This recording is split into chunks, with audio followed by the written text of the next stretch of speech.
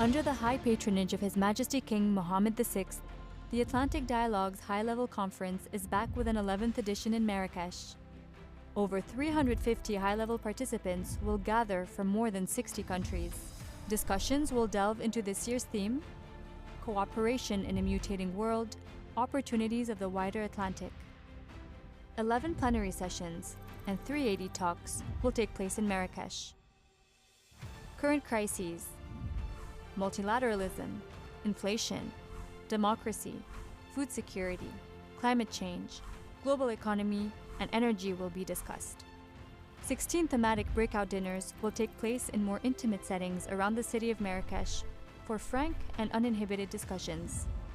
30 emerging leaders from across the Atlantic, chosen from thousands of applicants, will join the conference after a 2-day tailored leadership program.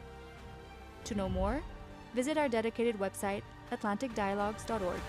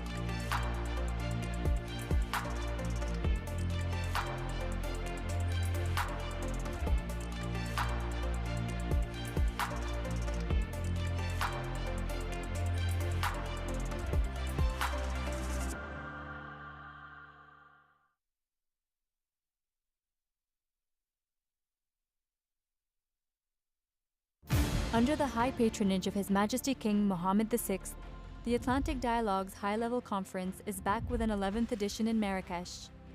Over 350 high-level participants will gather from more than 60 countries. Discussions will delve into this year's theme, Cooperation in a Mutating World, Opportunities of the Wider Atlantic. 11 plenary sessions and 380 talks will take place in Marrakesh. Current crises, multilateralism, inflation, democracy, food security, climate change, global economy, and energy will be discussed. 16 thematic breakout dinners will take place in more intimate settings around the city of Marrakesh for frank and uninhibited discussions. 30 emerging leaders from across the Atlantic, chosen from thousands of applicants, will join the conference after a 2-day tailored leadership program. To know more, visit our dedicated website, atlanticdialogues.org.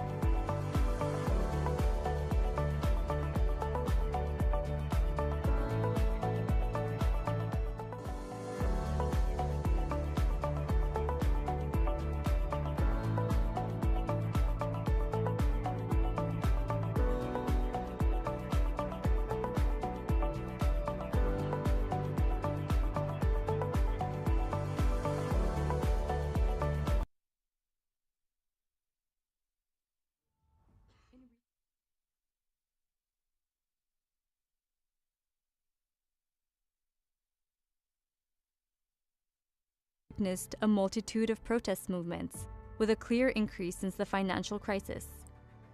Is it a sign of a healthy democratic experience or that of a deep and generalized discontent?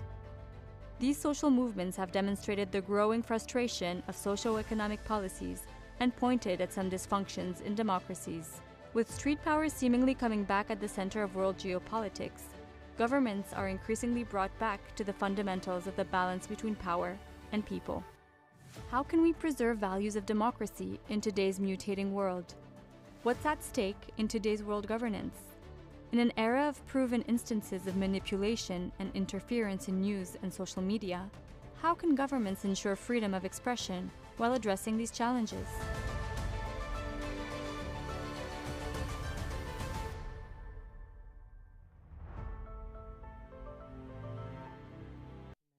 Please welcome to the stage our moderator for this session, anchor and journalist at NBC News and MSNBC, Richard Louis.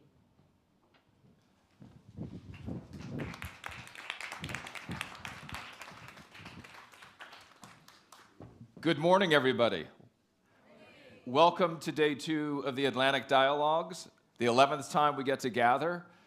It is great to be back with you. This is, I don't know how many times, my first year was 2016, and I'm looking forward to our conversations on day 2.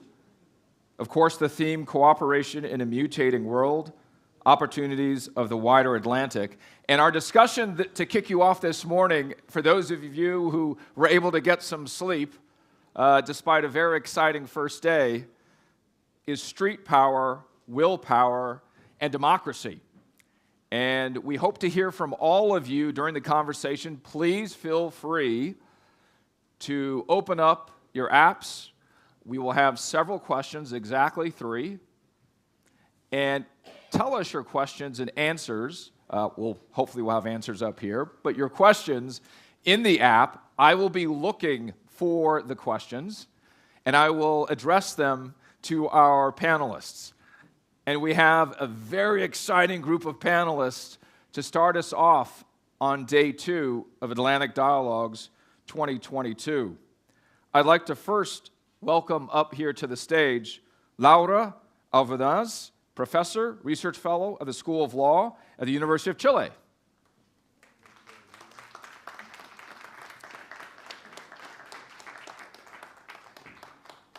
In addition, we have Amr Moussa, former Secretary General, League of Arab States as well. I'd like to welcome up Mr. Secretary General.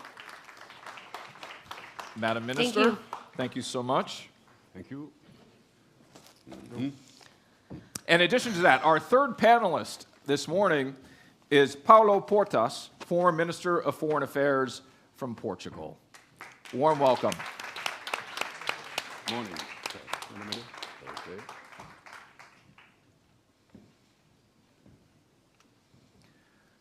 All right. We should have walk-on music for all 3 of you. Thank you. Paulo, please. Thank you so much. So our discussion today is about street power, willpower, and democracy. Those are 3 very big words. And I guess I'd like to start with this question. And I'll start with you, Mr. Minister. When's the last time you took a walk in the street?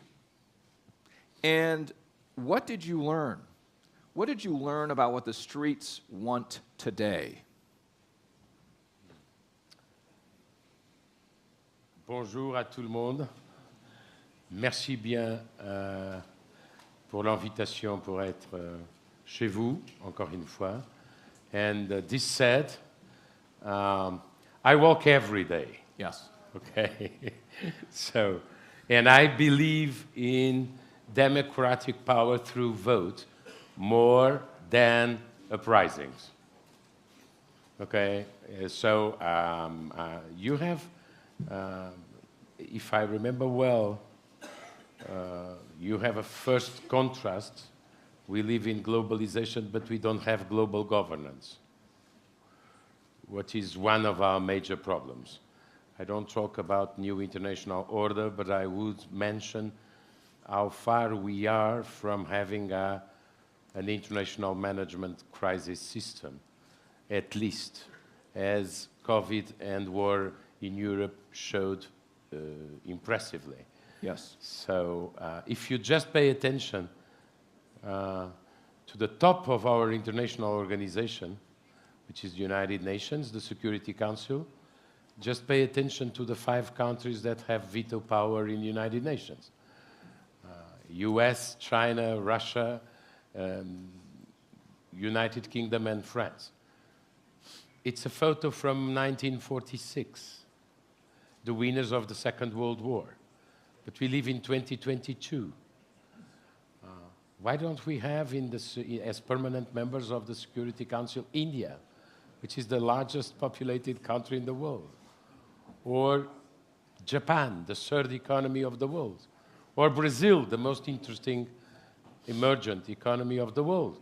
This shows you how outdated is our international system. So I believe in globalization, even if globalization has problems to solve. Yeah. But you need in some way to perfectionate and to increase our international management crisis system if you want to face better the next global crisis. Is that what you're hearing in the streets? No, they are talking about globalization? They're thinking about the global structures of power? No, but there are a lot of translators. Yes. Will make an interpretation from the street. I don't know what you call the streets. Okay? Yeah. I don't know if you you call tell the me. streets. What do you call the streets? You tell me. It's consumers, or it's just protesters. Sure. Okay, because protesters are organized. They can be more authentic or less authentic. Usually, those who protest against political leadership were those who elected that political leadership. So, I believe in institutions. Institutions are the core of democracy. And I don't want to replace institutions by the street. Because we need mutual respect and we need some institutional order. Okay? So there are many streets you can imagine, and I don't believe in the idea of street as a replacement for democracies or institutions. Okay? Mr. Secretary General, what are you hearing when you're walking the streets? What is it that they want right now? Well, thank you very much for this leading this panel. But I want to tell you that I was very much intrigued by the title. You combined street with democracy. And this is a very dangerous proposition. But it was a philosophy and a policy of some big powers, say 10 or 20 years ago, to help the democracy enter into certain society. They would instigate street to make some noises. So I believe that the title should have been a different one. The power of the street could be considered as part of the system, as the demonstrations we see in Europe, in certain capitals of Europe. But it could be also used as a weapon against stability in order to topple regimes. This is what happened in the Middle East. And it happened in some other parts, of course, of Eastern Europe, etc., and Eurasia. It has been a weapon in the hands of the powerful to create new situations in regions and countries that they wanted to change. You will recall that at that time of the turmoil in the Middle East, the talk was about creative anarchy, to create anarchy. And if the anarchy leads to change, then it is creative. This is a flawed and sinister policy or way of thinking. That's why we all got lessons of that. As you have said, You cannot replace institutions by just chaos in streets. So I want to stress the point that the street is not the best way towards democracy. And this has to be underlined. And I believe those who used the power of the street to change regimes have learned that. And Mr. Secretary General, is it one or the other? Is it a 1 or 0? Or are there different degrees of what we're talking about today when we're looking at street power versus institutional power? Is it really one or the other? Or is it a mix of in between? As long as you use the term street power, then it is either this or that.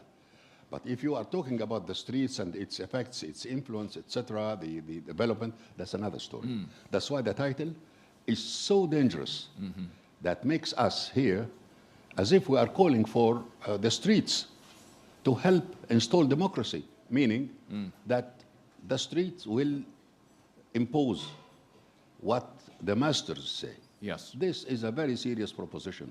That's why I really refuse to have a title of that kind, democracy, streets, and the like. I understand. Madam Minister, what is your thought? When you walk the streets, what are you hearing? What is it that, in quotations again, the streets want? What are you hearing? Voy a hablar en español. Sí. La verdad es que yo transito por la calle, formo parte del movimiento feminista de mi país, y si no fuera por la calle, yo me pregunto cómo las mujeres en el mundo hubieran tenido opción de ocupar espacio en un ordenamiento institucional construido por hombres a lo largo de la historia, con un ordenamiento normativo diseñado por hombres a lo largo de la historia, y por un sistema patriarcal que muchas veces la ha excluido, la ha ignorado e invisibilizado. Entonces yo creo que sí, la calle es importante porque permite revisar los procedimientos que las instituciones están llevando adelante, principalmente cuando las instituciones no satisfacen are trying to put forward, especially when institutions are not applying the minimum standards of democracy, when the institutions are corrupt, when they practice cronyism, where you only have the same actors going through them, being recycled by them. Countries such as Chile, student movements, feminist movements, led to a rethinking of systems and enabled us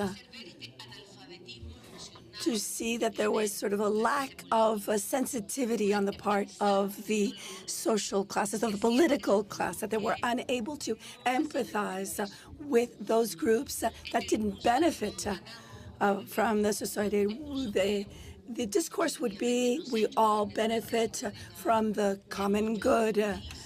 This is something we haven't had for decades in our countries, and it seems that we need to be using all of the tools necessary to produce this. I don't think the street is a mechanism that is needed for all of this. Its mechanism would be institutions. What we cannot do, however, is not listen to what is going on in the streets so that we could at least properly interpret what people want. There is a serious problem. The street doesn't represent in a collective way what the street wants. Every leader represents what he wants or their group wants. So there's a lack of a democratic process. So what the street does is force us to listen to ourselves, to ask ourselves questions. For example, what is going on with the indigenous people? Why do we still have sexist and racist systems? It forces us to ask these questions. I think there are serious concerns, legitimate concerns that have been made clear through demonstrations, through protests. We know that protests are necessary, lead to change. It's not really the road to change, but we need to get over this lack of empathy that would lead us to properly understand what citizens are asking for. As I asked Is there a middle in this discussion of that which is coming from the street and that which is institutional? And what might that look like?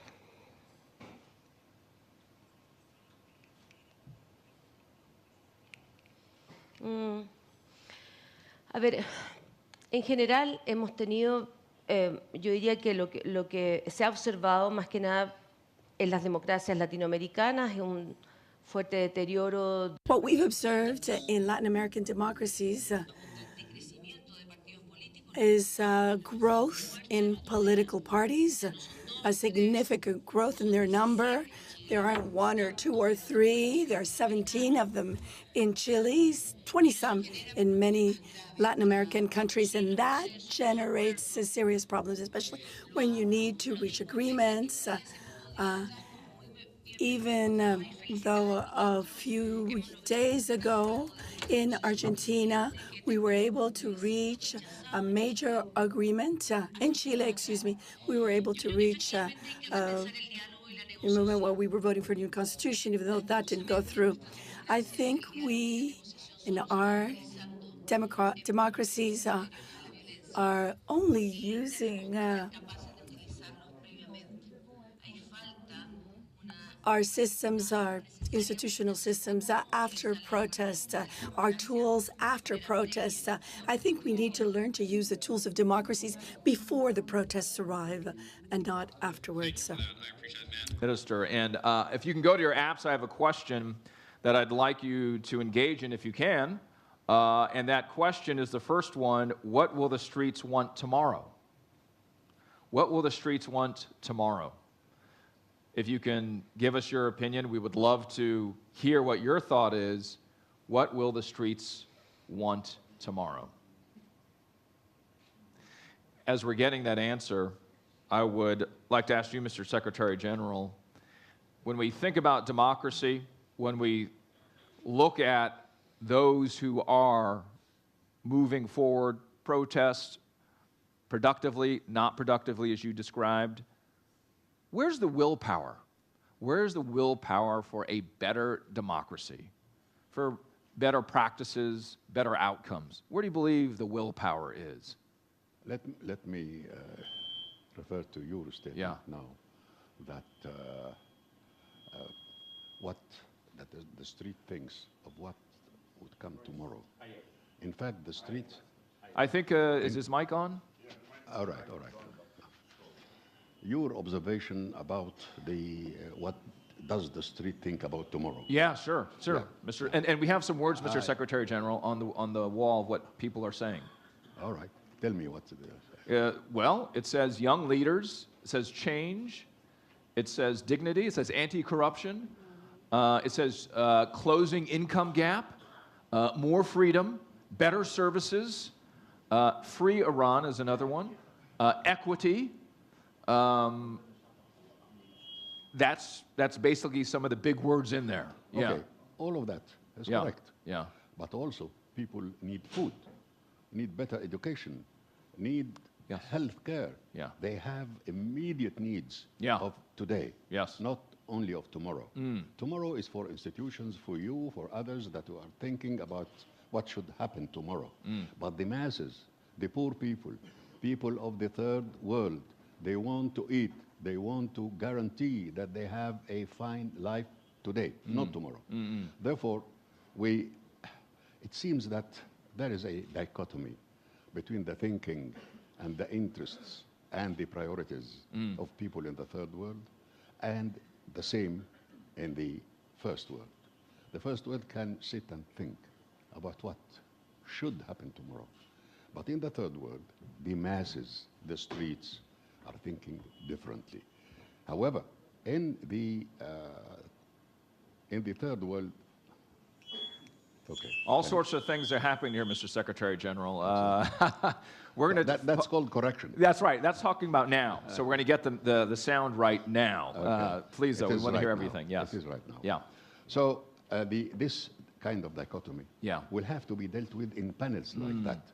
So the measurement that you, or the standpoint that you start from, is tomorrow, the new system, new international order, etc., which I also think of and course. Most of us do. Yes. But the situation is much more dangerous, serious, sensitive now. Right, right. Because of the changes in the world and because of the economic crisis, the food crisis, and the security crisis. Yeah. There is a different development, very dangerous developments nowadays that we Yes. have to put before us. Exactly. Very interesting. We go back to the word cloud. Bread was one of the responses for tomorrow, but that certainly is a need of today. And it was not one of the primary words that came up. Very interestingly, I read the primary words and ideas that came up, but not bread. Bread was, level 2, if you will, in the word cloud. Whom did you ask? Sure. Our esteemed Abzap. guest here today. Yes, exactly. But you bring up that very important point, today versus the future. Right. Madam Minister, what is your thought about the words that came up from the word cloud in terms of what is the streets thinking of tomorrow versus today?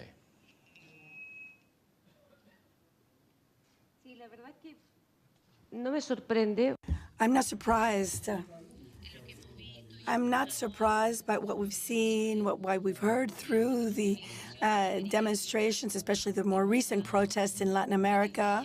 We've had many of them recently in Latin America, and they've been facilitated by the fact that they have left the active political space. A lot of people who should be in that space are not there.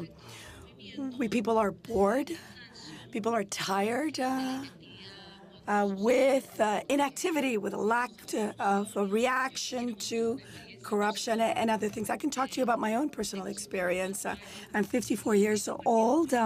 I was an activist in a political party since I was 13 years old in the Christian democracy. And 34 years ago, I turned my back to this period of activism. And I think that many of us are tired with practices that are not changing, and we are really not stepping up to the plate when it comes to young people. We have responsibilities we are not meeting. There are young leaders that need to be supported, and we're not supporting them as we should. But we are also there's also criticism as to what the street is doing with processes. The street interconnects, unites, they protest, but they are unable to take one more step forward, which is to channel all of these demands and represent a collective movement. Divisions appear.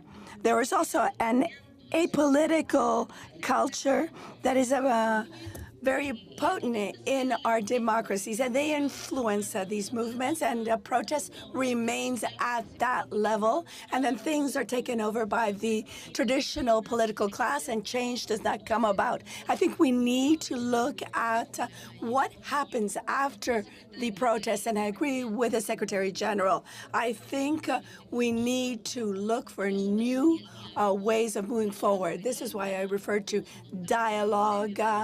This is why I spoke about what needs to be done before protests so that we don't have the process that we saw in 2019. I have to be clear about one point. When I speak, Just put down your headphone, and there you go, perfecto. Yes. the street movements to express views, to call for a better situation, that is an expression of point of view. But what I oppose is they using the street power to advance democracy. This is so sinister and so dangerous for the stability of countries. Democracy is a process, and the process has to take place emanating from the people. Democracy is the best system of governance, but at the same time, it cannot be decided that tomorrow we will apply democracy and that's it. It is a process. And I'm afraid that some Western powers think that democracy, first of all, it is a precondition for your life, a precondition for the help, and a precondition for the aid. Democracy as a precondition is a very negative expression, very negative policy. Democracy will have to seep in. Democracy, you know, all countries have parliaments. 194 or 93 countries have parliaments. Just the picture that a leader or a beautiful actress just voting, this is what some institutions in the West believe that, yes, that is very good.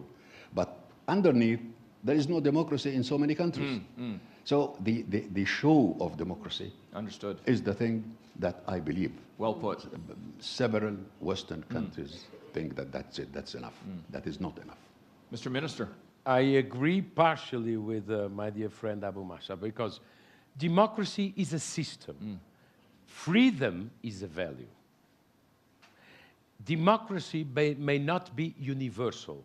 Freedom and human dignity must be universal. So I want to clarify with you the word, because it's a very equivocal word, street. Do you think it's street power, January 6th assault on Capitol? It's street power too. But take it cautiously. It was an assault against democracy.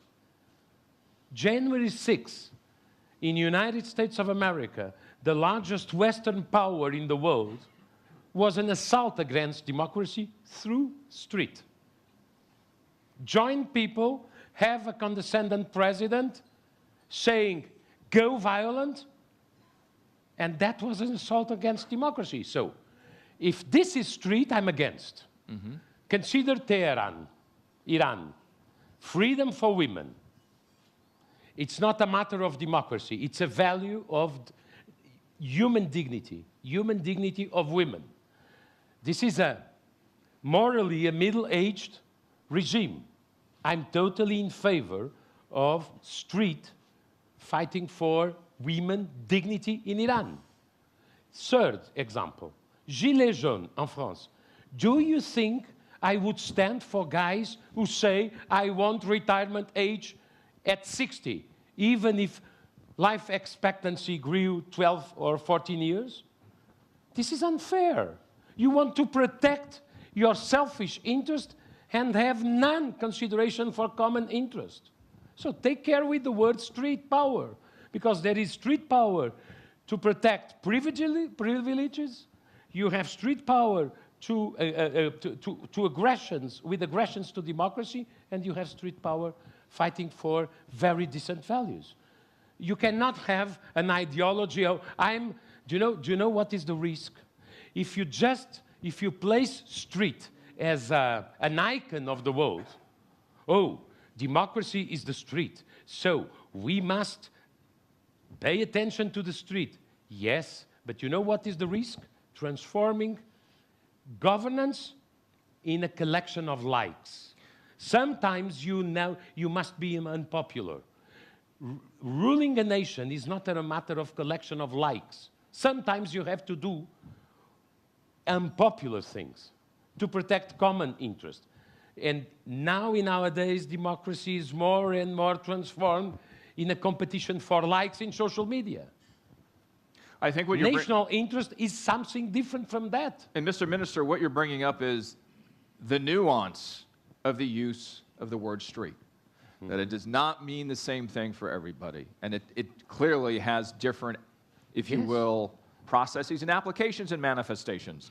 Madam Minister, I know you wanted to get in on this conversation, please. Sí.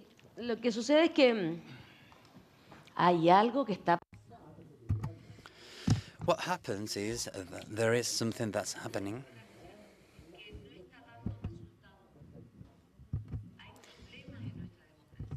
that is not quite working. We have problems in our democracy. First of all, corruption.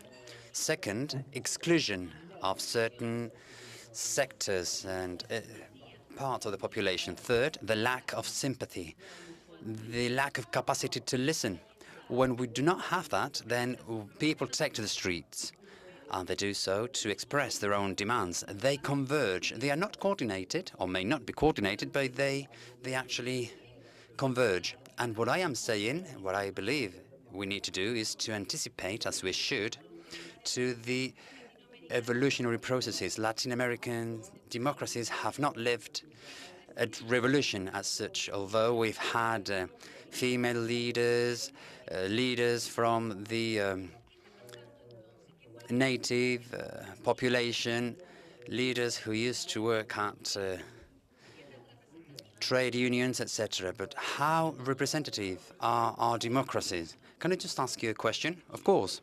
How comes Chile had an uprising with thousands of people taken to the streets and now has a constitution, an original constitution, which a constitutionary body that's totally independent and it has been faced with rejection? What happened between the streets and the institution? Well, what happened there was that indeed the constituent that was chosen did not reflect what the country wanted, but that does not deauthorize the decision.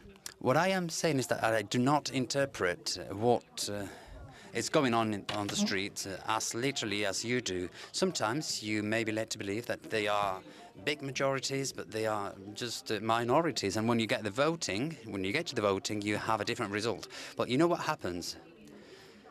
You cannot make a list and say, well, this feminist movement is authorized. Okay. This, not, because it's paid by whoever. And then this third one, yes, why not? Who can make that catalogue and that choice? Well, I just wanted to say, I know we get very passionate about this. I just wanted to say that I truly believe in this democratic system. However, as well as believing that governments are basically missing the presence of women and they're lacking more diversity from all sectors, I also believe that we're missing a new way of understanding democracy, that it's more sympathetic, that is able to interpret and understand what's lacking, and a kind of democracy that's hardest on the blocks or the blockers to this democracy. Responses we have so far from our esteemed participants here at Atlantic Dialogues. Adam Buhadma says, don't you think we need to talk about people power instead of street power?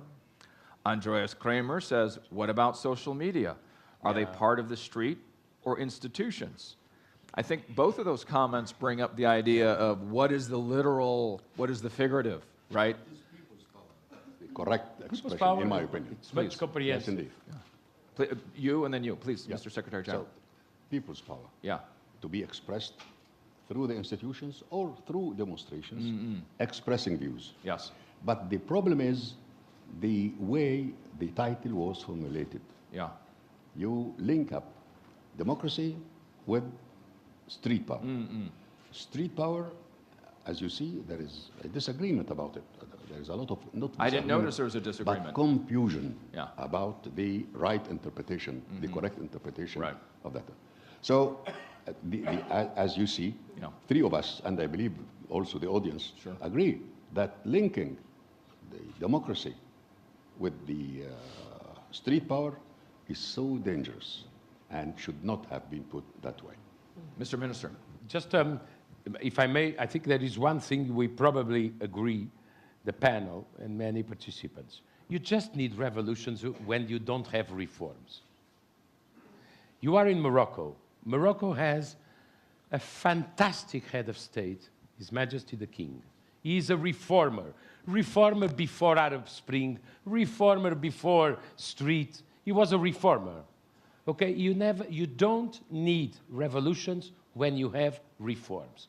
When reforms fail, maybe you're generating revolutions. So first, comment I want. The second thing, I think I prefer the word people. Because many people, and I presume a majority of people, are not professional demonstrators, okay? They have to work, they have to pay their bills, Yes. they have their children's school, they have their families to rule. And they are not every day demonstrating, okay? They have elections.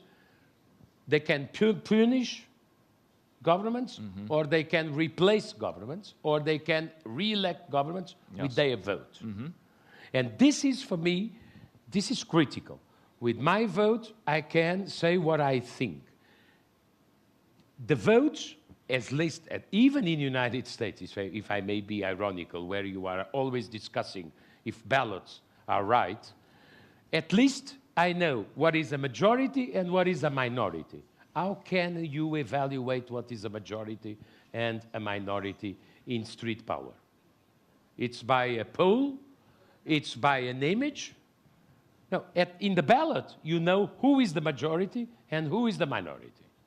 In the street, it depends on interpretation. So my thing. The second relation is with social media that I think it's very, I'm a registration of interests. I'm not in social media, and I don't intend to be. It's one of the first things you said to me when we met this morning. Yes. Not social media. I'm not in social media, and I don't intend to be. And if I may say something which is very unpopular, I think democracies need the declaration of independence from social media. Okay, that will be the next plenary session. They need, you know why? Let me just say, before punishing me, let me just say 2 or 3 things. Okay, please. Because political manipulation of social media is done by vanguards. Vanguards always want to impose you their opinion. Even if they lose elections, they want to impose their view to you. And the reason I don't use social media is very simple to explain. A, I don't love insults. I respect arguments. Second, I respect the difference between truth and false. When I go shopping and I want to buy a car, I don't accept a fake car. Social media is becoming the only business I know where people, market, accept conscientiously the fake. And when you accept fake, it's a dissolution of a basic notion between false and truth. The third is you're replacing moderation by extremism. Just pay attention. I shared with you an annual report every January. It's a very interesting report about, it's called We Are Social. How many hours each nation spends in social media per day? Pay attention to the results of this report. I presume the day still has 24 hours. Nobody changed it, okay? So, countries are, the ranking goes from 4 hours in social media every day, average, to 40 minutes. The less addicted to social media, Japanese, Germans, Austrians, 40 minutes, 50 minutes, 1 hour per day. The more addicted to social media, people I love a lot, Argentinians, Brazilians. Just pay attention to the possible correlation between polarization I want to bring it back to and what we're addiction discussing to social here. media. I want to bring it back to what we're discussing here, and I know, Madam Minister, you want to get in on this. As a journalist who's covered many a march over the last 20 years, the idea that majority versus minority is at the purpose of what marchers do, is at the purpose of gathering in the streets to find a majority or minority of views or polling. I don't know if that's necessarily the objective. When it comes to social media, again, that's our next plenary, and we can definitely dig in on it. But I do want to at least level set the reaction so far. I enjoy all of this. Madam Minister, you wanted to react, and then I think I'll take the microphone. I saw a hand come up, and then we'll keep on going. Is that okay, Madam Minister? Okay. Oh. Sí. Solo que... Yes, I just want to say that hunger will not be resolved by saying to the people, stop eating. Social networks, social media are used by the youth. I do not do TikTok videos, but I do have Twitter. I work with the youth.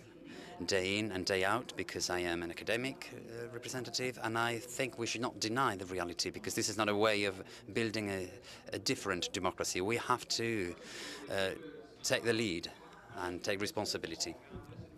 To use the app, but I can see that some of you are already ready to go. Now, all of you are very well known, but for those who are watching digitally, please do announce who you are and then your question to our panelists or your comment. Please keep your comments or questions to 30 seconds if you can, and to leave the deliberations by our panelists. Is that okay? Great. I love that. Let me turn on this mic, make sure it's ready to go. It is. Okay, my friend. All right. I'll hold it for you. Okay. Yes. Magad Abdelaziz from Egypt. I agree that mixing the streets with democracy is wrong in the address. And why? Because we will be creating populist leaders like Trump in the United States, like Bolsonaro in Brazil, like others.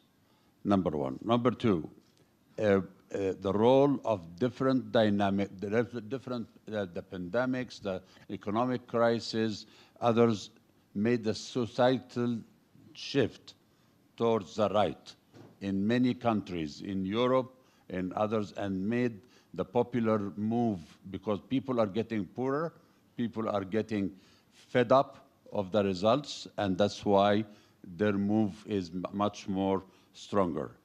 Third, if you follow street, you have to accept the result.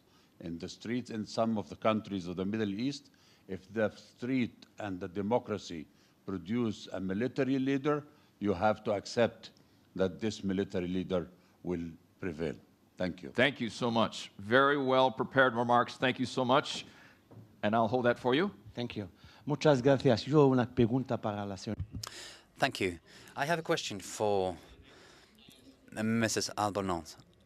I am Youssef Al-Younad from Morocco. Don't you think that today, if we have massive access, when we have massive access to social media, we have access to the streets by the youth, we see this particularly in Latin America and in Africa. And I do not think that this is a result of the failure of internal policies or the result of the lack of reform or the lack of political leadership in many countries. I believe that, and I lived in Chile, by the way, and I know how your country works, and across Latin America and Africa today we have a crisis of political leadership, and that is what's pushing people to take to the streets and to access social media, because they don't have the means to express themselves. And as Paulo Porta said, today there is a lot of junk in social media, but people need a means to express themselves. Excuse me, I'll stand right next to you. My name is Charles Dahan. I'm from Washington, D.C. The one thing that you have mentioned is about social media, but the other facet of social media is the fake news that has affected a lot of problem in the world, and particularly in the United States. How do you address that? All right, so several great comments. How would our panelists like to react? Madam Minister, I think you were addressed a couple times, so how about you first?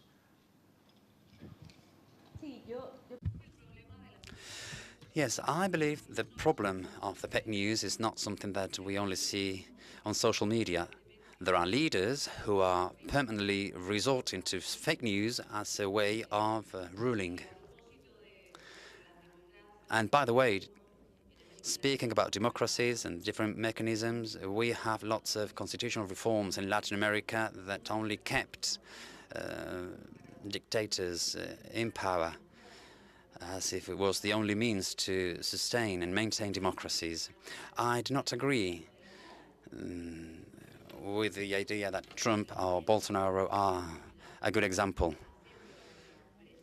And it is interesting to analyze how they actually made it to the position of leadership.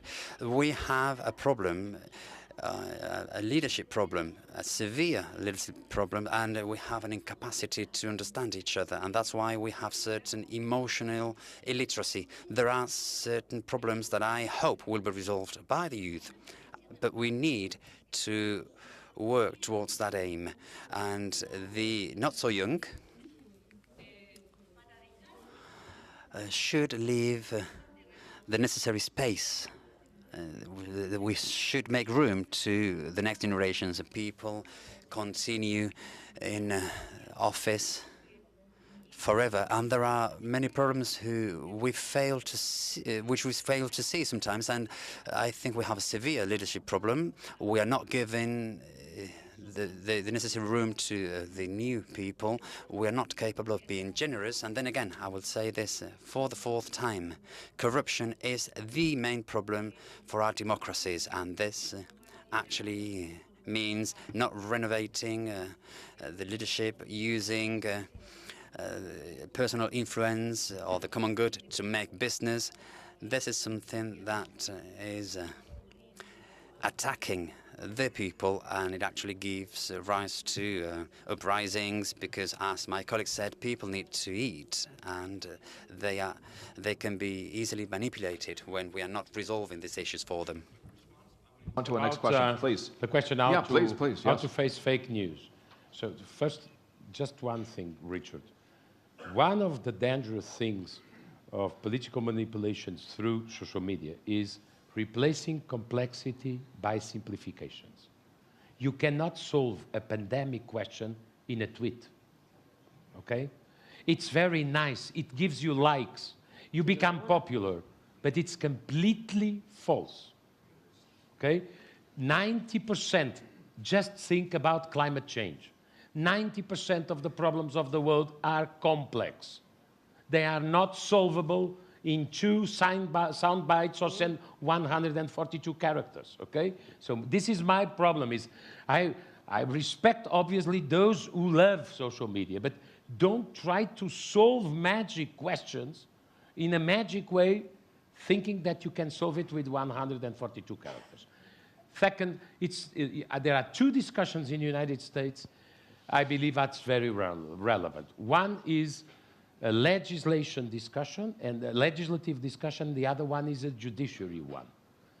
And again, United States, you can see the best and the worst. I prefer the best. But it's always the vanguard of some discussions. Question A. Do you think digital platforms are responsible for their contents? Yes or no? This is the discussion about Article 230 of the Telco Law of the United States. Are you responsible? You are the Facebook guy. You have responsibility for the contents in Facebook, yes or no? If you are the owner of Wall Street Journal or New York Times, you are responsible for contents. And you go to court if you have defamation or violence. But in social media, don't. Just change the principle of not being responsible for the contents they publish, and maybe you will have a little bit more of common sense and rationality. This is the first discussion. There is a discussion on the United States about the Article 230 of the Telco Law. Are digital platforms responsible for the contents, or they are just a coffee where everybody absolutely irresponsible? The second question, it's a tough one. It's now in the Supreme Court. It's the algorithm question. You know that the daughter, the parents of a young girl that was in the wrong place in the wrong moment in Paris, she died in the terrorist attacks in Paris. She was a student in Paris. Her father and her mother, they go step by step, they went step by step, and finally the Supreme Court accepted to discuss this question, not freedom of speech, because all the terrorist attack was organized through social media, okay? The connections for the attack, for the terror, were established through social media. They are not trying to forbid freedom of expression. They are trying to forbid the algorithm of multiplication of violence. The algorithm is the last responsible for the multiplication of violent speeches, terrorist organizations, etc. So they are trying to oblige platforms to control algorithms when they according to the multiplication of terrorists and violence and fanaticism speeches. So those two discussions in a democracy, you don't solve problems in the Supreme Court tomorrow morning. It takes time. You don't solve problems in Congress tomorrow morning. Sure. It takes time. And to the point, is that what social media is trying to do? We don't need to answer that question here. Are they trying to solve complex problems in 142 characters?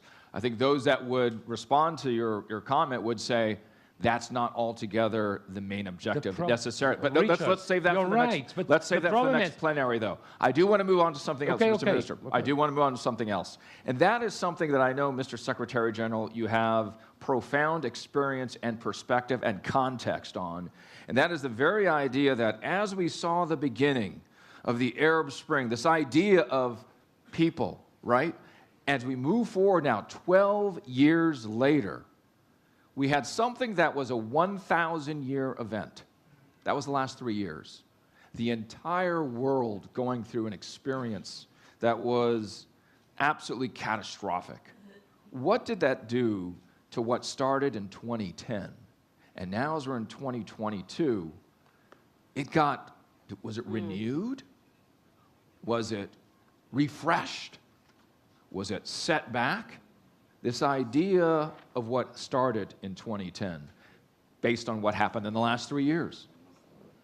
Well, I agree generally with what my colleague from Portugal has said, but I believe that we have gone a bit too far from the issue on the table now. Yes. There is one thing missing in our debate, that is good governance. Good governance is the thing that we all hope that we can achieve.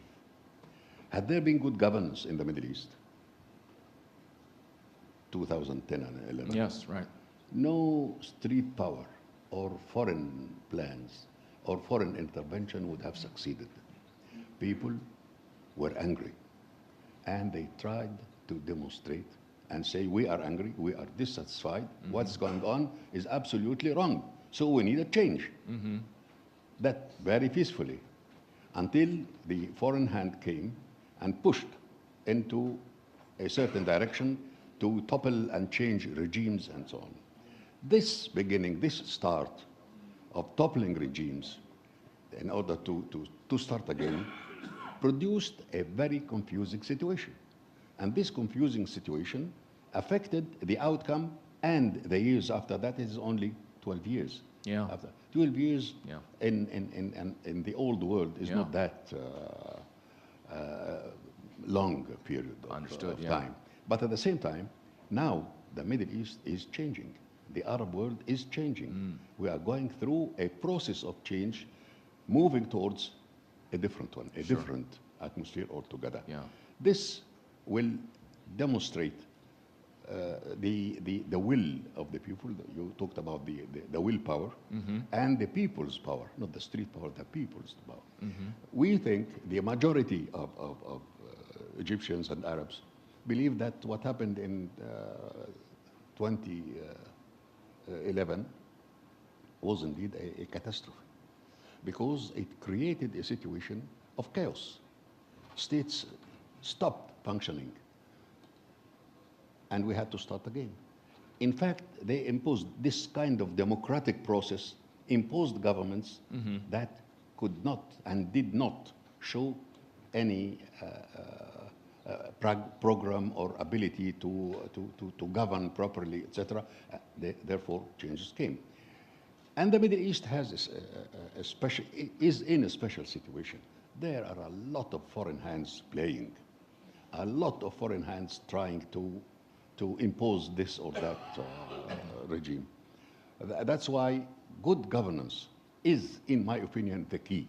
We have to move into good governance, and including, by the way, good governance means that we are on the right road towards democracy. Quick question. This is part of good governance. Yeah, for good governance, has the last 3 years, I'll readjust my question, has the last 3 years, 2-3 years, reinvigorated the idea of good governance in a way that has never happened before because of this global experience? Yes, what would you say? Yes, indeed. That's why that discussion and the policy is going along certain blocks. Number one, you have to rebuild the country. Number two, you have to deal properly and decisively with corruption. Number three, we have to move towards democracy, which we agree, you agree with me, and I believe we all agree that it is a process that will take time, but we have to start. Number four, we have to address the needs of today, of the poor people, of the poor, of the so on. So the Middle East is in a state of change, and towards a different future, a totally different future.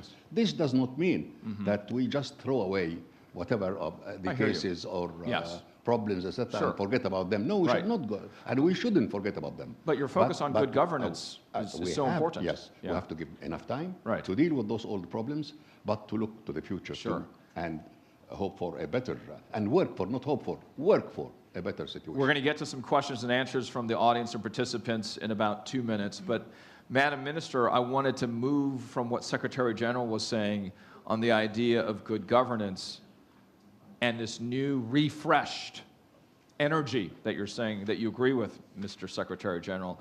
To you, Madam Minister, does that include gender equity? Does that include the 50% of the world in a different way than it had before? You brought that up earlier, that we are coming from a place that did not necessarily look at gender equity and governance equally. Are we now re-energized in a way that will make a boosted change in the coming years, from your perspective? Yo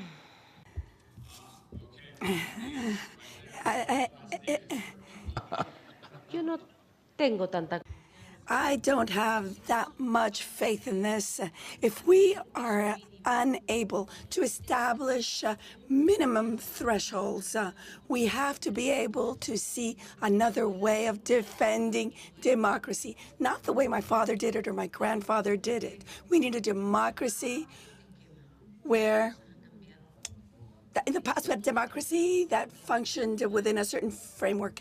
Things have changed. We are now in a global context. We have campaigns to reach zero pollution. We had COP27. Countries agreed to serious change during that COP. And the young people are worried because they're worried about the future. We're going to leave them. Many of them don't want to have children, don't want to establish families because they're worried about the future. We don't need to be pessimistic, but we really need to turn to a new form of democracy. We can't continue to use the same medicine that hasn't worked for the disease. We, as far as gender is concerned, we haven't been using the right model. We've talked about more opportunities, greater female participation, and this has just been a nice concession.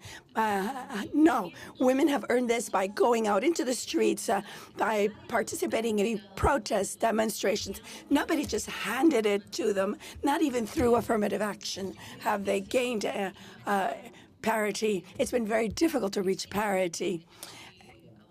I'm a lawyer, I'm a law professor, and I see that throughout the entire judicial and legal system, you have a patriarchy, you have laws that could be modified to be more equitable. I think we need to change things, go through a paradigm shift in the economy, in politics, so that they are more inclusive, to include that 50% of the population, but also to include populations that have been made invisible, segments of the populations that have not been participating in political decision-making. This is what our democracies that need to be working towards. We can't use old models to solve modern problems. For this very topic you and I are talking about, we are living in better times, but we're also living in more difficult times when it comes to gender equity. At least as a reporter, that's what I saw. more difficult times, but also better times, both coming together after the last 3 years. Is that fair to say? Sí, porque en materia Yes, when it comes to gender equity, we've gone backwards. There have been advances. But you have countries where women have had to leave schools and go back into hiding in their homes, who've had to wear the burqa once again. This is what's happening in reality. What about those places where migration, that international migration process, who are concerned with this?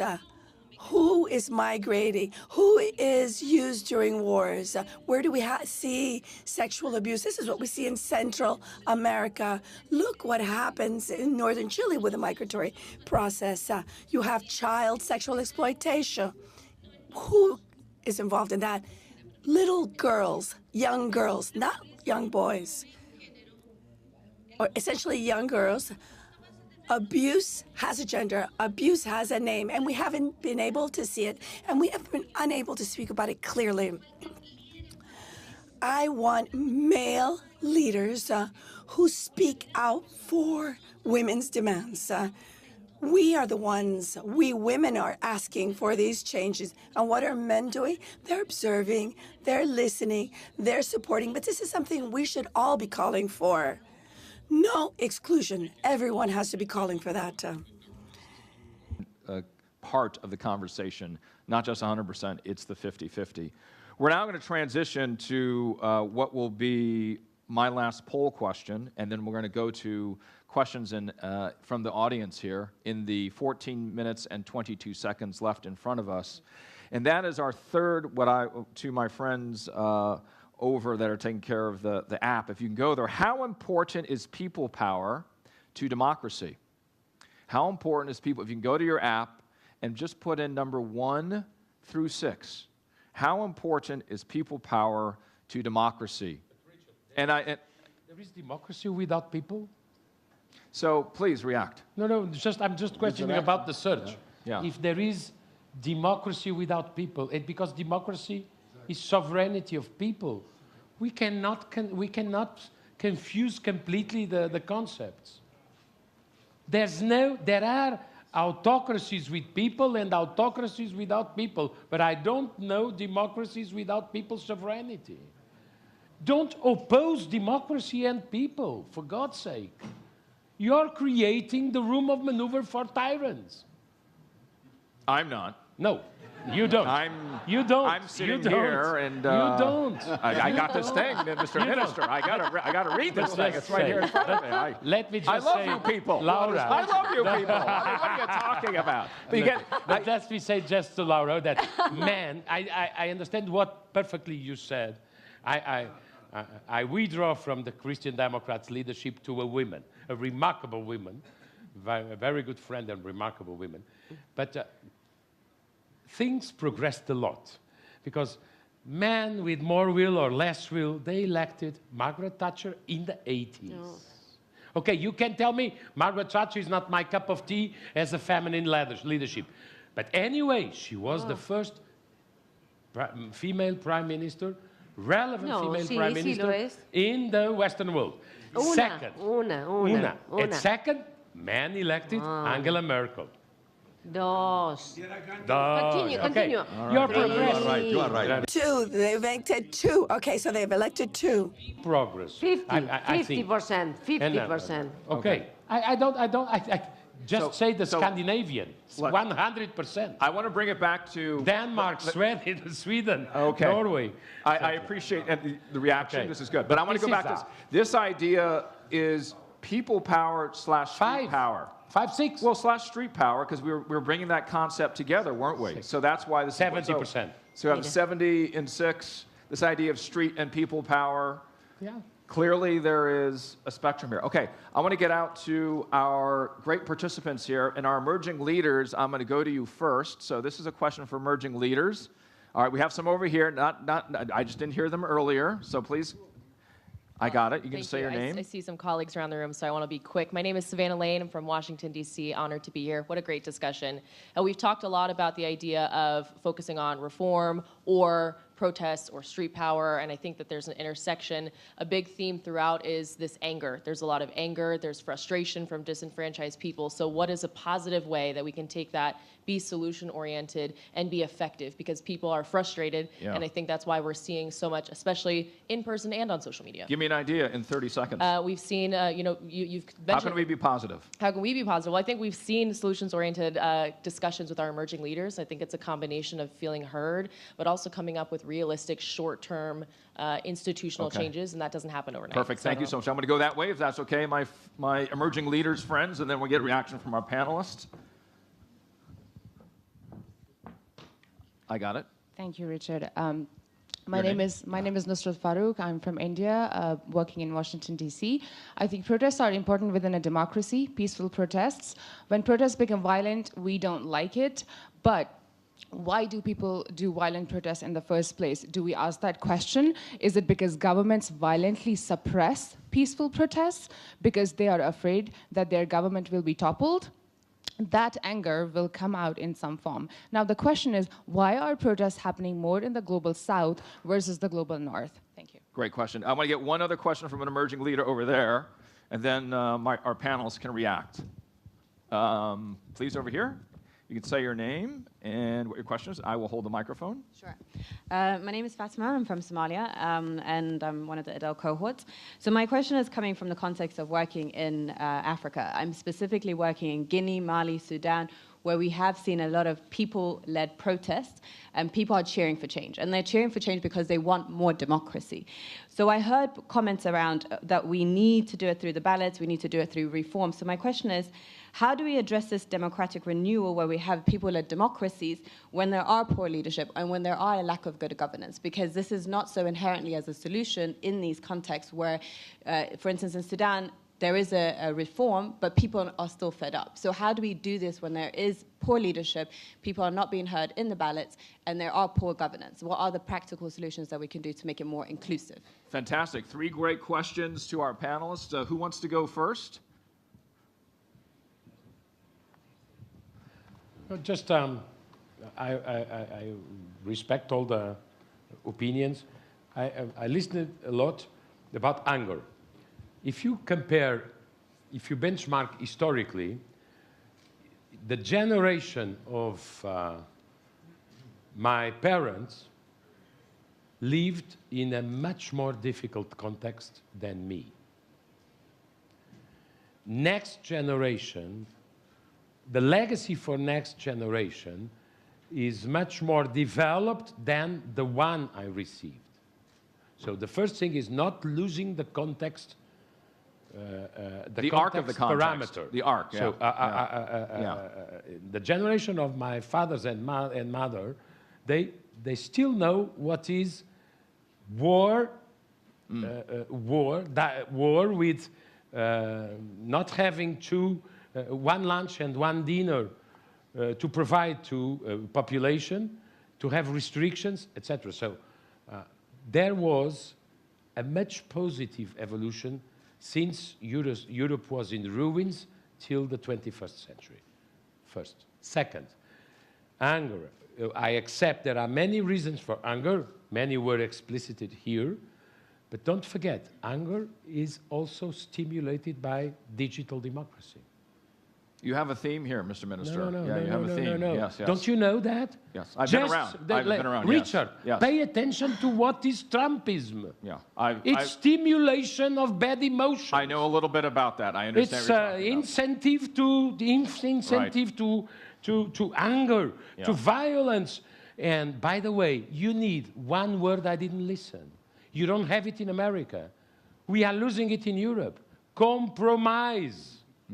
Compromise, the possible compromise between the center-right and the center-left, the socialists and the conservatives. At least a little bit of compromise. You are dissenting in everything. I will compromise on that point, and I'll go to Madam Minister, because we've got time. I'll make sure to get to more questions. But if you compromise, you are I would like to respond to the questions asked by the new leaders, the new women leaders. I don't think we have an answer for all of these problems, one single answer. However, there are methods which are dialogue, listening, active listening. Chile went through a process of social explosion. We led a change for constitutional reform, which we lost, but that allowed for an opening of the dialogue. Even though we lost, that's important. And that led to diminishing of protests because we were able to use institutions to promote democracies. And this is what we need. We need to use mechanisms so that all democracies, with their form of democracy, with their traditional forms of democracy, are able to go through reform, through changes, and include new generations. Well, anger is a very strong element in the reaction of people, not as part of what the society or the government is doing. Anger has to do with the needs of the people and their dissatisfaction of how governments are dealing with them. Anger is a very important provocation, reason that provokes reactions, negative reactions, and if governments cannot really deal with their needs, then comes the revolution and the streets and so on. So anger, I agree that this is a very strong element in what we are talking about. But again, my colleague here is talking about the Western societies, compromise between right and left, compromise between the Christian Democrats and Social Democrats. There is another world that we cannot accept this kind of compromise in the interpretation he was speaking about. We cannot live that way. And a compromise between what? What can we, between poverty and richness? Poverty, how can we compromise there? Corruption, we have to be very decisive. So it is not only compromise, it is a Western kind of discussion about internal situations in certain countries. But we are talking about the South, about the whole world. And now I believe the leadership that the West has exercised for so many centuries are approaching its end. The philosophy, the way of thinking, the examples, articles, so and so from the Constitution of the United States works only for the United States. It will not work for all of us. So our discussion has to deal with the situation in the world, not only in the West. That's why the debate and going about the issues pertaining to social countries and social movements, the way it was dealt with here, I believe, needs more clarification. The discussion, our discussions at this juncture will have to address the problems that most of the people of the world are suffering from. And I don't think the solutions coming according to those kind of developments in Western countries would succeed, would be the real remedy for situations in the third world or in the South. Thank you. We have 3 minutes. I'm going to get to a couple more questions, and if you could keep it to 30 seconds, I'd really appreciate that, and then we'll close the session. Hi, my name is Nak Hoshi. I'm from Washington, D.C. I just had a point on the social media because I do think we need a more balanced approach to how we look at it because it's not going anywhere. I'm a former U.S. diplomat in the Department of State, and we actually use social media, Facebook, to reach other publics in foreign countries to tell them about American culture, right? To reach out to them to teach students about student visas, how to apply. That's one example. How can governments properly mobilize social media to reach their publics more effectively and constructively? Thank you. Any other questions or comments on this side? Since I'm standing over here. No, and one more over there. Great, great, great. Thank you. Fantastic. I gotcha.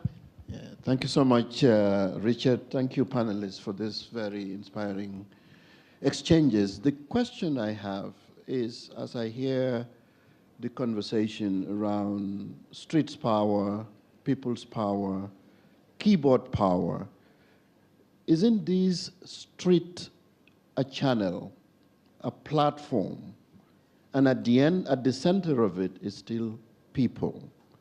And I'm wondering what your thoughts are on that. And secondly, people will always raise their voices when they're pushed against the world. Where are they going to express that? The digital platforms are a new discovery which is becoming generational. We haven't got a grip of it to really use it effectively.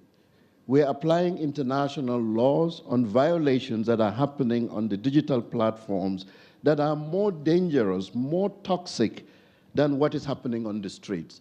So between street power, I think street, to me, and humbly, is a platform of expression, just like the digital space is an emerged platform of expression. The question is how leadership and how global policy can intervene to make sure that its governance at the digital space is taken care of. But at the street, it gave us civil liberties. Right. It gave the Iranian women to raise their voices for wakening up the conscience of humanity. If leadership fails, if institutions fail, where are the people going to express? They cannot express it in the ballot box. So there is a toxic continuum to it, but there is a huge positivity. It gives us Martin Luther King. It gives us Mandela. It gives us Gandhi. It gives us other leadership. If you look at Palestine, how on earth are they going to raise the inequities and the suffering of the people if they don't have a platform of expression? For them, the only valve of expression is the streets, and it's not going to go away. Thank you. Thank you.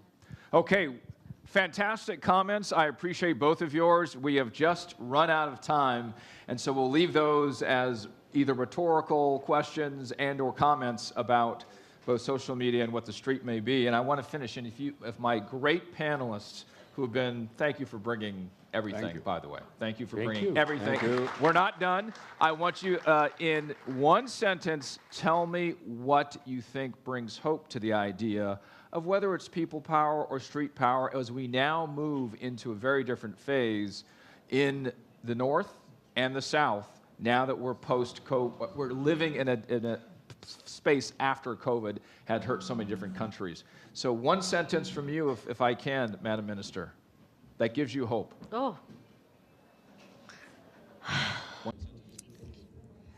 This is difficult. I believe that young people, men and women, are what is most important, young people. Remember, democracy started with an agora, a square. What I don't accept is the substitution of institutions. One sentence, if you can, Mr. Secretary General, that gives you hope. Okay. Gives you hope for the future. One sentence. Number one, I believe what our colleague here has said, but Mandela revolted against colonialism, not in this context of government. All right, that's for the next plenary. One sentence. In one sentence, I am hopeful that a certain balance in the international situation will be created. Therefore, we will not be under the mercy of any superpower to dictate on us what to do and how to live. Thank you so much, Laura Albornoz. Okay, thank you. Amr Moussa, Paulo Portas, Street Power, Willpower, and Democracy. What a great conversation. Thank you. Thank you. Thank you.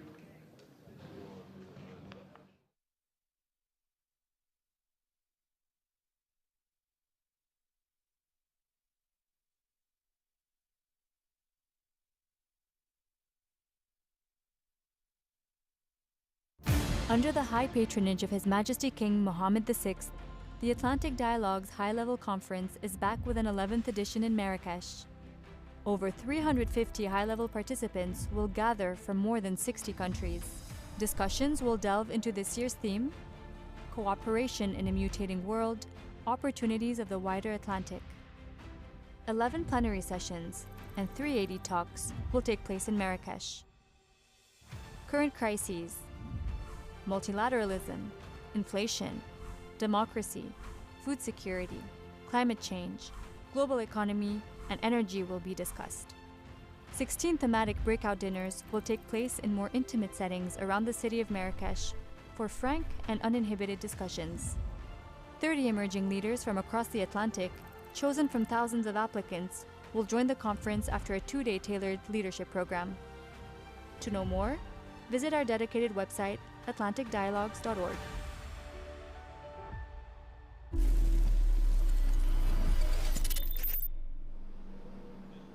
Hello. I am the coordinator for the 11th edition of the Atlantic Dialogues Conference. Good morning and welcome to in ADTV. You have just watched the plenary on willpower, street power and democracy, and we are now in this break time live discussion.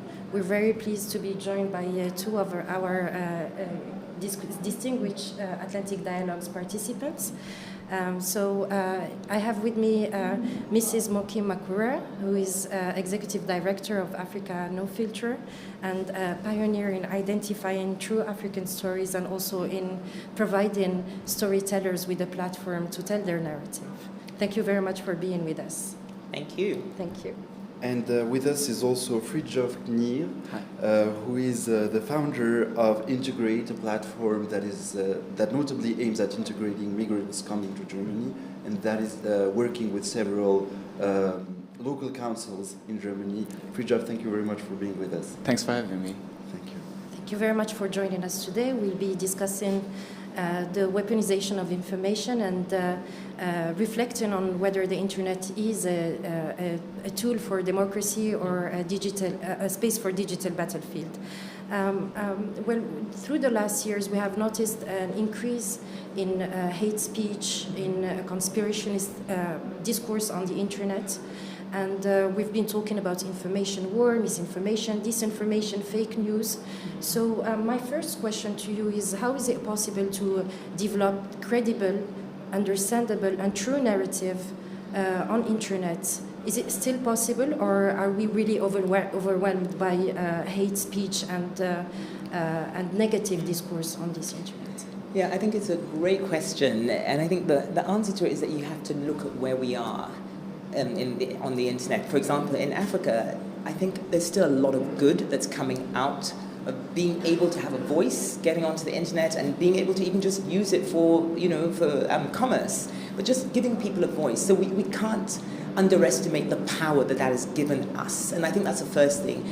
And like the world, everything bad becomes the issue, right? So again, we've zoomed in on the negative around the internet, often forgetting actually what it's enabled us to do. And I think that, yes, absolutely, as a place where people congregate, there's going to be good and there's going to be bad. Right now, the focus is on the bad because so much of it has negative implications, right? But I think that the internet right now, for me, it's a place that it's giving Africans, and I can speak about the continent, a voice in places and spaces where they've never had before. So yes, are we evolving a narrative? Yes, the narrative is of Africans now have agency. You can hear Africans. We couldn't hear Africans before. You can hear them, so there's an agency that the internet is giving it, and that's a good narrative. So I'm going to stop there on the good, and we can come to the bad. So Fridtjof, first of all, I forgot to mention that you are also a member of this year's cohort of the Atlantic Dialogues Emerging Leaders Program. Precisely on this good and bad, just prior to going live, we were talking about what was actually mentioned during the last session about the possibility to, prevent, not necessarily prevent, but have politicians try to not use internet as much as they are doing right now. And there have been debates, on how social media platforms are conceived to be addictive and how they can actually fuel negative sentiments. What is your take on the possibility to just say forbid social media? Forbidding social media for politicians is a very thought-provoking question that was presented in the last panel. And it got me thinking, right, again, it speaks for the conference because I have these experiences a lot so far. It's with my cohort and during these days. From what I have experienced is that for too long, politicians have not used social media in a way to listen to the people and speak to the people. Because even though, and that has been said, we cannot answer complex questions and the challenges we have within a tweet, we can certainly let people know about it. And we can listen to the voice of the people. And we can interact because there has never been a space for communication between a local government and the people. So we have, I mean, maybe we have some local councils, but social media and internet platforms can have the positive impact that we have a shared communication space. And I think the potential outweighs the risk. We're not doing it right because the politicians, I think, or public administrations have been a little late to the party, but it's not too late. Only because we don't find the way it is going right now to be not as good, doesn't mean we should stop. We need to find another way, I think. So one of the other ways is probably developing platforms that would help local storytellers to own their own narratives. And I mean, in developing these platforms, how can we develop a positive narratives? Are there guidelines to be able to develop a story? Are there storytelling guidelines to have the right story, the right narrative, an impactful narrative that could really counter misinformation that in general spreads really faster than the right information? You know, I think it's a difficult one to say that, you know, can you develop platforms that enable sort of good narratives? I think, first of all, you need to be where everybody else is. So you can't develop a separate platform and hope people are going to be there because you're going to be the only one telling your story there. The whole point of being able to tell a story is you want people to listen. So you need to be where people are. So you want to be on Facebook, you want to be on these platforms. But I think the thing is that how do you make sure people are, you know, telling the truth? Because I think it's an issue of misinformation and disinformation rather than narrative. And how do you legislate for that? And I think there's a lot of organizations, a lot of funding, a lot of governments that are trying to figure that exact problem out. And one of the interesting things I heard on the last panel is that if you make the social media platforms accountable for the content that goes on their platforms, you'll see a very different outcome. Because right now, I can just get on there, I can open up an account, boom, and I can say whatever I want. There's an anonymity. And I think the big challenge is, in Africa, for example, if I want to get a new phone and I want a SIM card, you have to do this thing called FICA. You have to go and you have to give your ID. They know who I am. And I'm making personal phone calls. But yet, I'm going on a public platform. Nobody asks me for anything. I can just go on, just open up an account, boom, and I can start putting out hate speech. I can put out whatever.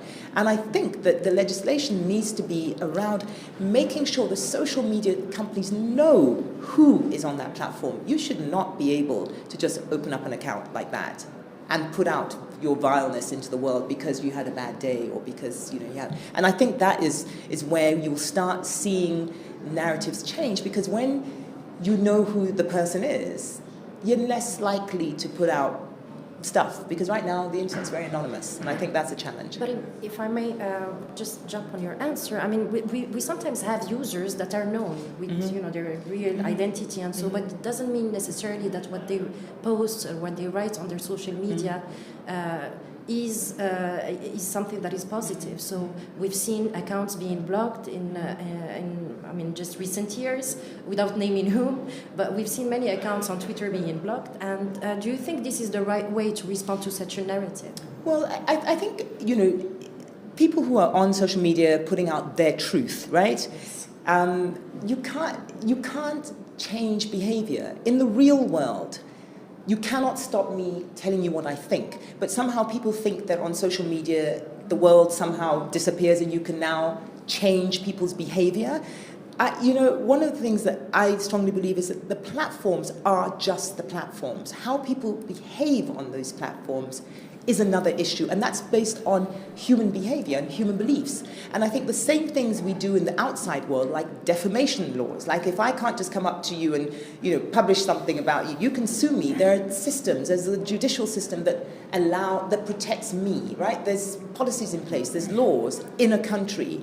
The problem with the internet is that there is no law right now. Or people are trying. I think the EU tried to bring in some sort of laws to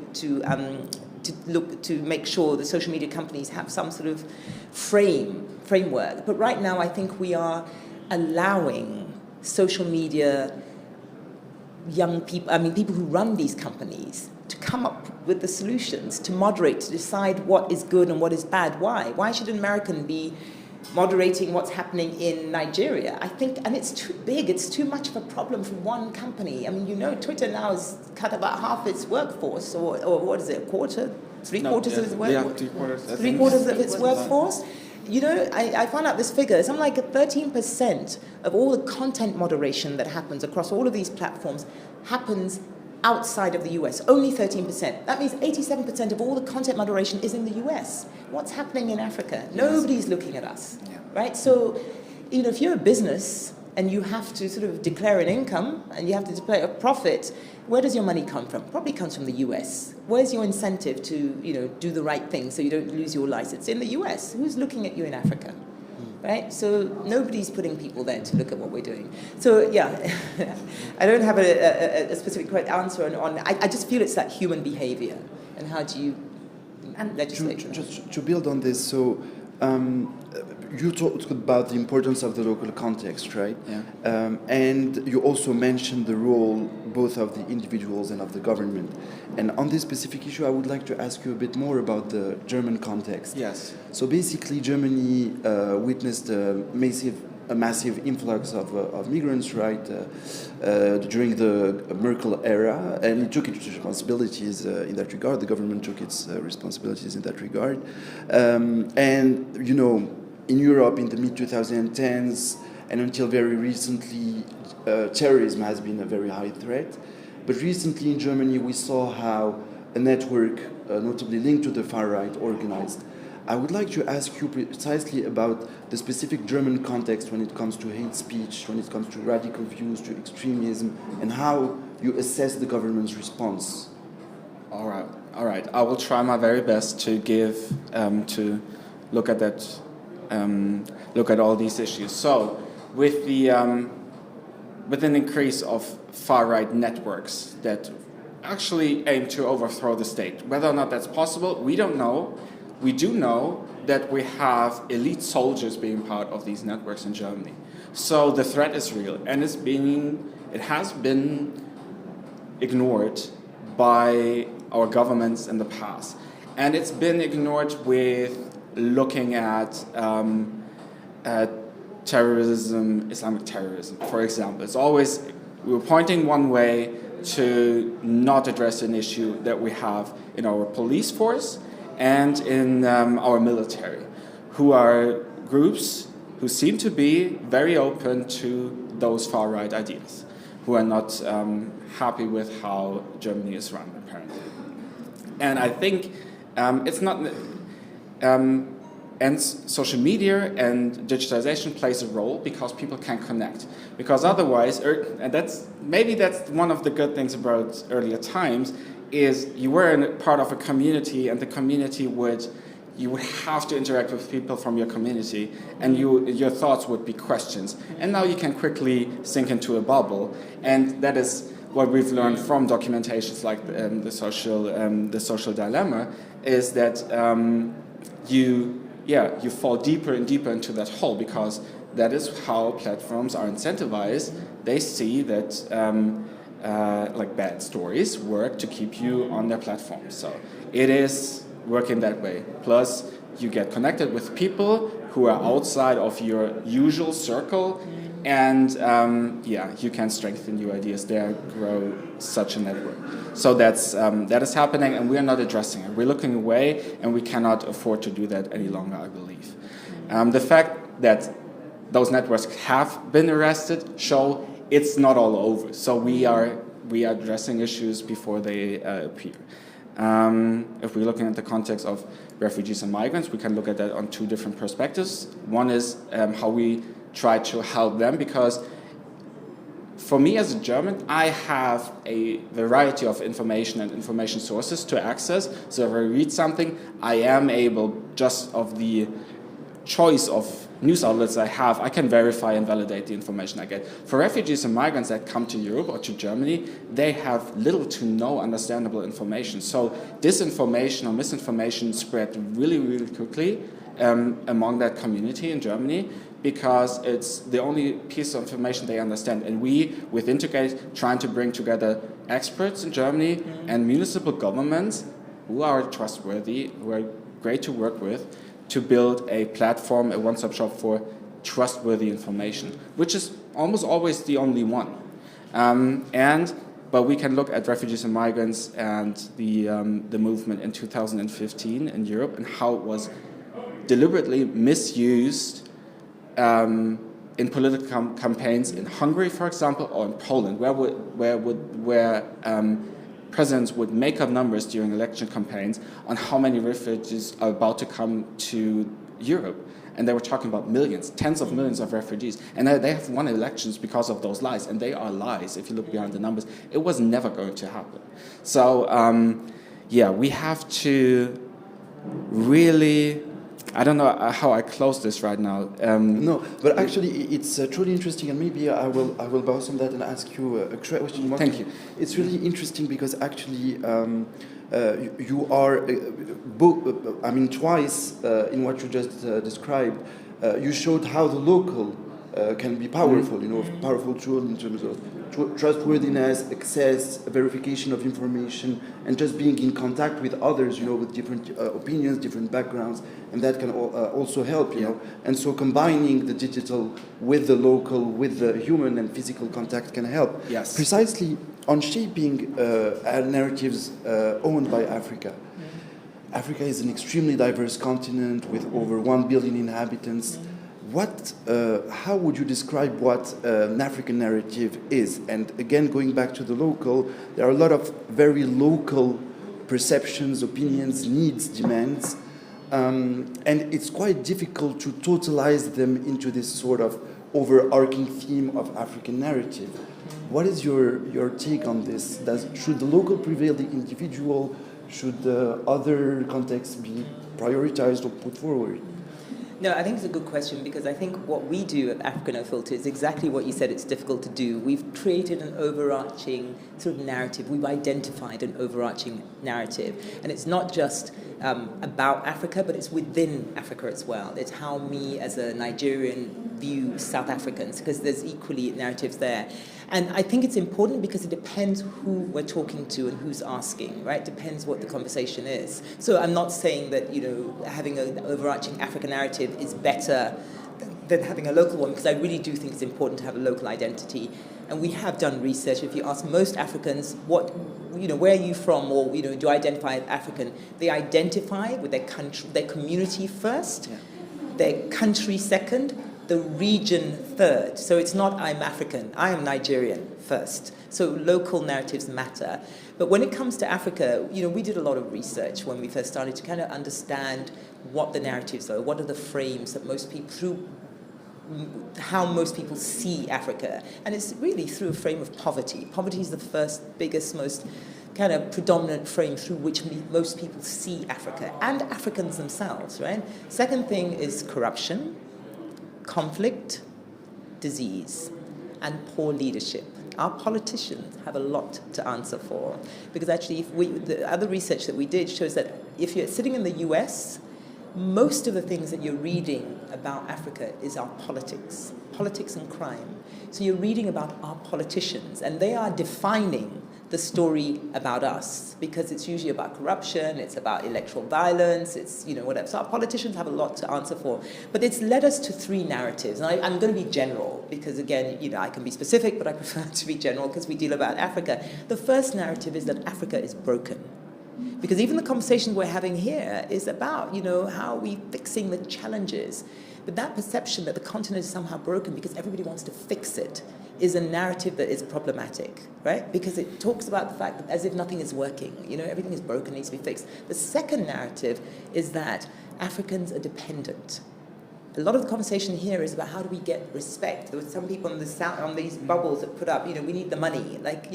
It's like we need to give Africa funding. Africa is the beneficiary of our largesse in the global north. We're the rich, they're the poor. It's not an equal relationship. So, Africans are dependent. And the third one that's most problematic for me is that Africans lack the agency to make the change that we need, as if somehow we can't do it. Because if a lot of the stories that you see, and there's a recent one I talked about, Samantha Power, who's head of USAID. She came to Africa, and she came to kind of draw attention to the drought in the Horn. Yes. And the way the stories were reported was as if nobody in the area knew there was a drought until she got there, right? And that without USAID money, nothing was going to happen.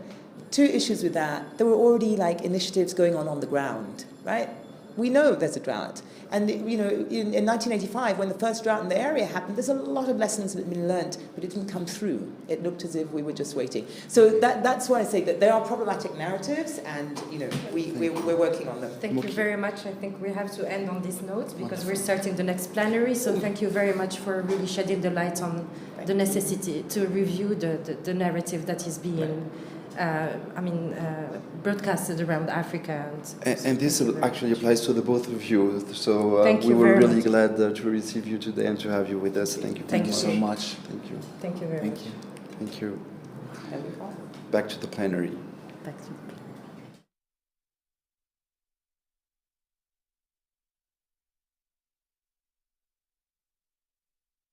Under the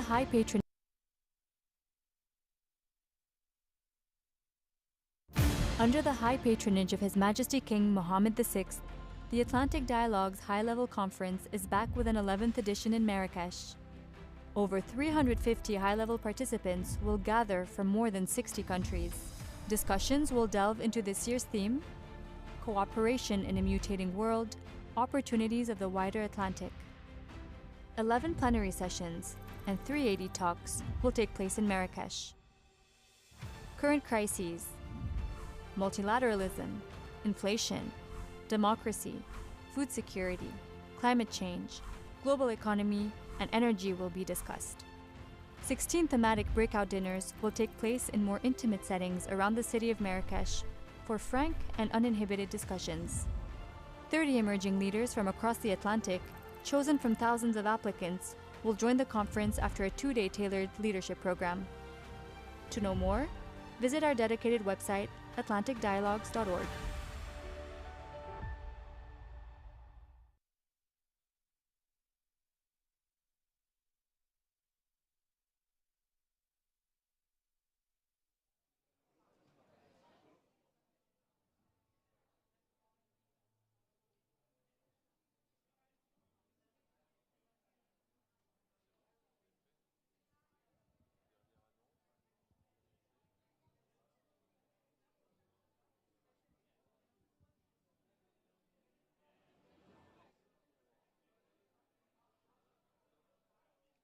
Ladies and gentlemen, the session will now begin.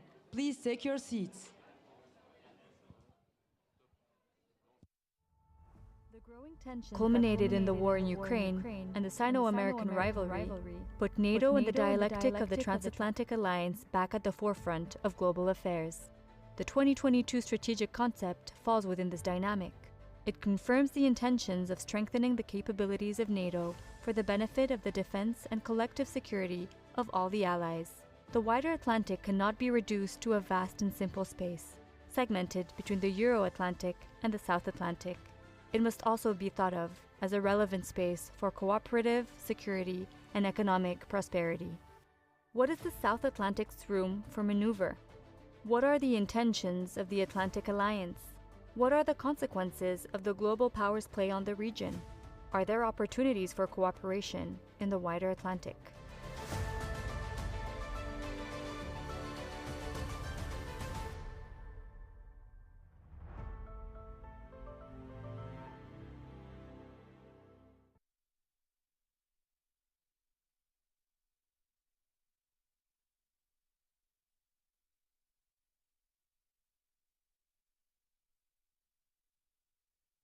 Ali Aslan. Thank you.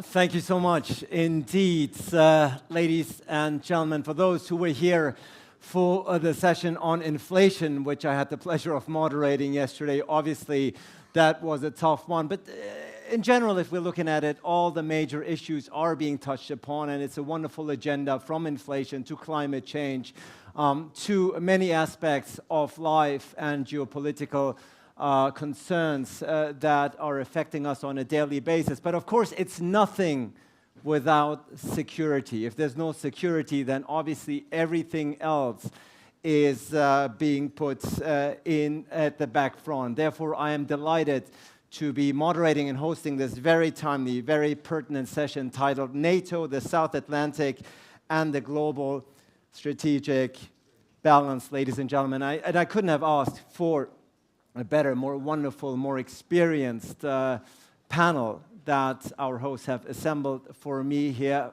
Up first, she's the Minister of Defense of Portugal. Ladies and gentlemen, please welcome Minister Helena Carreiras.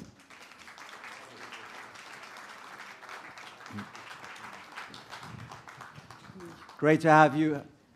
Great to have you. Please have a seat.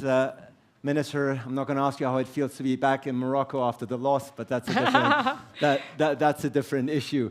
Okay. Wonderful to have with us the former Spanish Foreign Minister, Ana Palacio, ladies and gentlemen, is here.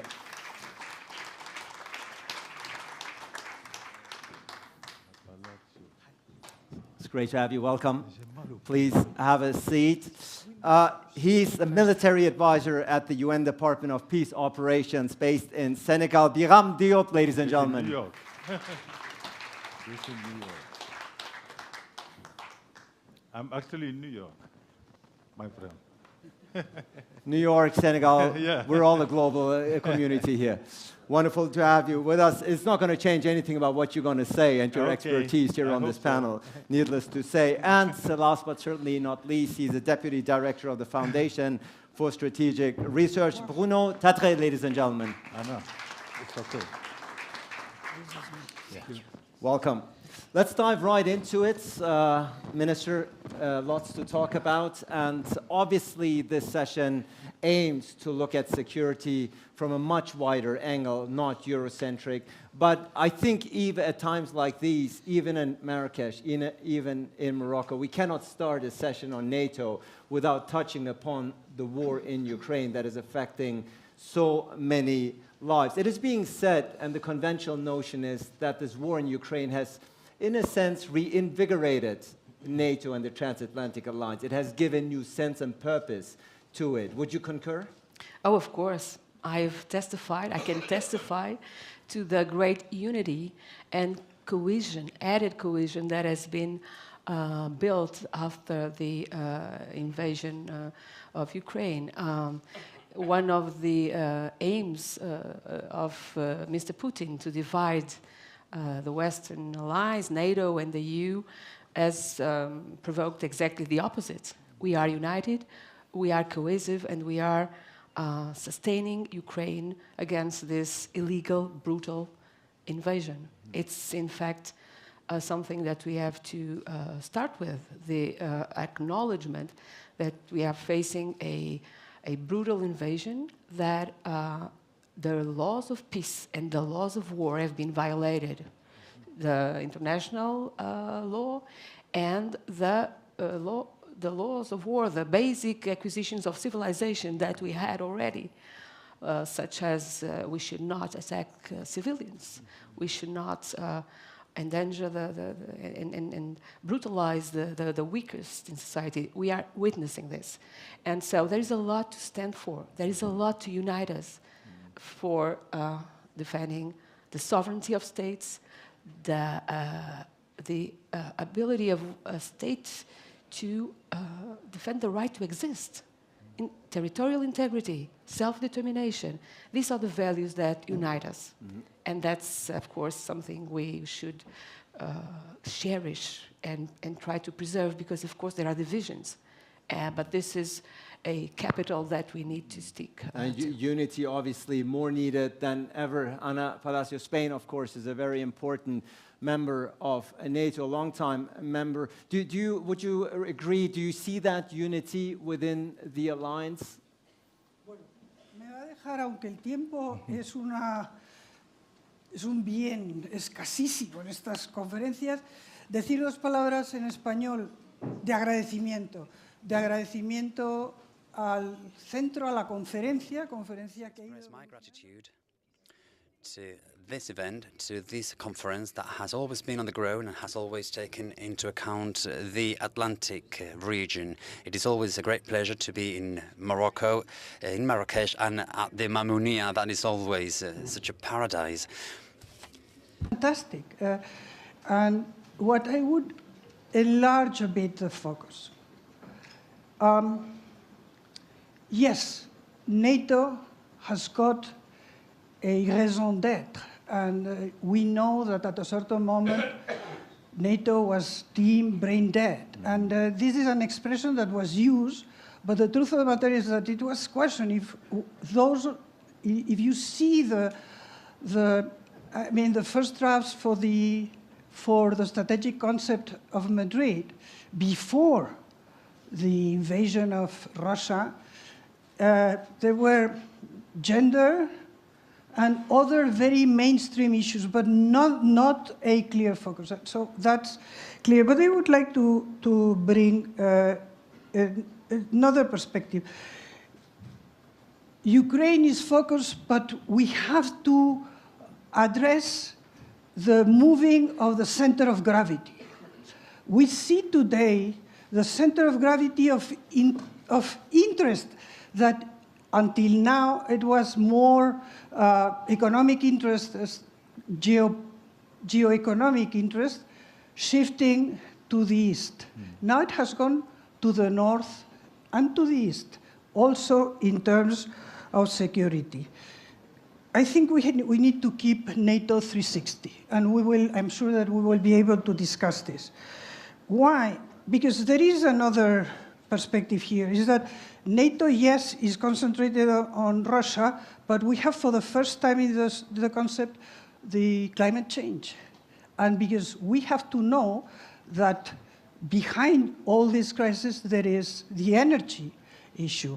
And the energy issue brings me to this idea of unity that you were saying, where we have Sweden and Finland joining NATO. And this will bring me to the last issue on this shifting of focus north and east, is the Arctic. From the South Atlantic, or from this Atlantic, Mediterranean, African, Latin American world, we have to take into account what it means, not just in terms of climate change, that the Arctic is open, in terms of what I say, shifting the focus, shifting the center of gravity, and how we will react. One last comment in terms of security is that the Arctic Council used to be composed by Russia plus 2 non-NATO members, Finland and Sweden, and the rest were NATO members. We know Canada, etc., etc. Now everybody is a NATO member except Russia. The Arctic Council is something that we have to pay attention, also from our perspective. The Arctic concerns us. Thank you so much. And whether Finland and Sweden will eventually join, of course, NATO depends a bit on whether Turkey will remove its objections. Up until now, it is still threatening its veto. Birame, I'm going to come to you in a second to sort of widen the debate, but I do want to give Bruno a chance to respond to what Ana Palacio was saying, because the person, of course, who said that NATO is brain dead was none other than the French president, Emmanuel Macron, back then. Would you say even he has changed his mind these days? Oh, he's a very stubborn person. He rarely changes his mind. I mean, he's a very interesting character.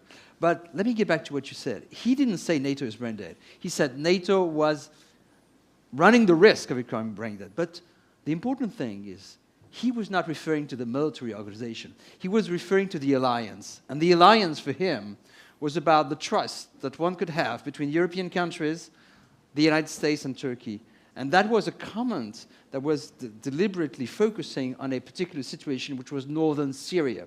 There was a breach of trust, in particular between Washington and Paris, but also between Paris and Ankara. So these tensions, interestingly, even though there is unity in NATO, they're still there.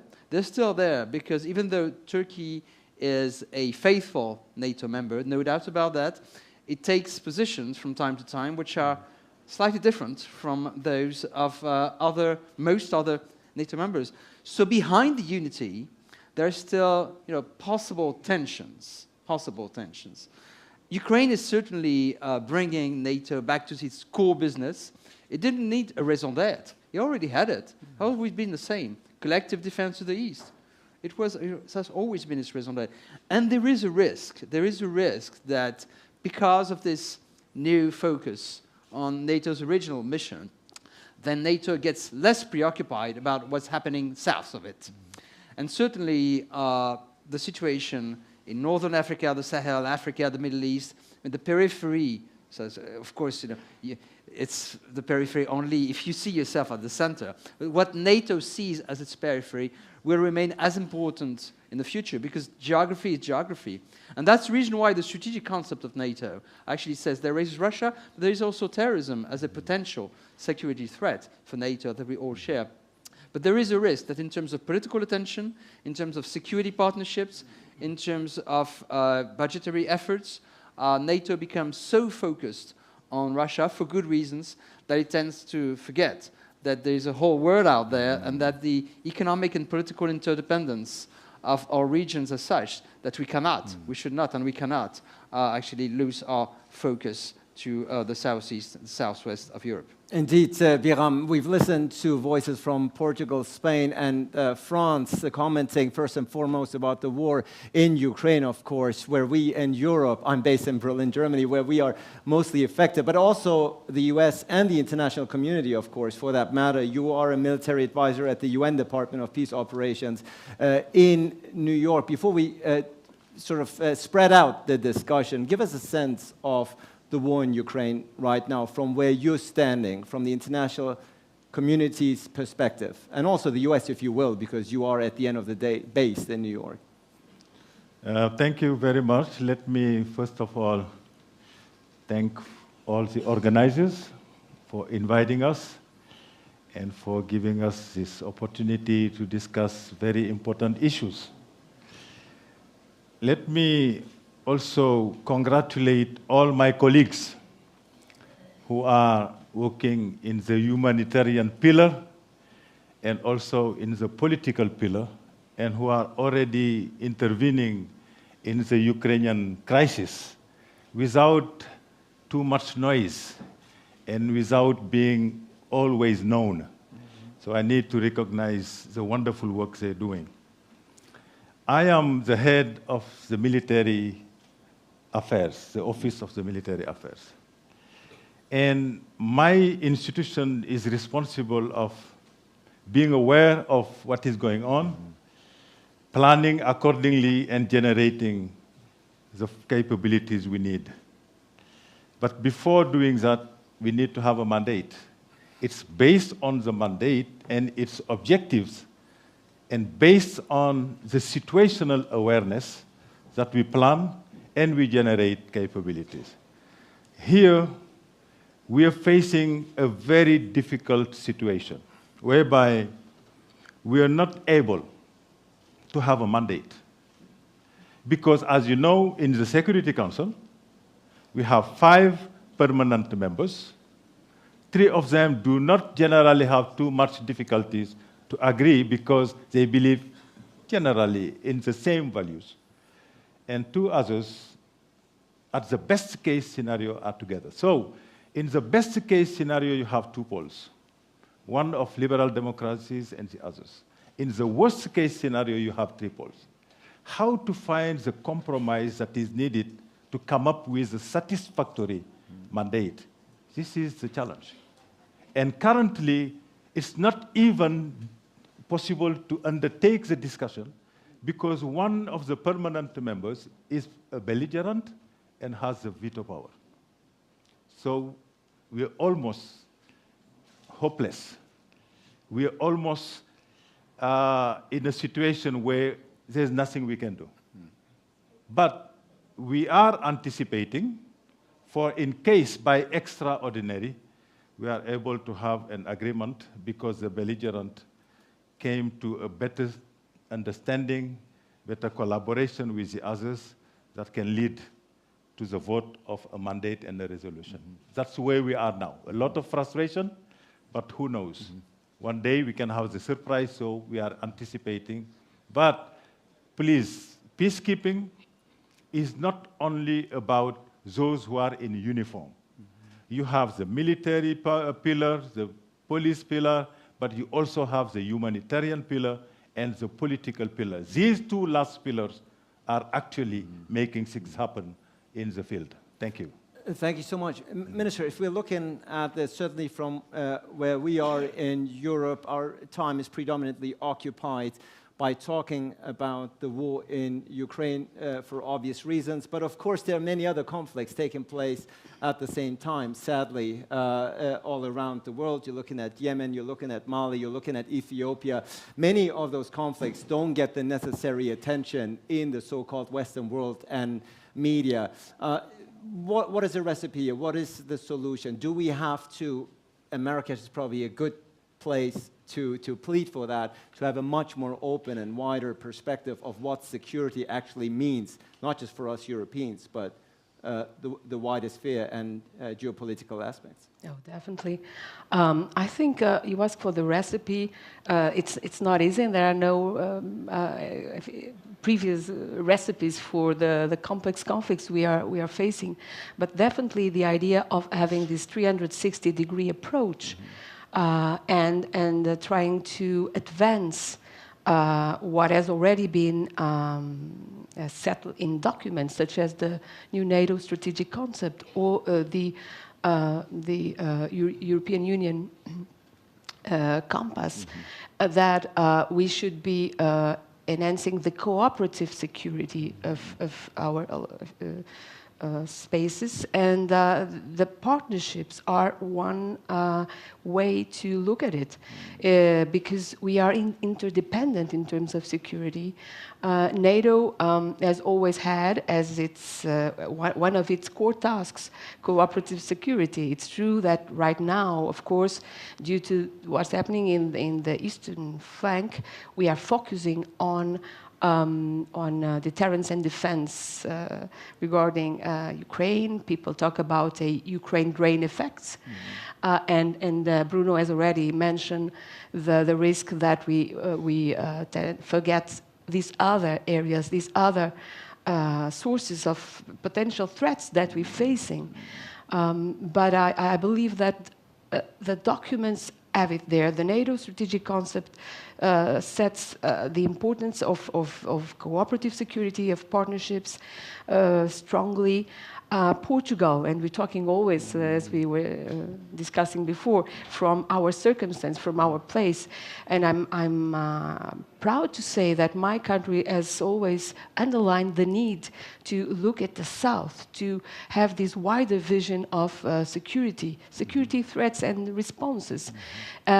Because actually the war in Ukraine has shown that there are problems that also affect the South, coming from the situation we're living, food security, energy crisis, etc. So this interdependence becomes even more evident. So we need to focus on the importance of partnerships, of establishing partnerships, creating grounds to develop effective solutions and political dialogue and common knowledge to help us face threats which are really common, from terrorism to trafficking, and to the links of both to organized crime that are affecting all our societies in the South and the North. And this is just not a statement. This is something that we know it's true, and so it's really important that we don't forget this, and there should be everybody reminding the need to strengthen these partnerships for our common security. So I think this is one of the ways to look at it. We've been promoting this. Portugal has been active, as you know, establishing an Atlantic Center where political dialogue, where knowledge building, capacity building are promoted. But it's not only about what we should do within these partnerships, it's how we should do it. And definitely there are things we can improve there. We need to communicate better. We need to listen to others. We need to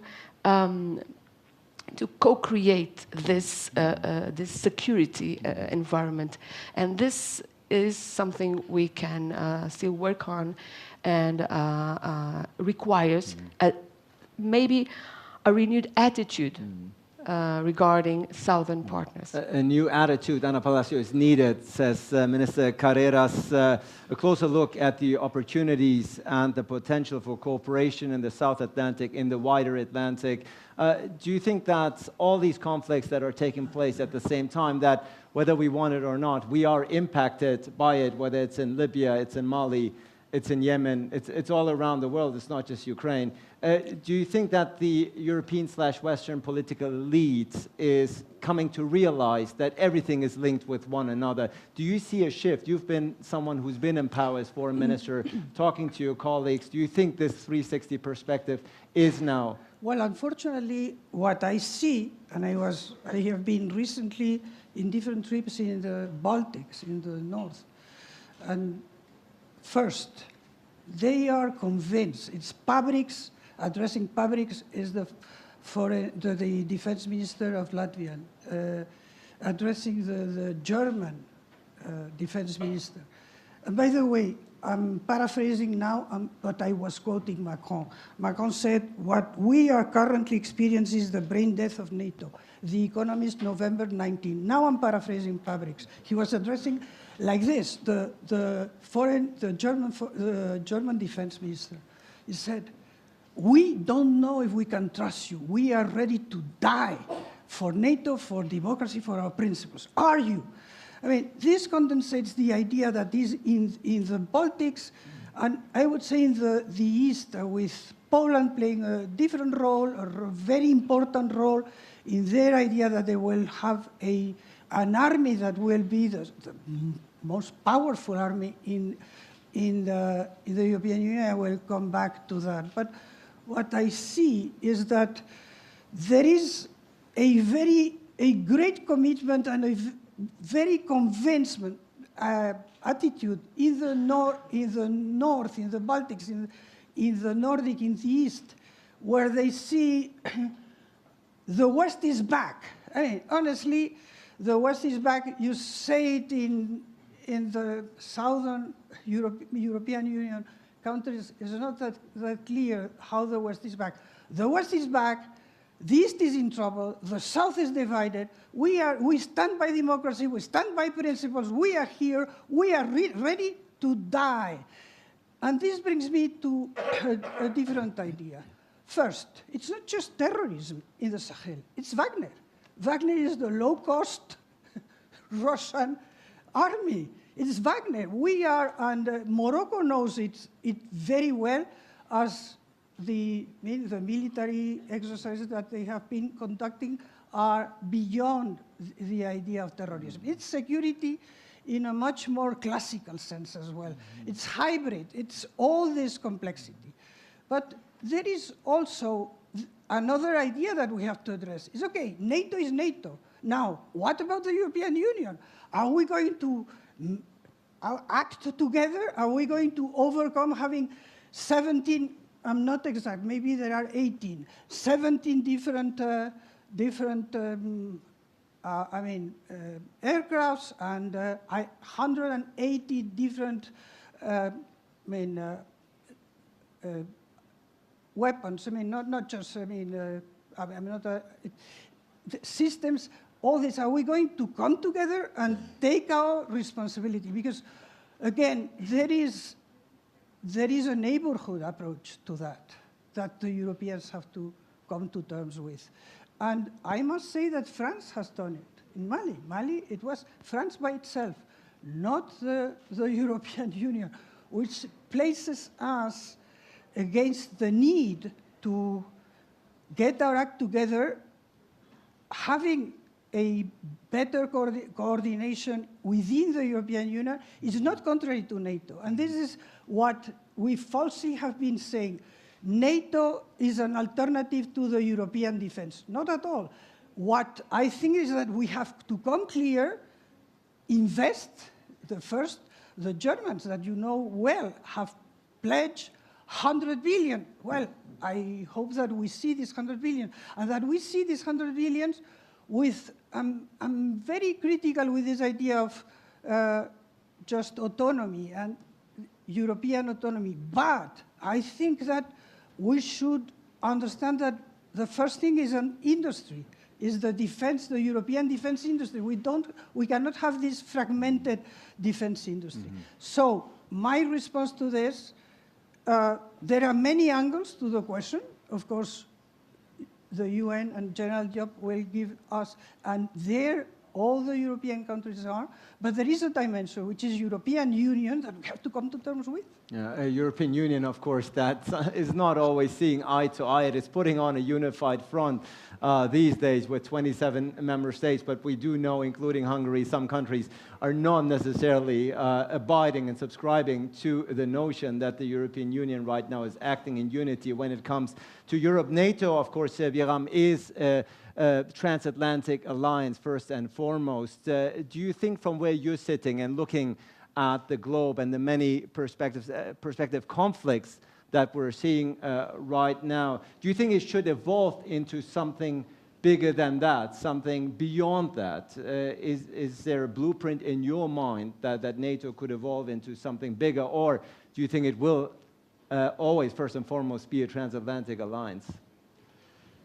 I will not take this risk. I don't know. I don't know if NATO should evolve, should change, should adapt. But before coming to NATO, I can talk about it later. But I would like to mention one issue we should not forget about. Currently, our securities are intrinsically linked. With the butterfly effect, whatever happens in point A will affect point B. And if we want to have, since yesterday we have been talking about multilateralism, cooperation, but this will not be possible if we are not sure that there is the minimum security in all the players within this wider Atlantic. And what I am seeing now is that in South Atlantic, at least in the eastern side, meaning the African coastal countries, if my memory is good, they're around 21. Most of them have suffered from coup d'etat. Most of them, or many of them, have also benefited from peacekeeping missions, which means that they are suffering from a security fragility. And something needs to be done for them to be good partners to the rest of the wider Atlantic, at least in the security domain.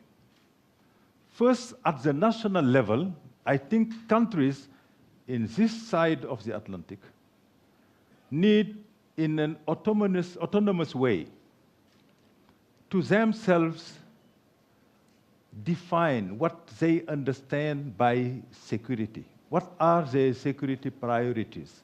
One should not accept for those who are coming outside of this region to define those security priorities. They need to do it themselves. What are we suffering from? Once you define this, then you have the conditions for you to go ahead and develop the security institutions you need to tackle those security priorities.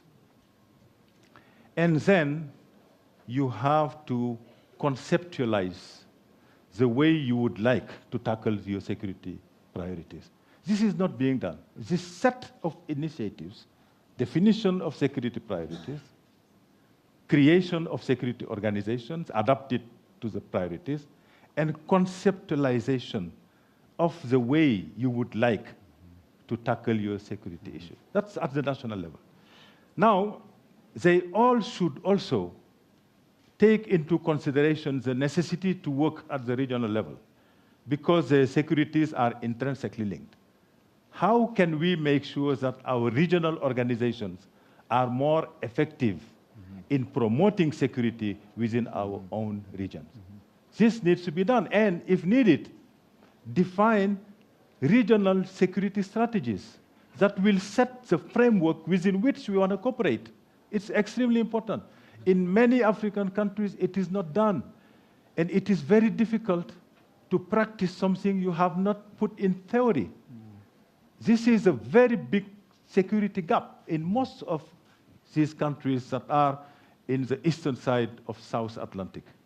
And these countries need also to look across the Atlantic, namely in Brazil, in Argentina, in Uruguay, and see how they can learn from their experiences, how they can create avenues of collaboration and make sure that the security will improve. Now they need also to look north and see what is happening there in the North Atlantic and learn from them.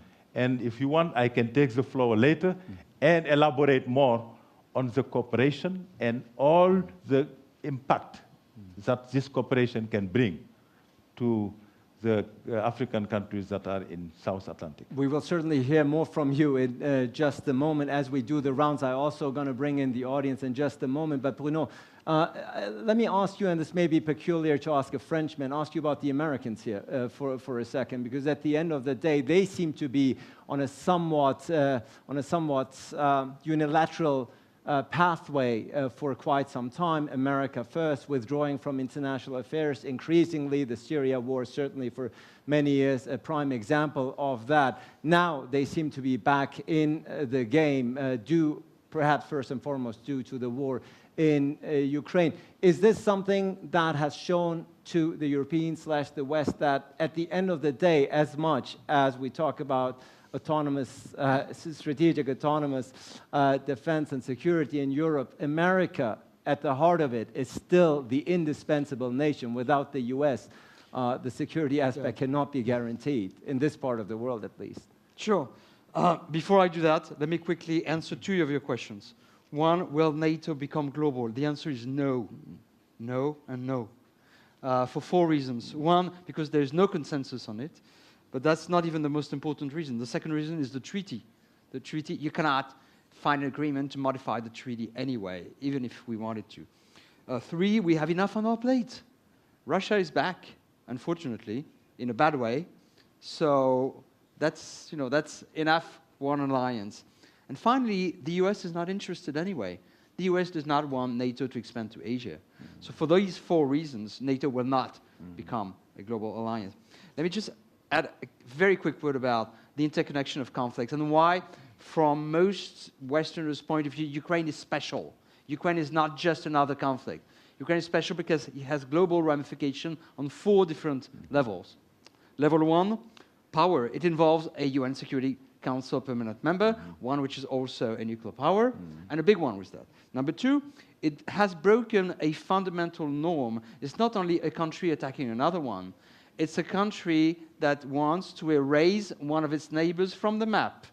It's as simple as that. One which had, Russia had recognized the territorial integrity, the borders of Ukraine. Let me remind you. So it's not a stretch to make a parallel with Iraq and Kuwait, for instance. It's not that much of a stretch. Third reason, it has global implications, and that's obvious, unfortunately, including in this part of the world, for goods, for the availability and price of goods. I mean, I'm sorry, but Mali is an important conflict. The French know about it, but it's less important for the world overall than Ukraine, because Mali does not produce as many goods that go on the global trade as Ukraine and Russia do. And finally, it also has implications precisely because of the Sahel that Anna reminded us of the presence of Wagner. Well, if Russia as it probably will, starts decreasing its Wagner and other militias presence in Africa, what will it mean for the stability of these regimes, etc., etc.? For these 4 reasons, I mean, I'm very comfortable to say that Ukraine is different, and the whole world should care more about Ukraine than it should care about other conflicts, which are very important for the countries themselves and the regions anyway. In answer to your question, what was your question? I'm going to answer. I know the answer, but what was the question? It's about I pretend that you, as a Frenchman, I get it. Deliberately forgot about the U.S. But it's totally okay to ask a French about the Americans. We love talking about America. So. But let me tell you 2 things. One, there is a French narrative about the United States, which is a very consistent one since the late 50s. America is leaving Europe. We cannot count forever on the protection of a distant, big country. It's not that we don't like it. We love America. We do. But you cannot count on it forever. Now, that narrative, which is very consensual in France, happens to be excessive, I think, because for all the talk about America withdrawing, America reducing, America not caring, America is still there.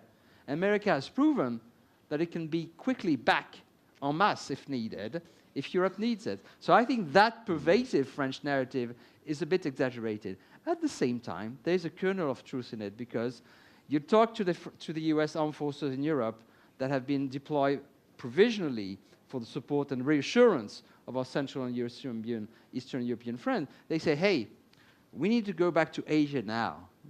They literally tell you that it's a problem for their training, because what they really care about is China and Taiwan. So I think the French narrative has a kernel of truth. It is true that America does not want to be as present militarily and security-wise in Europe as it was during the Cold War, because now it has a bigger priority. At the same time, it is also true that America has proven that when we need it, it's there. So that tension is very difficult to reconcile.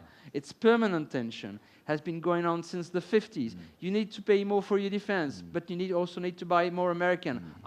We're okay to pay more for our defense, but we would like to pay a little bit more Europeans. No, that's not okay. Well, that's okay for us. Well, if you don't do it, then maybe what? Maybe we will be less present? Oh, come on, you've always been there. That's the kind of dialogue we've been having with our American friends since literally 1949. And a debate and a conversation that is set to continue despite maybe some isolationist tendencies that still exist, particularly within the Republican Party. I'm going to come to you now and collect some questions. And before I do, Minister, just perhaps one quick last word before we get the audience involved. NATO is very careful about making sure that about the rhetoric and the argument that NATO is not at war with Russia. It is Ukraine that is at war with Russia. Obviously, Ukraine not being a NATO member, Article 5 does not apply here. We had, of course, the short-lived incident in Poland with the missiles where people thought maybe now they're dragging a NATO member into it. And, of course, the nuclear aspect that everybody is so concerned about. At what point do you think NATO, which, of course, very much is aiding and arming Ukraine and assisting Ukraine, at which point do you think that line of argument is becoming obsolete, redundant, and, if you will, artificial, that NATO is not at war with Russia? It's something that, of course, for good reason, the Transatlantic Alliance wants to avoid. Well, of course, there are many, many good reasons to avoid that.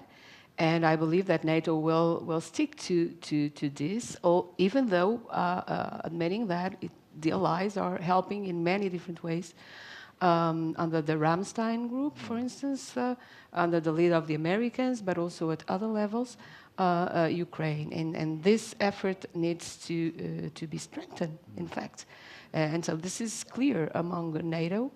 I believe that it's still very important to keep that red line to avoid further escalation. And it's something that NATO really has to do, and I believe it will be done as such, because otherwise we will be contributing to something even worse, and I believe there are still many possibilities to to tackle this conflict and support Ukraine without allowing for this further escalation. Yes. Certainly, further escalation is in nobody's interest at this particular point. Let's bring in some questions. I know we have also emerging leaders here in the room, and I want to hear from them. The microphones, do we have microphones come up? I already see a number of fans. I want to bring you all in, time permitting, but I need you to be a team player and be as precise as possible with the questions. Can we start here with the... Please introduce yourself quickly, state your question. We're going to combine the questions, by the way. It's not going to be one-on-one, so I'm going to come back to you and give you an opportunity to respond to those questions which you feel are relevant to your particular and specific field. Go ahead. Thank you. My name's Christina Cowett. I'm a policy analyst with the Government of Canada, specifically with the Department of Natural Resources, and I work on liquid natural gas. So you can imagine my file's been busy since the Russian invasion. My question is, how can countries achieve energy security while forwarding climate commitments, since both are essential? Thank you so much. Please pass on the mic to the gentleman behind you. I'm making the rounds from right to left. I'm coming to you. My name is Amit. I'm the director of the NTU SPF Center for African Studies in Singapore. Singapore is working, and ASEAN partners work very closely on a common security architecture where they have both adversaries, China and the United States, sit in a common room, the Shangri-La Dialogue, and have an open and candid discussion. Is there a space now for Morocco, particularly, to take that kind of an initiative where Russians and the Europeans and the Americans could come and talk freely? It's better to have tough talking, hot air in a forum like this than draw your guns. So thank you so much. Thank you so much. Can we have here in the first row? I'm coming from my perspective right to left, so don't worry about it. That way I make sure I don't forget anyone. Go ahead. Thanks. My name is Pablo Medina from Mexico. My question is, how do you deal with the asymmetry of Russia's hybrid warfare, right? Whether it's Wagner involvement or blowing the Nord Stream pipeline or flying drones around.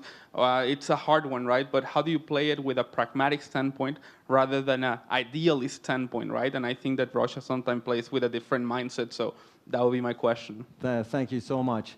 So, we've covered this ground. Yes, please. And then making our way over. Thank you. Suha Çubukçuoğlu from Istanbul, Turkey. I think one of the elephants in the room is Turkey's precarious situation within NATO. And listening and reading the media in Turkey, there is a rising concern that with the U.S. pivot away or heavily leaning towards Greece, that de facto borders, NATO's borders, are now passing through the Aegean rather than through eastern or southern Turkey.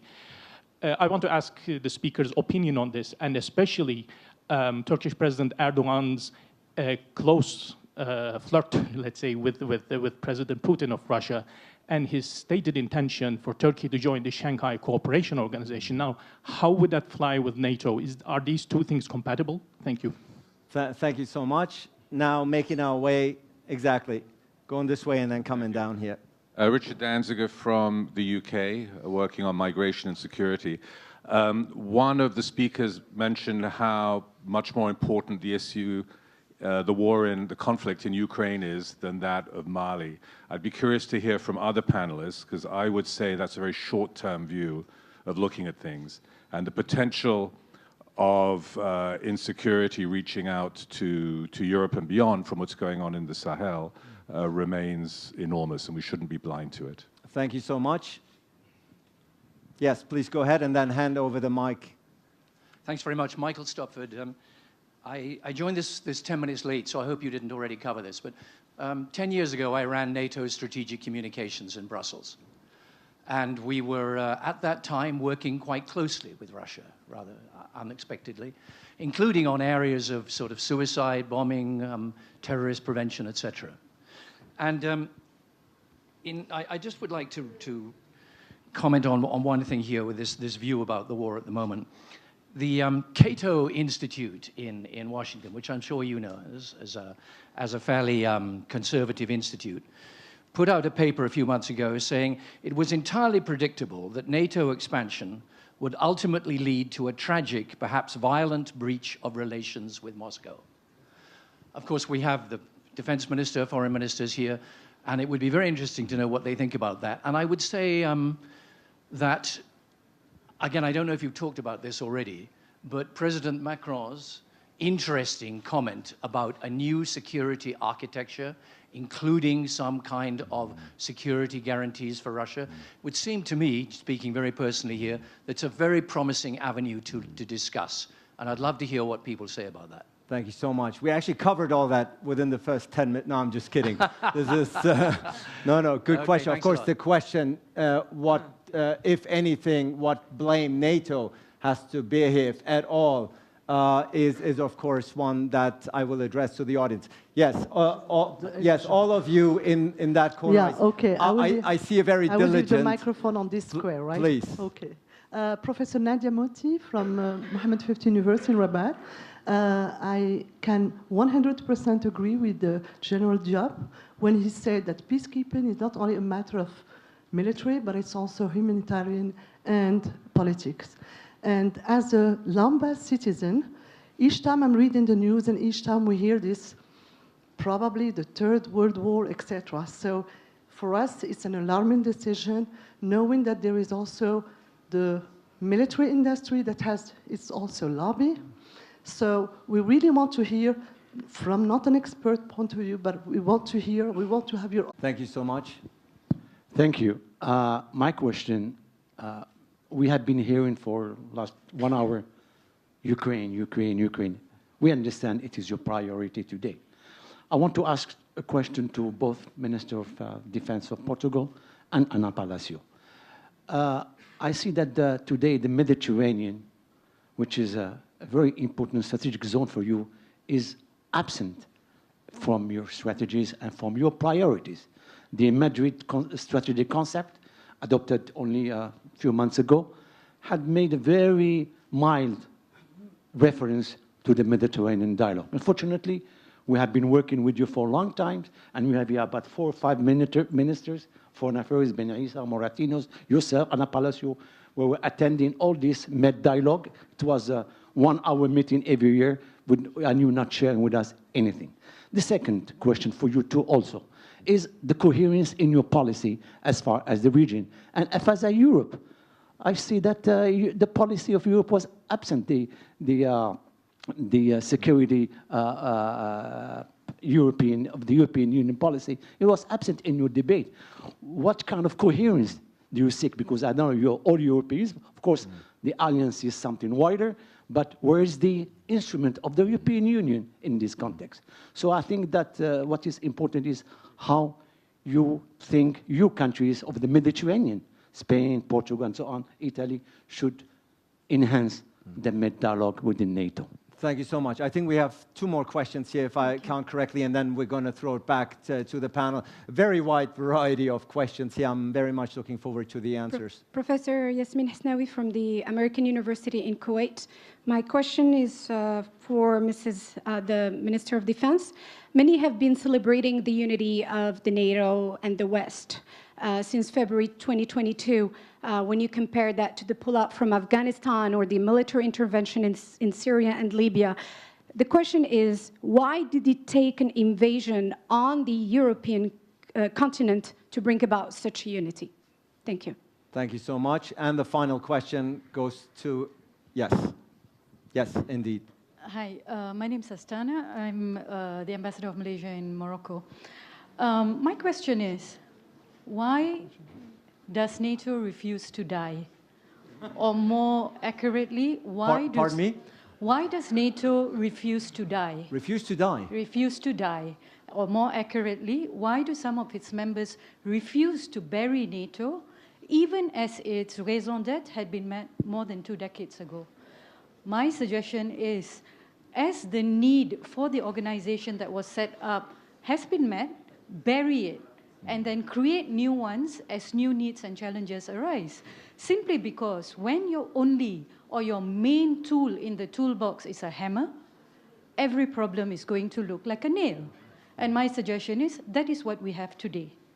So that's my question. Secondly, on Mr. Tetre's element about the US not being interested to expand NATO, and on your fourth point about the expansion that it's simply not interested, I think that's a little bit not true, because early in the 60s, the US did try to set up a kind of NATO in my region of the world, Southeast Asia, and that was the SEATO, Southeast Asia Treaty Organization.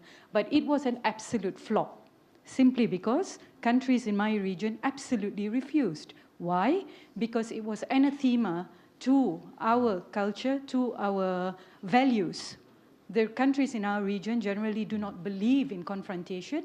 We believe in cooperation. And within years of the US trying to set up SEATO, countries in our region got together and set up ASEAN on a completely different kind of mode, which is cooperation in all things. And to that, I agree with the gentleman on the other side of the room about the possibility of Morocco playing a role and bringing these countries together for discussion. Thank you so much.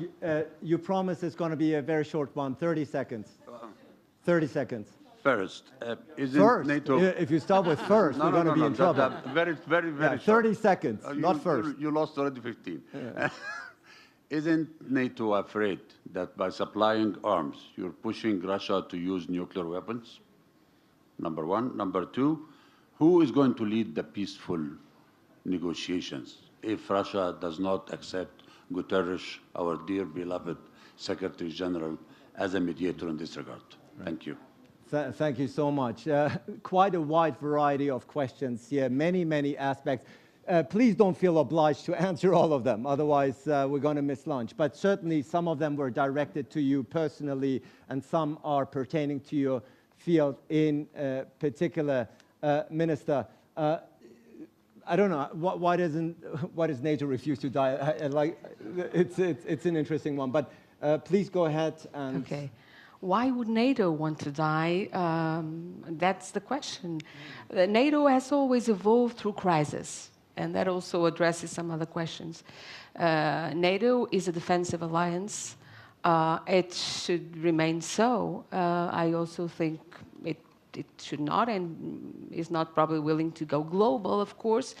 It has an open door policy. Some countries want to become members. And that has been the case. So I believe that, of course, there's a lot of responsibility in that NATO members should have regarding the effects of alliance policies in the world and its relation with partners and other actors. But definitely, it's a guarantee of security for my country. It is the major guarantee of security for all its members. It is a common decision. And it has evolved through crisis. And right now, it was in a crisis, not so much at the military level. It works very well. But at the political level, yes. It's being overcome. It does not mean that there is no dissent or divisions. There are. There have always been. So we should not expect that everybody has the same position. But it has had the ability to overcome this crisis and shows this strength and providing security to its members. That's what NATO is about and should be about. And so I don't think it should die. I think it should evaluate its actions responsibly, as it has, I suppose, in the world, and see itself as a regional alliance that has to establish bridges with the rest of the world, with its partners. And I think the questions on the attention to other parts of the world, to the Mediterranean, for instance, are very interesting because, in fact, the dilemmas, the security challenges we're facing in the Sahel, in other parts of Africa, in the southern Atlantic are challenges that we have to see as global themselves and affecting us all. So we should bear in mind that there is this context to NATO action, and that would be my answer to this to these questions regarding NATO. I would tackle also the question on regarding the asymmetry of Wagner and Pablo's question on what to do. Strategic communication is something that we have to enhance. I believe that it's important to explain, to clarify, as someone was saying before, what are our reasons to want to build common ground. And we're talking about common ground with our partnerships. It's not to have the same positions. We're talking about creating the conditions for sharing knowledge, which is essential to face these common challenges, to face Wagner, to face other type of non-state actors, to face terrorism. We have to create conditions to have an open global economy, to prevent violent conflict and war. This is a bit back to the basics, but yes, it's still possible to do it, and this alliance has a role in this.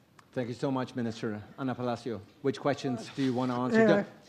I will just telegraphically answer two, because I think that the answers have been given before. On Asia and this idea of cooperation. Yes, you're absolutely right, and General Diop highlighted it. In Latin America and in Africa, there is a fragmentation, not just in this area of security, but all over. And this is a must. And ASEAN is a fantastic project. And by the way, I think that the blueprint or the inspiration could well be the European Union, the European construction. So we are on this in agreement. On this idea of establishing a dialogue, well, it takes two to tango, but I think it's a good idea to explore. Maybe it's not right now, the moment is not ripe, but absolutely yes, we have to pull the attraction to this wider Atlantic basin, including Latin America, including Africa, including the Mediterranean. I will go to the ambassador's question on the Mediterranean. Okay, yeah, well, you can... Ambassador, your question is being answered. My question. So, you are right. The European Union had a priority on enlargement. And shall I remind, because you were there, the Barcelona process. The Barcelona process is what tries to to fix the attention of the European Union on the Mediterranean. Well, after the enlargement and after the TACIS, the FARE, there was an unbalance on the efforts of the European Union vis-à-vis the southern border of the Mediterranean and the eastern border, whatever this eastern border has been. So before the fifth enlargement and after the fifth enlargement. You're absolutely right. And this is a common endeavor, and it's not an easy one now, because as I said, we have to be realistic. The focus of attention has gone north and east, and this is a reality that we have to tackle. Key country there, France, absolutely yes. Now, I would like to respond to the question about that our Mexican friend asked. Part of this question is the same, is there need to be more cooperation. Even Mercosur is not that, it's difficult. We have a responsibility, and we have our own, if you allow me, it's big brushstrokes, petty interests of the European Union that are just not having this bilateral agreement with Mercosur. But having said that, in Latin America, we have an issue of fragmentation. But you said about the hybrid war. And the hybrid war in Latin America, the first thing you see is RT, is Russia Today. Russia Today is the household TV in many households in Bolivia, in Peru, all over. And this is a big part of the hybrid war. Part of the hybrid war is also the participation in all kind of unclear operations against democracy in all this, in all these countries, and we know what is the origin. And I will go. I mean, it was clear in Catalonia. It was clear in the Gilets jaunes. It is clear as well in Latin America. One thing that we tend to forget is that it's also the security cooperation that is very specific and very targeted from Russia to certain just governments in Latin America, to name just one, Venezuela. So, I mean, I take a sentence from yesterday. Latin America countries have to take responsibility, the same way that African countries have to take responsibility. But we have a common interest there, and we need to accept this common interest. My last issue. One thing that we haven't said about the United States is that for the first time, we have a great narrative that came from the United States on the war in Ukraine. And this just allow me, the UK gentleman, that by the way, your review of security strategy and all that was focused exclusively on the Indo-Pacific. So I'm happy that the others, we have to concentrate on other targets. But the truth of the matter is that on all this, either we have a very realistic, and realistic is not saying we are poking, NATO pokes the Russian bear. It's not true. I mean, there is no justification for what Russia has done. And by the way, Putin's calculation was that it would be a free ride. It hasn't been. So if we mean what we say, then let's just put our acts where our words are. Thank you so much. To obviously very, very important points that you raised here throughout your answer. I obviously going to bring in Biram Diop and Bruno Tetres as well. Diam, please go. Which questions, Biram, did you hear that you want to prioritize in answering? First of all, I would like to concur with my brother from Singapore and say that, yes, Morocco can play a very important role in almost all domains, given the geographical position of the country.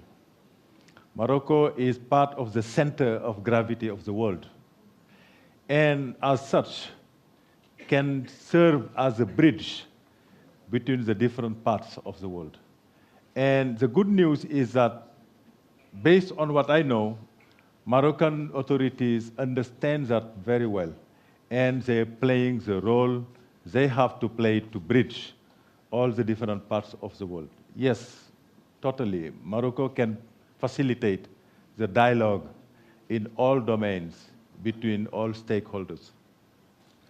Now, coming to NATO, I will tell my sister who was talking about the death of NATO, I'm not in favor of the death of NATO, because I strongly believe in collective approach, in the fact that many heads are always better than one. If countries accept to get together and try to work on their collective security and their collective defense, it's a wonderful step forward. It means that these countries that belong to the same institution, at least, are not in a dynamic of confronting each other, which is good, which participates in promoting peace. Now we need to understand that human beings' endeavors are never perfect and will never be. So NATO will never be perfect. And we need to criticize NATO for NATO to improve, but not for NATO to disappear. Because in the meantime, while we are criticizing NATO because we are not happy about some of the activities or the result of NATO, there are a lot of good things NATO is capable to do. So let us be tolerant, let us be patient, because we are lacking of that now, and try to support this collective effort that is being made by NATO member states. They will do their part today. The generation that is in charge of NATO will do its part today and will transmit it to the next generation. But it will never be perfect. Collective security needs to be dealt with in a very collective manner. And NATO has decided to operate under the UN Charter. We need to remember that. So NATO is very supportive to what the UN, which is representing the international community, is doing on behalf of all of us. So it is also important to remember that NATO, beyond the sphere of member states of NATO, is also trying to impact what is going on within the entire world, accepting to operate under the UN Charter.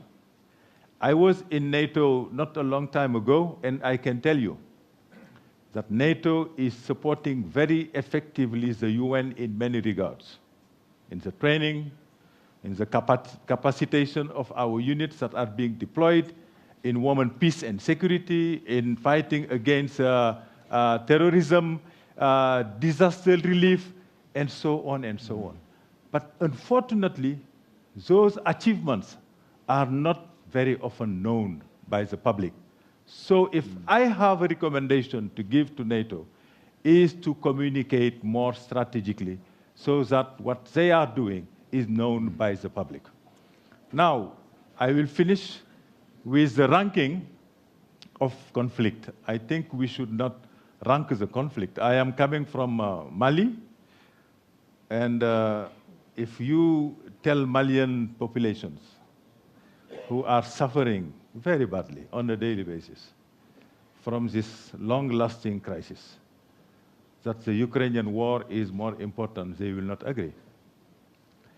If you talk to the Ukrainians about the fact that the Malian crisis is more important, they will not agree.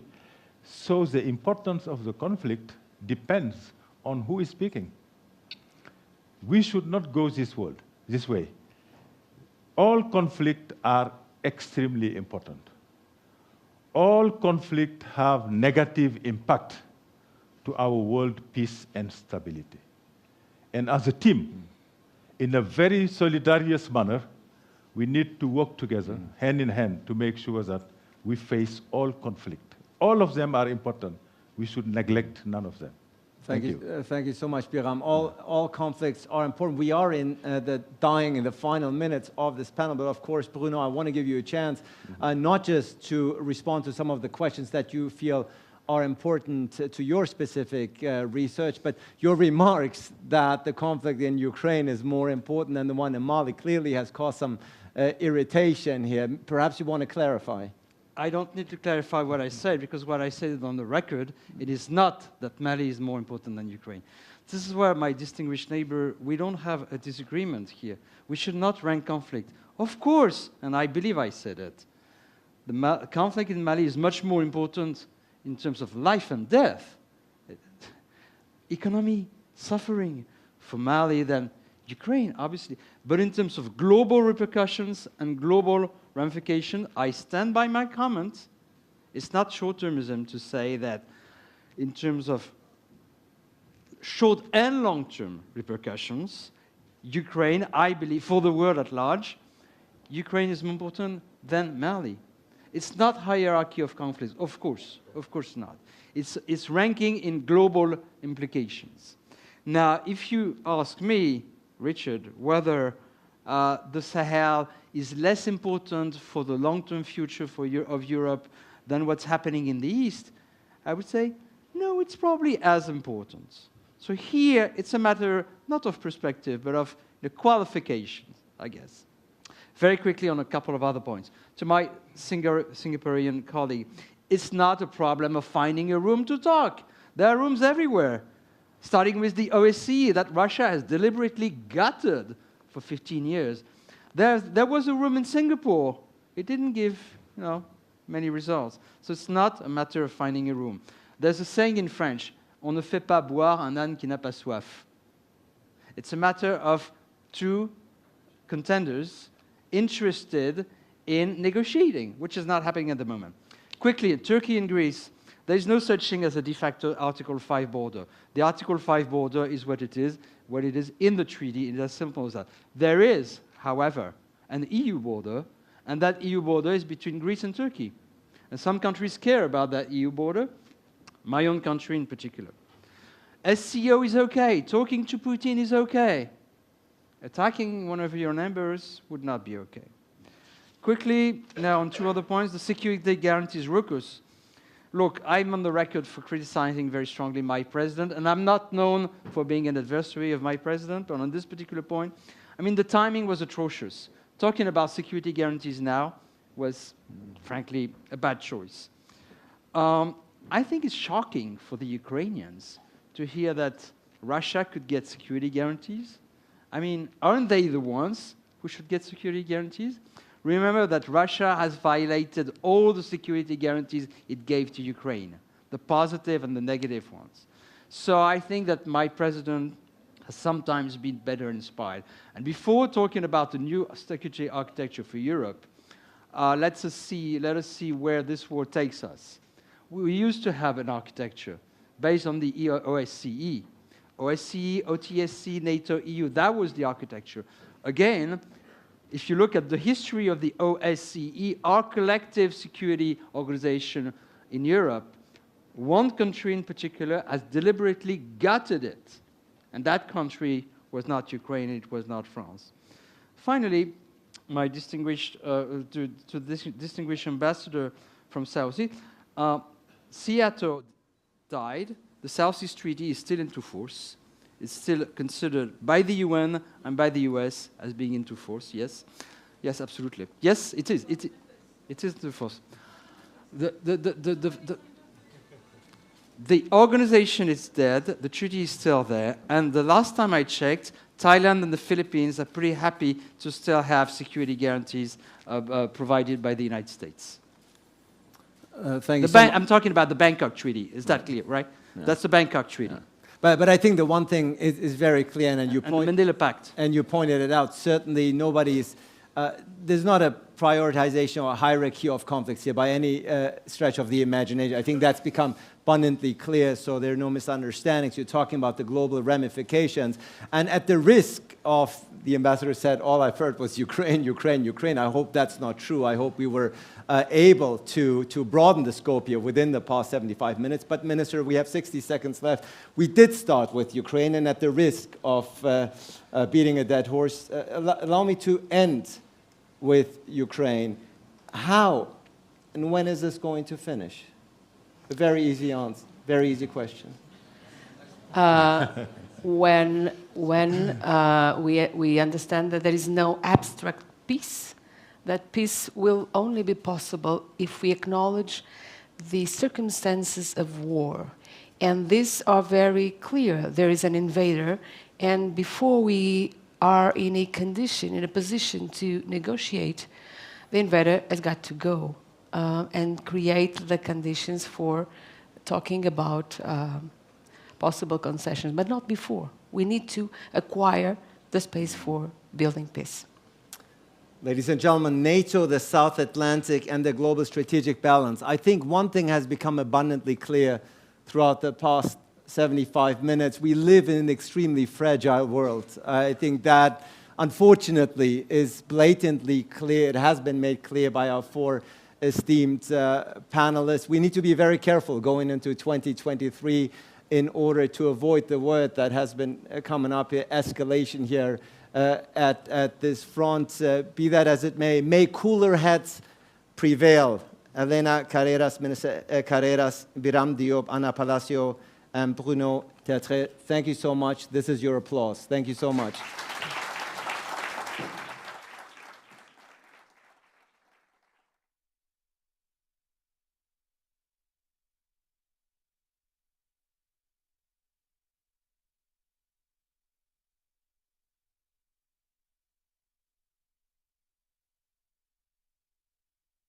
Under the high patronage of His Majesty King Mohammed VI, the Atlantic Dialogue's high-level conference is back with an 11th edition in Marrakesh. Over 350 high-level participants will gather from more than 60 countries. Discussions will delve into this year's theme, Cooperation in a Mutating World, Opportunities of the Wider Atlantic. 11 plenary sessions and 380 talks will take place in Marrakesh. Current crises, multilateralism, inflation, democracy, food security, climate change, global economy, and energy will be discussed. 16 thematic breakout dinners will take place in more intimate settings around the city of Marrakesh for frank and uninhibited discussions. 30 emerging leaders from across the Atlantic, chosen from thousands of applicants, will join the conference after a 2-day tailored leadership program. To know more, visit our dedicated website, atlanticdialogues.org.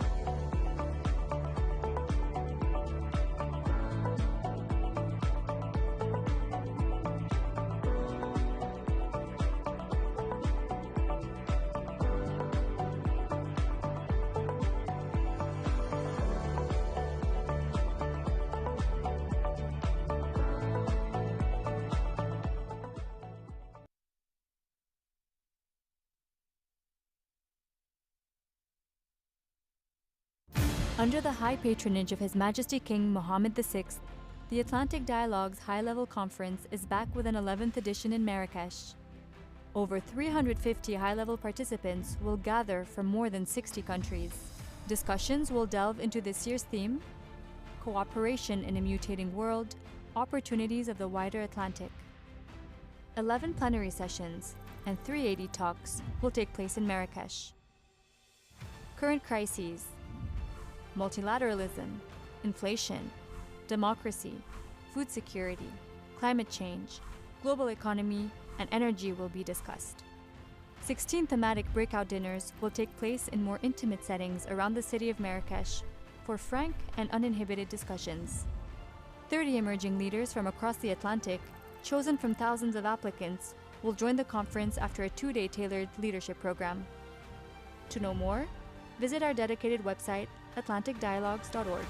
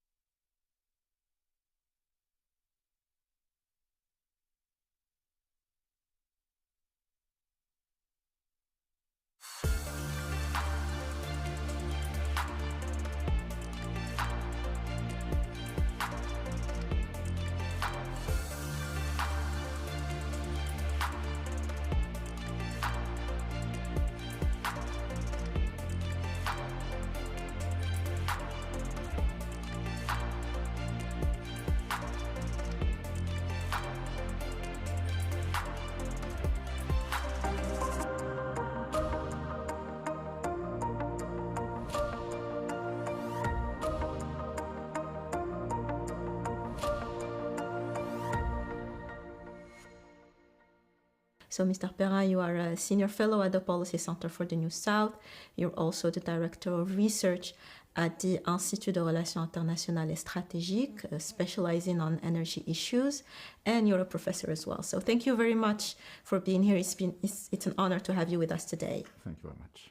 So over the past few decades, the global energy systems have witnessed profound transformations, and the past year was no exception. So to kickstart the interview, as a first question, can you give us a brief overview of how oil and gas have shaped or reshaped the geopolitics and economy over the past decades? Generally speaking, energy is crucial for the world economy. And oil and natural gas are two of the three most important energy sources in the world, today and for the recent past. Oil is clearly the number one. It is the most important energy source in terms of consumption. It is essential for the transport sector, and it is essential for the petrochemicals industry and for the production of plastics, which are very, very much present in everyday life. It means that every country, every government throughout the world will try to ensure the security of its oil and gas supplies, because we are speaking about a very strategic issue. So there will be a strong involvement of states, of governments, in the oil and gas industry due to the strategic nature of this industry. To stress the importance of oil and gas in geopolitical terms, let us look at the past. Let us look at the two oil shocks in the 1970s.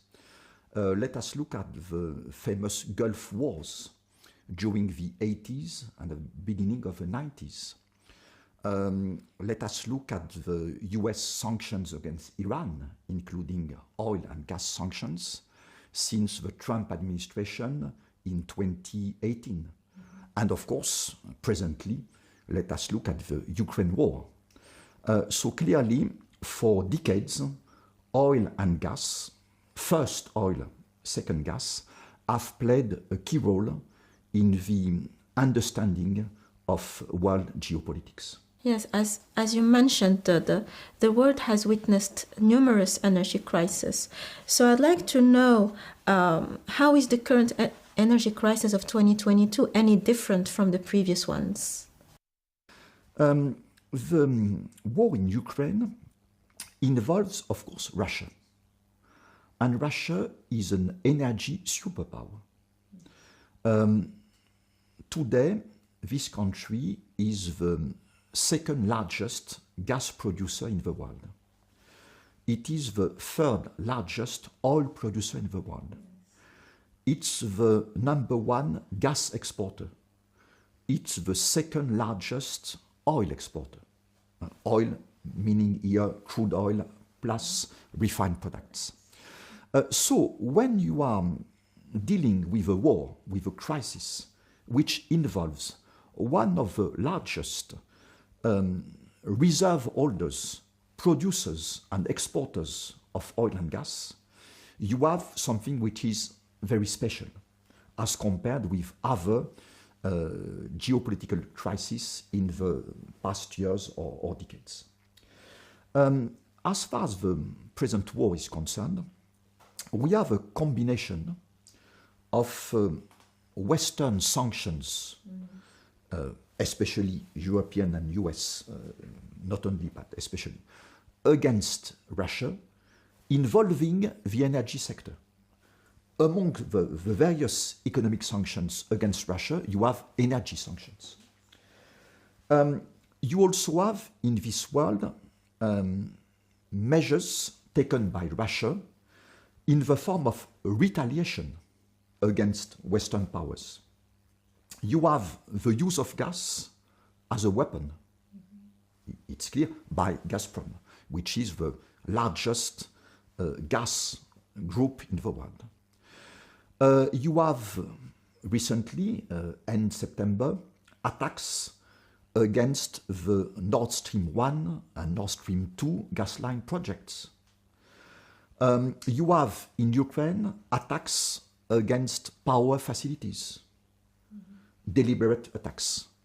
And you have a nuclear power station, Zaporizhzhia, certainly the most famous nuclear power station in the world, due, of course, to what happens in Ukraine. This nuclear power station is not directly the target of attacks, but not very far. So when you look at the war in Ukraine, you have a very complex mixture between war, military operation, geopolitics, economic sanctions, oil, gas, power, including nuclear. It's something, I think, rather unique, even if we take into account the fact that in the past decades we have many examples, we have spoken about some of them, involving energy and geopolitics, but it's something very, very special. In this war in Ukraine, for the first time ever, the European Union has decided to get rid of all the fossil fuels imported from Russia. It is totally unprecedented in the history of the European Union. So, yes, I think that we can say that this war and the relationship between this war and the geopolitics of energy, oil, gas, power, and nuclear, is really something very, very special. Absolutely. And I would like to pick point on a point that you just mentioned and perhaps expand on it a little bit, and it is that of energy sanctions against Russian oil and gas. And first of all, in your opinion, which is more strategically valuable for Russia? Is it gas or oil? And how are these sanctions going or are already affecting the Russian economy? Oil and gas, so hydrocarbons, are very valuable for Russia, for the Russian economy, and for the Russian power at the top, at the Kremlin. But oil is number one and gas number two in terms of export revenues for Russia. First oil, then gas, and after other natural resources. About Western sanctions affecting the energy sector. Amongst the numerous Western sanctions against Russia, you have sanctions directly targeting the energy sector, especially oil and gas. You have financial sanctions. They are not targeted on the energy sector. They target the Russian economy, globally speaking, including the energy sectors. So when you take against a country financial sanctions, it will have, perhaps indirectly, an impact on energy, because energy is part of a global economy. And energy, you need financing, of course. And financing by at billions and billions of dollars. You also have, within the Western sanctions, technological sanctions. And these sanctions will also affect negatively the Russian energy industry. Because Russia and Russian oil and gas companies will no longer be in a position to have access to some very sophisticated oil and gas technologies or technologies involved in the oil and gas industry. So you have these three levels of sanctions. Sanctions targeting directly the oil and gas sector, and financial and technological sanctions. So yes, the impact on the Russian oil and gas sector, more broadly the energy sector in Russia, will be important, especially in a mid-term horizon. When we are speaking about economic sanctions, it's not for the short term. It's for the medium term or long term. In this case, the medium-term impact on the Russian energy sector will be strong, and probably very strong. Yeah, which makes sense, yes. Absolutely. Now moving on to the EU, you mentioned the EU adopting an unprecedented positions vis-à-vis Russia. So can you expand more about that and perhaps talk about the EU's initiatives undertaken so far to lessen their dependence over Russian energy products, and what do you think about the policy responses across the EU so far? At the end of March this year, the EU took the historic decision to get rid of all fossil fuels coming from Russia, which means crude oil, refined products, natural gas and coal. And totally. There are three different targets for these three fossil energies. As far as coal is concerned, from the end of August this year, the EU is no longer importing Russian coal. For oil, crude oil and refined products, the target date is end 2022, beginning next year. It will not be complete embargo, but the embargo decided by the EU countries, the 27 EU countries, will affect about 90% of Russian oil supplies coming to the EU. And as far as natural gas is concerned, we have a medium-term horizon, let's say about 5 years from now, so 2027. The EU has adopted such a decision and at the same time a strategy to try to deal with the negative impacts of such a decision. We are speaking about energy, so it's essential for the EU economy. There are several key points in this strategy. First, the European countries and the EU will try to search for oil, gas and coal from other countries than Russia. Second, these countries will try to reduce their gas consumption. And for other energies, will try to intensify their energy-saving initiatives. Third, the EU will increase its stocks of natural gas before the winter 2022-2023. Fourth, the EU will increase its internal solidarity as far as energy is concerned, especially natural gas and power.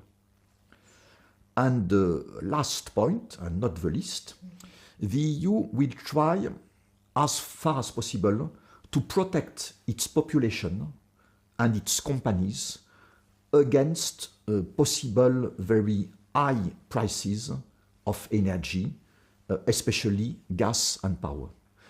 These are the key points of the strategy adopted last spring, this year, by the EU in order to try to limit the costs, the economic costs, and perhaps also the social and political costs of such decision taken at the end of March this year. This year, yeah. So still on the question of energy sanctions, how do you anticipate that the cutoff of ties between Western oil companies and their Russian counterparts will affect the Middle East, and particularly with regards to supplying gas to Europe? When you have a bloc of 27 countries, the EU, which has taken such a very important decision, we will no longer import fossil fuels from Russia, either now or very soon or in the years to come. It means that it creates an opportunity for other fossil fuels producing and exporting countries. When they target the European market, they will no longer be in competition with Russia, which is a supergiant producer and exporter and reserve holder of fossil fuels. European countries and the European Union are discussing, negotiating with a lot of fossil fuels producing and exporting countries with two key questions. First question, do you have a capacity to export more oil or more gas or more coal, but especially more gas, to the EU? Second question, if you have this capacity, are you willing to do this? And if the countries which are contacted by the EU are answering yes and yes, yes, we can, yes, we want to do this, the next stage is to begin commercial negotiations between European energy companies and energy companies in these producing countries in order to discuss and perhaps to sign a contract for further deliveries of fossil fuels to the EU market. Of course, the Middle East is in this race for energy. The Middle East is the largest holder of proven oil reserves and proven gas reserves in the world. The Middle East controls about 50% of world proven oil reserves and about 40% of world proven gas reserves. So it's obvious that European countries and the European Commission will, they have already begun to do this, they will continue to discuss, to negotiate with countries and companies in Europe, with these countries, for further deliveries, further exports of oil and gas to the European market. As far as oil is concerned, the countries in the Middle East region, which will be very carefully targeted, are first Saudi Arabia, the second largest oil producer in the world, behind the US and before Russia, and the United Arab Emirates. We have Iran, but it's a very special case because of US sanctions. Iraq also will be approached. Let's say Saudi Arabia, the UAE, Iraq, especially, and Kuwait. As far as gas is concerned, Iran is once more a giant, but there are the US sanctions, so we have a problem. So we have Qatar. Qatar holds the third largest proven gas reserves in the world after Russia #1 and Iran #2. The UAE also has been approached, especially by Germany, and Abu Dhabi, which is part of the UAE, has accepted to export LNG, liquefied natural gas, to Germany from this the next winter, so 2022, 2023. So we will see in the near future some reorientation of the energy directions.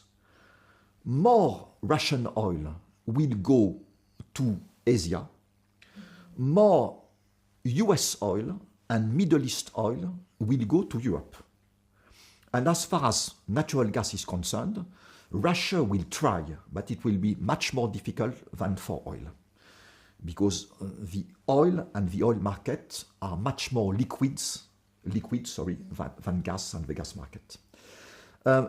So Russia will try to export more gas to Asia, including China, but it will be difficult. And the US and the Middle East and Africa will export more gas towards the European market. So the war in Ukraine will have a strong impact. It's already, we already see some signs now in a short-term horizon. We'll see much more in a medium-term horizon. This war will have a strong impact on strong reorientation of energy flows, especially oil and gas, throughout the world. Yes, absolutely.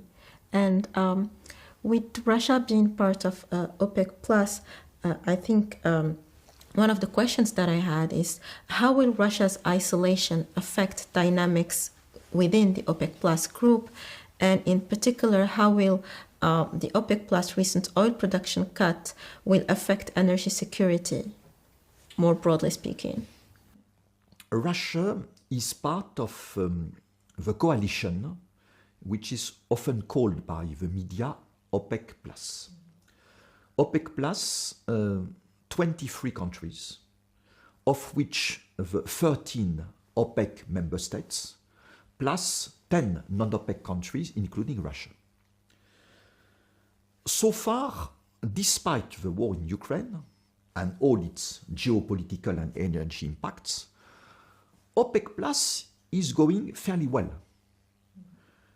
Because OPEC Plus countries are selling oil, there is a strong demand for oil, and oil prices are high. So it's good for OPEC Plus as a coalition and OPEC Plus member countries. As far as Russia is concerned, within OPEC Plus, this coalition has a very simple secret. The secret is as follows. When we have an OPEC Plus meeting at the ministerial level, oil and/or energy ministers, it is very important not to speak about the war in Ukraine. Nobody will pronounce these words, these 4 words, the war in Ukraine, and nobody will make some allusion to this. And so meetings will be okay, because Russia is around the table, and if, of course, someone, a minister from one OPEC Plus country, is speaking about this, the Russian minister, which is the Russian Minister of Energy, will not be very pleased. And so the atmosphere of the meeting will be a little difficult. So it's not a formal rule, but it's, of course, informal. You have OPEC meetings, OPEC Plus meetings, about every month. Nobody is speaking about the war in Ukraine. And so all is okay. Within OPEC Plus, there is a strong conviction. It's better to have Russia around the table, within the coalition, than to have Russia outside the coalition. So the 22 other countries, other than Russia, within OPEC Plus, are convinced that in their national interest and in their collective interest as important oil producers and exporters, it's better to keep Russia around the table. And Saudi Arabia and other countries, OPEC Plus has 2 leaders, Saudi Arabia for OPEC countries and Russia for non-OPEC countries, because within the 23 countries of OPEC Plus, these are the most important producers and exporters of crude oil. And they have huge reserves, of course. So all is more or less okay for OPEC Plus, despite the war in Ukraine. As far as their latest decision is concerned, it was taken on 5 October. They decided to reduce their collective oil production by 2 million barrels per day, about 100 million tons per year, from November 2022. This decision was not well received by importing and consuming countries, especially but not only Western countries, including the United States.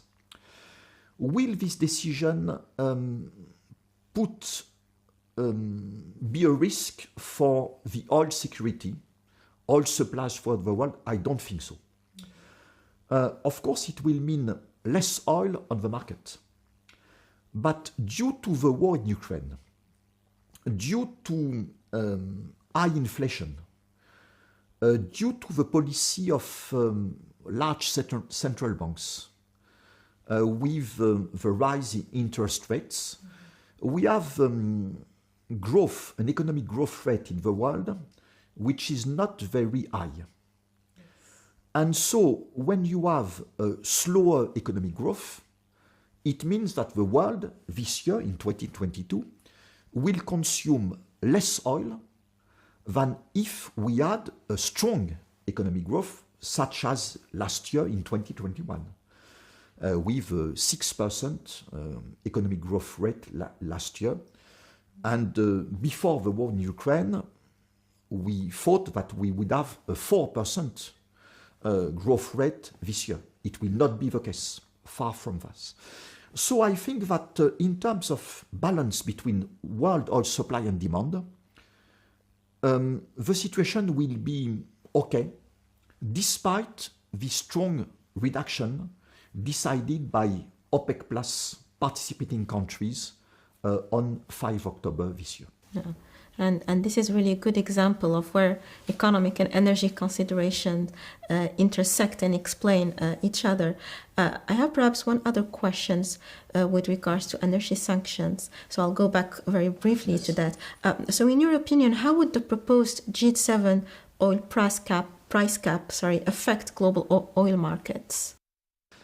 The G7 decided to put a cap on oil exported by Russia from December 2022. It's an issue which is very complex in technical terms, in economic terms, and in geopolitical terms.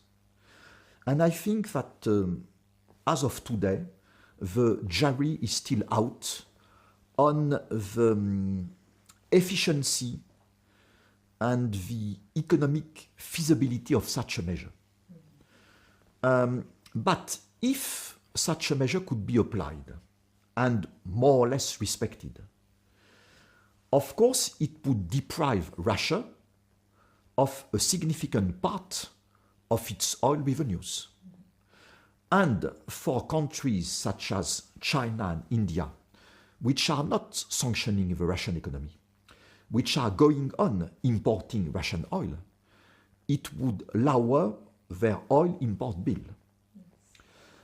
So it could have these two effects, one negative for Russia, one positive for large importers of Russian oil, especially emerging countries in Asia such as China and India.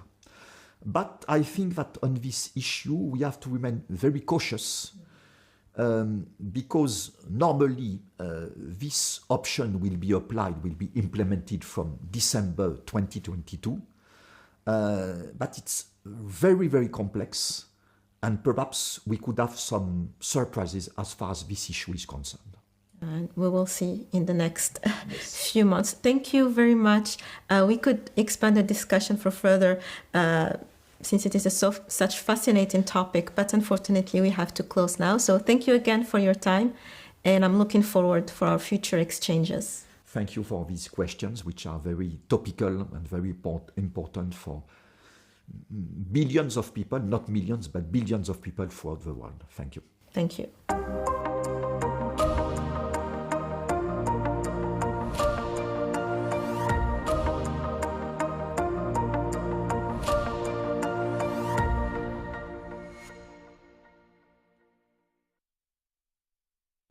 Under the high patronage of His Majesty King Mohammed VI, the Atlantic Dialogue's high-level conference is back with an 11th edition in Marrakesh. Over 350 high-level participants will gather from more than 60 countries. Discussions will delve into this year's theme: cooperation in a mutating world, opportunities of the wider Atlantic. 11 plenary sessions and 380 talks will take place in Marrakesh. Current crises, multilateralism, inflation, democracy, food security, climate change, global economy, and energy will be discussed. 16 thematic breakout dinners will take place in more intimate settings around the city of Marrakesh for frank and uninhibited discussions. 30 emerging leaders from across the Atlantic, chosen from thousands of applicants, will join the conference after a 2-day tailored leadership program. To know more, visit our dedicated website, atlanticdialogues.org.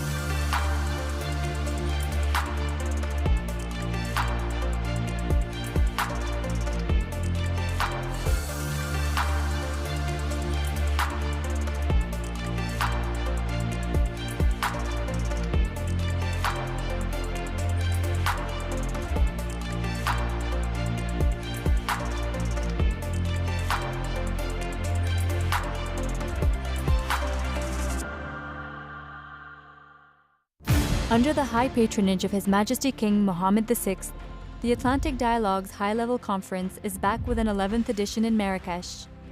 Over 350 high-level participants will gather from more than 60 countries. Discussions will delve into this year's theme, Cooperation in a Mutating World, Opportunities of the Wider Atlantic. 11 plenary sessions and 380 talks will take place in Marrakesh. Current crises, multilateralism, inflation, democracy, food security, climate change, global economy, and energy will be discussed. 16 thematic breakout dinners will take place in more intimate settings around the city of Marrakesh for frank and uninhibited discussions. 30 emerging leaders from across the Atlantic, chosen from thousands of applicants, will join the conference after a 2-day tailored leadership program. To know more, visit our dedicated website, atlanticdialogues.org.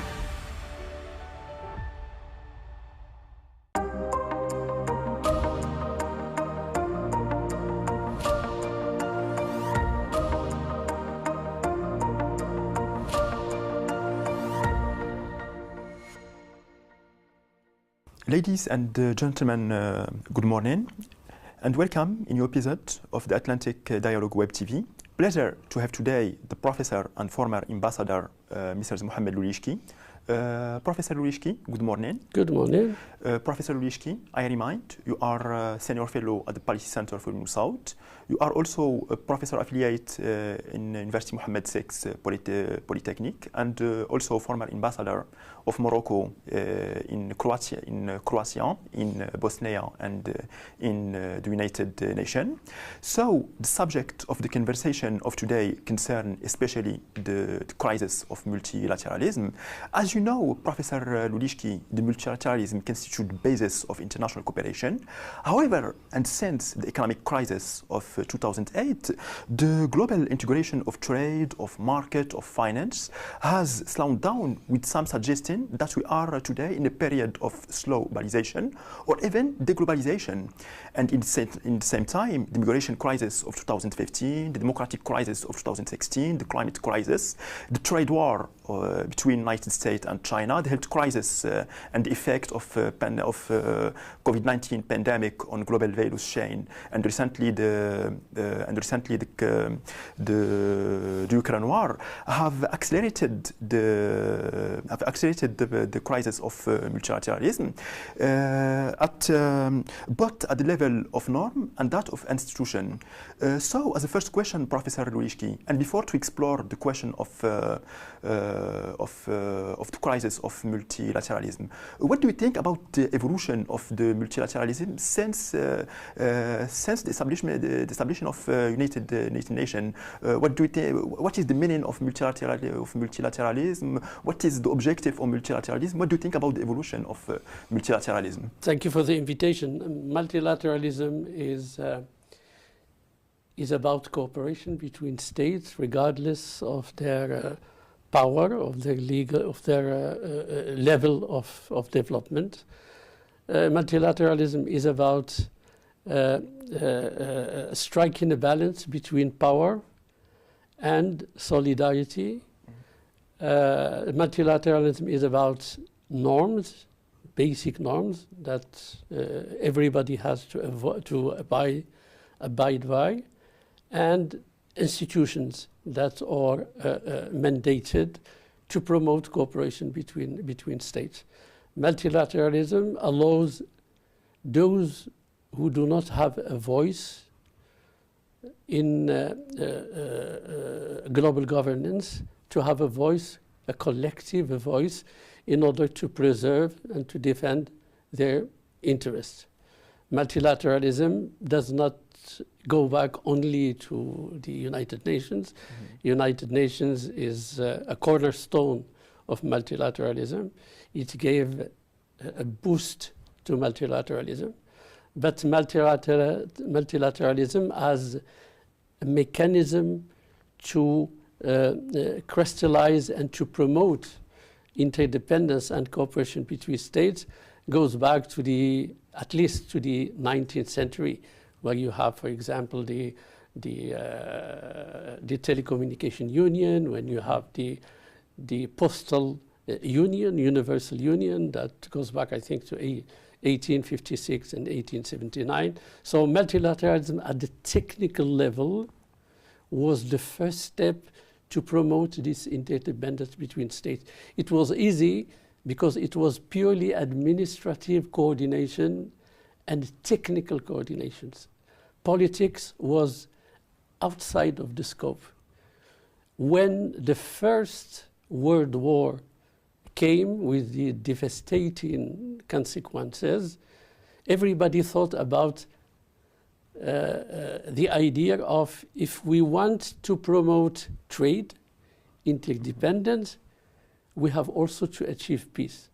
And the idea came to establish the League of Nations in 1919 through the Treaty of Versailles. We know the history. It didn't work because the United States Senate did not ratify the convention, and many states were out of the scope of this organization. Came this Second World War, and even before the end, it began in 1942.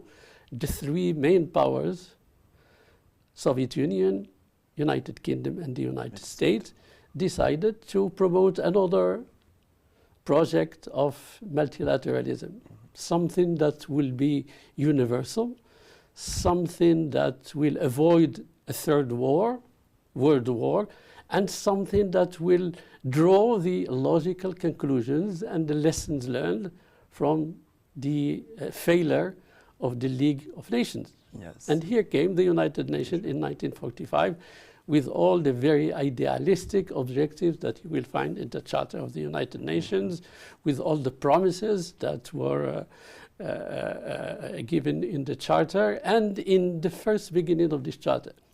What happened is in 1945 you have only 51 countries, mainly Western-dominated organizations.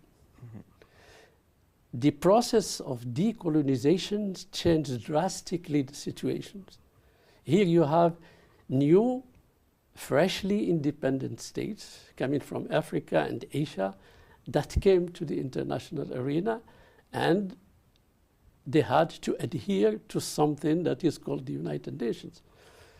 The first step that any nation that gained its independence was to put its candidature for the admission to the United Nations, because it gave you a status, it gives you an international multilateral recognition, and it's like a birth certificate on the international level.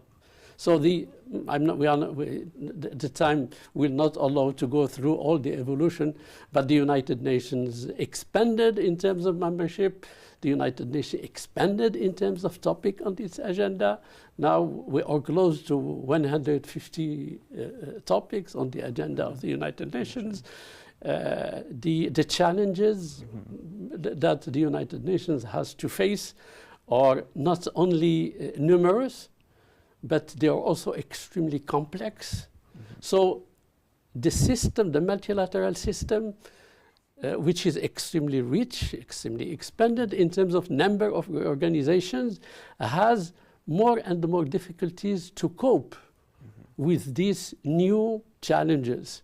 And here comes lots of questioning about the legitimacy, about the efficiency of international organizations, about the representativity of these organizations, and about the finding a balance between sovereignty, democracy, and power within all the international organizations.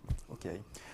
Thanks, Professor Louishki. Of course, you have exposed the evolution of the multilateralism, the importance of the multilateralism, the question of balance between sovereignty, democracy, the impact of the decolonization process in the evolution of multilateralism. However, today the multilateralism seems in crisis. According to your opinion, Professor, as an expert, what are the main causes of the crisis of multilateralism today?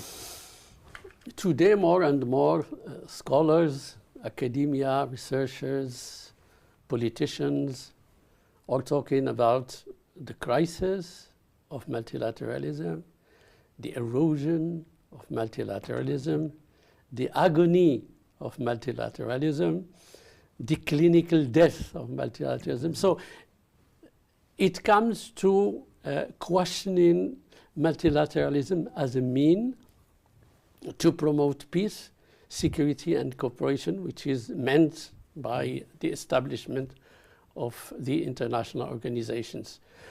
What are the causes? Well, I think the causes are existed even in the Charter of the United Nations itself and in the charters of different organizations. Look, for example, to the balance of power within the United Nations. You have a Security Council that have the primary responsibility in peace and security. You have the General Assembly, which is the democratic arena where all the states, small and powerful, have a say on each and every challenge and every topics. But when it comes to taking the decisions, you have only 15 members. I would say even 5 permanent members who will take the decision on behalf not only of the 15 members, but in the name of all the international community. So 5 states, powerful states, are taking the most important decision on behalf of 188 countries. Secondly, the veto power, I'm not going to indulge into the meaning or into the impact or the questions of the veto power or the abuse or misabuse of the veto power, but all the decision-making process is meant to accommodate, if not to have the agreement of the 5 powerful countries.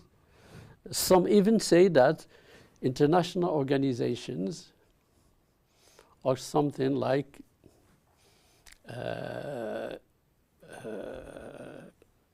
place where people will come express their views with no impact on the reality. 2, second idea, international organizations are merely a tool in the hands of the most powerful, the ones that will decide about war and will decide about peace. When the powerful countries want to use the United Nations for something like legitimacy, they will use it. For example, the first war against Iraq to oust the Iraqis from Kuwait was something that for which the United States went through the Security Council in order to have the legitimacy. When the United States decided the second war against Iraq, it was not by an authorization of the Security Council, but it was a coalition of the willing, which is outside. So whenever it's convenient for the powerful countries to use the United Nations or international organization in general, they will use it. But when it doesn't meet their interests or their concerns, they decide unilaterally to act outside of this organization. The second impediment of the functioning of the United Nations or international organization is the fact that you have a competition, you have a rivalry between the most powerful countries. They are there to give priorities that meet their interests, but at the same time, the organizations or multilateralism can only function where you have a convergence of views and intentions of the most powerful countries. When you have a competition, the other states are hesitant to take this side or the other side. And finally, you find the international organizations completely paralyzed, not able to act. Just the case of the war in Ukraine, you have a permanent member, okay, that have decided a military operation that have been, I think, perceived by all countries as at least violating the territorial integrity and the unity of a given state.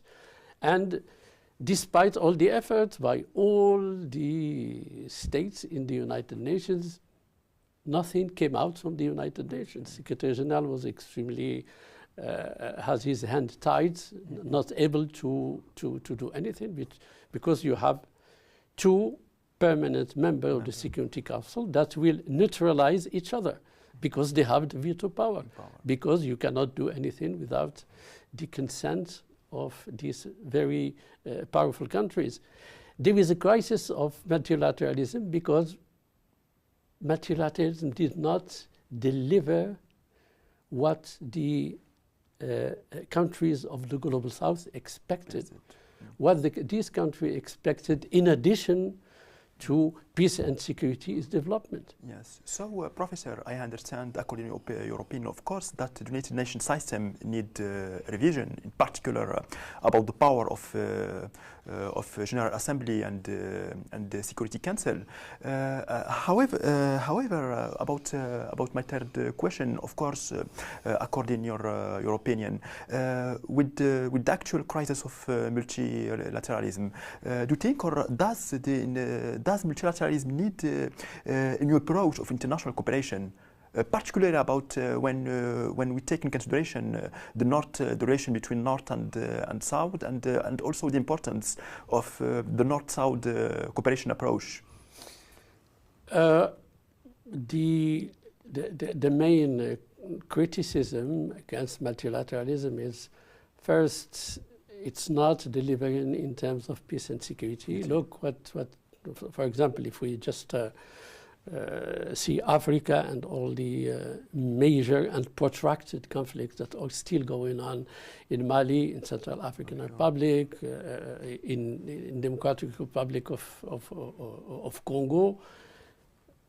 The presence of the United Nations did not prevent the continuation and even the exacerbation of this conflict.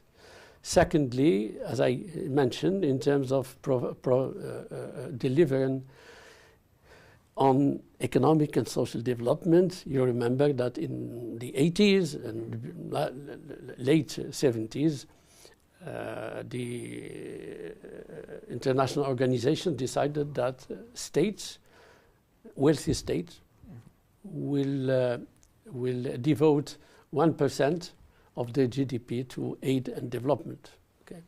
This percentage has been decreased to 0.7%. But when you go to the list of countries who respect this threshold of 0.7% of GDP, you might find less than 10 countries who are provided. Look to what happened, for example, in Sharm el-Sheikh summit.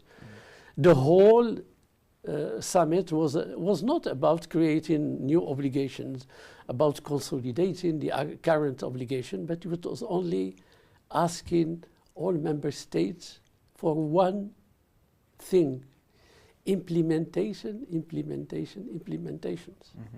You remember that the Paris Agreement is not a binding agreement. It is based on voluntary commitment from the states that will take some obligations that will only report, but there is absolutely no accountability for these states. So it's up to their will, it's up to their good intention, it's up to their good faith to deliver or not to deliver. The $100 billion that was promised for the developing countries in order to help them mitigate this transition to green economy, to new and durable resources, was not delivered. And promises are followed by other promises. When you see the consequences, not only of COVID-19, but also of this war, all the reports of the WFP, of the UNHCR say that poverty is going to exacerbate in developing countries. And humanitarian assistance is needed, but who is providing this humanitarian assistance? It's the developed countries. In these developed countries today, the concerns is about satisfying each and every own population and own citizens. Sovereignty is gaining more and more momentum, and interdependence is more and more put at the end of the priority of developed countries. Yes. So, Professor, you mentioned that the global governance system needs a new approach of cooperation. According to your opinion, what the Global South can do? Oh, so many things that the Global South can do. First of all, I think at least three things. First, I think the Global South has to endeavor to present itself with a united front in multilateral negotiations. It's not easy. There are lot of difference between, not only between Africans and Latin American and Asian countries of the non-aligned movement or the G77, but even within the African countries you have huge differences and huge interests. Secondly, people will listen to you only when you have something to offer. And if we want to have something to offer and to exist on the international arena, I think developing countries, global south countries, mainly African countries, have to achieve first their integration at the sub-regional level, at the regional level, and at continental level. Lots of good things are happening, for example, in Asia and in Latin America. Africa, unfortunately, is lagging behind. We have so many plans, we have so many roadmaps, we have so many programs, but it lacks two things. It lacks consistency of the follow-up, and it lacks funding. When you have the whole continent that has to rely 75% on external financial contributions to deal with your own African conflicts, addressing peace and security in Africa, you cannot impose your agenda. It's those who are funding you that will impose their priorities, impose their agendas. So first of all, I think first we have to achieve our autonomy as African countries. And I hope that the implementation of the African free trade zone will be something that all the 55 countries will adhere to and will implement faithfully and forcefully. I hope also that we will also, as African countries,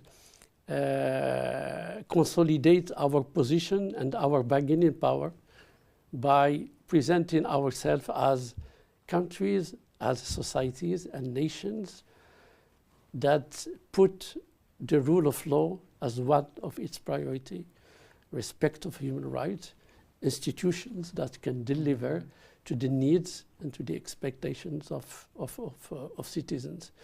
How are we going to do that? In which environment? You know that today's environment is extremely volatile. Multilateralism has not only to reform itself, but has to come back to its basic foundational principles, which are indivisibility, inclusivity, solidarity, and reciprocity. Yes. So, as a final question, Professor Gruishki, with the actual war in Ukraine, how the actual crisis of multilateralism could develop and evolve during the next years? How multilateralism will evolve? I think if we can consider, if we want to consider the different approaches that are offered to us in terms of revitalizing multilateralism, giving an impulse to multilateralism, you have three approaches. You don't have 4 or 5. First approach is to accept that bilateral dimension of relations will prevail. Each country will partner with the country of its choice on the basis of its national interest. And here, it's open to adopt whatever rules to your partners, to your partnership. You are free to adopt such or such rule or leave the rules that are in force actually. So that's one, bilateral approach or bilateral dimension. The second one is just to eliminate everything and say that countries are free to have some kind of open menu. You choose the configuration of multilateralism. It can be a mini multilateralism. It can be quasi-universal multilateralism. It can be regional, geographically regional. It can be regional based on values and principles.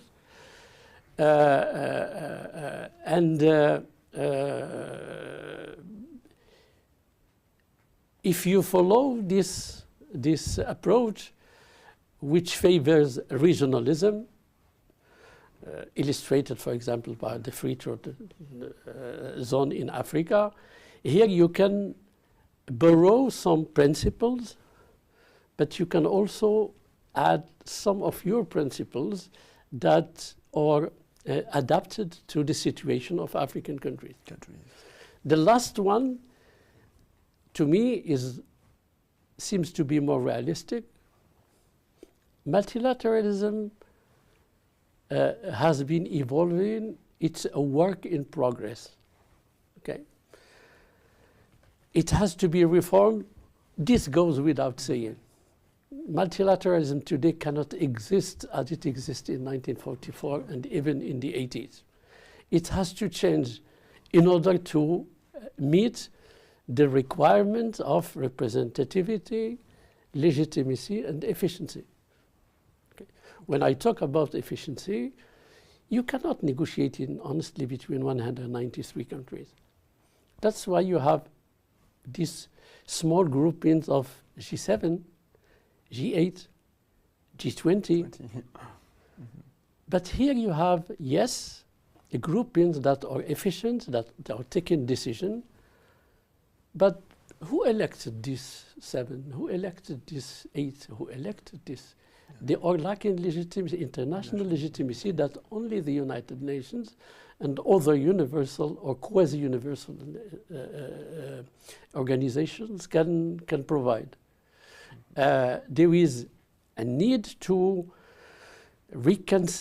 first to come back to the foundational principles of multilateralism, and secondly, I think to be pragmatic, to be realistic in dealing with the issue of sovereignty and solidarity between the members of the international community. It's not easy. It's not something that will come in 5 years or in 10 years, because I think that the first inclination of countries after COVID-19 and after this war is to concentrate on their domestic or sub-regional or regional scope of action. European Union will deal with European Unions.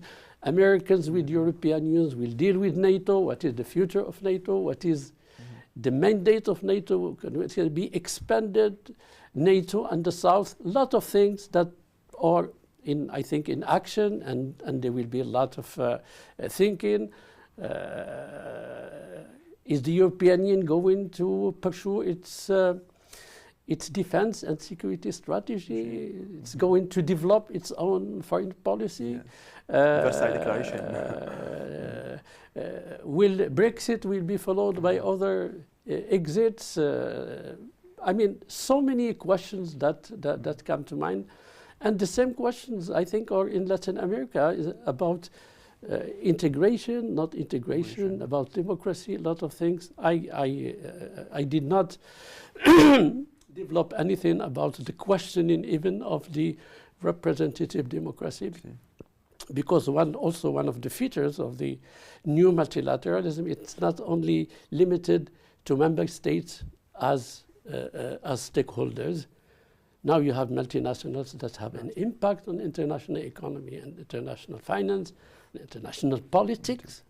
You have civil society that is coming through NGOs and some other forms as an actor of international relations.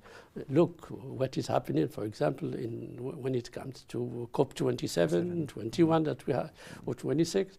You have this this dynamics of the civil society that I think will have more and more impacts on international organizations and on multilateralism. And does United Nations Charter need a revision or a reform? I hope that they will not try to review the Charter, because those who will try to reform the Charter of the United Nations today will not be as idealistic and as generous as those who formulated the Charter of the United Nations. Remember, the first sentence is "we the people." It's not "we the state." We have not done anything in terms of providing the people, and especially the people in the global south, about their basic needs and about their concerns. And yes, the Charter could be amended, of course, if you want to change, if you want to expand the Security Council, if you want maybe to reform the veto power, if you want, for example, to say, like this proposal that is in the air by France and Mexico and supported by so many states, that yes, you have the veto, but you cannot, you have to refrain from using the veto power in situations of a gross violation of human rights, etc., etc. But the question is, who is going to determine that it is a gross violation of human rights? It's the Security Council, and it's the P5. And if you have one of the P5 that will not determine a situation as such, then paralysis will be again back to the dynamic of the Security Council action or the United Nations action in general. All right. Professor Rishki, it was a pleasure to have you today. Thank you very much for your precious contribution, and hope to see you again as soon as possible. Inshallah.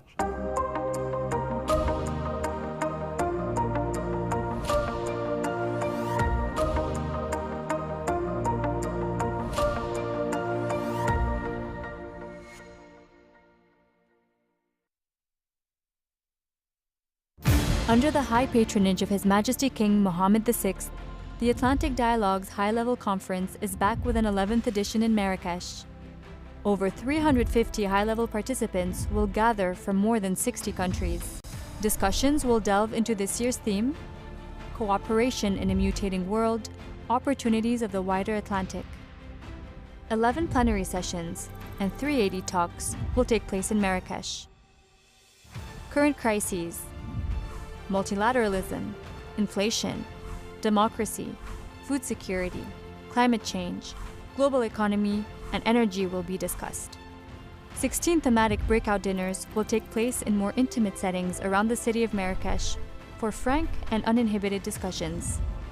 30 emerging leaders from across the Atlantic, chosen from thousands of applicants, will join the conference after a 2-day tailored leadership program. To know more, visit our dedicated website, atlanticdialogues.org. Welcome to the 11th edition of the Atlantic Dialogues. I'm very delighted to welcome you, Andreas Kramer. It's a pleasure to be here. Thank you. Thank you very much. So you are the founder of the Ecological Institute, and today we will be discussing the role of renewable energy in strengthening the energy security. So I'll kick in with the first question. So as you know, since the outbreak of the COVID-19, the landscape of the energy sector has witnessed disruption after disruption. And the latest is the war between Russia and Ukraine, which plunged Europe into a deep energy crisis that placed, again, energy security back at the forefront. So my question is that in this context, how are renewable energies coping with these changes? I think the first thing we need to say, this is not a war between Russia and Ukraine. It is a war of Russia against Ukraine, against the international order, our rules-based system of international relations, against freedom, against democracy, against self-determination. And energy has been very much a part of it. Russia has prepared the attack on Ukraine by also, for example, running down the stocks of gas in the gas storage systems that Russia controls in Germany. This was prepared for a very long time, and they're now bombing the energy infrastructure in Ukraine. So we see that this is a war that is about energy, about the energy infrastructure. It is a war of a petrostate, that is Russia, a petrostate in decline, fighting against a rules-based system that also drives climate action and renewable energy. Now, we look at the outfall on the German or European, Northern European, Western European economy, and what we see is that this is a huge shock. Within a very short period of time, we learn to live without gas coming from Russia, and oil coming from Russia, and also coal coming from Russia.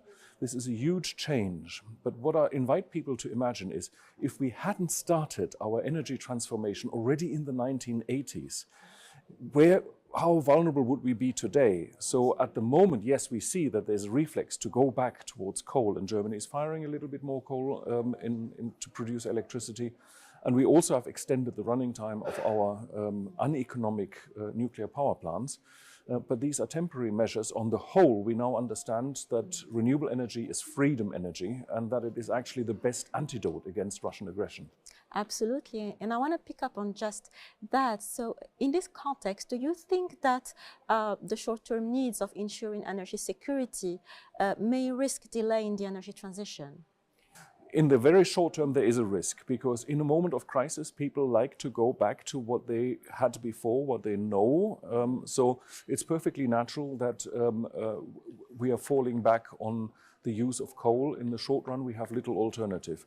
But for example, in Germany, we have a huge spare capacity in our solar panels. Most of the solar panels are regulated down to only 70% of their potential output. We release that, and we have an increase of solar energy output overnight, practically overnight, of 45%. And then we can add additional panels to existing solar installations. We can add another 50% in most cases without actually doing upgrades to the other infrastructure. So over the next summer, we can add another 50% on top. That is a doubling of solar output in Germany over the next 15 months or so. Yeah, so you gave us this excellent example of Germany. And in this context, beside this example, how do you think we can ensure that to further deploy renewable energy despite this context of balancing between, energy security and energy transition? I think the first thing to recognize is that the old trilemma of energy security versus sustainability versus affordability and access to energy for those who don't have access to modern energy yet, that traditional dilemma where it was always a question of if you optimize one, then you lose one on the others. It's the past. What we have today is with renewable energy, and that is mostly photovoltaics on land, but also other solar technologies, and onshore wind on land, also offshore, but mostly on land. Those energies are cheap. They are so cheap, even if you add storage and if you add smart energy management systems into that to deal with the fluctuation, it is cheaper than the running of existing coal-fired power plants or nuclear power plants. So what we have today is that building out renewables is the sustainability option, but at the same time it increases energy security and it increases the affordability and the access. And I think this is important because enemy action cannot disrupt the environmental flows, the sunshine, the rain that falls that you have in hydropower, the wind that blows on your territory. You're harvesting environmental flows on your territory. There is no critical infrastructure that an enemy could destroy. So it's a much securer system because it is localized and it's decentralized, it's distributed, and therefore very resilient to enemy action. Absolutely. And bringing back our attention to the area of interest of the Atlantic dialogues, which is the Atlantic. So in your opinion, what type of cooperation would be needed to achieve this in the Atlantic area? Well, one thing is that we notice that even though we know that we can overcome the energy trilemma with renewable energy, most governments at the moment still favor fossil energy. They still give subsidies and they give privileges, they lower taxes for the producers and the users of fossil energy in practically all countries, and the international statistics that show us the same we do for nuclear. If we cut back those subsidies, if we cut back those privileges, we would level the playing field, as that's the English expression, and then the old, dirty and dangerous fossil and nuclear energy would die away more quickly, and more investment, practically all new investment, would go into renewables. And because they're becoming cheaper, every year they're becoming significantly cheaper, we get a momentum in there that actually makes it more secure, more sustainable and more affordable over time. Yes, and since we're talking about the Atlantic, you know, about the Atlantic area, of course, there's the Atlantic Ocean. So what about marine energy? Are there any perspective in this sense? Let me first start with the trade in the Atlantic before we get to the ocean that delivers also energy. I think it is important to say there is technology on renewable energy, on energy efficiency, and on the smart energy management. That technology is beneficial. If we make it easier to trade that by lowering tariffs, but also by agreeing international standards so that the equipment becomes interoperational. This is something that is happening within the European Union. It is happening between the European Union and the United States. It is something that will benefit the whole Atlantic, but I think sometimes that we don't listen so much to the voices from the South, where there is a lot of demand for distributed energy systems that are direct current, low voltage systems. We don't need them in the developed North, but they are the cheapest option for decentralized distributed access to energy in areas where there is no modern energy, no electricity at the moment. So there is a lot of cooperation that can happen, and we can also link up our energy systems. Now, you did ask about ocean energy, and most people who think about ocean energy, they think about offshore platforms for oil production. That is actually harmful. That's part of the fossil energy industry. When I talk about ocean energy, I only talk about the renewable, and it comes. We have wind turbines in the ocean. They can be built on the seabed. They can be floating. We also have the ocean energies as such. That is wave energy, that is tidal energy, that is the energy of the ocean current. And there's also, you can exploit the energy gradients that are represented by different temperatures or different salinity. You can mix ocean water. We don't know what effects that has on biology, and it is rather site-specific. But those are different options. Most of that engineering is still quite expensive, quite risky. There isn't that much operational experience, except for offshore wind. That is the strong industry that can grow.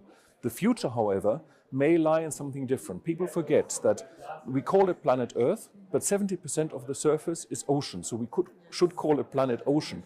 There is so much more ocean space than there is space on land. And we can produce biofuels in the ocean. It's just a question of how we do it. Before we had oil from whales. Before we had fossil oil, we had oil from whales. It was a huge industry, and it led to the practical extinction of most of the whale species. Some are recovering, some are not. We can see how much potential the ocean has in delivering carbon in various forms. If we find ways to manage the ecosystems, coastal ecosystems, so that they produce biomass that we can then use for food, for feed, but also the residues for energy production, that would be good, especially if we can combine the carbon from the ocean with the hydrogen that we can generate from the renewable energy in order to create synthetic fuels. That is a beautiful combination that a coastal country like Morocco should explore. Thank you very much. This is a very important message that we can all keep in mind and explore in the future. Again, thank you again very much for your time and expertise, and we're looking forward to welcoming you again. Thank you. Under the high patronage of His Majesty King Mohammed VI, the Atlantic Dialogues High-Level Conference is back with an 11th edition in Marrakesh. Over 350 high-level participants will gather from more than 60 countries. Discussions will delve into this year's theme: Cooperation in a Mutating World, Opportunities of the Wider Atlantic. 11 plenary sessions and 380 talks will take place in Marrakesh. Current crises: multilateralism, inflation, democracy, food security, climate change, global economy, and energy will be discussed. 16 thematic breakout dinners will take place in more intimate settings around the city of Marrakesh for frank and uninhibited discussions. 30 emerging leaders from across the Atlantic, chosen from thousands of applicants, will join the conference after a 2-day tailored leadership program. To know more, visit our dedicated website, atlanticdialogues.org.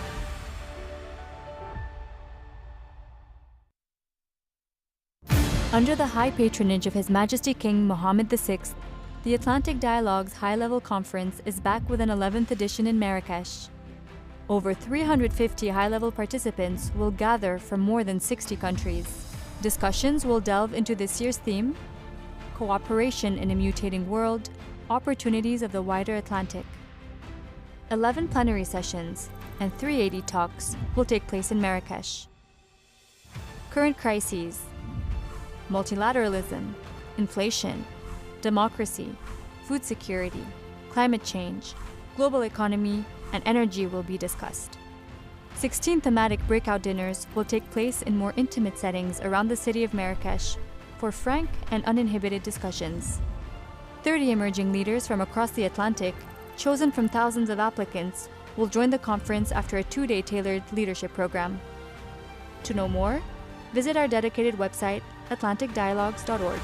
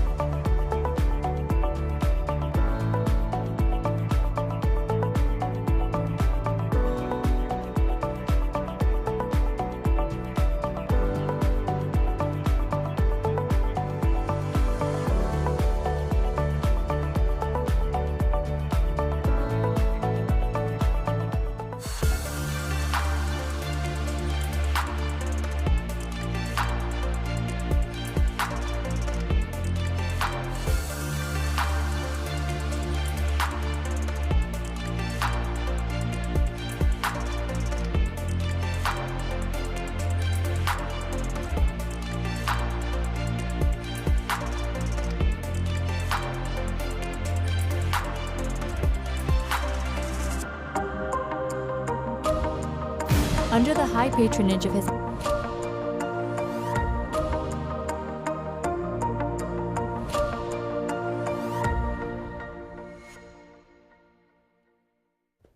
Andrea, it's a pleasure to have you here today at the Policy Center for the New South. The pleasure is all mine. It is great to be here all the way from Rome. We just had a really excellent discussion, a very good, intense 2 panels of a discussion on value chains and connectivity.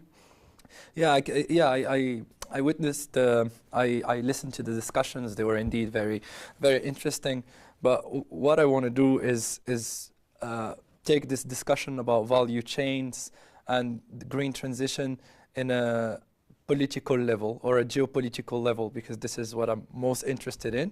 So first, to start off, since you work on the Mediterranean, you direct a policy program for a preeminent Italian research institute.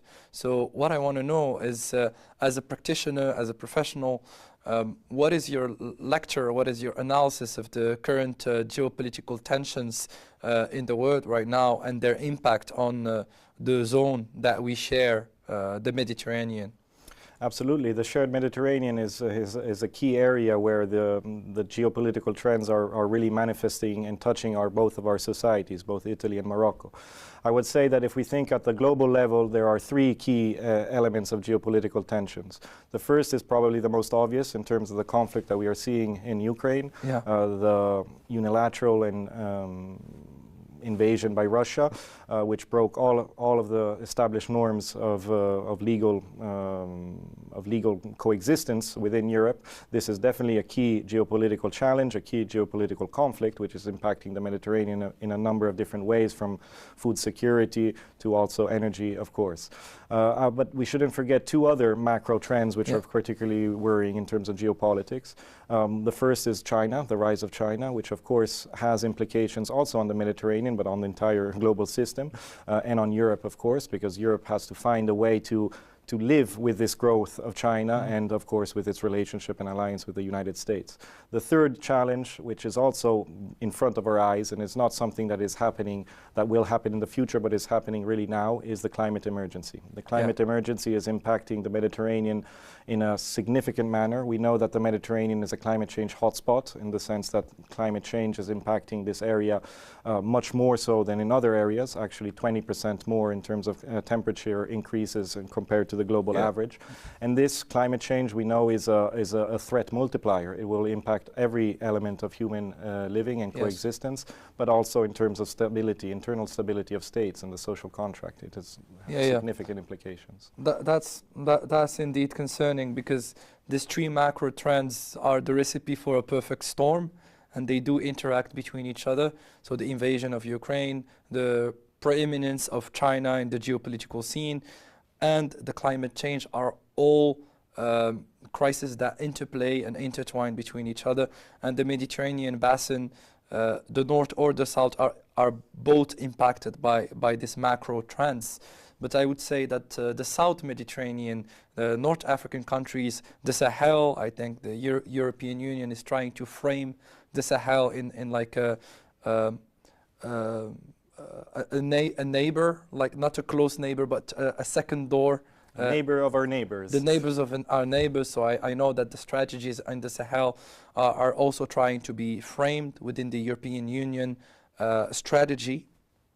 So what I want to ask you is, we talked about climate change, we talked about the green transition, but what's really concerning for me is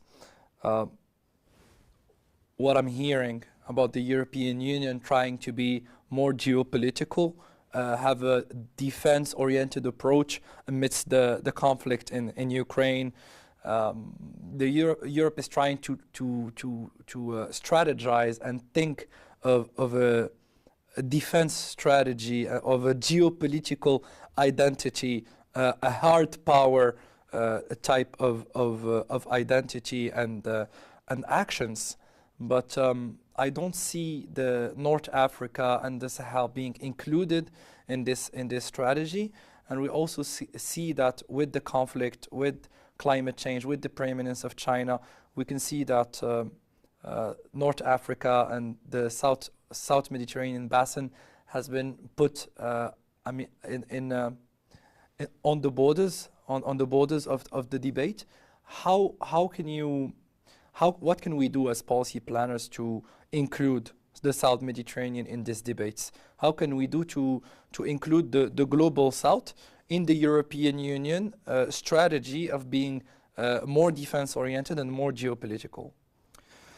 Thank you. I think there are a number of elements to kind of unpack here. It is absolutely correct to say that the European Union has an aspiration, or I would say that had an aspiration even before of the Ukraine crisis and the invasion of Russia, to become more of a geopolitical animal, a geopolitical actor, as the Commission has framed it. This has encountered a number of problems. We are all aware, of course, of the challenges in the past for Europe to develop a united foreign and defense policy. Yes. So there is definitely efforts in this direction to try and overcome the challenges of having 27 member states to decide on in terms of foreign and security policy. We also need to remember that the European Union, the strength of the European Union has traditionally not been its hard hard power capabilities. It has been its soft power capabilities, Yes. its economy, its investments. And this, I think, is something that we have to, as policymakers or as think tankers, we have to always keep in mind, that it's not a decision of either one or the other. It is trying to fill a gap that we all are aware of, and of course, especially since the invasion of Russia, in terms of increasing the capabilities and the integration in the defense forces of the European Union.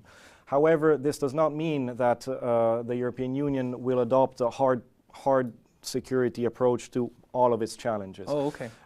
The focus on Ukraine is absolutely one of building up defenses to deter further aggression by Russia. In the southern Mediterranean, there is, I would say, on the one side, an opportunity that comes from this crisis, in the sense that there is a renewed effort, a renewed interest, and a renewed necessity to look at the Mediterranean as not only an area of challenges or of threats, as it has been in the past decades, let's say, since the Arab uprisings, for example, but also as a new area of indispensable investments and integration and of opportunities, perhaps.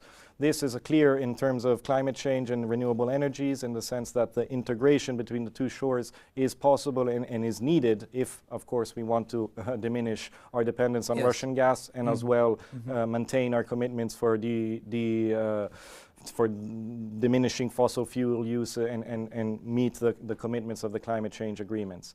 At the same time, I think that, and my final point would say that if we think of the Sahel, which absolutely you are correct in highlighting, is growing in importance for Europe, for migration, for security, for conflicts, but also for the nexus between climate change, migration, and conflict itself. Exactly, yes. I think that as policy researchers, we really have to underscore that these challenges, and especially the challenge of terrorism, does not have a hard security response. Yes. To counter the terrorist threat, to counter the radicalization threat, we need a much more holistic set of tools. And these set of tools are much closer to the original European assets of soft power, economy, and investments. So when you ask me what our role can be, it is trying to find the correct balance between hard security necessities to counter hard geopolitical threats, but at the same time not losing track of the importance of investing in societies and jobs and social contracts, because it is only like this that you can engender stability. Exactly. I mean, I am a strong advocate of the security development nexus in the Sahel, but also when it comes to Euromed relationships. Of course, in the past decade, this has been a securitization of the discourses and the political postures of the European Union towards the North Africa, having a strong focus on mitigating illegal migration, having reporting and political analysis on political stability, on terrorism, strengthening PVE, CVE efforts. Whereas the soft approach, the cultural dialogue, the political dialogues were less areas of investment and interest. But I can see this changing now because of this three macro trends that you're saying. European Union is turning its eye on North Africa, not only because of the Ukraine conflict or the power rivalry with China that we're seeing in North Africa and the Sahel, but also because of what we talked about today and the conference that you came and so brilliantly presented and chaired, the green transition. We see that, for instance, Italy is signed a major gas deal with Algeria. We see the United Kingdom being really interested in fostering a partnership on renewable energy with Morocco. We're talking about Morocco supplying something like 8% of the power generated for the United Kingdom households. There's also a lot of investment on green hydrogen in Morocco, in North Africa, in the Sahel region.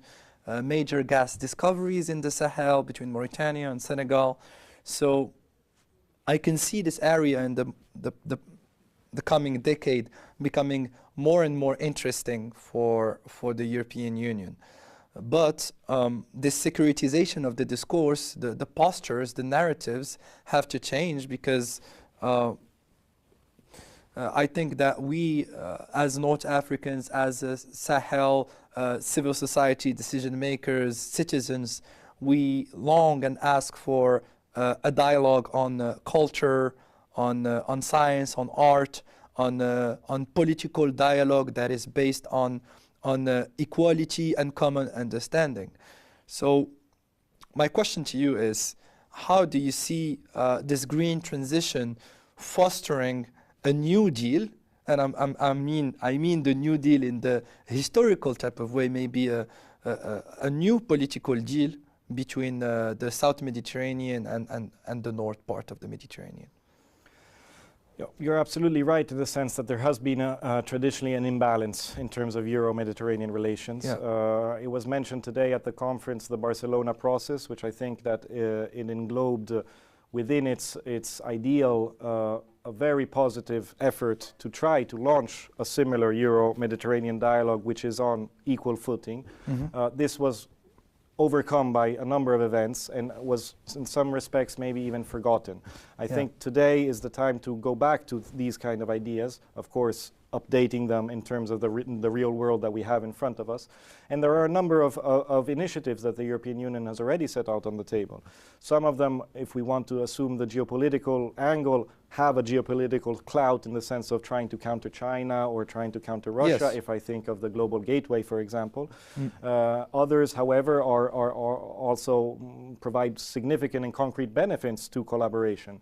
So the Green Deal, the Global Gateway, the new agenda for the Mediterranean are all blueprints that can, with the sufficient political will and with sufficient inputs also by think tanks like ours, to really redirect this narratives and counter the securitization, but also widen the engagements. Yeah. And I think that while if you mentioned correctly Italy's agreement to, or deal with Algeria and for the gas, which also had a component of investments on renewable energy within Algeria, which is a very important novelty in terms of agreements, bilateral agreements between European countries and North Africa, is something that can be replicated in other countries. And this also has is completely conducive to similar agreements being made with Morocco, for example. Not only UK, Morocco, but also Italy, Morocco. There is enormous potential of collaboration in terms of supply chains, food, fertilizer, energy as well, renewable energy. So these blueprints are on the table. It is now the role, the job of us researchers, but of course also of policymakers and the international organizations to make sure that these are directed in a sense that we internalize and learn from the lessons of the past and also of the errors of the past. Mm-hmm. It is time now to really think and underscore the Mediterranean as a shared Mediterranean space. Yeah, it's a shared space. This can only happen through genuine dialogue, through equal dialogue, and also through a focus on areas which have traditionally in the past, if we look at history, created a culture, a Mediterranean culture. So you mentioned culture, you mentioned arts, you mentioned these kind of soft policy areas, which is something that Italy as a country full of art and has a very big department of cultural diplomacy should be taking the lead on. I mean, yes, I do agree with that. I do agree, and I think I always say that Italy is sometimes humanity done right when it comes to culture, industry, the way of life, and also because of the fact that you are a European country, but you also understand the ways of life of South Mediterranean countries. You kind of share the same culture, the same traditional values that we do share in that side of the Mediterranean. So I think it's good to work on those soft aspects and to build this common understanding and not look at the South Mediterranean as this foreign people, but rather neighbors that share a crucial space. And again, I'm coming back to the green transition and climate change. Of course, a lot of anguish. We can feel a lot of anguish and a lot of fear and anxiety when it comes to climate change and the catastrophes and drought and what we're witnessing in terms of temperature changes and everything that is looming ahead. But in some sense, it is also a huge opportunity to realize how much humanity is one and that the challenges are common. So it is indeed a golden opportunity for us as a Mediterranean basin to unite and to understand that the political differences are insignificant when it comes to the challenges ahead and the opportunities that can be done. Because when you talk about a shared space, there can also be shared prosperity. With a successful green transition, we can build and develop the South Mediterranean states that are in dire need of growth, of economic growth, of employment, of industrialization, of education, health, etc., etc. And the green transition and the tremendous opportunities that that this green transition can have can be a great vehicle for that. But of course, I am no specialist of the green transition. You do work on it a lot. My question to you is how can we foster this green transition? What are the main areas of cooperation? What can be done as of today in terms of fostering and accelerating this green transition?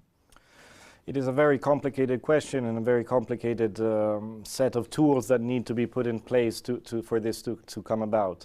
The green transition, the objectives of the green transition, of course, predate the emergency that we are witnessing today with the Russian invasion of Ukraine, which in some respects shifted a bit the focus, shifted a bit the time frames as well, unfortunately. However, in terms of the green transition, we have the enormous potential of renewable energy in North Africa, in the Middle East and North Africa. And you mentioned the idea or the deal between Morocco and the UK for selling electricity. So this is one area which clearly is one area of priority for investment. And it's a priority area for investment not only for a transactional agreement that Europe receives energy and we will do an investment. It is something that is broader. It is more holistic in the sense that we need to also think of job employments. So these factories, these new investments and these shorter supply lanes, chains as well, all carry with them a potential which needs to be brought into reality of new employment opportunities. Because of course we both work on geopolitics as well. We cannot close our eyes to the real challenges and instabilities within the Middle East and North Africa, but also in some respects within Europe itself. Europe itself also is suffering from unemployment. If we think of Italy or Spain, generational changes in terms of lack of replacement figures in terms of births. These are all issues that need to be put together within this framework of the climate emergency and the green transition, and to be able to find ways to integrate the problems in the sense that it is no longer, again, this transactional give and take relationship. It has to be much more of a long-term investment and one based on the understanding that threats in the Mediterranean and Middle East, whatever they are, whatever their drivers are not going to remain in the Mediterranean and the Middle East. They will sweep into Europe as they have done in the past, and the same goes on the other side. So this is really the responsibility of Europe, I would say. My last point would be that this area is the European Union's neighborhood. The European Union needs to be the actor, the key actor driving this, independently from other actors, including the United States, perhaps in some respects. Europe is a strange animal, strange geopolitical animal, also has some dysfunctions within it, but we are working on them. And I think that our approach to the Mediterranean, especially if we take the southern European countries, which have what you were mentioning in terms of Italy, this longer history or deeper appreciation for developments in the Mediterranean, the Middle East, we need to have these countries really being in the driver's seat.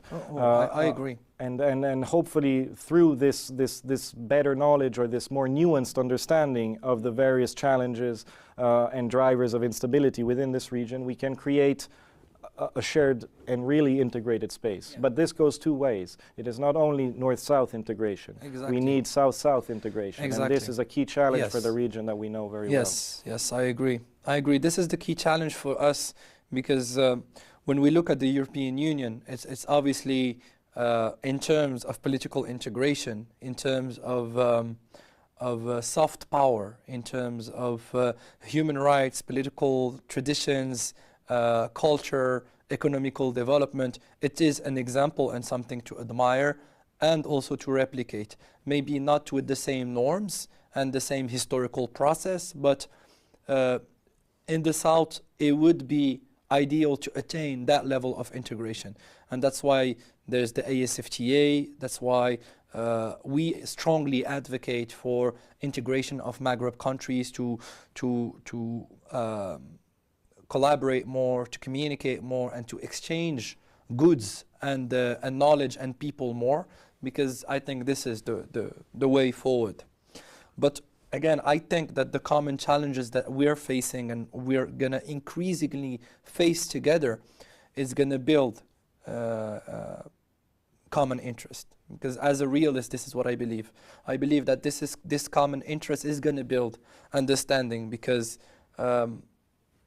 I heard a declaration of the Spanish, the president of the European Commission, Josep Borrell, who said that the European Union was a garden and the rest of the world was a jungle. Very unfortunate remark, to say the least. It was quite unfortunate, but it also spoke to the geopolitical understanding of the European Union in the last 10 years, that thought of itself as a fortress of prosperity, of human rights, a fortress that everyone wanted to enter, especially the qualified or non-qualified workers, economical migrants from the South.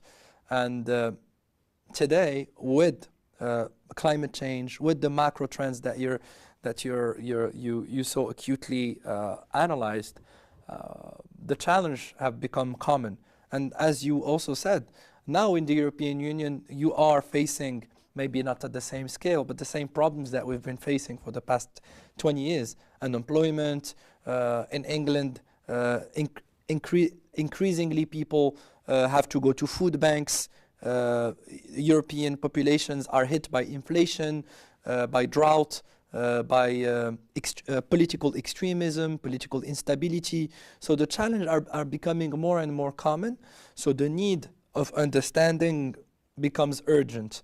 I think that we need to talk to each other in an equal manner, and to understand that although we are nations and different nations, and that there is the European Union and the South Mediterranean, I think there's a need to further to expand, not to expand the fortress, but to open the fortress and look beyond this geopolitical understanding. So to end this very interesting conversation, and it's really interesting to talk to an Italian counterpart and have your perspective. What I want to do with you is for you to give us a perspective, to tell us what do you see happening in the next 10 years in the Mediterranean space. Do you think this green transition is going to succeed? And do you think that this area that we love so much is going to be an area of cooperation, an area of common understanding and dialogue, or is it going to remain a space of power plays and power struggles and income and development inequalities? Well, that's a $1 million question, as they say. Looking into the future in the next 10 years, I think we will have a mixed bag. I do not want to be overly optimistic to say that the Mediterranean will become an area of peace and prosperity and equality. We need to be realistic. There are many challenges that remain, both in the north and in the south of the Mediterranean, that need to be overcome. One of these challenges, since you mentioned the unfortunate remarks of the EU High Representative, Josep Borrell, is also overcoming this mentality. It is clear to everyone in the younger generations that Fortress Europe is a complete misnomer. It is impossible. There is no such thing as a Fortress Europe in a globalized or an integrated world in which we are all facing such big challenges. So overcoming these conceptualization, these narratives, which are still present in the older generations, which are the ones that are in the driver's seat in some respects, yes, is a key priority. This understanding of the climate emergency, I think, will be an important driver to overcome this yes, this perspective. But in the next 10 years, I think we will pass through a period of intense power plays, of global power plays. Good afternoon, ladies and gentlemen, and welcome to this session. My name is Udo Akamimo, as you've heard. It's my pleasure to be your moderator for this conversation on facing climate change and food insecurity challenges in the wider Atlantic. While we're celebrating the launch of the Loss and Damage Fund as one of the accomplishments of the recently concluded COP27, we also acknowledge that more work is needed to achieve sustainable and equitable food security. So over the next hour or so, through the insights of our esteemed panelists, we will consider the different priorities standing in the way of the climate crisis and food security. I'll invite the panelists to join me on stage, starting with Andreas Kramer, founder of the Ecologic Institute of Germany. Thank you. Welcome. Thank you. Next, I have Said Moulin, who is the CEO of the Moroccan Agency for Energy Efficiency. Said, welcome. And next, we will have Hafez Hanem, who is a senior fellow at the Policy Center for the New South. I think I should mention Egypt because you're originally Egyptian. Yes. Okay. Welcome. Thank you. And last but not least, we have Miguel Moratinos, who's the High Representative for the Alliance of Civilizations at the United Nations Alliance of Civilizations, and he joins us from Spain. Thank you so very much. Can you please have a stool? Thank you.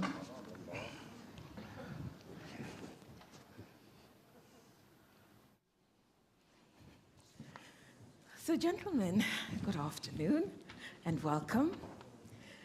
And the topic we're discussing combines two themes, which, are typically described as wicked problems. And the through line that runs through them is collaboration. And so, starting with Andreas, could you please give us your perspective of collaboration versus the competing interests that keep us stuck, that keep us deadlocked? Thank you. Okay. Thank you very much for having me here. It is absolutely great to have a meeting in person again in this important series of dialogues. I want to use those 3 minutes I have at the beginning in order to instill both a sense of urgency and a sense of mission in the debate, knowing that I'm the only climate guy with all the food guys here on the stage. Said transitions. I will also transition somewhat, don't worry. Okay. The point, however, is I come from a country in Germany where Fridays for Future was a whole generation of young people going onto the street, and this refers to the panel this morning, demanding that those in power today do something to secure their future. They were not heard and they were frustrated. The next iteration of that was then the Extinction Rebellion, and you hear the word rebellion already in that term. And even that is now yesterday's group. The group that is at the moment catching headlines is the last generation. They say the people who are in power today, that is us here in the room, are the last generation that has to act and must act and still has the possibility, we have the solutions, in order to make sure that the planet remains livable, produces enough food for all of us. Last generation, they're sticking themselves onto the zebra crossings in the streets, onto the runways of the airports, in order to make everybody understand that we are in a crisis. And this is not a crisis just of climate, it is also the biodiversity loss, it's the loss of arable land, it's the loss of water resources, all of these topics we had in the various settings. When we look at global overheating, I don't like climate change. This is global overheating is what is happening. We have desertification. We have the additional extreme weather events, strong winds, strong precipitation, strong rain, washing away the topsoil, that all of that destroys arable land. We have the rising sea level. The rising sea level is going to take the most fertile arable land that we have on the planet, because it's the river deltas and it's the low river valleys. As the sea level rises, also the low-level rivers will rise, approximately in line with the sea level rise, and so the river valleys are also going to be inundated. Welcome to that truth, Egypt, please. We're going to lose all that arable land, and that is going to put a huge stress on our food security system. We also need to relocate all our cities. Practically all the cities we have on this planet, all the big ones anyway, are close to the sea, they're close to the river, they are in those fertile plains. And when they're relocated, they're going to eat up even more of the fertile land, and then you get the perfect storm that is going to reduce food security, our ability. Now, where are the solutions? I don't want to be all negative, but it needs to be said. The sense of mission, however, is we can coordinate, because what we have at the moment is not an absolute food shortage. The food crises that we have and the starvation and the hunger all in the world are bad, but they are problems of distribution, of infrastructure, of markets functioning or not functioning. There are various solutions that we can find because we humans have created those problems. We can solve them. We can coordinate that. We can also use the ocean. We call it planet Earth, and we are terrestrial animals, which is why we focus on the 30% of the Earth that is land. 70% is ocean. We should call it planet ocean. The ocean can produce a lot of food. It has done historically. We should restore the ocean to the status it had before industrial whaling. And then it can produce much more protein, much more carbon, and it can take the pressure off the land. But the condition is that we stop all the destructive practices in the ocean, and let's start with the Atlantic, where we have very similar legal systems. We have a homogeneous political culture, legal culture compared to other ocean basins around the world. This is an area where policy coordination is relatively easy. Let's start here, and let's not weigh ourselves down with the United Nations, 193 members all having to agree on one form of language. Just takes too long. We don't have the time. Let's get going just in the Atlantic. Thank you. Thank you, Andreas. Said, I'll come to you because Andreas paints a picture of what is possible, but there was a sting in the tail at the end against cooperation, which is don't wait for everybody to get on board. Let's just start with the Coalition of the Willing, which, to some extent, the Atlantic Basin represents. Where do you see cooperation from your perspective? Thank you. First of all, I would like to thank again the Policy Center for the New South for this invitation. And it's really important today, especially this year. We saw what happened last summer on climate issue in all over the continent, all over the world. And the climate issue is clear today. We have to be very, very strong on our policies, specifically in our continent. Today, in our continent, we were in Sharm el-Sheikh a few weeks ago, and we had discussions about all this energy issue for Africa, 600 million people without electricity today, and we are looking that we have solutions. During the COP22 in Marrakesh, the king organized an event with all head of state, African head of state, because we have African solution for Africa, especially in the context of the energy issue and the food security issue. And the link is clear. We were in discussion in Sharm el-Sheikh about this cold chain, sustainable cold chain. Africa is wasting almost 30% of the food produced because there is no cold chain. And there is no cold chain because there is no energy for that. So the link is clear. At the agency, and we have this in the Kingdom of Morocco, the chance that 10 years ago, when the King's letter gave priority to renewable energy and energy efficiency in our energy policy, with dedicated agencies, with objective to reach. We, as agency dedicated to all the small projects, we are helping farmers to switch from diesel pump to solar pumps. It's very important for food security also. we are helping farmers to use more renewables for cold chain. And that's why we had this agreement in cooperation with the African Association for the Cold Chain. And we are sharing our experience with technical support, with financial support sometimes. We convinced all the local banks in Morocco, but many local banks in Morocco are today in the whole continent. They are having offices in different countries in the continent, but because the link is clear, you need to train young people in Africa to install, maintain those projects. You need to have in Africa actors who can finance that. Local banks are financing today solar pumps in Morocco. Local banks are financing all this sustainable energy for citizens, for small industries. It's important to have a design.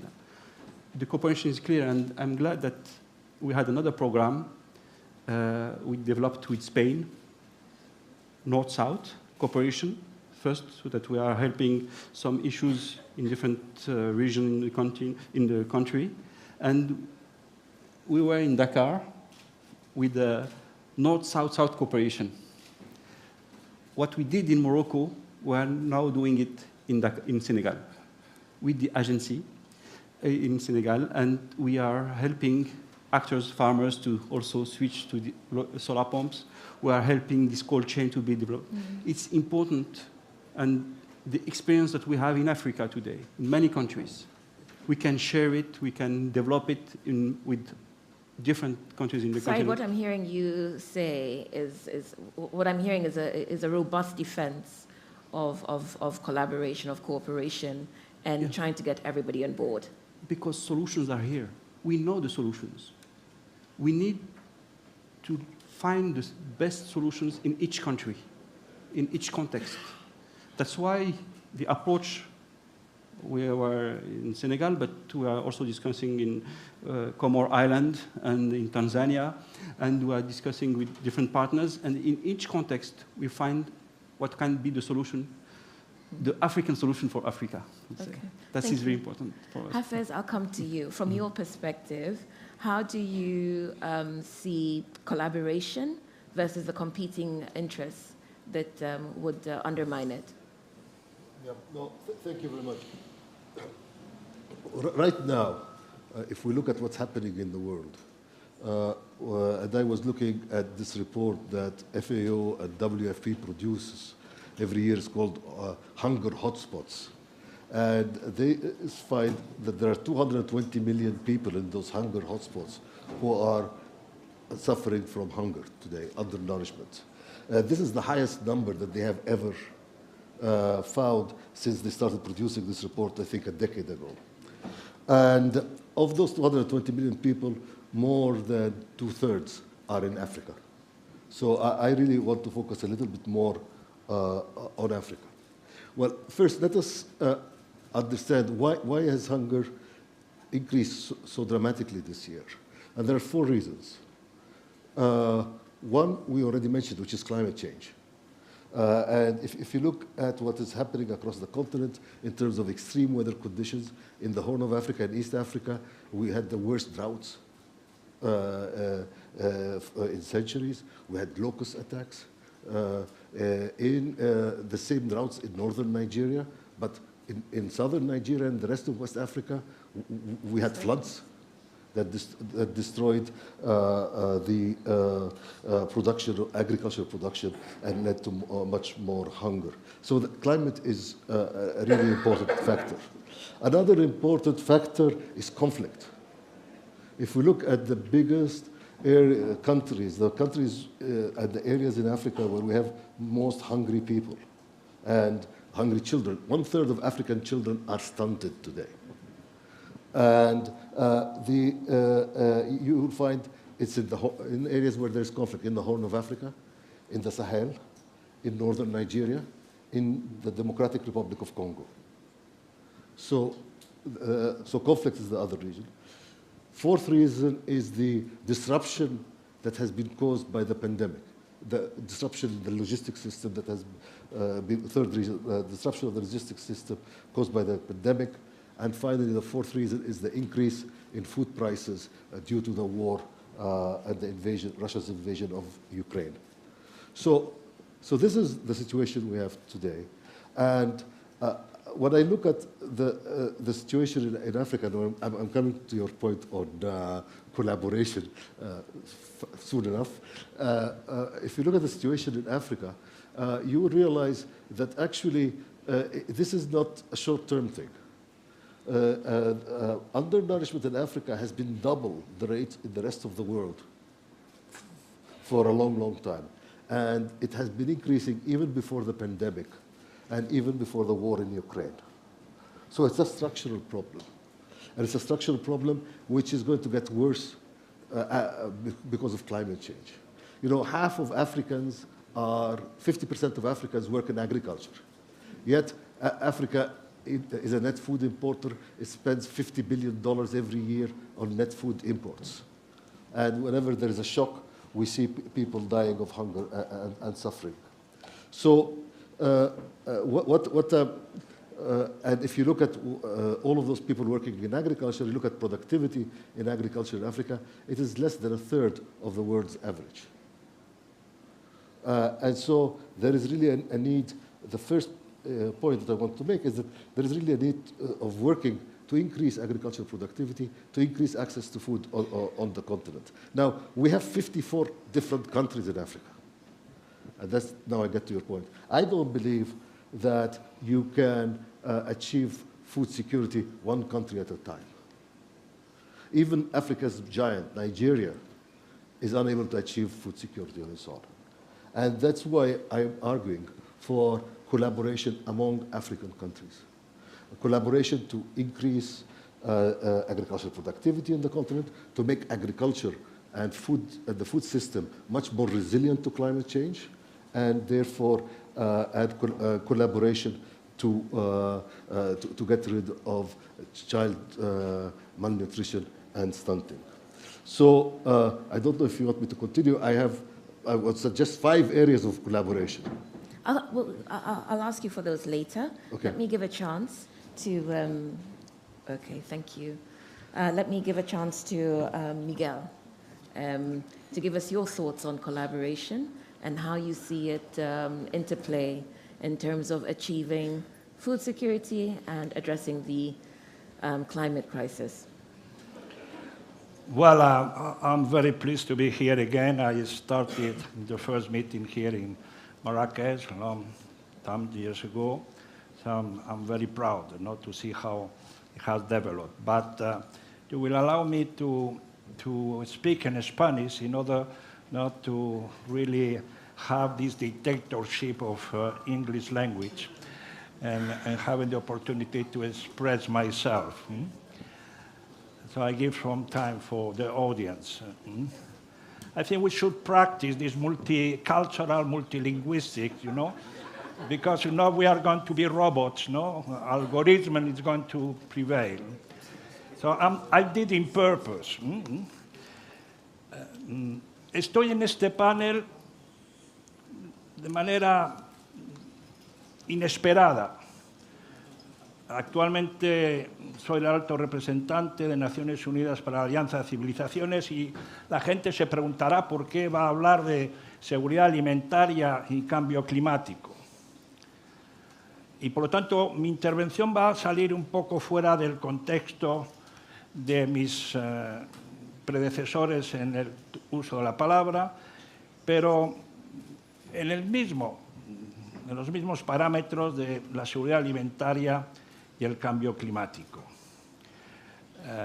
Fui candidato a la FAO, tengo una cierta experiencia en seguridad alimentaria, viví 1 año y medio en Qatar proyectando un proyecto de Dry Global Alliance de los países áridos para hacer frente a la seguridad alimentaria.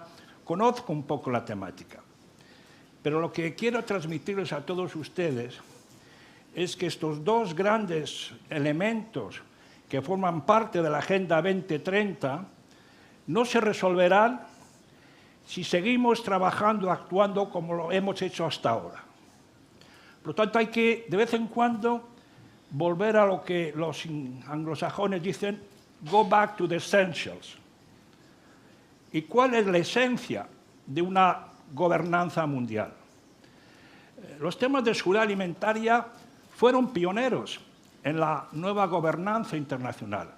Quizás los jóvenes que nos escuchan hoy no lo saben, pero en una localidad norteamericana, Hot Spring, en 1943, tuvieron ya la primera reunión antes de la Carta de San Francisco de decir que la seguridad alimentaria era absolutamente necesaria en la nueva agenda después de la Segunda Guerra Mundial.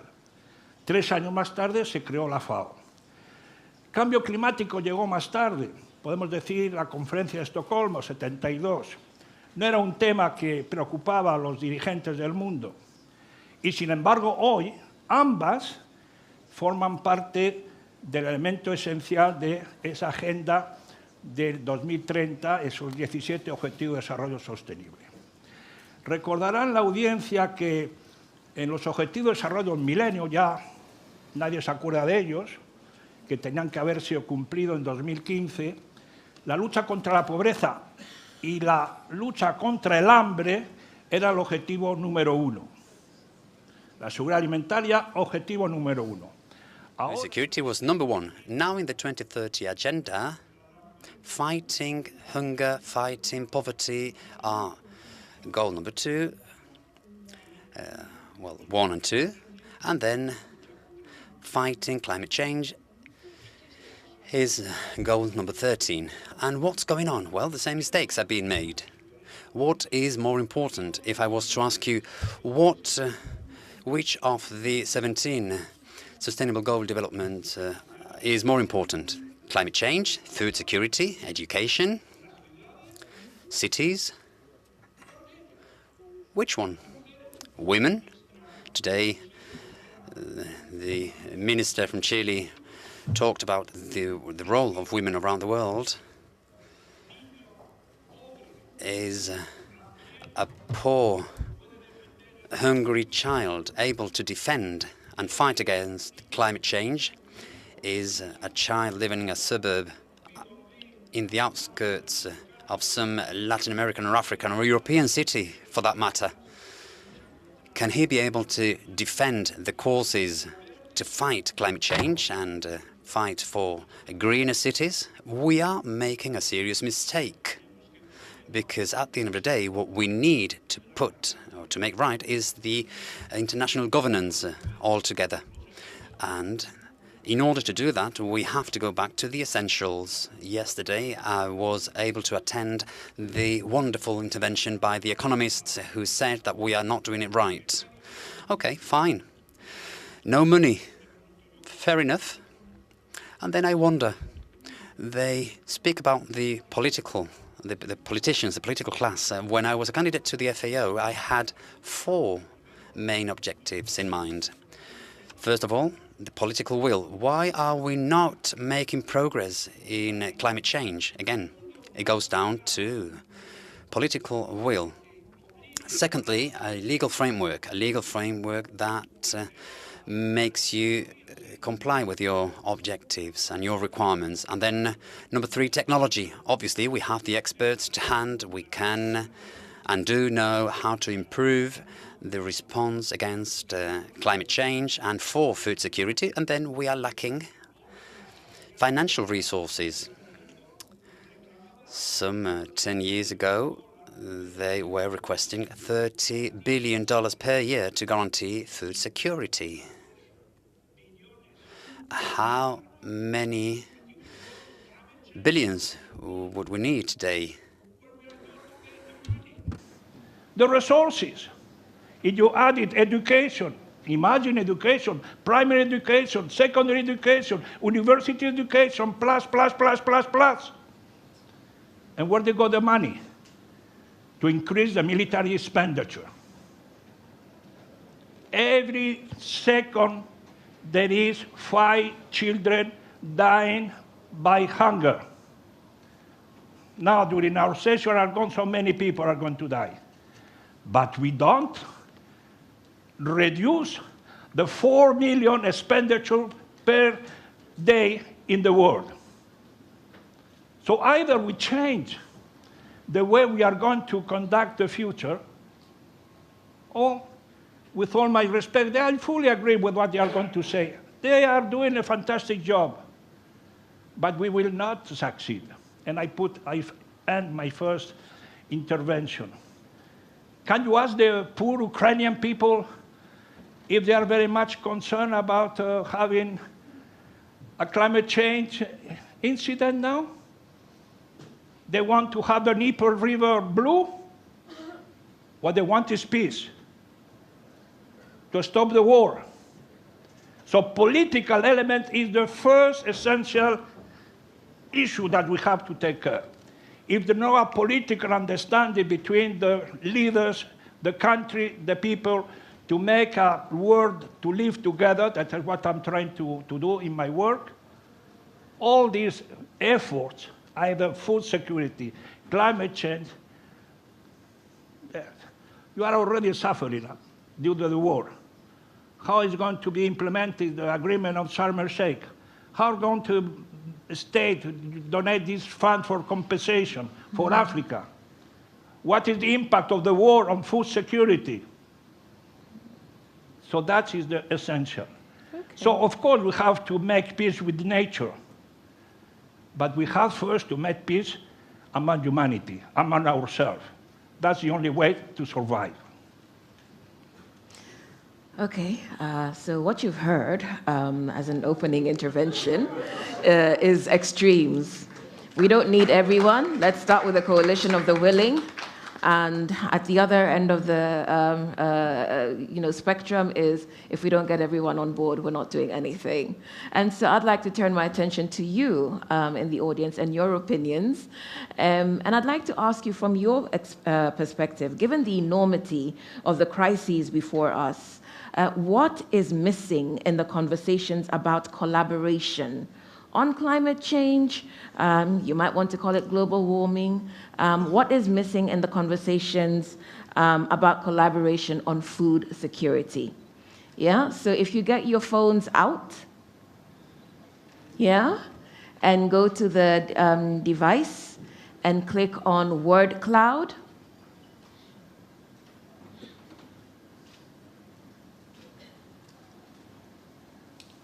And we compromise, okay, education, it's still running. You still have some time. Women. Women is important, which is why we had the Gender Fund launched at COP27. Urgency. Financing gap. Commodity markets, pragmatism. Young leaders, you're in the room. Co-responsibility, trust, accountability. Stop capitalism. Andreas agrees with you.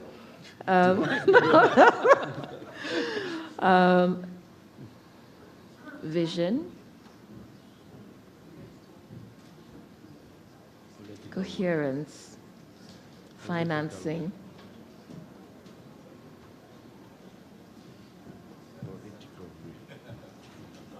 Who will pay?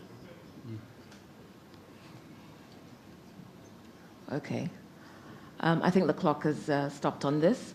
And so, panelists, I'd ask you to respond to the perspectives from the audience on collaboration. And there seems to be general consensus. One, that there's an urgency lacking, and I think you spoke to that, Andreas. Political will. Miguel was just making that point very strongly and eloquently. Youth perspectives is coming out quite strongly. Action. Reflect on these, if you will, and how we then move ourselves forward. I'll start with you, Andreas. Okay, yes, thank you. You picked up the point on capitalism. I'm going to come back to that. But first of all, I just want to make sure the sense of urgency and the lack of action, the other point that is in there. If we waste more decades negotiating in the UN system, we're going to lose so much time that our solutions, even if we are sure we have them, will come too late. We have to stop talking and believing that these formats in the United Nations, with the obligation of consensus, with the need to create package deals and satisfy everybody's little pet project, that has to stop. We need to move into a mission thinking, a mission economy and mission diplomacy in order to make sure that the most urgent problems are addressed, and not just addressed with language, but addressed with action and with the financing behind that. And I would say that during the attack of Russia on Ukraine, we have also seen something that you may disagree with some of the points and the intentions of some of the actors, but it was one of those star hours of food diplomacy where it was possible, whilst the war was being fought over their shoulders, they were able to resume shipment of grain out of Ukraine ports and not feed the world, that would be too strong, but at least resume some of the supply lines and ease some of the pressure. And I think we need to recognize that at this darkest hour that Russia has imposed, not only on Ukraine, but on liberal democracies everywhere and the rules-based system internationally, it has been possible to create that very specific action. And that is possible because people focused on the mission. And if we focus on the mission of decarbonizing our economies, rolling out renewable energies, reforming the food system so that we don't have the food losses and that we produce resilient crops, if we also please deal with the question of capitalism. Capitalism itself is not bad, but what we have at the moment is 4 companies that control most of the trade in food commodities, and we have nobody able to understand what they're doing in technology terms, in market access terms, in how they finance, how they trade, how they discriminate prices. There is nobody having the data to possibly regulate them, and that is wrong. Because that is anarchy. That's not a functioning market, that is anarchy, and that is something that needs to be stopped. And if we negotiate in FAO the right framework for that, I'm afraid it's going to take too long. I think we need a different mechanism for dealing with those companies. I'll come to you in a minute for your questions. You can put them into the chat on the phone, on the AD Talks app, if you have burning questions. But let me hear from you, Hafiz, because you spoke strongly to the fact that most of the food insecure countries in the world are in Africa. You also, painted very clearly the link between conflict and food insecurity. So when we hear, there's a lack of urgency, as the audience told us that youth perspectives are missing, there's no vision, and we have this example that Andreas has just given us of food diplomacy, why then do we still have food insecure countries? Well, no, thank you. And I will steal one of Miguel's favorite word, political will. But I will not talk about political will for the world in general. I will talk about political will among African leaders. As an African, it hurts me to see African kids dying of hunger, to see people, Africans, suffering and waiting for handouts and support from humanitarian around the world. I think that if you need a political will, you need the African leaders to work together to stop this. And the idea is really to improve. Africa can feed itself. And the world. Yes, well, let's start by feeding ourselves first. Africa can feed itself. We have the resources, we have the capacity to feed ourselves. So what do we need to do to deal with this? And I think we need to work in 5 areas. The first area is let us capitalize on the Continental Free Trade Agreement. Let us first of all start by sharing and allowing food commodities to flow across borders.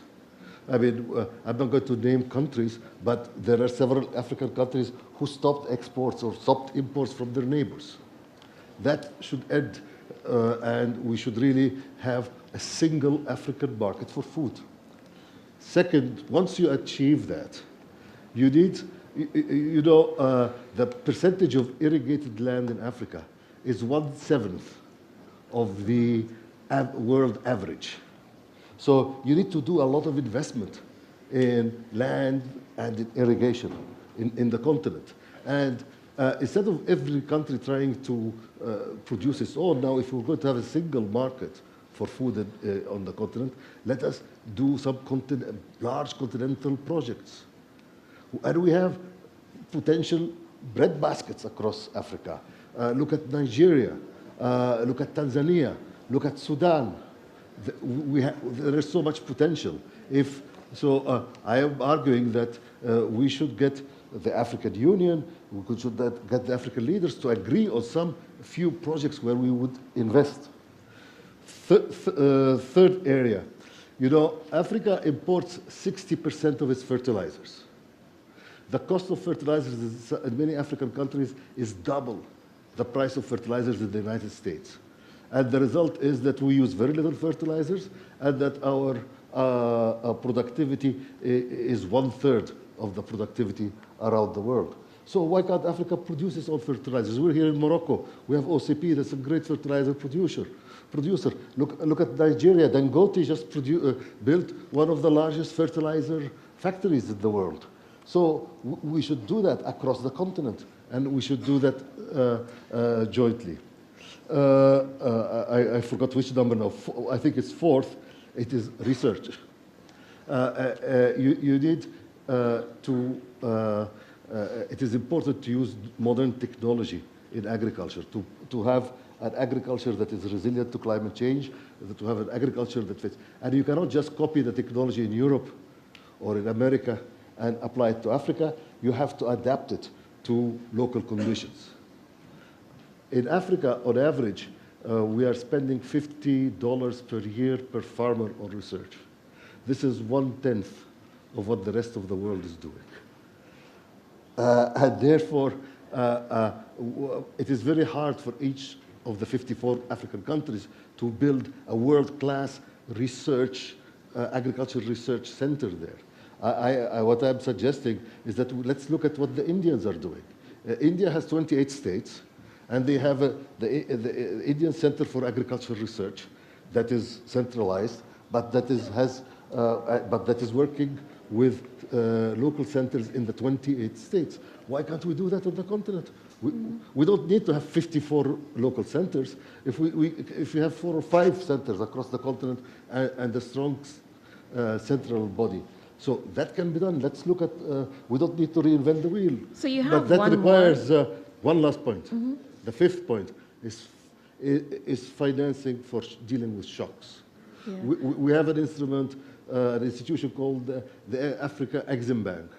And we need to have their financing available so that when a small African country is hit by a shock and it needs to import food, they should have access, quick access to funding to import food and not wait for handouts from the rest of the world. Okay. So this is what I mean about having the political will to work together and to solve those problems. Hafez, your final point addresses one of the questions that was raised in the word cloud, which was who will pay?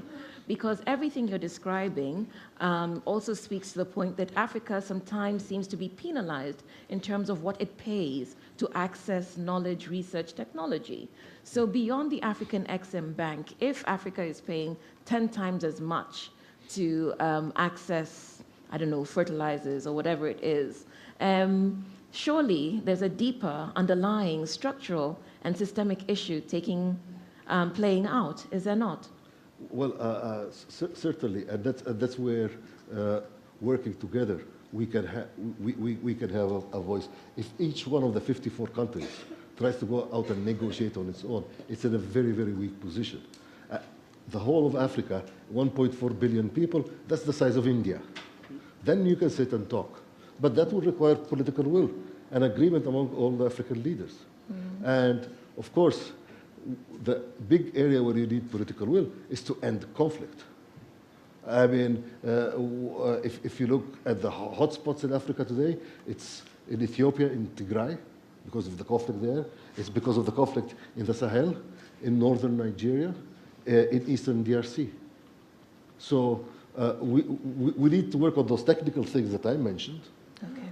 And that requires political will, but also you need a higher level of political will that I'll let Miguel talk about, which is to end those conflicts. All right. Said, I'll come to you before I go to Miguel, because we also heard things like vision And you eloquently laid out what Morocco has been doing.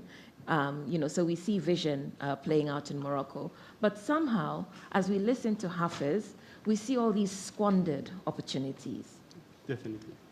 Definitely, because when we are comparing Africa and India, it is clear, and I'm glad because it is so important.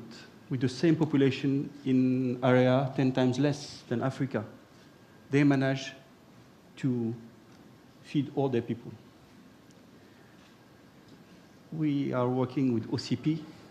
In the 80s, OCP has an agreement with India.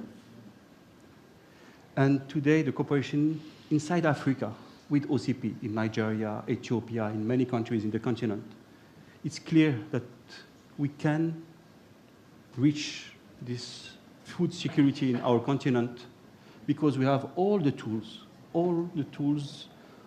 on fertilizing, sustainable fertilizing, affordable fertilization. It's very important. And what is done right now is really to help the small farmers. I was talking about solar pumping for small farmers before. Actually, I want to put a question to you because you seem to be answering it. And this comes from Hajar, who asks, how do we increase the productivity of some of the most acute regions of the world? Africa holds 60% of the world's arable land. How do we ensure that we increase productivity without jeopardizing or degrading the land? Yeah. And I put that question to you because you were talking about sustainable fertilizers. And the sustainability means economic, it means environmental friendly, and social impact, with social impact. On all those points, especially for food security or for energy or for water issue. That's why we had this, when we're talking about strong political will at the highest level of the state, it's very important. It is how we manage to have this, Morocco is ranked now today 4 in the IPCC, in the Climate Change Performance Index. We are 7, but the 3 first ranks are empty. Like in football, today we are in 4th in the world. Huh? But I would say that in this field, why we have this strong political will, because when you're talking about sustainable policy, it's implemented to all sectors. Energy one, water one, but also food security, but also in transport, and all sectors are concerned by this approach for climate change issue. What we say is today, we believe in our continent, this cooperation that we are doing right now, OCP with different countries, but also agencies are working with different agencies in the continent, in the energy field, in the climate issue. It is the way how we manage to have this approach. But what we are saying to our partners in Africa, you need this political will in your country. You need to have the support. When talking about financial support, we were discussing about financial support that we can have through actors, or what we discussed in Sharm el-Sheikh about how we're going to finance this energy transition in the continent. We have the support now because we have the chance that this energy transition is completely economic. It's the cheapest way today to produce energy. It's the cheapest way is done through solar and wind power. This is a chance for Africa. This is a chance that we can do it completely in an economic way, this energy transition. We need support for investment. What we were discussing is all this investment that is needed for that. But really, we are in this, when you have the strong political actions developed in the government, when you have the dedicated agencies, when you have the legislations, we didn't talk about that, but in many countries you cannot develop some project because the legislation cannot allow it. So you need to have governance and legal framework adapted to that. That's all what you need. Of course, you need governance, and you can attract all the green financing for those projects. So that's why I'm not scared about financing those projects. I'm more scared about governance, about transparency in contract between partners. During the COP22, I was in charge of the Public-Private Partnership Cooperation Commission. this public-private partnership is very important because all those projects are developed through the private sector. And we have the chance to have the private sector involved in this energy transition. In Africa, we are discussing with African private sector, with the different confederation for private enterprises, how they can be developing projects. They can be developing projects in their country and in this energy transition program, in this food security program. What was done in Nigeria, I think, it was the objective that the small farmer in Nigeria can have access to affordable fertilization products. It is important to have that in mind. When you look at all those points, you can reach your objective in this field. Okay.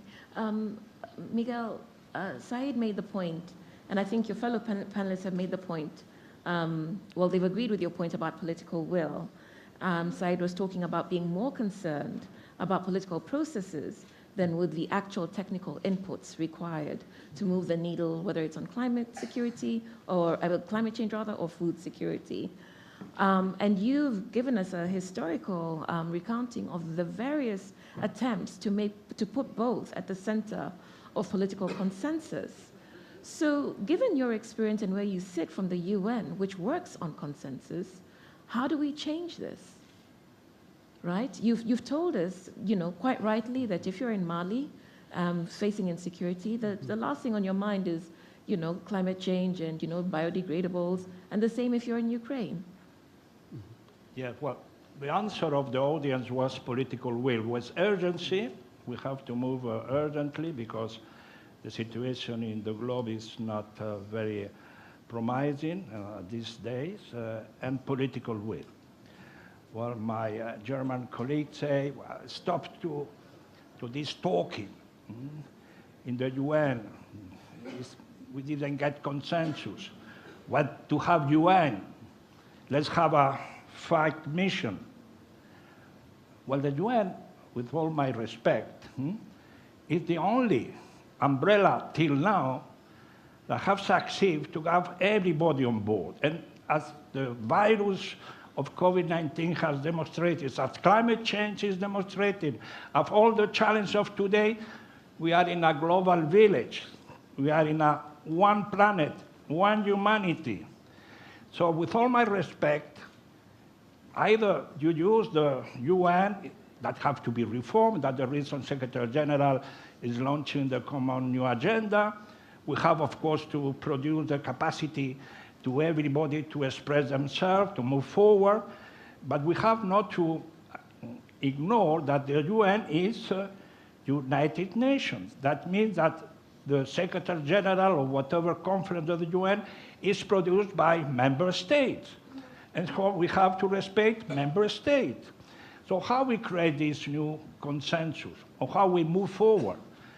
Of course, the sector, private sector, absolutely necessary. I don't have any problem with the way, capitalism has tried to solve some problem, but has also failed. I'm a social democrat, so I have something to say about capitalism.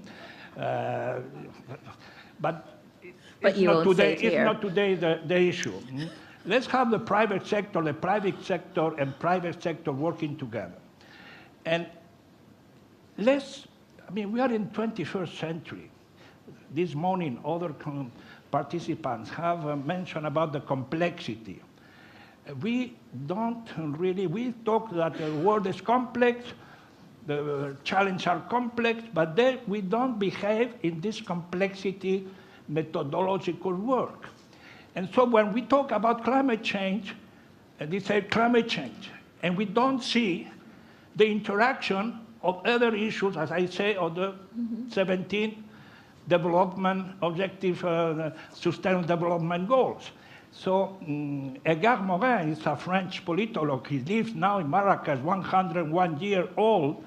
He had what he called la pensée complexe, the thinking, the complex thinking. So let's give to the decider, the political decider, the capacity to analyze the reality in this complexity. So I'm against of what is now trying to be part of the new agenda. That is what I call, or the French will say, le multilatéralisme à la carte. I explain myself. So multilateralism à la carte is that we are going to fight each other in order to have an hegemony over this, the other, but in the climate change we can't discuss. So let's choose one issue of the agenda where we can sit around the table. But once we are out of the climate change, we started wars, we look for the technological war. That is not a world that can survive. There is no way to have multilateralism à la carte because we are interdependent, but not physically, even in the issues. How you are going to maintain the research, or how you are going to facilitate the food security if you don't have good governance, as Amer Moussa said this morning. So all is interrelated. So we have to start to know to behave in this complexity methodology of work. If not, we will have no problem. Final word, of course, I'm not against regionalization.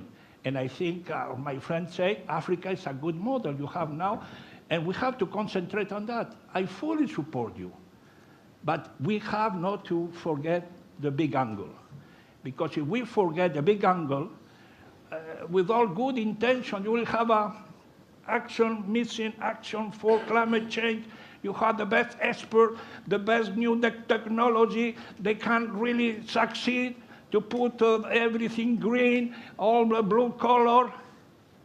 But if the people don't accept you, because it's coming from the West, and they have fed up with the West, you will not be to have this mission. And that's this part of the world. We will affect you.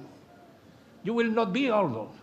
So with all my respect, this crisis that has been, inverted commas, solved by the UN, by the way, with Turkey about the grain export that we have facilitated, was not the first one. In 2008, with the financial crisis, the food prices and the food product was a kind of market of the future. And there was a speculation.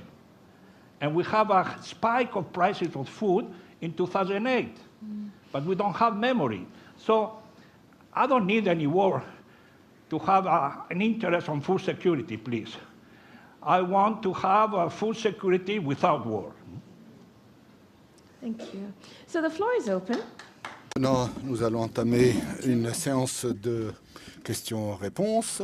Donner la parole à l'auditoire. And global peace. We will work our way across the room, okay, in this way. Is that all right? So let me start with this side. We'll take a couple of questions. Panelists, you have very rich expertise. I'll ask you to be as concise as possible, because as you can see, there's several hands up of people who want to engage with you. I'll also ask the same of you as you ask your questions. To the gentleman right there, thank you. And then you, yes, okay. Thank you very much. Very rich discussion. As highlighted by many of the speakers, we know the solutions. Has been published, we could read reports, but I'd like to go back to Mr. Moratino's question on governance, but specifically about who pays for it. We expect that the deltas will be full of water because of sea rise and many other locations. We know that what needs to be done is the farmer who's barely making it is able to pay for the reclamation of that land or the salt accumulation. So do we have the governance structure to pay for the damage that's been made by the West, by the countries of the developed countries, and the impact is felt most by the poorest of the globe that cannot pay for that. So what's this dilemma? What's the solution for that dilemma without having a proper governance that is responsible for these impacts? The gentleman in front had a question. Hello, my name is LeVar Thomas. I'm from the US. I'm also an emerging leader. Within the climate change and food security discussion, there is also a racial justice crisis where marginalized populations across the global north and south are disproportionately impacted. So my question is, How can we effectively address climate change, food security, and environmental injustice while factoring the role of systemic inequality? Okay. And she's got a question right behind you. Hello, my name is Afaf. I'm an economist at the Policy Center for the New South. So my question today is, climate change is one of the stickiest policy problems of the 21st century. One of the reasons because of the very short-term horizons of government versus the very long-term horizon of climate change as a long-term problem. So my question is, how do we ensure that there isn't a mismatch between the very short-term horizon of key stakeholders, including government, and which encourage policy flip-flopping or policy back and forth? Okay, thank you. I'll take a couple of questions from this side, and then I'll allow you to respond to them. Yes. My name is Charles Dahad. Said, we met in Sharm el-Sheikh. One of the biggest questions in Sharm el-Sheikh was education, but we also talk about, we're talking about who is going to pay. Most of the farmers and the poverty are the people who cannot afford to pay. And one of the things that came up at Sharm el-Sheikh was that if we don't resolve poverty, we won't resolve climate change. One is in the other. It's part of it, and we need to take that out of the capitalism and figure out how to feed the world. That sounds more like a comment? Yeah, okay. No, right next to you. Sorry, right next to you? Oh, this way, thank you. Sorry. Yasmin Hisnawi, university professor at the American University in Kuwait. I'm just going to follow up on what you stated, Mr. Moratinos. You said you want to have food security without war. Our global system is so intertwined. Nowadays, we have seen the resources are diminishing as the world is trying to feed more than 8 billion people. From your own perspective, how much of a threat is food insecurity to global security? Thank you. Okay. And right at the back.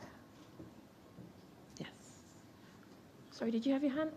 I couldn't see it. It's okay. Okay, thanks. I'm Giovanni Henry, one of the emerging leaders from the Caribbean island or St. Lucia, like I love to say. And of course, we're also in a region where we're tired of talking about the challenges, and it's all about the solutions. And of course, in speaking about solutions, the financing element is critical. Now, I know we talk about where is the money, and on the other hand, you're here in the case where the money is available, but it's just not getting to the areas that are most in need. So my question to the panelists is looking at the current existing financing landscape for climate finance and so on. What financing instruments or mechanisms which you think we can look to explore in this modern era that would allow us to scale up financing for more climate resilient food systems and agriculture within our countries? Okay, thank you. And the last question from this side, the gentleman right here. Thank you. Yes, thank you very much. I'm Karl Bernadac from the French Development Agency, AFD. Thank you very much for this very insightful discussion. Maybe a follow-up question on the gentleman on international financing, and we're talking about new climate finance regime and loss and prejudice and so forth. So what is your views on the need to revive international financing? I mean, on one side we have ODA, but which is in a way of voluntary solidarity. Maybe we should focus on poverty in specific state, but then for loss and for climate change impact affecting food security, it's more an issue of responsibility on insurance, right, and contractual engagement rather than voluntary assistance like ODA is. So this would be the first revival. The second one would be geographically, because ODA is from the north to the south, and now we are mixing boundaries, geographical boundaries, if we talk about loss and prejudice. So what is your view on that? Thank you. And the third one, sorry, and I stop there, is how do we rethink economy to overcome this sectorial, as you said, we have ODA 1, 2, to 7, and we need to have a comprehensive view on how economy function, and our neoclassical model do not address that. Thank you very much. Okay, so let's answer that round of questions as briefly as we can so that we can take another round from the rest of the room. Is that all right? So there were several questions clustered around financing, who pays financial instruments. I suspect Andres and Hafez, you might probably be best placed for that. I have to say something about financing. And then there was a specific question for you. So would you like to start, Andreas? Yes, thank you, Uruak. But I want to preface this by saying something. I don't think we're that far apart. You know, we all have done it. If you want to wreck a meeting, you start a discussion about the agenda and how much time should be spent on each point and which one should come first.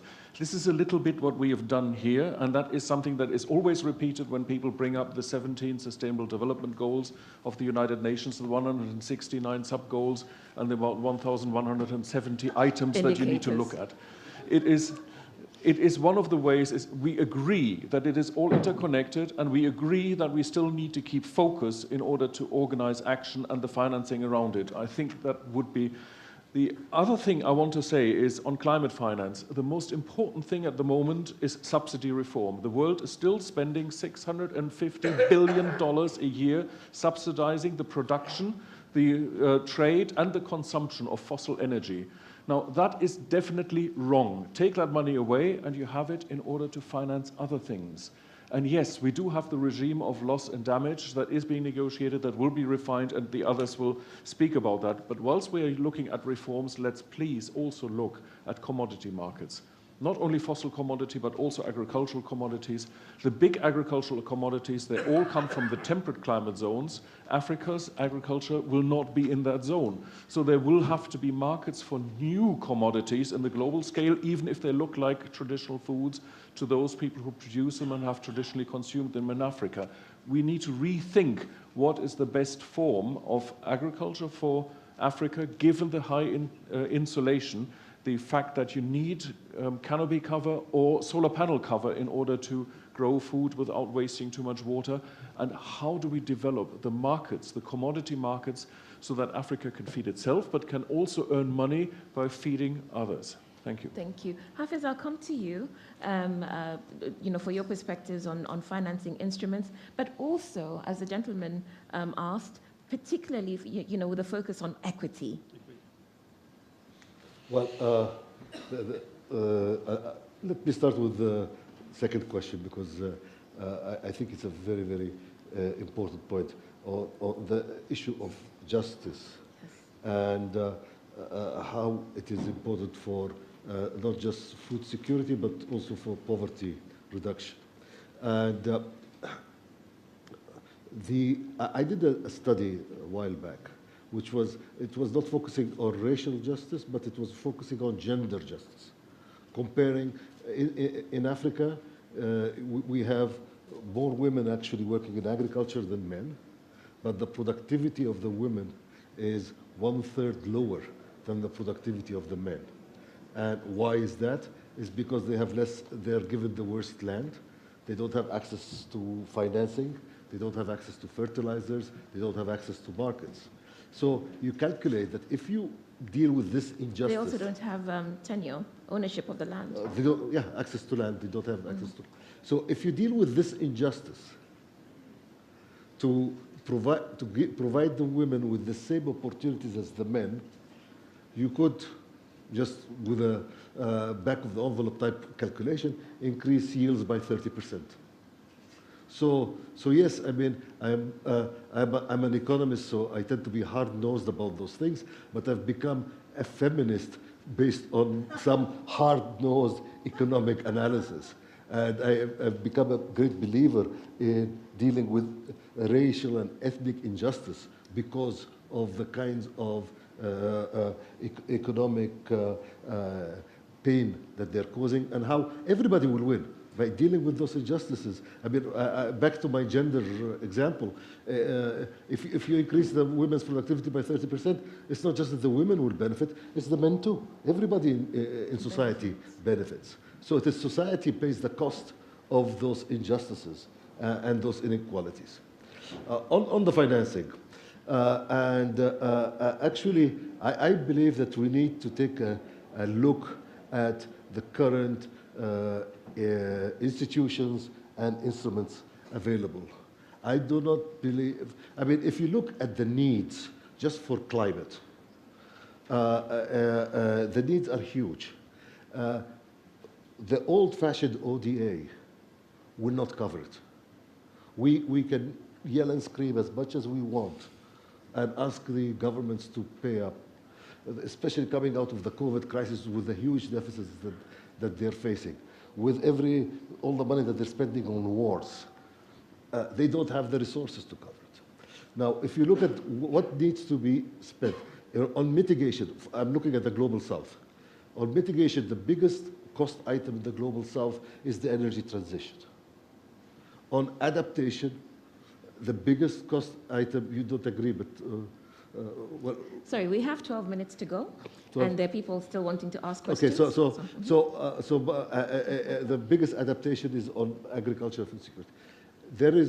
We need to be able to mobilize new types of finance, maybe more private finance, and the institutions we have in the world today, whether it's the World Bank or the United Nations, are not geared up for that. So what can we do? How can we attract those investments in the South? How can we attract green investments? What kind of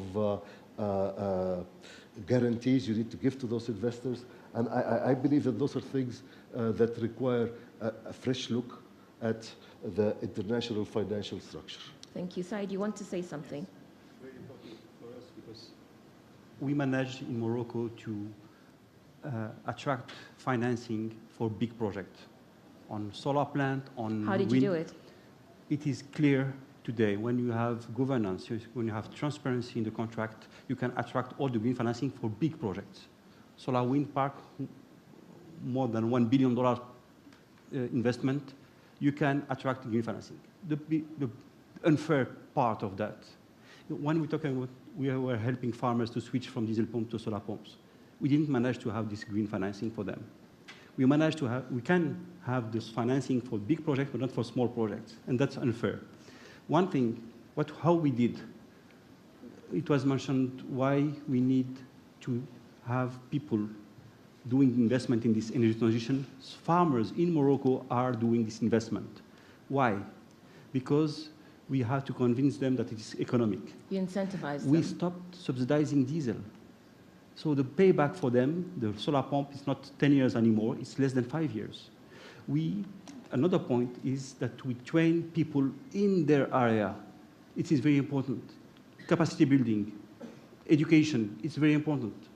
It is how we manage to, you need sensitizing people, you need financing adapted, and how we manage to finance that with local banks. We have Tamwil Fallah, it's a local bank dedicated to farmers, and they have dedicated loans for solar pumps.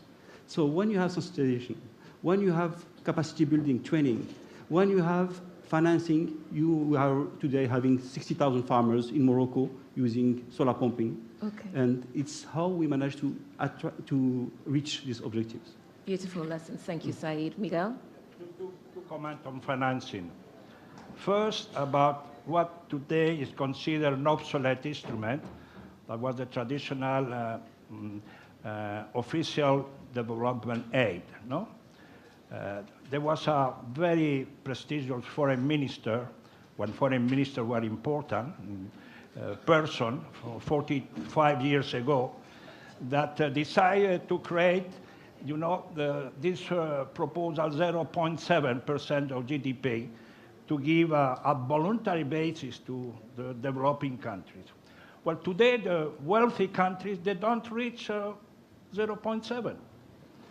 So I think there should be a kind of call to say either you pay 1% of our GDP because you are ready to pay 2-3% for military expenditure. The NATO, they said you have to increase your expenditure 2% of your budget, but you are not ready to pay 1% of your budget for this development goal. Second, new innovative mechanism of financing. You have to be creative. and we have this word of digitalization.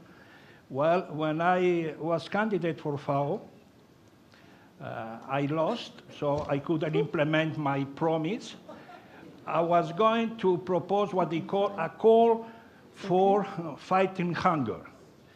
That means that each ITT mobile company have to agree that each call will pay 0.01% of all the call that is going around the world. And on voluntary basis for the person.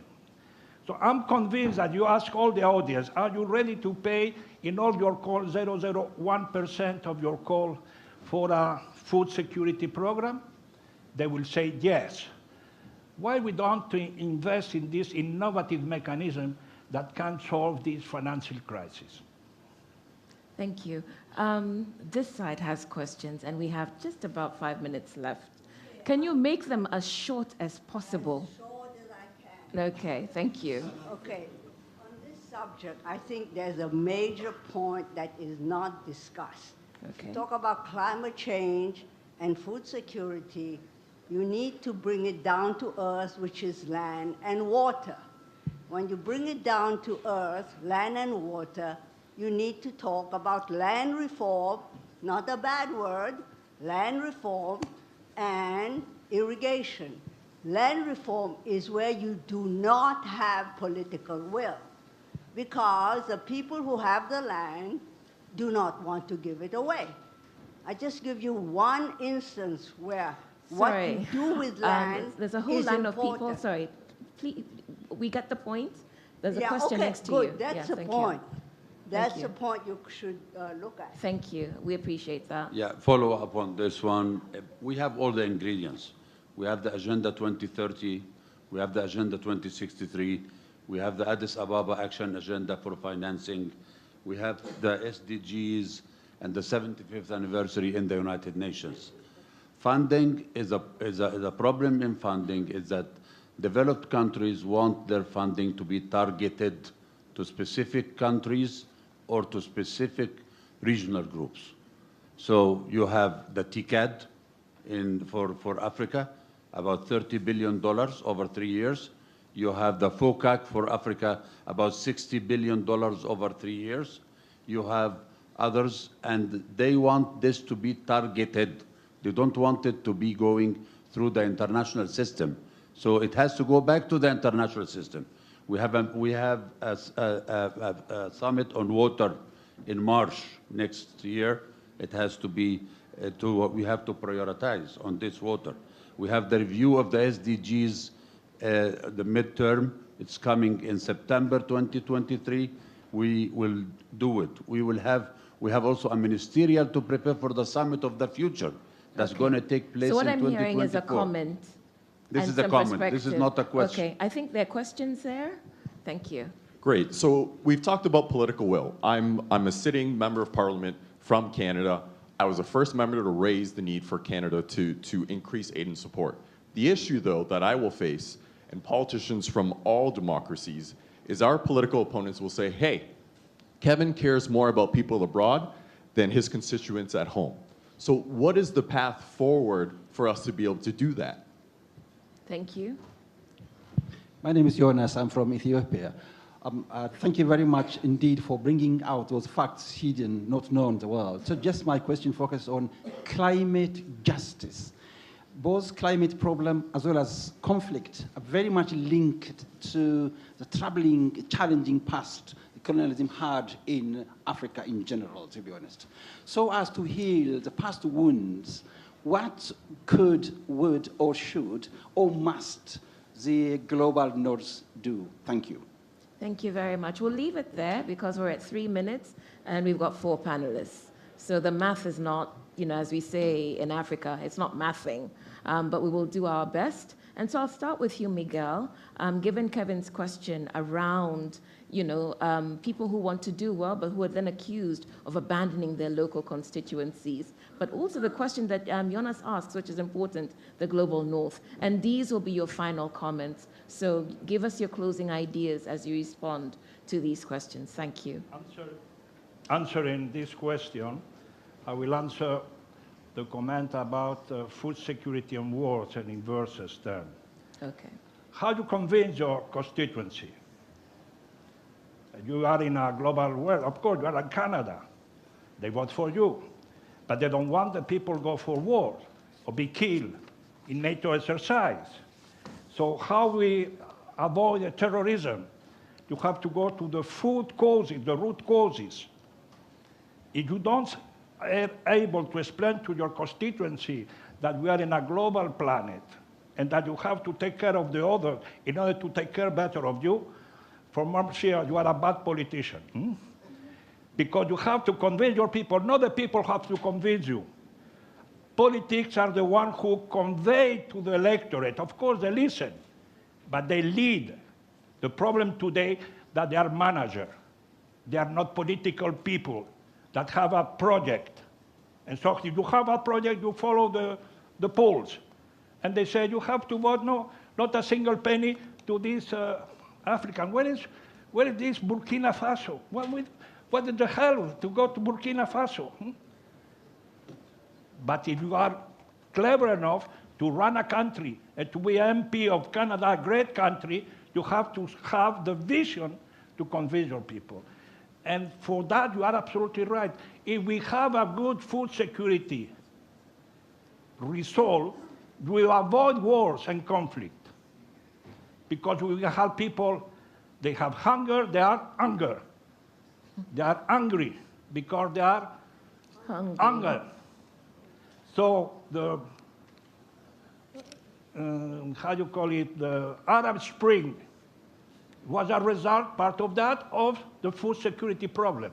And there are statistics that demonstrate if you have food security problem, you can have more riots and more conflict and more crises. So everything is dependent. But for me, the main element is peace and sustainable development. That should be our agenda, not peace and security. Every time what we are going to have in the world and the UN, blah, blah, blah, UN, blah, blah, blah, UN, blah, blah, blah, but UN was trying to have the goal, the Millennium Goals, and we were ready for the Millennium Goal. We intervened in Iraq, and we put the agenda, the security agenda at the top. When we were now going for the 2030 agenda of the 17 objectives, SDG, we have this war in Ukraine. And so the security is prevailing about sustainable development. We are kidnapped. So peace and sustainable development should be the agenda. Thank you. Hafez? Yeah, I will just say a few words on a question that was raised before that nobody responded to, which is on poverty and climate change. And actually, I feel that we should not put poverty and climate change as two competing objectives. Actually, there are many solutions, win-win solutions for poverty reduction and for dealing with climate change. The best example is green technology in energy. If you look at Africa, you have more than half of Africa that has no access to energy right now. We should leapfrog right away into green technology, and that is how the new technologies that are developed for climate change can support poverty reduction. The same thing in agriculture, with all the new modern ways. So that is the point I really would like to make, is that it is a mistake to put poverty and climate change as competing objective. There are win-win solutions, win for the climate and win for the poor. Thank you. Said, your closing thoughts. Climate justice. It is important that it's clear today. We managed to have those big projects financed by development banks. They are here today, the development banks. They are financing the big projects. It's much easier to finance big projects than thousands or millions of small projects. Or for climate justice, we need to find financing to local banks with the development banks for this climate justice to help all those small projects to be implemented. They can really solve the problem of energy supply for citizens in the continent, but also for farmers. So all those projects can be developed because if you have the right approach, but if you have the development banks also financing those small projects, will be one of the solutions. Okay. And Andreas? We've just been given another hour and 15 minutes, so we have time. No, just two points. Yeah. 2 points very quickly. One is today, onshore wind power and photovoltaic power plus storage plus intelligent management systems are cheaper than running existing coal-fired power plants. If it were an economic question only, then all new investment would go into renewable energy and no new investment would go into the fossil energy sector or the nuclear sector. The problem is that we still have so many regulatory frameworks and subsidies with perverse incentives that are stopping what would naturally happen, and that is that the energy transformation would be self-stabilizing, self-sustaining, self-replicating, and it would be self-accelerating. It would happen very quickly, and it would save so much money that we would have the fiscal space, not only for 1% of ODA, but also for many other things that we need to do. The second point is even shorter, and that is this whole debate should have included the 70% of the Earth's surface that is the ocean. There is so much solution on climate and on food security that is in the ocean, and my recommendation to the organizers is next year let's have a panel on the blue economy and what it can produce on climate and on food. Thank you. So, gentlemen, look, thank you. This has been a very rich discussion, as you can see by the number of questions that were asked and the number of questions that weren't asked. And so, Andreas Kramer, Said Moulin, Hafez Khanem, Miguel Moratinos, thank you very much for your time. You've been generous with your insights and your passion, and you've been generous with your time and attention as well. So, thank you all very much. It's been a pleasure moderating you. Coffee. Under the high patronage of His Majesty King Mohammed VI, the Atlantic Dialogues High-Level Conference is back with an 11th edition in Marrakesh. Over 350 high-level participants will gather from more than 60 countries. Discussions will delve into this year's theme, Cooperation in a Mutating World, Opportunities of the Wider Atlantic. 11 plenary sessions and 380 talks will take place in Marrakesh. Current crises, multilateralism, inflation, democracy, food security, climate change, global economy, and energy will be discussed. 16 thematic breakout dinners will take place in more intimate settings around the city of Marrakesh for frank and uninhibited discussions. 30 emerging leaders from across the Atlantic, chosen from thousands of applicants, will join the conference after a 2-day tailored leadership program. To know more, visit our dedicated website, atlanticdialogues.org. Good afternoon. We are back from our studio here in Marrakesh, where I have the pleasure of hosting another amazing panel on the topic of the session that we will discuss, which is inclusive finance to tackle the development, climate change, energy nexus.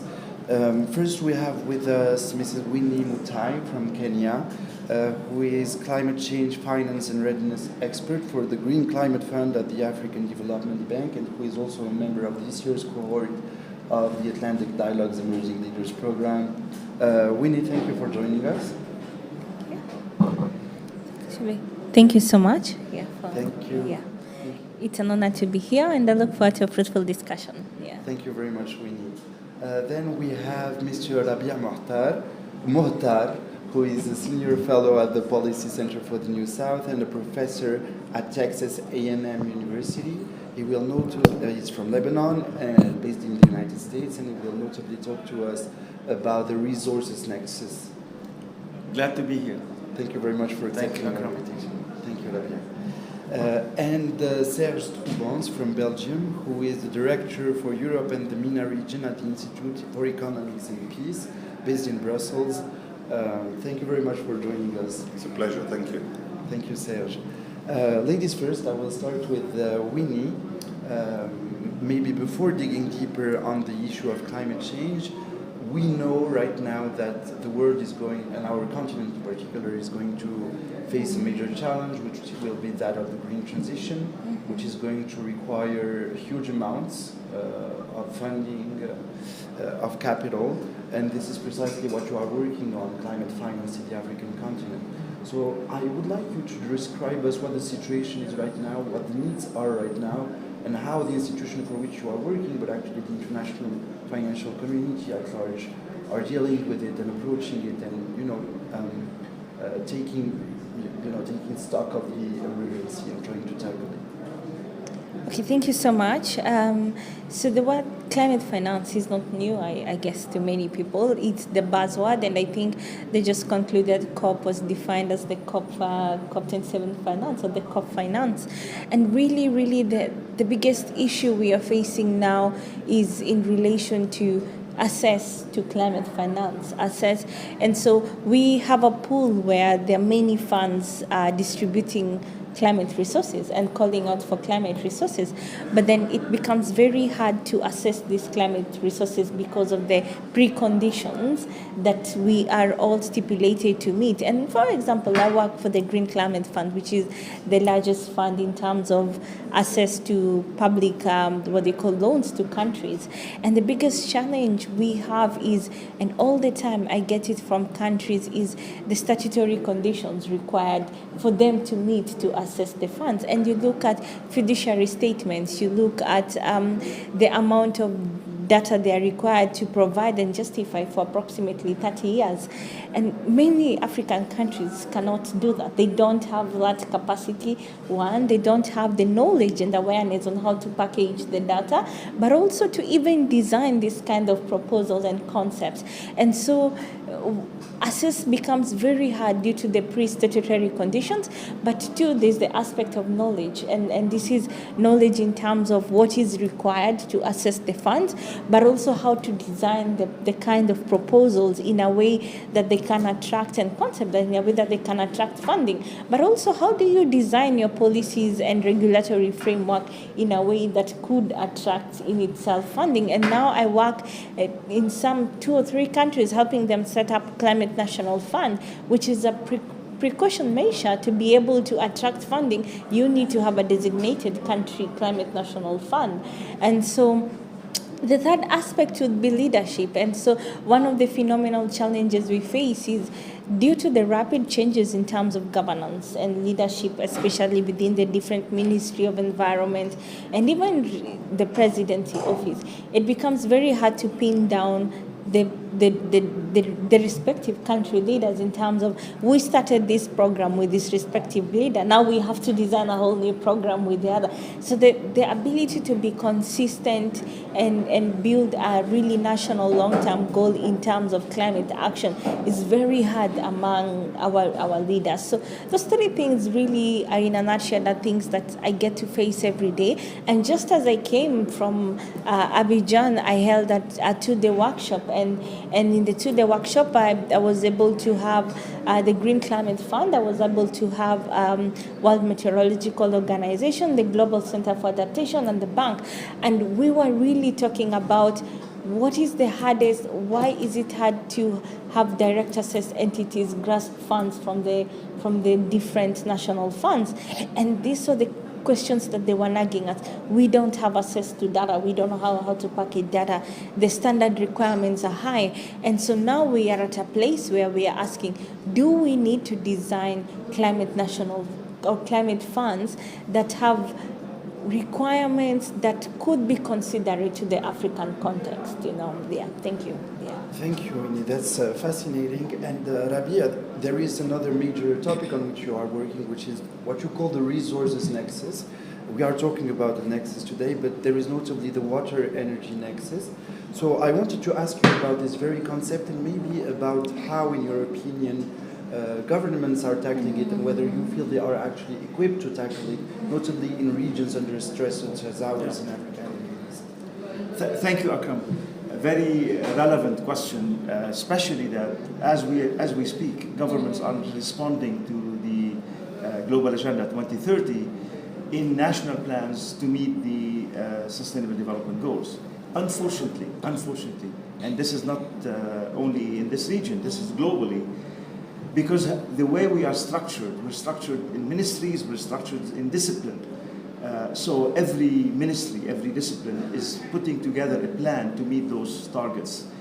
You've got a water plan, you've got an energy plan, you've got a food plan, and in many instances, based on a lot of research that we've been doing, these plans are in conflict. They're competing for resources, whether it's financial resources, whether it's a capital, human, land resources. So a lot of these,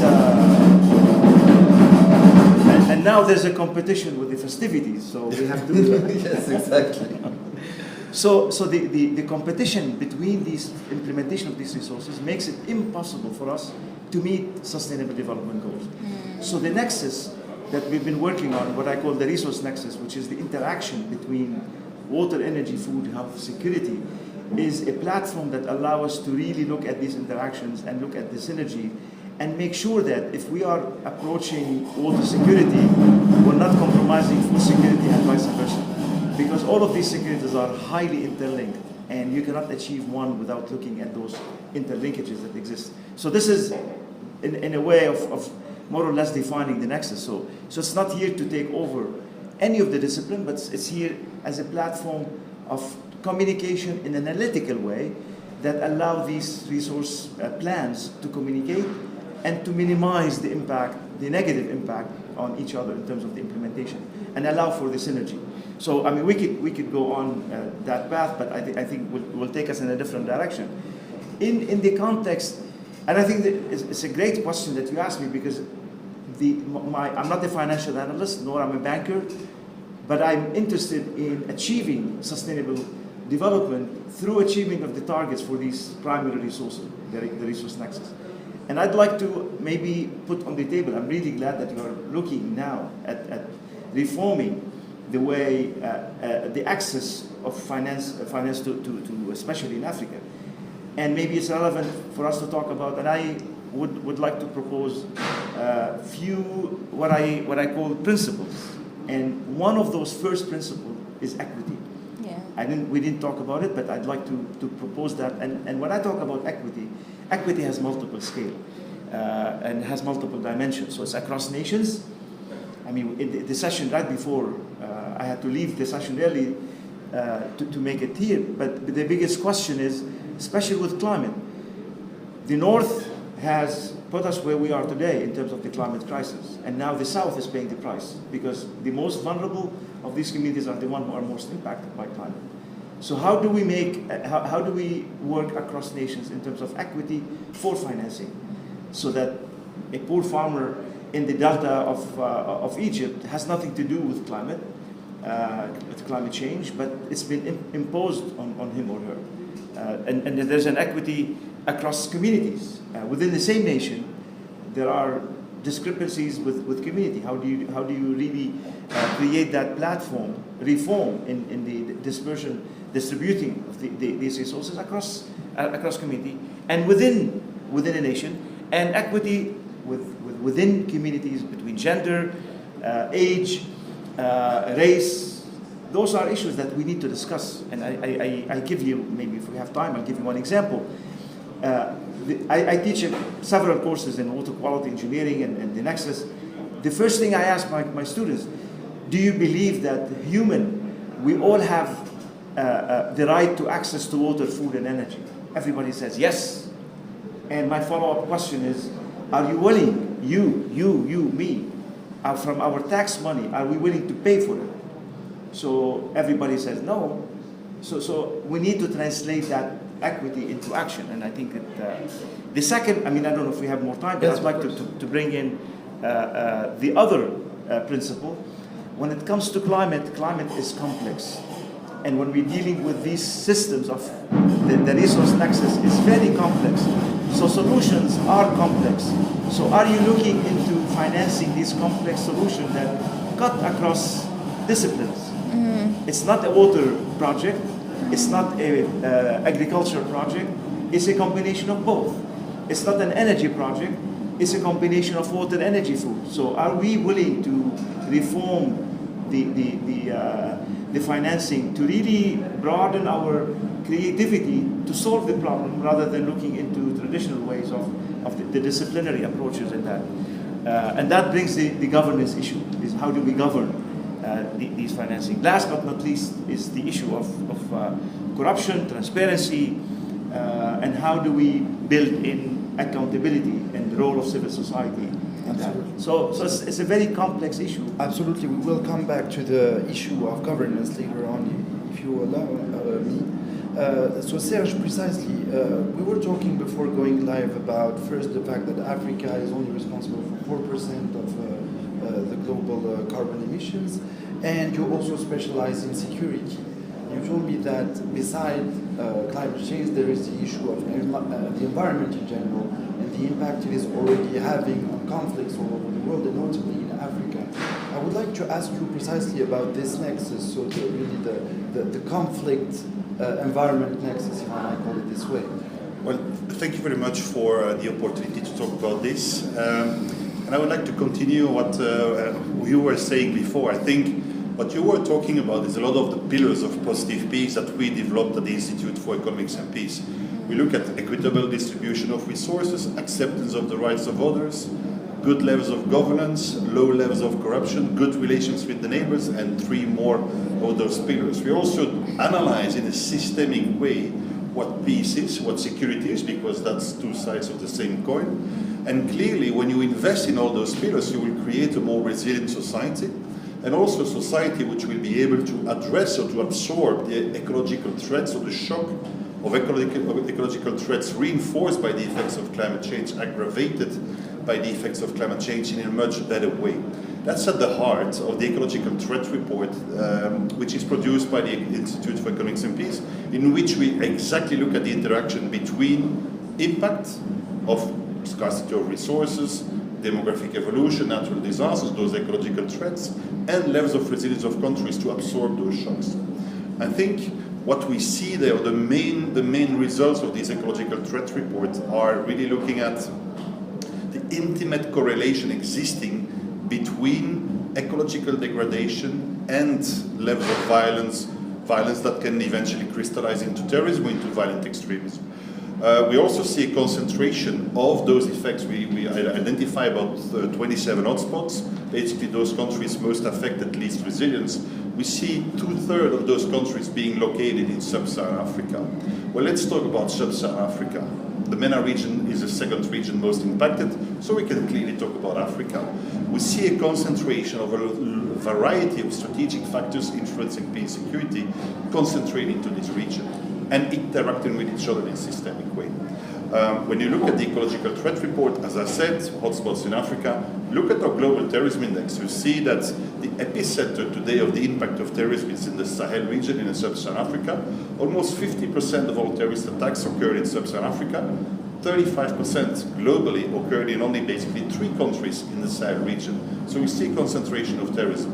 We also see that the countries most affected, the countries that would be on top of those 2 indexes really focusing on impact, well, those countries are also at the bottom of our peace indexes, being the Global Peace Index or even a Positive Peace Report. So we see a clear interaction of several, I would say, strategic factors influencing peace and security, all coming together in one region of the world.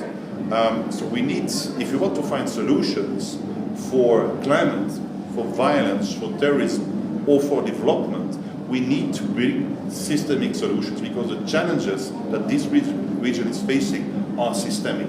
Therefore, I think we need to develop, and I'm really glad to be here with a representative of the African Development Language, with whom we also collaborate. I think you need to develop structures and institutions that will enable you to make this systemic analysis, leading you to those systemic solutions. I think that's really super important. We also need to understand that we might want to look in a different way at financing basically the fight the fight against those ecological threats or the struggle against climate change. What we see today is a concentration of the funding going on to the most impacted countries, really only focusing on impact. The research that we produce is also showing us that even countries facing lower impact might implode at some point because the level of resilience are super low. So if you take both elements into this combination, impact and resilience, well, you see that other countries should be the priority for climate aid, for finance and investment into climate change. From our top 20 most impacted list with resilience, well, we only find 2 countries back in the 20 countries receiving the most climate aid today. So if we continue to invest like this, we will see, of course, that several countries facing a large impact will be supported financially, but we will also see other countries implode because they do not receive the aid that they should receive at the moment. So precisely as a practitioner of... yes. May I just build on of course, just the nexus between the impact and the resilience and the financing. So is there a synergy between where the money should go versus where the money is going? Is there interesting. I mean, do you look into the impact and resilience factors when you decide on financing climate action? So, wow. Can you focus? Yes? Yeah. No, you'll make it. We'll make it. Yeah, we'll make it. So, one of the things we try now and teach countries, and one of the things we try now and advance, is we try much not to look at climate financing or climate development different from development holistically. And so we are trying to move away from looking at, we are just financing in the aspect of climate financing. And so what we do, we look at the whole portfolio of the many programs we fund and look at how do we integrate climate financing into it, how do we develop climate programs that are already can be embedded into the different issues. And this came about because we learned that we had to look at climate change as a systematic. Otherwise, you're going to always solve a climate challenge one after another. There's water, there's peace, there's security, there's now the children warfare and climate change that we are still grappling with. So in terms of, when I come in terms of systematic analysis and what we are doing now, so we've developed what we call the climate action window, and this was just a call for us to see, fine, we cannot say the global funds out there are not systemic, or they do not, they have quite a number of gaps, but how do we lead as a bank? And so this is going to be really focused especially on energy and agriculture. And when you talk about climate change, energy and agriculture are the two things that run constantly around. So then we are looking at how do we scale down access to finance from the local level, because it was lacking and because the global funds could not offer that platform. So then we have begun that drive, and we have now quite a huge bilateral engagement. The second question about equity, and this is something I get, how do you decide the funding goes to this and this? Basically, it's the system, and when I talk about the standards and the criteria for selection that have been set, that on its onset eliminate the equity balance. And so the question then becomes, how do you reverse the standards and the criteria of analysis to ensure that equity, Winnie, I don't sit and decide this can be funded and this cannot. There's already a set preconditions and pre-qualifications. So then we have had to go back, and as much as we cannot change standards that the Green Climate Fund have set for themselves. So we as a bank, through the climate action window, now we went back and said, how do we make the access becomes easier by lowering the standards, by lowering the credibility standards, and this goes quickly by, you cannot ask for data over 30 years when you've not provided support to countries in terms of just developing models and understanding how to justify climate weather reports or data.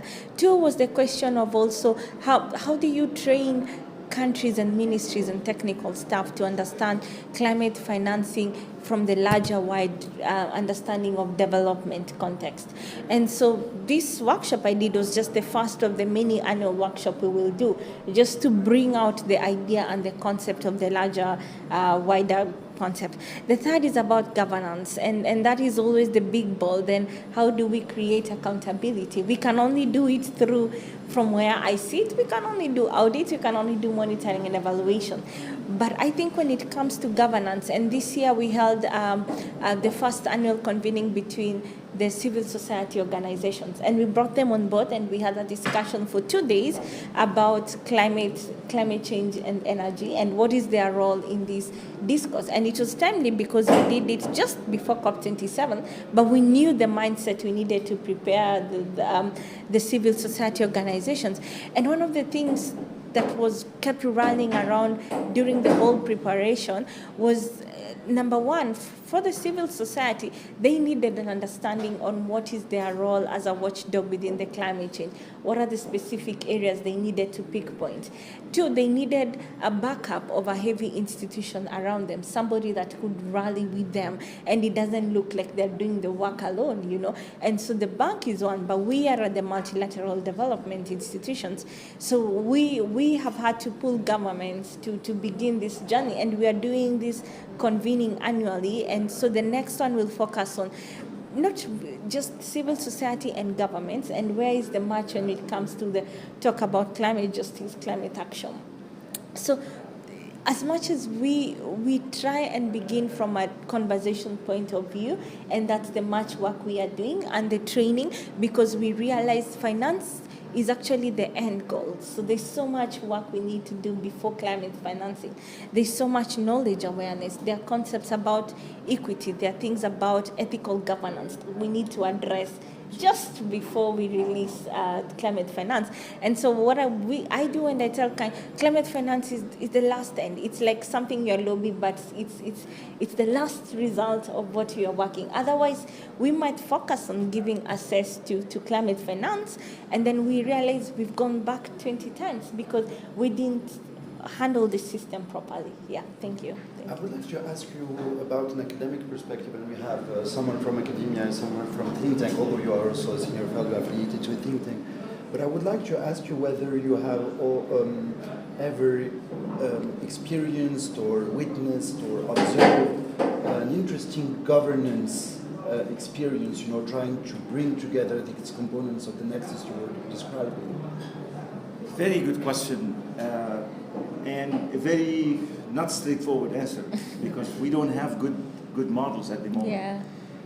The way we are structured in our managing our resources, we're structured in disciplines, and we're not empowered to make a decision that cut across outside our job description. So you look into the water utility, they cannot make a decision based on their own mandate on issues related to food or issues related to energy, even though their nexus between that water, energy, food, and health is highly interlinked.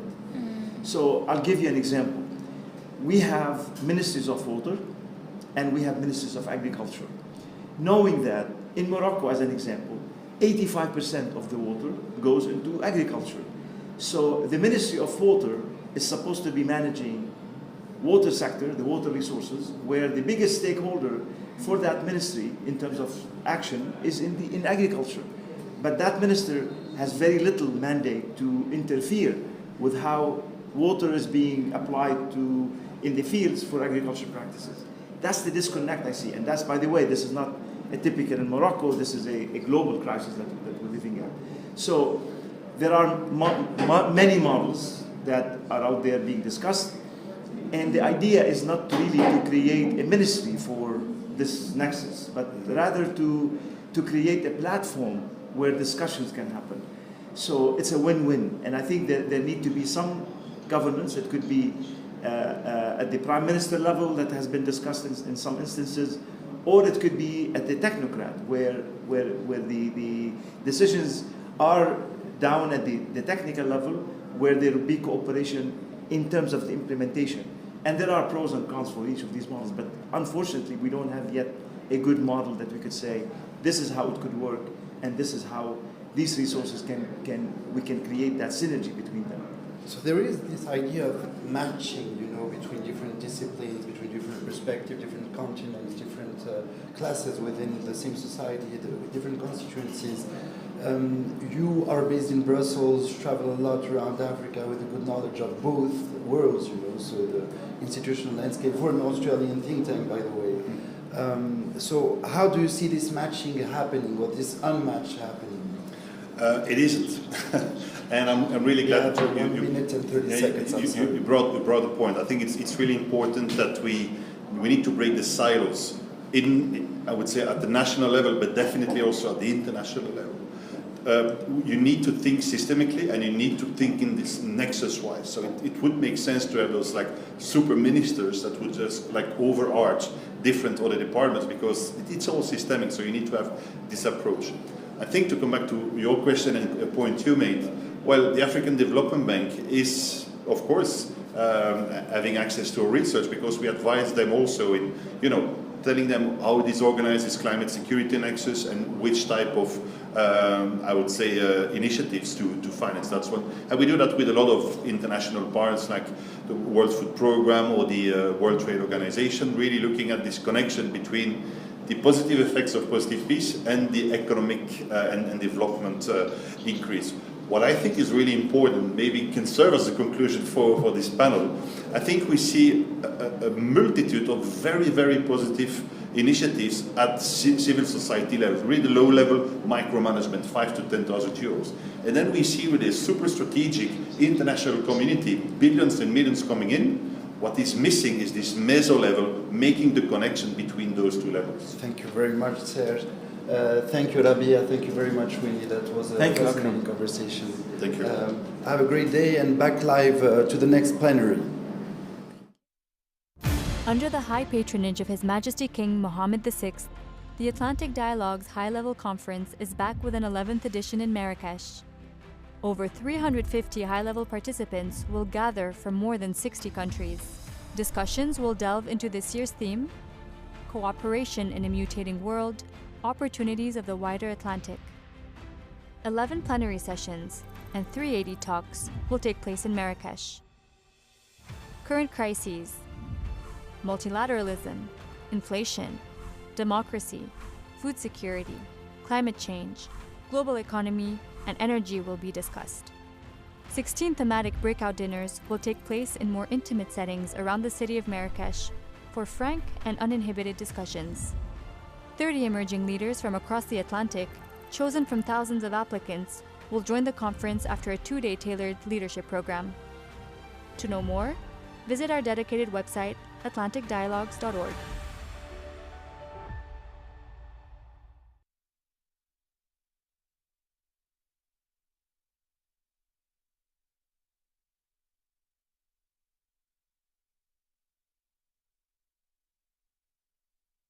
A new threat in the Sahel region, an area already riddled with economic and security uncertainties.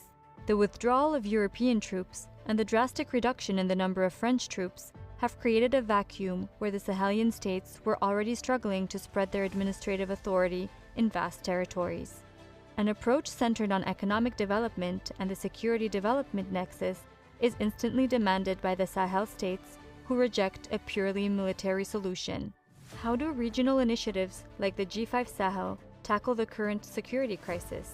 How can we implement new approaches against violent extremism and help states stabilize their territories? How can we install long-term political stability in the Sahel? And how can we link security and development approaches?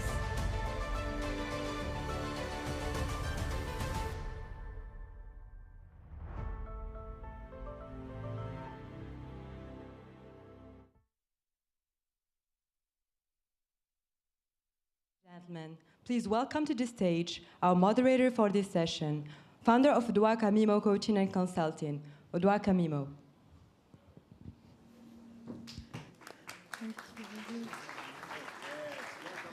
Hello again. Thank you for welcoming me back. It's me again. And what I didn't say last time was that it's great to be back in Marrakesh to recognize faces given the pandemic and to see old friends. So thank you to the Policy Center for the New South for bringing us all back together again.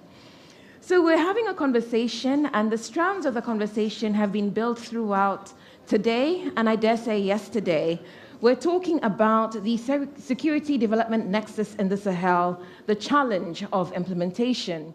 And I'll invite the panelists to join me on stage so that we can put our heads together on this, starting with Madame Elisabeth Guigou, who's the president of the Association Europartenaire from France.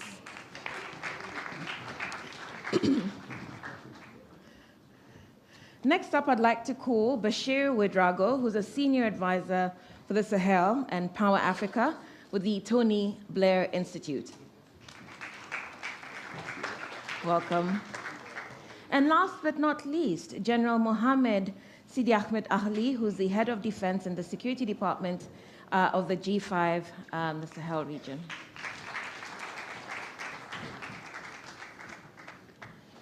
Panelists, welcome.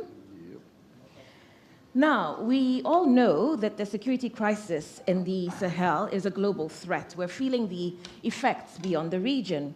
A recent UN report confirmed what most of us, and I dare say everyone on this panel has known all along, that there's been an over-reliance on military responses to conflict at the expense of other drivers of insecurity, such as climate change, which we were discussing before the break and which the panelists referenced as a link to conflict, food security, migration, and displacement.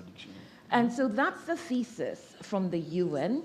To what extent, I'll invite you panelists, to what extent does that accurately reflect the current situation in the Sahel at the moment? Madam Elizabeth, yes. Merci beaucoup, Madame. Thank you, Madam. So I'm a French speaker. First of all, we all know that we cannot have any security without development, and there's no development without security either. So it's important to take stock of the security disaster in the Sahel. It should not be underestimated by any means.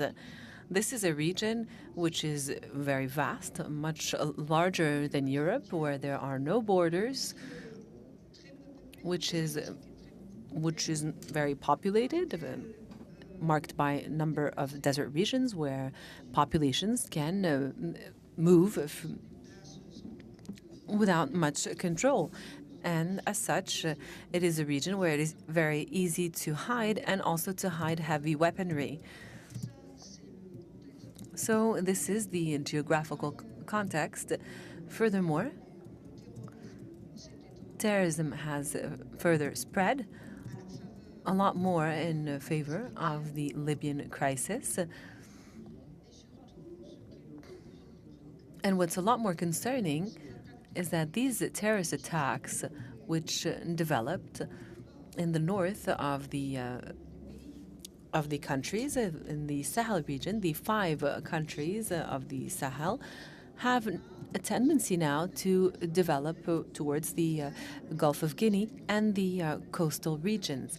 This means that sub-Saharan Africa is now threatened. All of sub-Saharan Africa is now threatened by these terrorists. Now, naturally, the first victims are the local populations.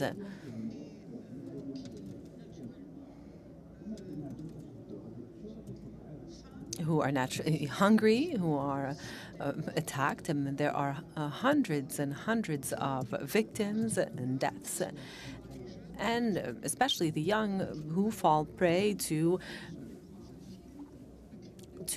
organized crime and terrorism due to unemployment and many other issues. So following this situation, there have been some interesting initiatives.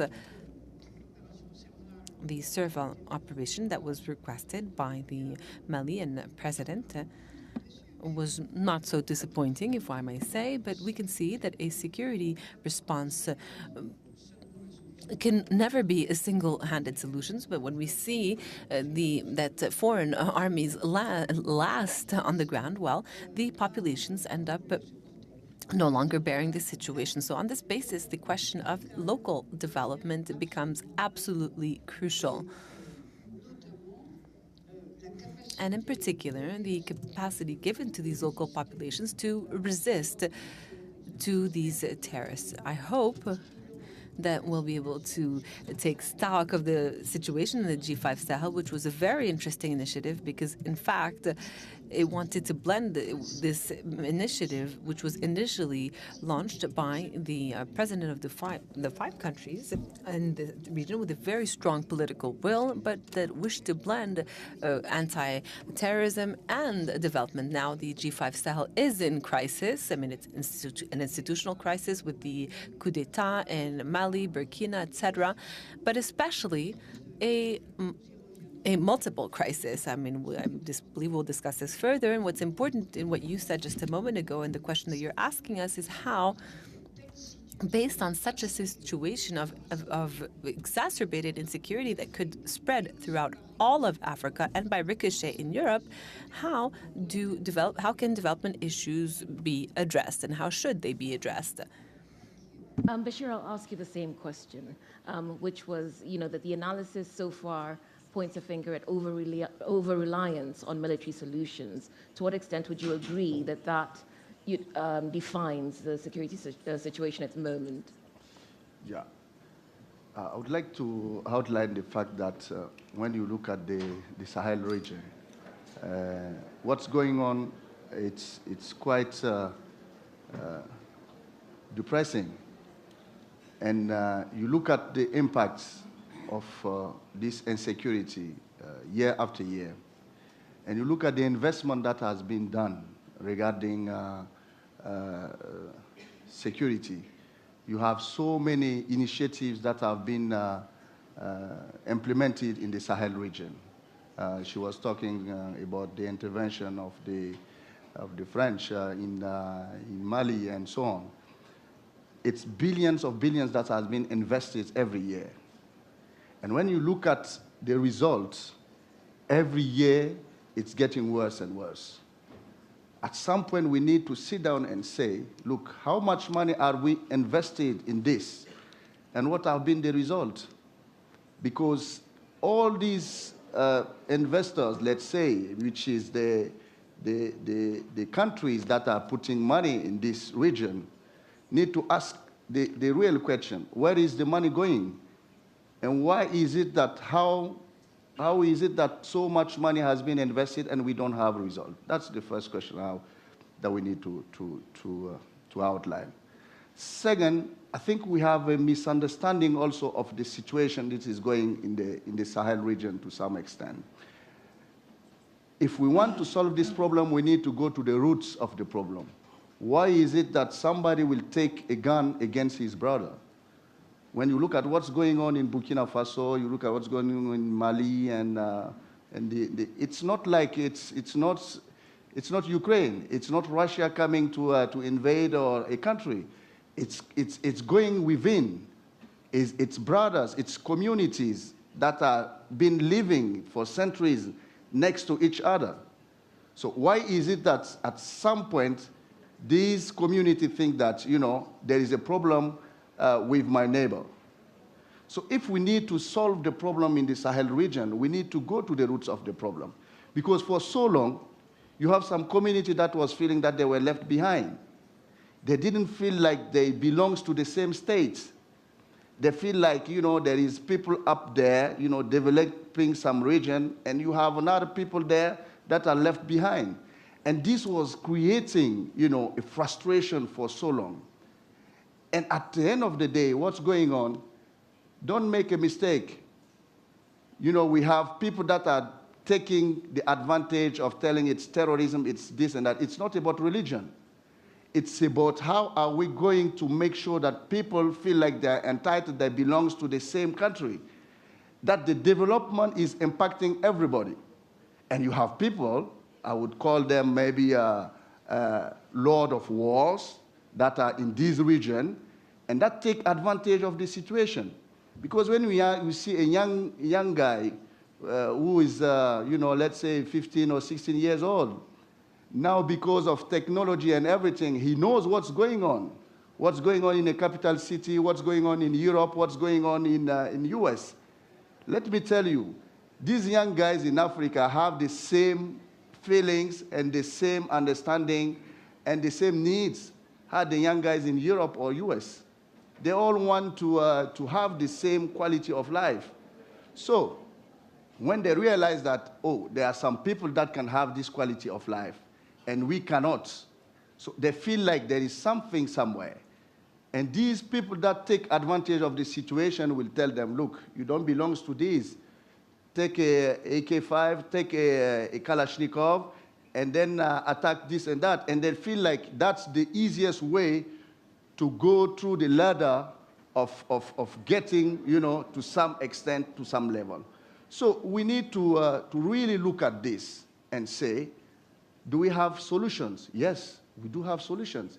Because when we look at the money that have been invested in the region, when we look at the amount of money that has been flowing in this world, the world has never had so much money than before. And you look at the results, it's getting worse and worse. So we need to ask this question. Are our policy matching with the current situation and with what's going on the ground? Is it that we really care about what's going on and what's going to impact the population? Because at the end of the day, it's all about delivery. Are we really delivering? Are this money being used like wisely? Because when you look at the region where we don't have a factory of ammunition, we don't have a factory of guns, nothing. But the war is going down there. Who is flowing with the arms? Who is giving, who is injecting this and that? And we need to follow this route. I was on a panel last time and I was explaining what happened before 9/11 and after 9/11. After 9/11, you have seen that we went through the pockets of those people that were investing and giving money to the terrorists and all these criminals. We went really hard to their pockets. Look at our Sahel region. Who are the one who is financing? Because if we want to solve the problem, we need to go hard to the pockets. Who is the guy who is giving the money? Where is these lord of war? Who are they? I think we can identify them and start going hard to them. And then also we need to look also at the roots of those who are, you know, financing and giving guns to this and this situation. Like what she said, the situation in Libya created a big problem because we went from people that couldn't have access to some quality of arms, to some level, to those people that are really well, you know, equipped. And I would say that this has been really the trigger to the problem. But now we need to know that this problem is not only the problem of the Sahel or a problem of Mali or Burkina. It's a regional problem, and we need to come together to solve this problem. Because when you take the example, for example, of the CIA or the FBI in US, look at US. When there is a problem in New York or in Texas or wherever, you have a platform where the information is there, and the FBI is there for all these countries. But when you look at the states in the US, each state is even more powerful than, you know, maybe the whole country in the Sahel region. But they pull things together. So we need to start solving this problem because it's not going to be the solution of each state.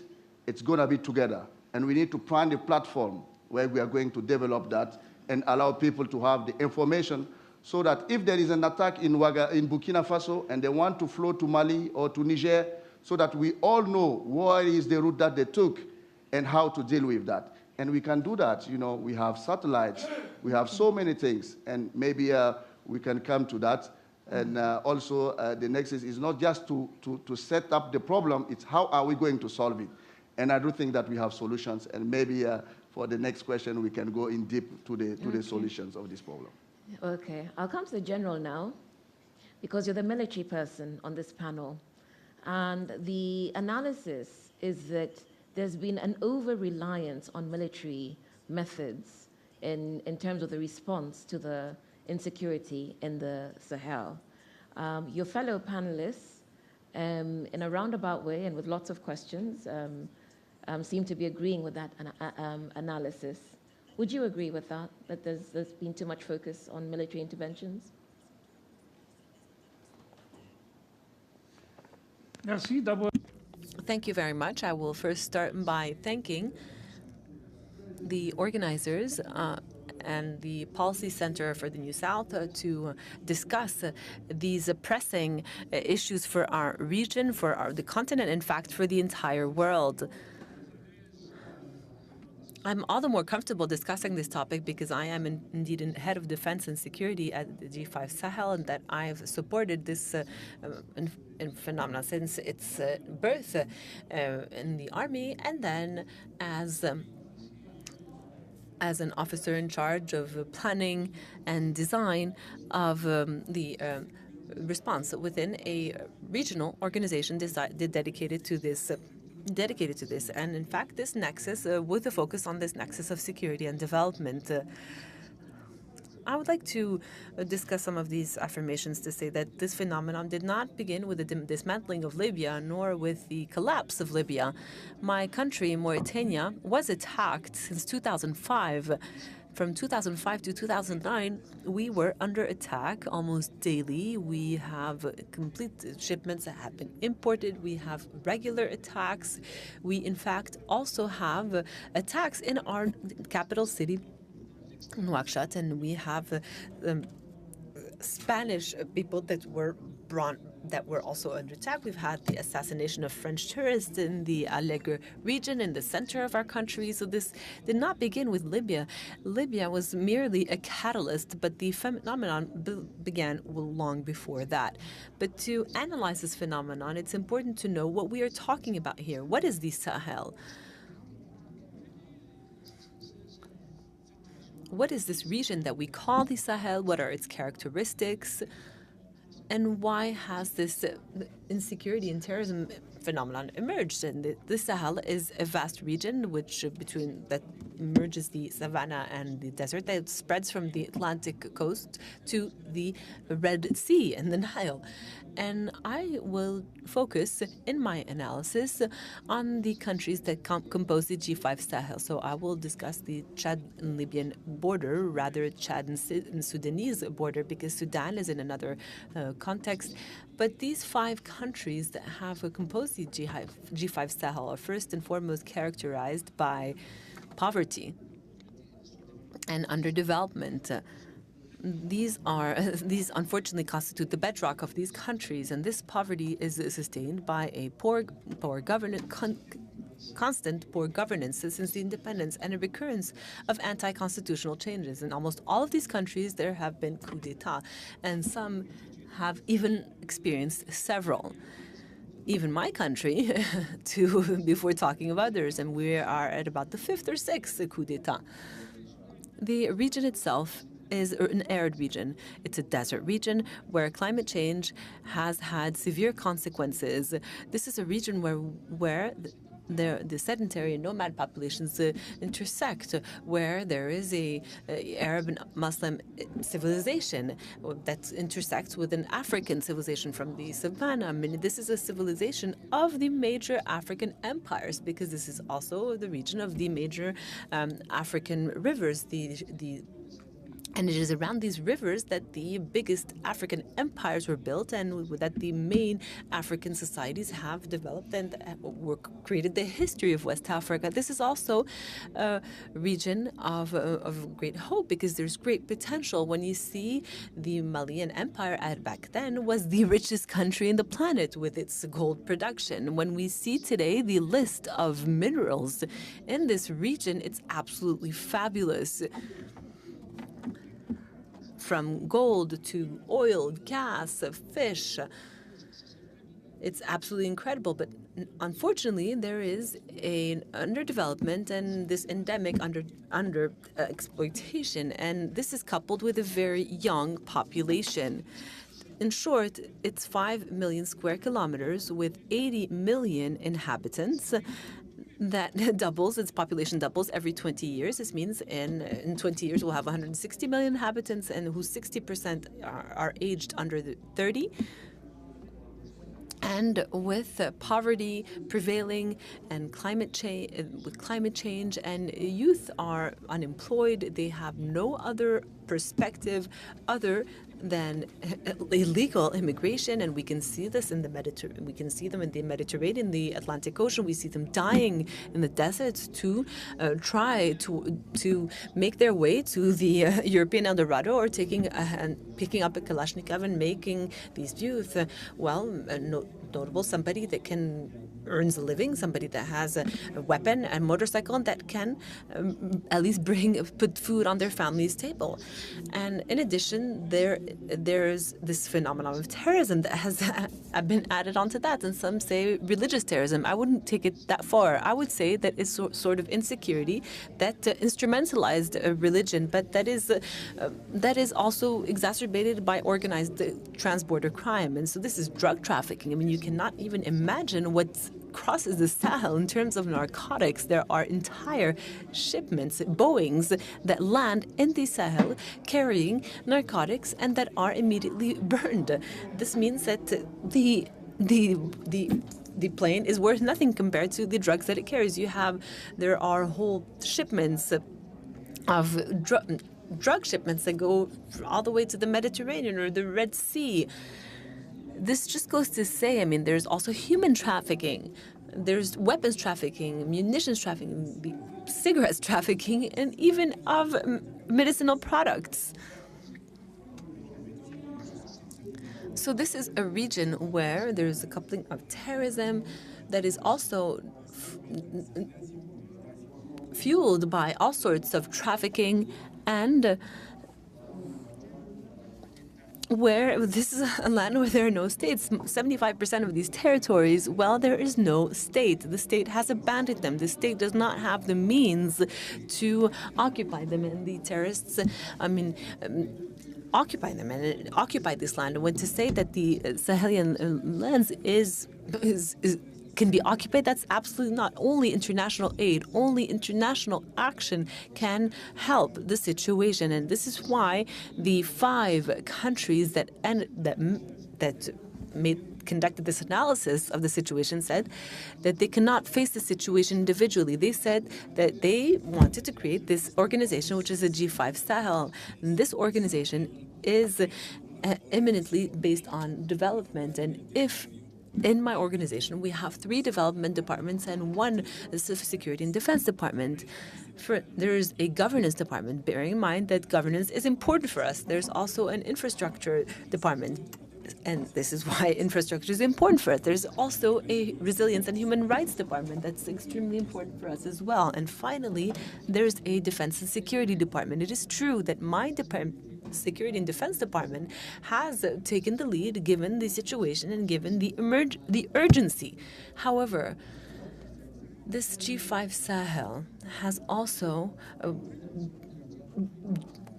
brought upon a major international solidarity, bearing in mind that the Nouakchott Donors Conference, we were promised the $3 billion that we are still awaiting. Unfortunately, this has also opened appetites, and we have been submerged with new organizations that I'll only mention, for instance, the Coalition for the Sahel, the Alliance for the Sahel, the P3ASW, that are sort of funnels to capture financing and redistribute them elsewhere.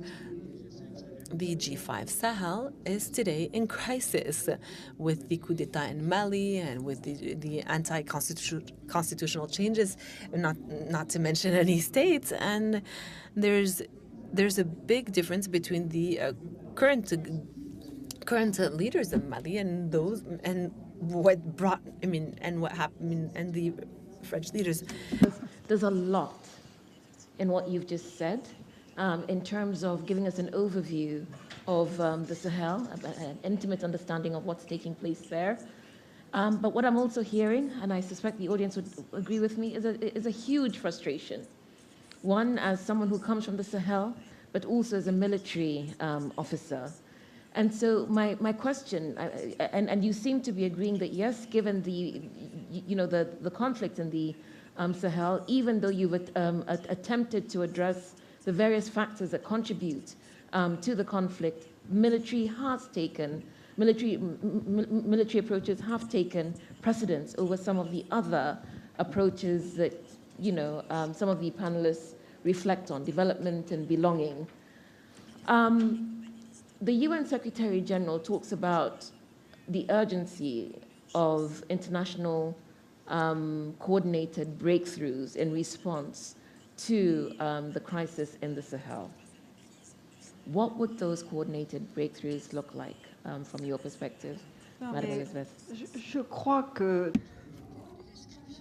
I believe that the descriptions that have just been made are extremely useful to understand the situation. Now we need to turn to the solutions. There is a major need for coordination between the countries of the region. I believe that our two friends on the panel have described this very well.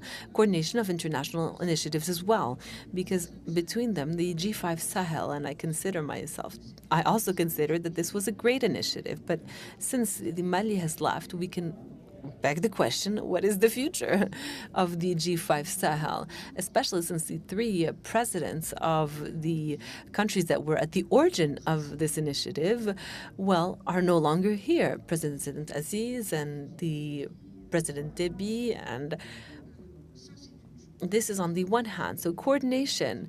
We have, for instance, several initiatives. There is the ECOWAS that has just announced that they were going to create a regional force.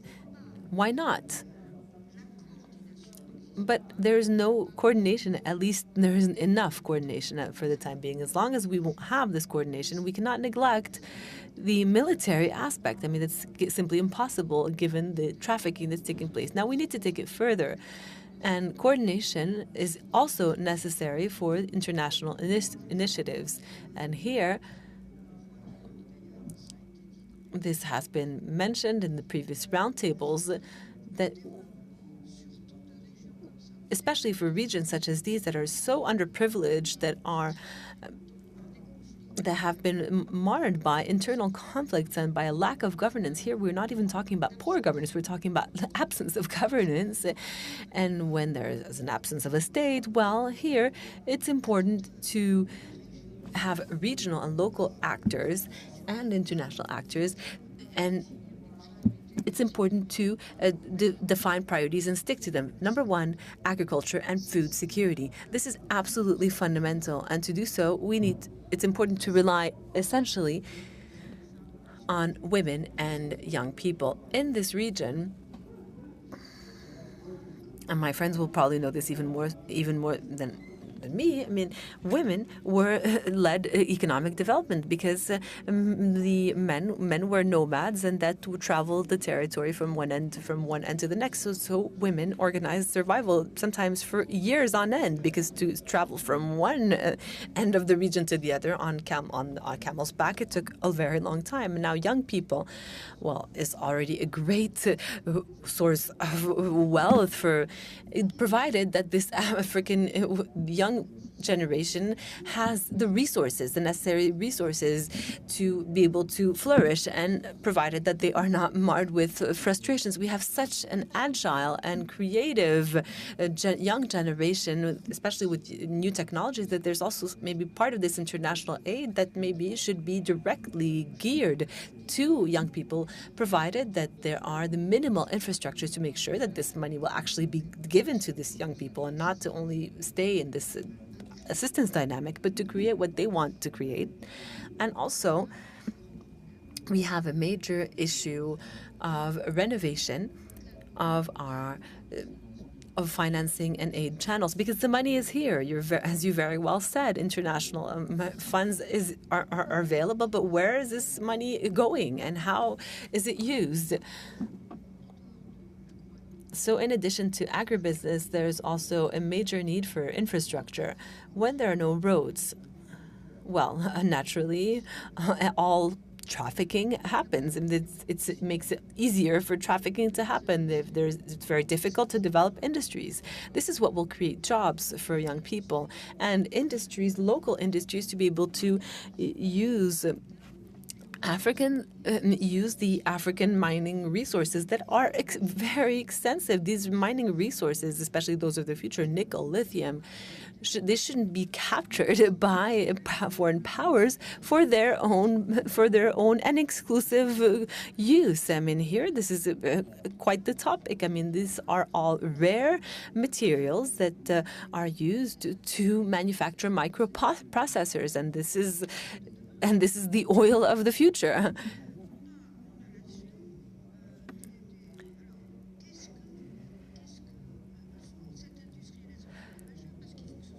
So the Africans need to be the ones to benefit from this value added, given that there's no processing of these raw materials.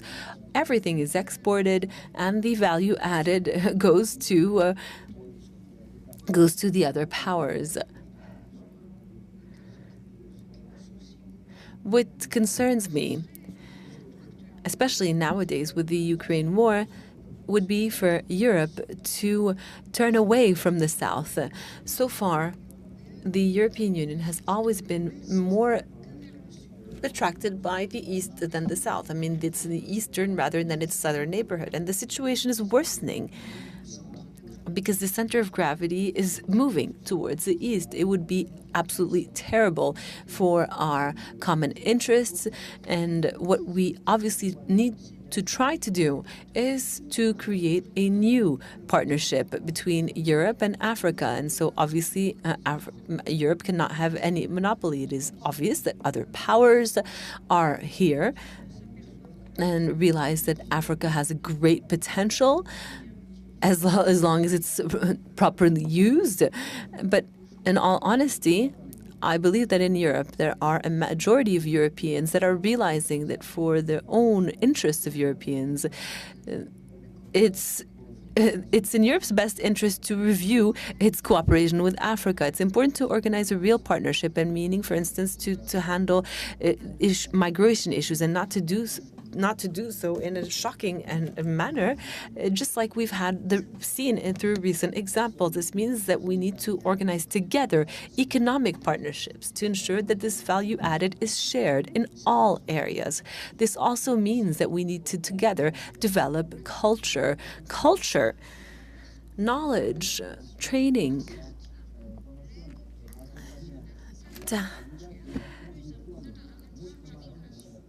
Donc,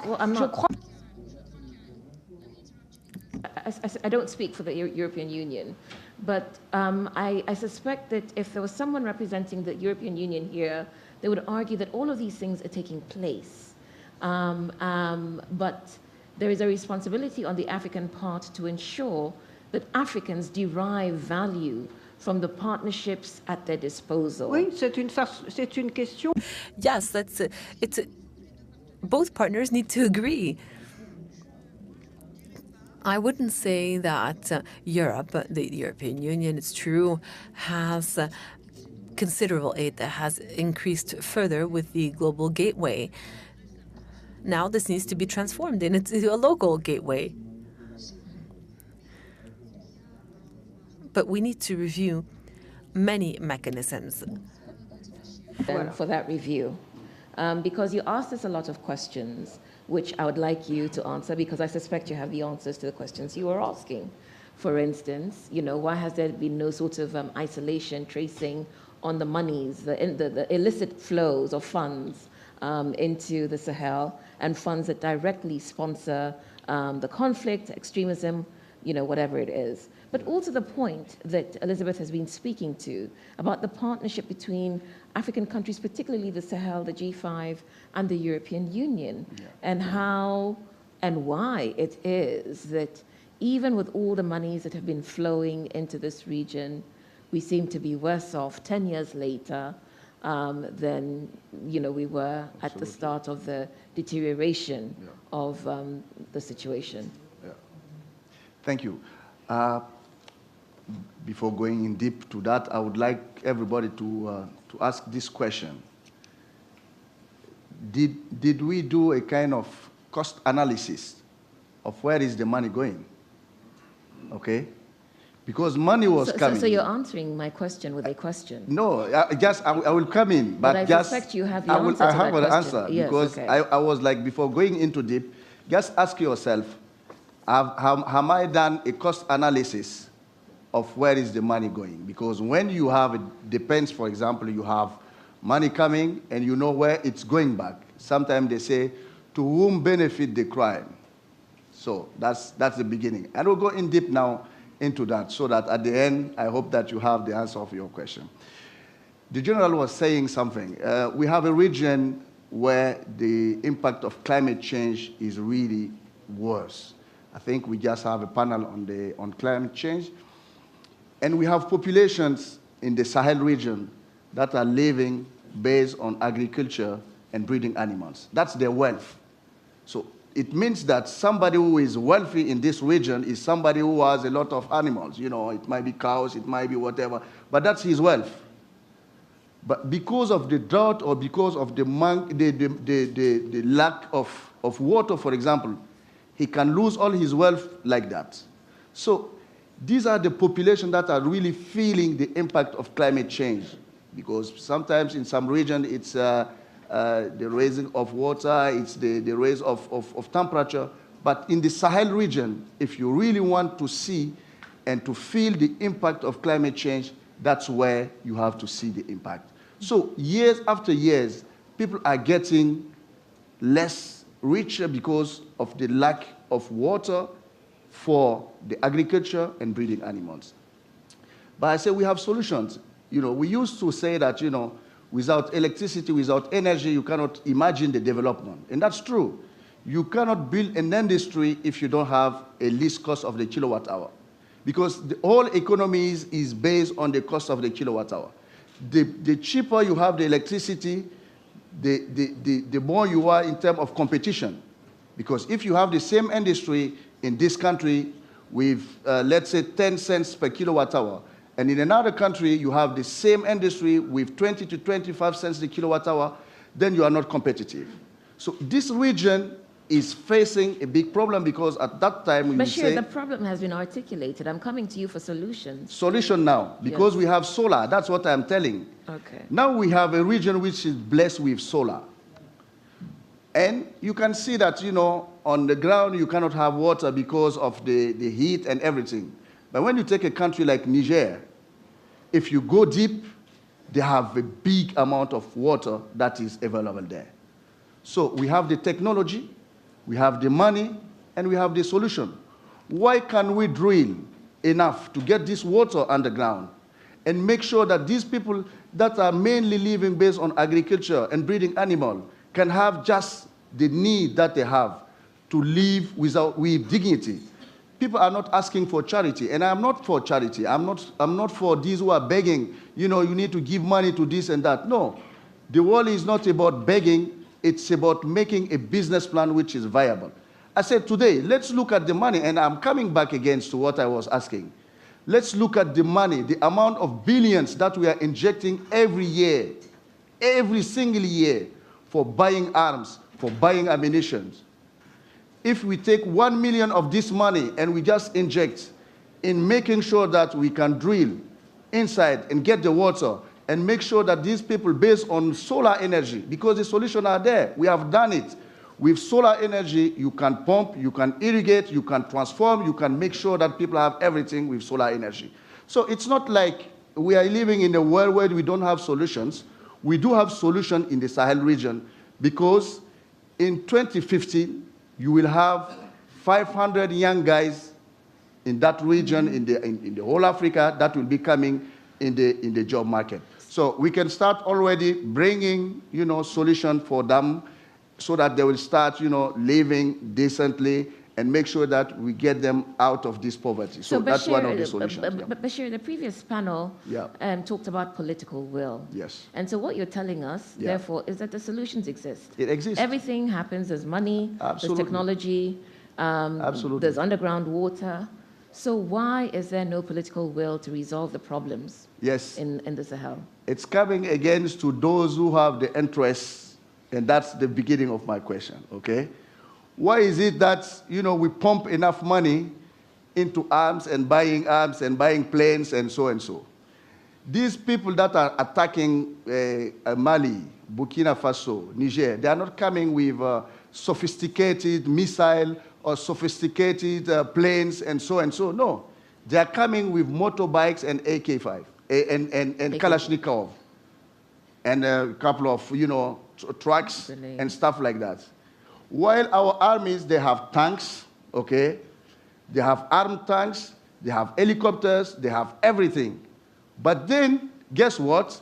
Year after year, these guys are still, gaining, in terms of territory. So we need to ask ourselves some questions. Who's benefiting from us? And I would say, when you are bringing, arms, you are bringing big things, this money is not staying here. This money is going somewhere to somebody's so pocket. let me just check, though. Yeah. Do you think Bashir is speaking in parables and proverbs? Because that's how I feel. I feel like you know what it is you're trying to say, but you're speaking in code. Yes. Okay. I think everybody here understands what I'm saying. Yes, we understand what you're saying. Name it, so Yeah. that we can move on. So, who is benefiting from the crisis? who's funding it? Who is extracting the money? Who do we need to isolate? Who do we need to name and shame? Thank Who you. do we need to put, list for sanctions? Thank Who? you. Tell us. Thank you. Let me tell you, I have the credit of, of pulling the trigger, but who is benefiting from that? Those who are, let's say there are 5 countries in the world that are first in terms of arms. It's France, it's US, it's China, it's Russia, and maybe the 5th one, I don't know. They are the one who's benefiting from the arm because they are the one who have the industry of, fabricating big guns, fabricating big planes and all these things.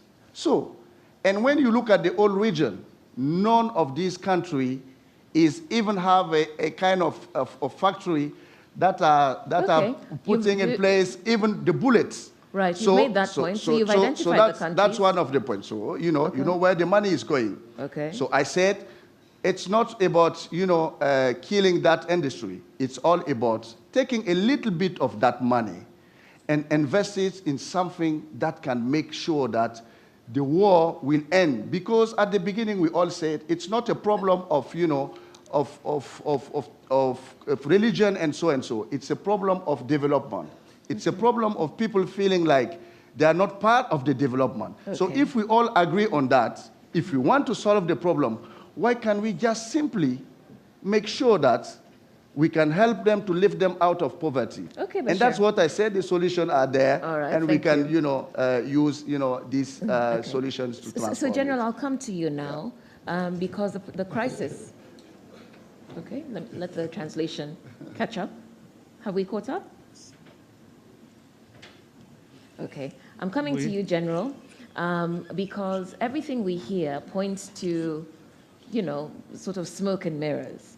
And from your perspective, you've asked for support for the G5, which is in crisis, but it also seems as if you could very easily, as a regional grouping addressing conflict, ask for basic minimums in terms of isolating individuals who are driving and profiting from the conflict in the Sahel. You could ask for various other interventions that the UN has identified in terms of capacitating yourselves as an organization, but also supporting your initiatives within the Sahel. Are these things possible? If they're not, what stands in the way of achieving these?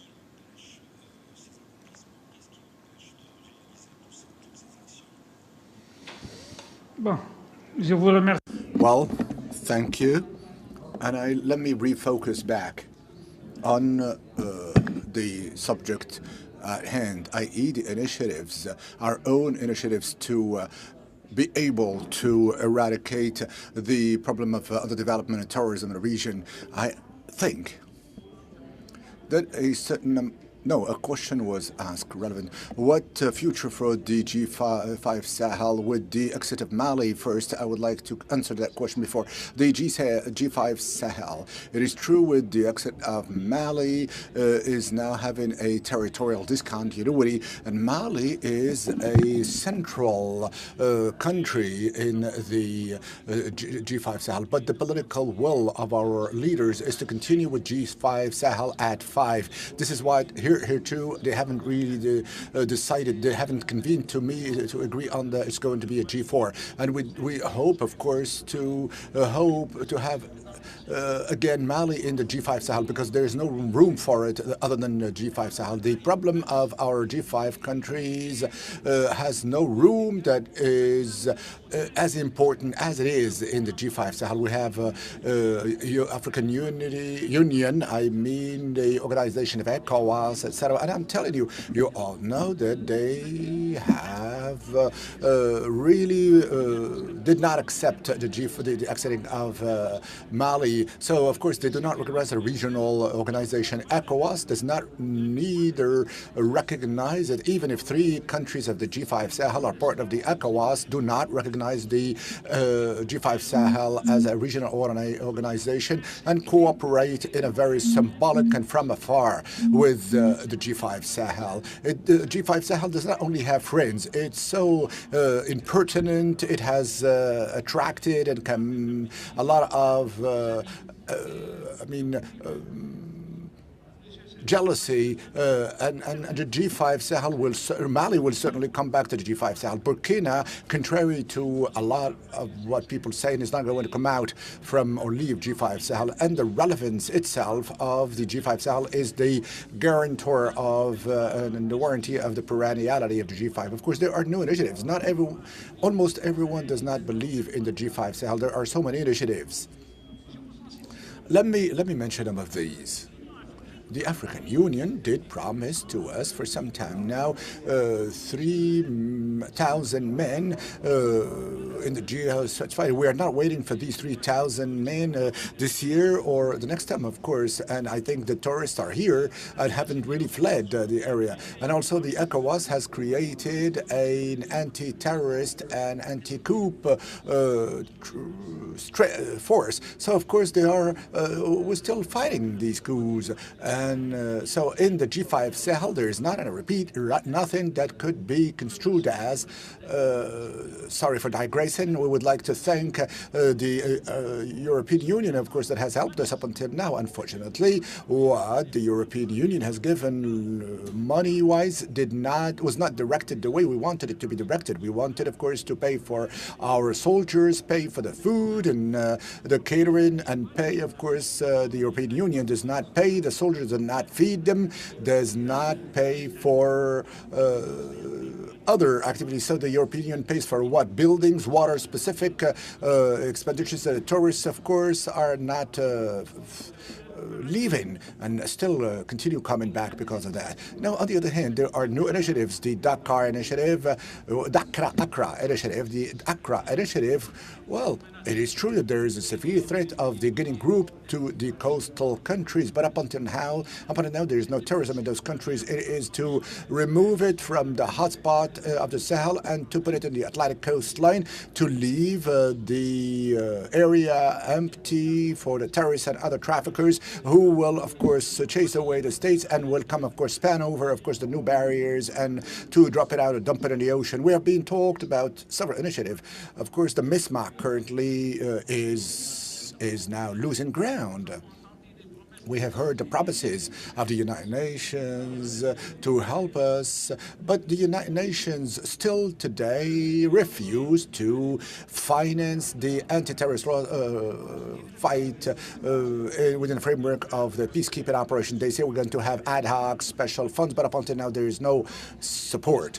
Initiatives, new initiatives. I think the sole initiative that remains relevant on the field is the G5 Sahel. And unfortunately, the G5 Sahel, as I said earlier, does not have only friends. Even the African organizations do not really extend our hands to us. The European Union, who was keen to help the G5 Sahel, of course, from an economic standpoint, it was only lip service. For example, my head of states in Bamako since 2006 states, the heads of state have come out from their lethargy. They said create a joint force, set up, of course, a way from Jamena, Jusqu'à Nouakchott, and also an air company, freeway or motorway from Mauritania to Chad to exchange products, to develop, create this and that, communication structures and the like, in interstate, remove allow all of the states to have roaming without additional cost. All of this has not taken place. We have to acknowledge that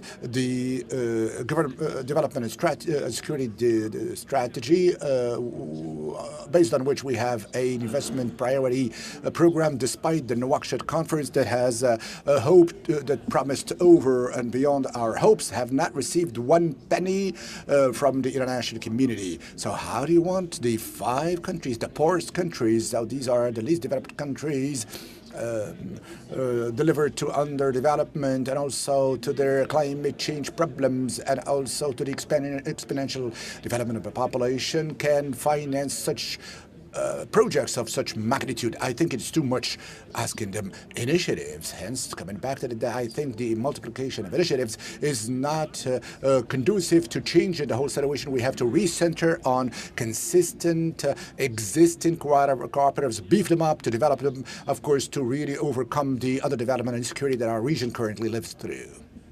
Okay, thank you. It's a fairly depressing picture.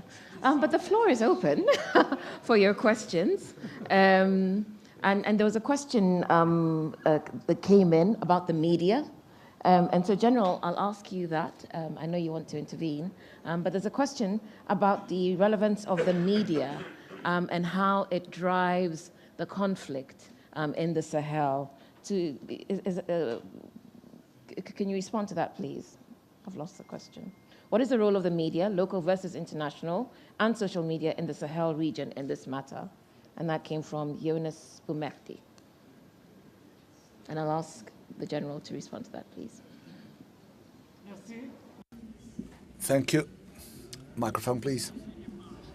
No, it's not a secret that today the media are a fifth column in the war. In any war, there is no war without media, without information, without communication. And today in the Sahel, there is no one Sahelian who doesn't have or own a motorcycle and a smartphone. Even the terrorists, the enemy, use the media and use the media to disseminate their ideas and propaganda and to also attack states. Hence, it is an extremely dangerous arm and weapon in the region, and if it is not being used to put to good use by the states, by the organization, by the state structures, well, local and international. Jusqu'à présent, j'ai parlé du local, mais up until now, I've talked about local, but international, also the international media are not really making us or talking about this better. Let's look at some radio, television. Of course, they relay the most villain picture, and this is also something known, and it's always the grotescism that they are looking for, and the scoop, and the sensational, and of course, and the children, of course, with big bellies, and women also doing the home chores, where on the other hand, on the other side, there are a lot of good things to show in the Sahel, not only the poor people, not of course disseminating fake news with respect to attacks, villages, massacres of population, and also burning the crops, etc. Of course, the media who do not belong to us are often led to show us poor terrorists and what have you, or incapable of making a living. Of course, in order to, as I said earlier, to be on the sensational front. You wanted to come in. Oui, enfin, I do concur with has been said about media. There is a lot of misinformation that are being organized Now, to use the theme earlier, organized by one foreign power, in particular that who is responsible for the war in Ukraine, and which reads specifically because it's been given or mentioned, who really from the horse's mouth, whereby Europe is now held responsible for the worsening of the situation, whereas up to and including the European sanctions would be accountable of the worsening of the non-export of cereals to Africa. It's not the European sanctions that are to be held accountable for, but it's the war in Ukraine, which is initiated by a country we all know. Now, Non, mais c'est la Russie qui est responsable de la guerre d'Ukraine et qui organise à travers une milice privée qui s'appelle Wagner, n'est-ce pas? Voilà. Alors, puisqu'on parlait tout à l'heure des actions maléfiques de puissances étrangères, il y a quand même une antidote qui tombe sous le sens à ça, c'est que les pays africains pris isolément et ensemble surtout, puissent s'organiser pour résister. Sorry, we're struggling with the translation. L'organisation, la gouvernance. We don't have translation. Something. There is translation, madam. There is translation. If translation are responsible for the underdevelopment or non-development of the Sahel countries, then there is a simple a solution on that, is that the African countries of the Sahel and around take charge of their own interests, both on military and on development, organize themselves to cooperate so that they can, talk in a more, in a better situation towards those foreign countries. What has been done? Not much. There are international institutions. The African Union has made remarkable progress, I think, remarkable progress. There are the G5 Sahel. I hope you will continue, of course, etc. But we need Africans to organize themselves more than they have done until then. And to do that inside each country, those countries together, and to talk in a, on a system of equality with the European Union, members of the European Union, and other foreign countries, so that then maybe so. But that remains to be done. Okay, sorry. We have 17 minutes. So what I'm going to do is gather as many questions as we can, so that you can respond to them. And oh wow, the democracy is not working. Yeah, I started with this side last time, so I start on this side. Okay, so if we start here, so as you can see, we're managing time, so please be brief. Thank you. Thank you very much indeed. Thank you for the showing us the fact, particularly who is benefiting out of this and where the finance goes, but what is being done locally, particularly, ECOWAS is really known, one very strong regional mechanisms to deal with it. And also, this is, by the way, very similar to the one we have in Horn of Africa as well. So what's being done, particularly on those individual countries, so as to deal with this? By the way, it is not really African problem alone. Its origin goes back, as we said, previously. However, what is being done here as an African-led solution to deal with this? Thank you very much. Thank you. Thank you very much. And my question is related to the implementation of the United Nations integrated strategy for the Sahel region of 2013. I remember this visit by the Secretary General of the UN, the World Bank, African Union, and that made a commitment of about $8.3 billion US, and there was an agreement, a 10 pages agreement, and that agreement started the implementation. What happened to this agreement?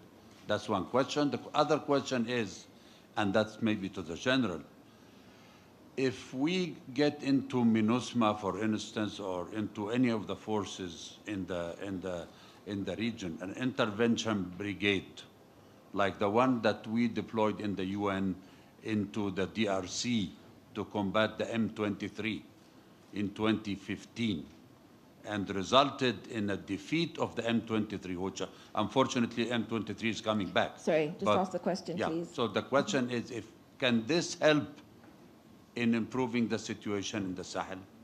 Thank you. There's a question at the back. Merci beaucoup. Thank you very much. I think it's a very, very important topic. And once again, I think what's happening today in the Sahel has global implications, phenomenal, that we should not neglect, given the fact that the interstate terrorism is to be condemned, the Russian terrorism in Ukraine, the American terrorism in Iraq, or that of NATO in Libya. All of this is certainly to be condemned.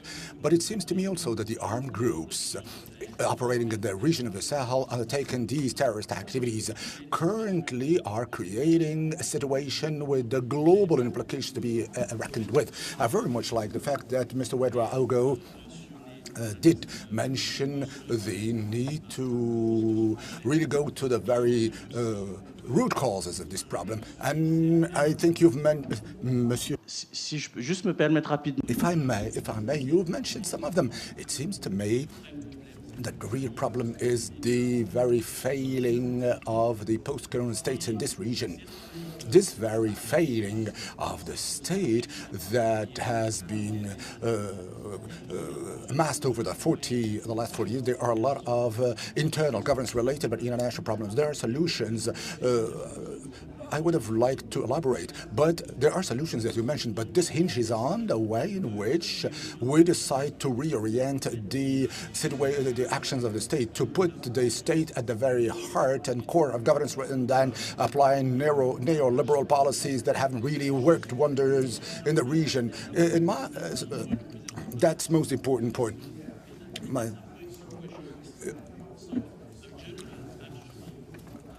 Mentioned that other organizations in the region are not collaborating with the G5 Sahel.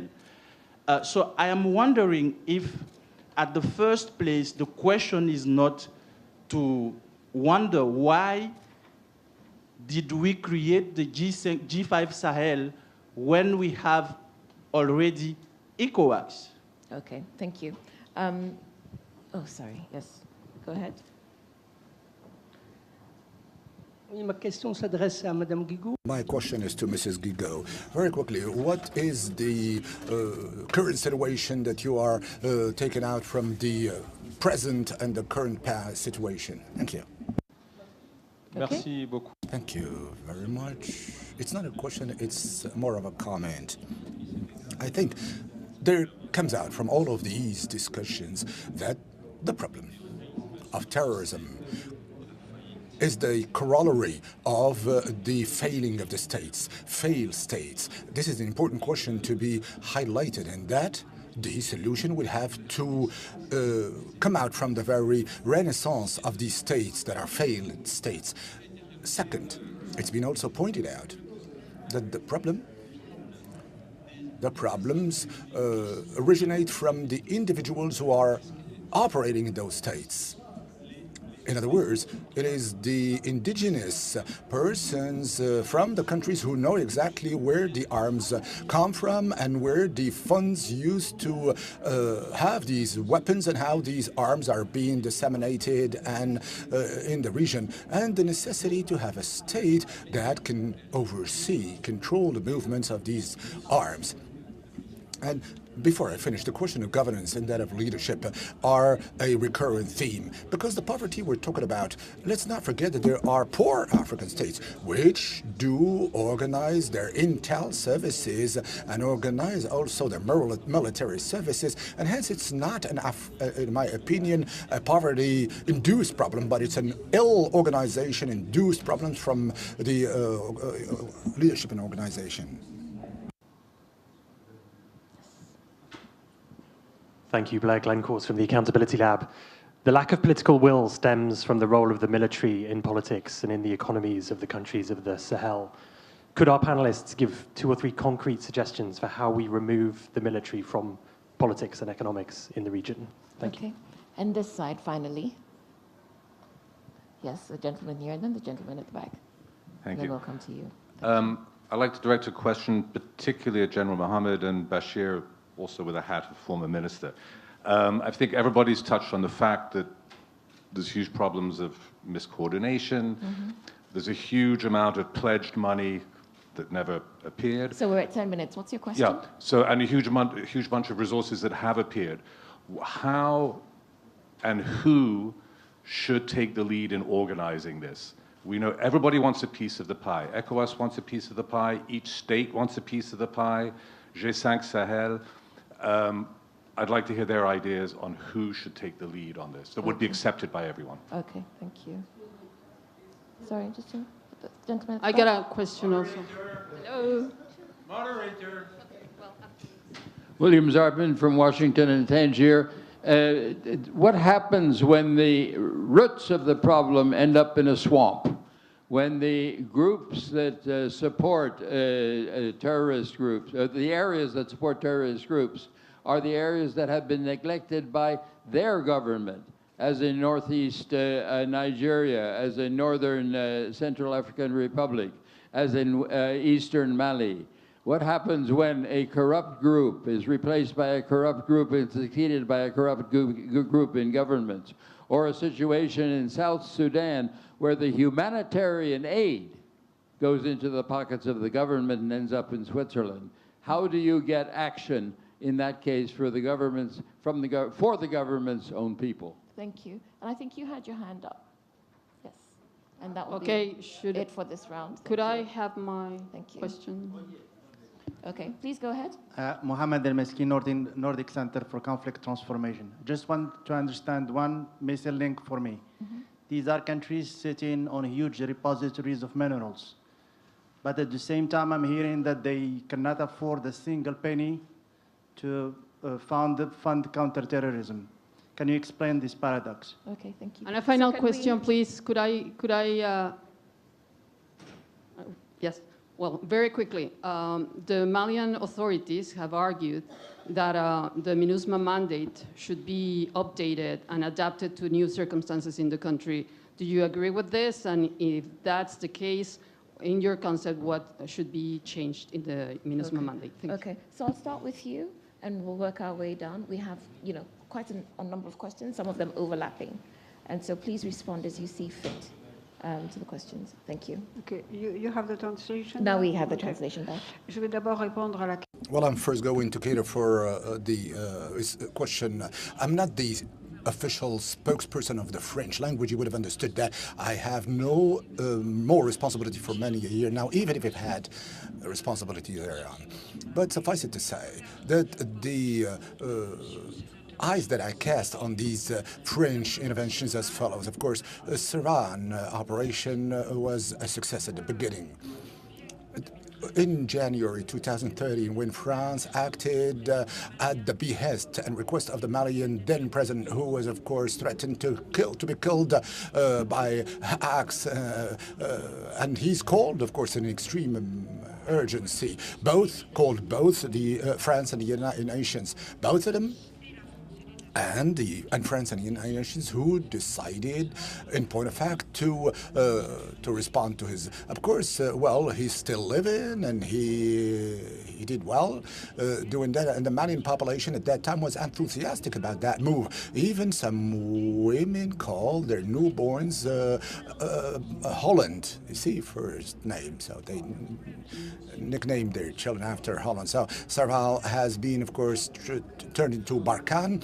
And I think the main reason for that, or success, was for France to be able to attract other European states in these operations, because it was France that was taking the lead on military front. Properly speaking, we've lost the souls of 53 soldiers, much important also other casualties, and I'm not talking about the fatalities of the Malian army to start with and of the armies of the other Sahel countries.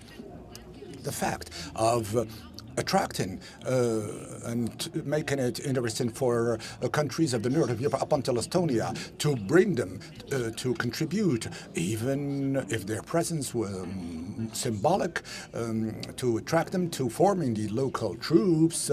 I think it was an important, significant success, because here again, Europe, if not to say all of the European Union, apart from the Mediterranean, Mediterranean countries of Europe, are not really bent to show their interest in Africa. Mostly that Africa from afar is seen on only problem continent.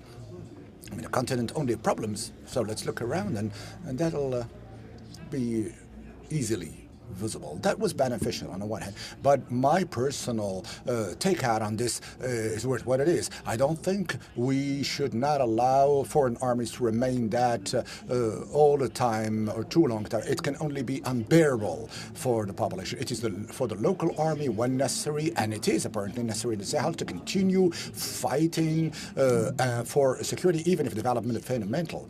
So it is up to these local armies to continue the security effort. So as to what I have now, according to what I've heard, France has transferred its forces. It hasn't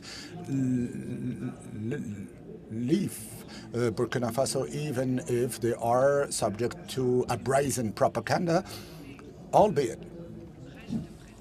they still remain present in Niger. And it's important because in Niger, this big major country should be preserved. President Issoufou was one of the staunch supporters of G5 Sahel. I hope that his successor will do likewise. Now, therefore, there is a reshuffling, a deep thinking process on the new strategy to be led by France in these countries. The Minister of Defense is going to go to these African countries, and he's been very crystal clear recently, and I approve his approach and his move to go talk about the needs of each of the African countries, to be lending a keen ear, not to act in their stead, but do with them and work with them when the support of France is deemed necessary. I think this is a good approach. On the other hand, I would finish by saying that in Niger, more particularly, there hasn't been any failure. In Niger, the French army has, for example, contributed to local development with initiatives for the furtherance of the use and the making availability of water. Okay. There's one question that was coming, from several of us. It was about the capacity of our states to even perform and deliver. I mean, we need to... Please don't ask any questions, just answer the questions. Yes, I think it's important that, sometimes we remind some things, and I'm talking about the question of the Prime Minister. It's like there are some states that are not viable, and we need to understand that. How did our state have been created? It has been just divided like this. You have people that are speaking the same languages from border to borders. But because of the line, they said you are from that country and you are from another country. So it's causing, even at the beginning, the understanding of why is that. So there are some states that you have, let's say, the capacity, the human capacity, the resource, even to sustain this state, you don't have it. So, this question is not that easy like this. You should not just look at it like that. How have been this continent being divided into states? Bashir, but does that really hold, though? Because there are other countries which are functioning with those colonially imposed borders, so that doesn't hold. I understand, but then the next step is what? When you understand that you have states that are not viable, where can you pull them together and make sure that you have the potential. And it comes to the beginning when I was intervening. You remember I was talking about the CIA and the FBI in US. It's coming to this. When you look at the different states in US, you look at New York, you look at California, you look at all these states, they have one army which is protecting all of them. You have one leadership which is protecting all of them. You look at the NATO in Europe, you have countries like Switzerland, which is like, let's say, millions of times more richer than our own region. But they are in the NATO where they have the protection. They don't need to buy, to take their money to buy planes or to buy this and that. So I think this is an example. But which speaks to the question that I think two or so people asked, which was, if you have ECOWAS and the African Union mechanisms existing, why do you need the G5? And isn't that part of the problem? It comes to the leadership also, and the understanding of the states that nobody is going just to go by himself, and we need to pull some resources. So there are other questions also that was directed to me specifically. It's what's being done locally. It's really the question, and it's how are we doing? And one of the solutions is like we need to come together, because nobody will be alone, be able to fight against that. And that's something I have been advocating for so many times. Look at even the trade. When you look at our region, they are trading between each other like 15%. The rest is with the out of Africa. So it's all about how are we going to make mechanisms so that we try to pull resources together and make sure that we will fight this giving hand by hand. Okay. There is one last point I would like that is not touched and that we forget many times. It's education.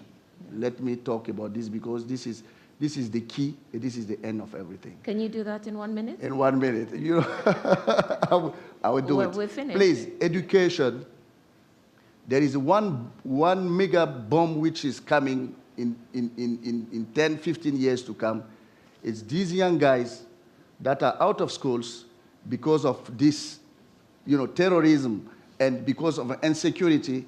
They have been moved out of schools. They don't have access to education.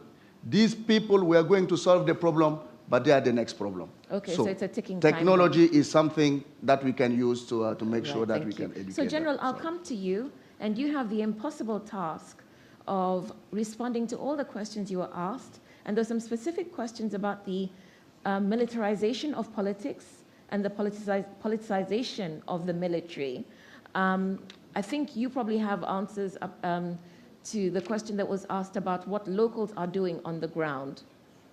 I think you also have the answer to the question about why does the G5 exist when you have ECOWAS? And we have examples of ECOWAS successes in other jurisdictions, so why do we need the G5? And you have to do that fairly quickly because our time is over. It's possible, you're a military man. Yeah, there we go. Well, I'm going to take a dive. Well, let me confirm what Madam Guigou has just said a moment ago, that at a certain time, if there hadn't been the Serval intervention, Sahel would not be where it is today. I think we have to acknowledge and thank Serval for having acted at a time where and when it was a critical situation. Serval has been turned into, sorry, bear with me, Barkhane. Barkhane has done what it can do. They lost soldiers, but the political situation has changed in the region. And I'm telling you that the 5 founding members of the Sahel, there's none of them in power. They've changed it all. So when we change the whole situation, when the political differences come uninvited, when there are more than divergences than convergences, other political situations nations are creating. Now, in Chad, Niger, and Burkina Faso, Barkhane is more powerful. So maybe we'll find solution otherwise. The G5 Sahel and the countries of the Sahel do need international solidarity and do more particularly need the solidarity of their traditional partners, the likes of France. It's a country with which we speak the same language, with whom we've been working for quite a long time, and a country we understand, and they understand and more than others. This is why France was the leader of the cooperation in the region. Unfortunately, the political divergences and contradictions, unfortunately, take the upper hand, and this is what happened. Exactly. We are not losing hope. We are making headway. A question was also raised as to the strategy and the policies of the United Nations of the Sahel. I'm not well versed. I'm not well versed in the strategy of the United Nations, but I think that SINS has also suffered from the multiplicity of strategies of there is a UA-led, UE-led, Sahel-led strategy. There is no organization that doesn't have any strategy for G5 Sahel, and I think that the United Nations strategy has been diluted or less soul in all of these strategies, and we don't have many that really hold away today. Whether now a question was raised whether a task force, UN-led task force with a new mandate would be able to solve the problem in Mali or in the Sahel. First, the mandate of MINUSMA today is very, very limited in scope and in geography to the Malian problem. It's not a Malian, but rather a regional problem, and also limited in the very use of the force, for it is a force that has no offensive mandate. Hence, it cannot solve the problem. It doesn't have the wherewithal. But I don't think that a foreign power hailing from the United Nations may solve the problem in the Sahel. It's only the Sahelians that really can solve the security and military problem in the Sahel. But these Sahelians do need support. They need frank support in armament, technical means, liquid. But of course, we do have them. We do have too many and very good quality arms. But now, of course, bring in task force. Because if we continue, our hosts will not be happy with any of us on this panel. It's been a very rich panel, as you can hear, dealing with very deep, intractable issues, and beautifully done by our panelists who've been generous with their insights. So General Sidi Ahli, Bashir Ouedraogo, Madam Elizabeth Guigong, thank you very much for your time. You've been a fantastic audience, and I'm sorry that we did not have time for this very important conversation, but there's dinners, and there's tea, and there's coffee, and I think there's dancing tomorrow or something of the sort. So hopefully, outside of the plenaries, we can address some of the questions that went unanswered. Thank you so very much for your kind attention. Thank you.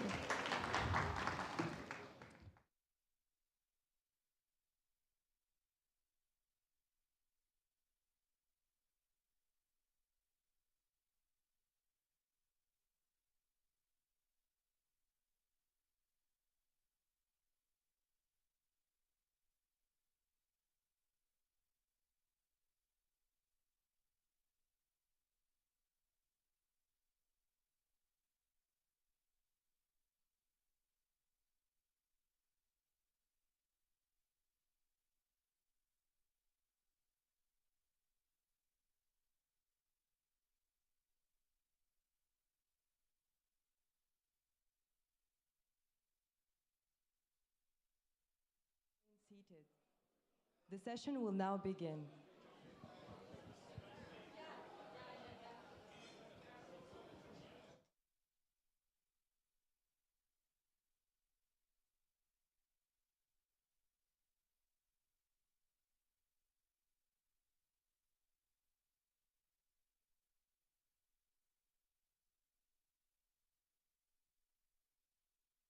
Under the high patronage of His Majesty King Mohammed VI, the Atlantic Dialogues High-Level Conference is back with an 11th edition in Marrakesh. Over 350 high-level participants will gather from more than 60 countries. Discussions will delve into this year's theme: Cooperation in a Mutating World, Opportunities of the Wider Atlantic. 11 plenary sessions and 380 talks will take place in Marrakesh. Current crises, multilateralism, inflation, democracy, food security, climate change, global economy, and energy will be discussed. 16 thematic breakout dinners will take place in more intimate settings around the city of Marrakesh for frank and uninhibited discussions. 30 emerging leaders from across the Atlantic, chosen from thousands of applicants, will join the conference after a 2-day tailored leadership program. To know more, visit our dedicated website, atlanticdialogues.org. Under the high patronage of His Majesty King Mohammed VI, the Atlantic Dialogues High-Level Conference is back with an 11th edition in Marrakesh. Over 350 high-level participants will gather from more than 60 countries. Discussions will delve into this year's theme, Cooperation in a Mutating World, Opportunities of the Wider Atlantic. 11 plenary sessions and 380 talks will take place in Marrakesh. Current crises, multilateralism, inflation, democracy, food security, climate change, global economy, and energy will be discussed. 16 thematic breakout dinners will take place in more intimate settings around the city of Marrakesh for frank and uninhibited discussions. 30 emerging leaders from across the Atlantic, chosen from thousands of applicants, will join the conference after a 2-day tailored leadership program. To know more, visit our dedicated website, atlanticdialogues.org.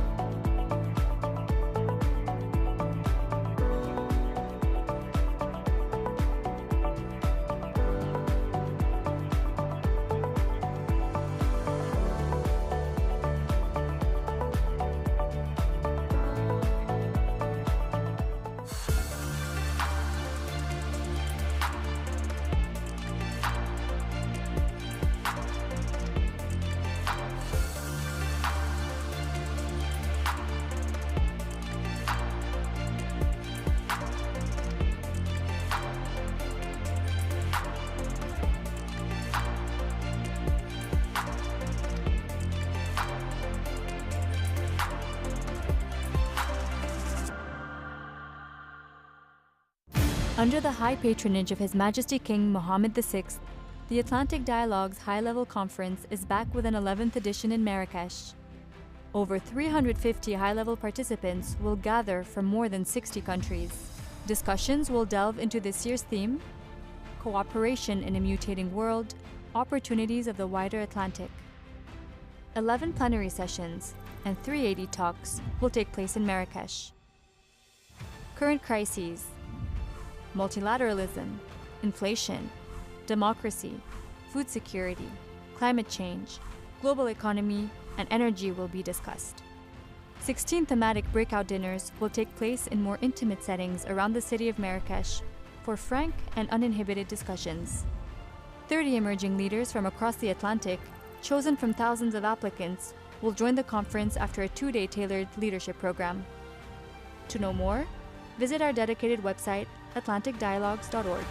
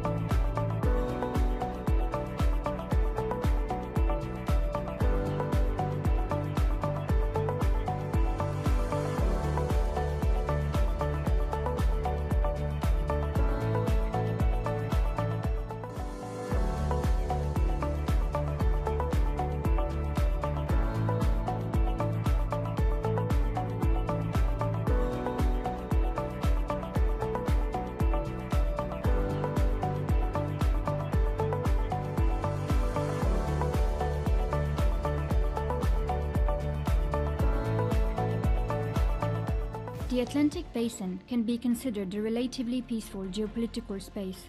However, the conjunction of sanitary, economic, and political crises has raised questions about the historical stability of the region. It has also given traction to pre-existing populist and far-right movements in many parts of the northern Atlantic. Nonetheless, a pan-Atlantic approach to these challenges and greater commitment to dialogue and cooperation can turn this fresh and untapped geopolitical space to a new platform for a North-South dialogue. How can we change narratives around the Atlantic Basin and include a North-South dimension in the geopolitical framing of this territory? And how can we strengthen cooperation and understanding between Southern Atlantic countries and the rest of the stakeholders?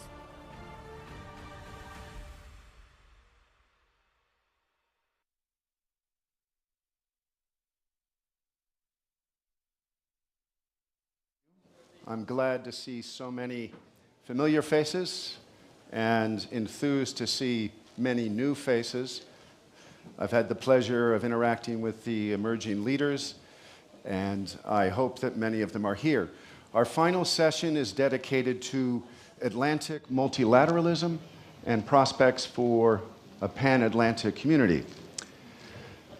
I would first like to thank our hosts, the Policy Center for the New South, and all of their colleagues and allies, and especially thank them for providing us with the longest running, the most consistent annual forum to come together to speak about the Atlantic issues, and Atlantic cooperation.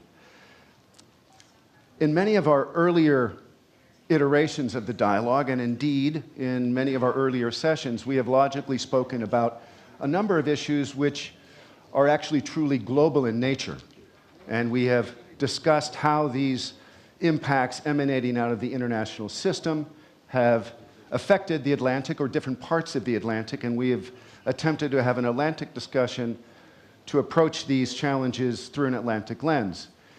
In the session that follows, we want to focus in on what is uniquely Atlantic about a series of challenges facing us. Uniquely Atlantic challenges which can only be approached with a pan-Atlantic cooperative engagement. Issues that don't exist in other ocean communities in the world. I would like to invite to the stage now our three panelists, all of whom are appropriate colleagues to engage in this discussion.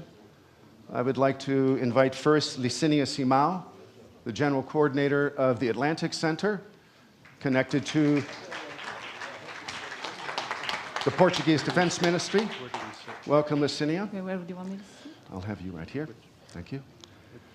Next up, Mr. Dan Hamilton, Professor and Senior Fellow at the School of Advanced International Studies of Johns Hopkins University in Washington, D.C.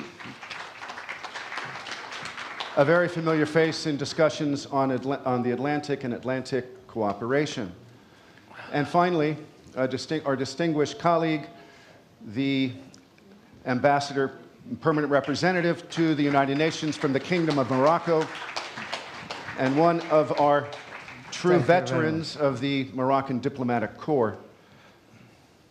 Thank you all.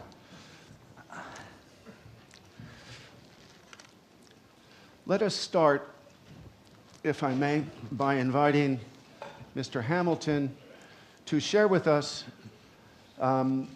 his experience and his engagement with the prospects for pan-Atlantic cooperation and some of the emerging concrete cooperative platforms that he is intimately involved with. Dan. Thank you, Paul. Thanks to the Policy Center and again to be here at the Atlantic Dialogues. It's always a great mix of people and it's very interesting always. It's just this different mix than you find in many other contexts. As Paul said, I've been working on this for some time now and I think often the flow of a conference like this, we tend to vent our emotions, we tend to say all the things that are difficult, and then we get to this part of the conference, the obligation is to say, what do we do? Is there something we should be doing? Instead of just assessing all the problems, how do we actually address some of them? And so the focus, as Paul indicated, is what is, despite all the issues, is there something in the pan-Atlantic binding the four continents of the Atlantic in ways that is simply a bit distinctive than how we would address global issues with other partners, or how our Pacific or Indian Ocean partners might be dealing with issues. And over the years, many of us working on this do believe there are some issues that should have us focus a bit more on the Atlantic, on what binds us, what challenges us together, and what we might focus on together. And you know, there are a few, which I think are quite simple. One, the Atlantic Ocean is becoming one of the central energy reservoirs of the world. A second is that it is the inland sea, if you want to call it that way, to the vast majority of the world's democracies. It is the busiest ocean in terms of all the transportation. It's busier than the Pacific or the Indian Oceans. Digital commerce and commercial interactions across the Atlantic rival those of the Pacific. And if you break it down in services, in investment, in digital commerce, Atlantic commercial connections exceed those of the Pacific. And we are confronted by some common challenges. The flow of guns, drugs, interacting with piracy, terrorism, areas of lawlessness is a pan-Atlantic challenge where there are no real governance mechanisms adequate to address them. And finally, the Atlantic Ocean itself plays a unique role that's different than the world ocean. It plays a unique role within the world ocean. It is where the thermohaline system, the currents that drive the oceans, are changing. It can have massive effects because of climate change on lots of other land masses. It is where carbon storage largely happens in the world. In the ocean, there are 4 convection points in the world for carbon storage. 3 of them are in the Atlantic. It is where the dead zones of the Atlantic, of the world ocean are, most of them. The dead zones are areas of low oxygen, where creatures simply can't exist anymore, and they're spreading around the world, but most of them are in the Atlantic. And they're not an issue that's of preserve of any one country or challenge. So we're on the front lines of climate change. As Andreas Kramer said in the earlier session, this is an issue that we have to really address together. So over the years, a number of us have been arguing this, but we didn't see a lot of traction by governments. And I think what we're seeing now is something new, that the governments of the Atlantic Hemisphere, if you want to call it that, are actually saying there is something here, we have to start to work on this together. So Portugal, for instance, has been leading a lot of interesting initiatives in recent years in this issue. Lucinia will talk about it, but she leads the Atlantic Center of Portugal, which is a major new initiative that has many countries signed on to it, governments saying we need to work on some of these challenges together. Morocco has initiated also an initiative the ambassador will tell you about. And then on the margin of the UN General Assembly in September, 20 governments have signed on to a joint declaration on Atlantic cooperation that's really unprecedented, saying that they will work on these common challenges together. And what's interesting about that process is they didn't simply say, here's the declaration, here's what we're going to do, thank you, good night. They said, we're going to start a consultative process to win other countries to this coalition and to engage stakeholders, to hear what could be done. So we are standing before an invitation from governments now to engage in a productive, constructive discussion about this Atlantic agenda. So they are proceeding cautiously. They've identified two areas that deserve attention, they believe. One is on the Atlantic Ocean, on the environment, climate change, resources, those related baskets of issue. That would be basket one. We addressed some of that here today. I said Andreas in one of the sessions really went into it. I share his views. There's something about that. I said why the Atlantic Ocean has this unique function. So that's a rich area that we could work on. The second area they identified is maritime governance, particularly related to security concerns. We heard just now many of the security concerns for the Sahel and so on. But if you take the pan-Atlantic view, my earlier characterization was you have drugs coming up from South America, Central America. You have guns flowing down from North America to the south.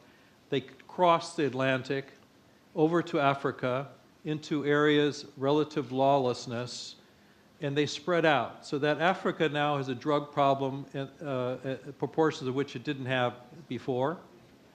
Much of that flows back up into Europe because that's where the demand is. And it interacts with both terrorism and piracy in ways that is threatening the entire basin. And it is a pan-Atlantic challenge. It is not the preserve of one particular region. And we're not going to address it unless we create a governance mechanism that addresses all of those interactions. And it's an Atlantic phenomenon. So those are the two. So, you know, my suggestion hearing that governments are actually interested is to say, we, the stakeholders, including officials, let us engage with them now, this year, on those two particular topics, inviting interest in recommendations, and see where it goes. Because if those two areas don't work in the eyes of the governments, they won't have interest in doing more. I think there are other areas we could do, which we could talk about. I won't go into that now. But I think we should start where the governments have said their interest is, where they have opened a door to understanding what could be done. And I believe we, as the community that thinks about these issues, should walk through that door with them and help define that agenda. I think it's very concrete now. I don't think we have to keep assessing the issues. We can address them if we can start to create a process that allows us to do that. Thank you. Thank you very much, Dan. And I appreciate the notion that perhaps it's the Atlantic Ocean itself that provides the intersection for concrete collaboration and movements forward. And it's very encouraging that after a decade plus of many of us via the Atlantic Dialogues and in a number of other initiatives in collaboration with each other, sometimes overlapping, oftentimes dialoguing with each other, sometimes not, that most of those initiatives I would describe as in the main transnational movements, with the participation punctually of a state or two here and there, including the Kingdom of Morocco.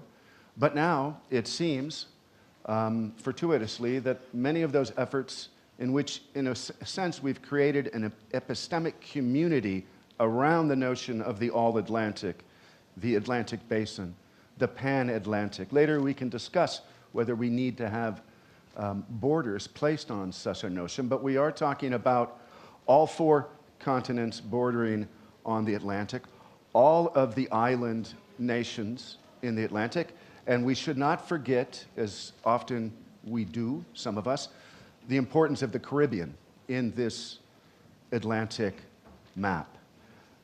So let us pass to Licinia. Let's hear from you about the efforts out of the Atlantic Center and how Portugal at this stage sees its role in generating pan-Atlantic consciousness and cooperation. After all, Portugal is one of the quintessential Atlantic countries. Licinia. Thank you so much, Paul.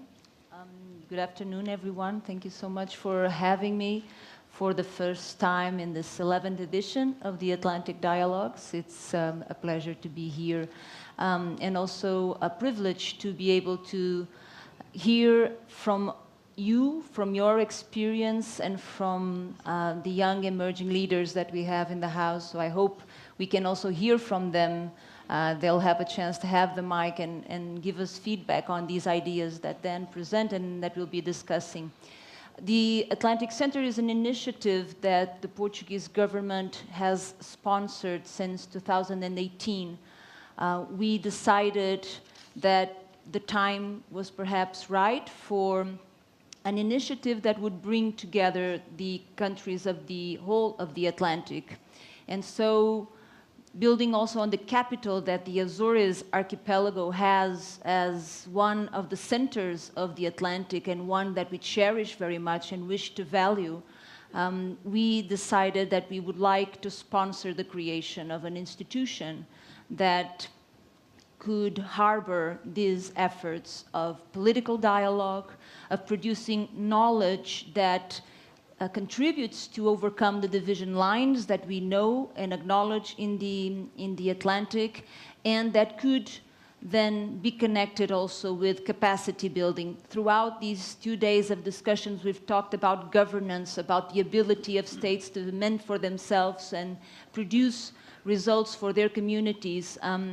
And there are many initiatives, bilateral, multilateral, sub-regional, that look to create capacity. And so what we decided in Portugal was to create capacity, focus on capacity building in security and defense. And I would argue that this is perhaps one of the hardest areas for cooperation across the Atlantic to take place. The division lines that separate the North and the South Atlantic are very much related with security and defense issues, but we also thought and considered that if there was a contribution that Portugal could bring to the table was being an honest broker to discuss the issues of security from a perspective that is problem-driven. So we need to address many of these issues that then refer to the interconnections of security that we also have been hearing throughout these 2 days, and follow the issue wherever it took us. Because many of these threats really don't care what is the political framework they are acting in or what is the political boundary that they are crossing. So we need to be smart about that and need to be engaged in producing results. And so since 2019, mostly we started a consultative process precisely to, and the question we raised was, what can this Atlantic Center do? What would be relevant? We were very much set on relevance. We did not want to produce something that would imitate other initiatives, that would compete with other initiatives. We wanted to fill the gaps. And so we started getting people around the table. And from 2019 onwards, we developed the ropes of an institution, a future institution. It is very much an initiative at this stage, and it's on purpose. So we want to keep this an open-ended process. We will go as fast as our partners want us to go. And we will go along this idea of a broad concept of security that has capacity building for armed forces and coast guards and police officers, and so it's security and defense related, but also needs to bring on board civil society and needs to deal with research centers, universities, to produce new knowledge that can anchor our political dialogue and the action that we're taking. So it's been quite a ride, I must say. It's been quite an exciting time to be doing this, also because many of these initiatives have shown that there is leadership being exercised across the Atlantic.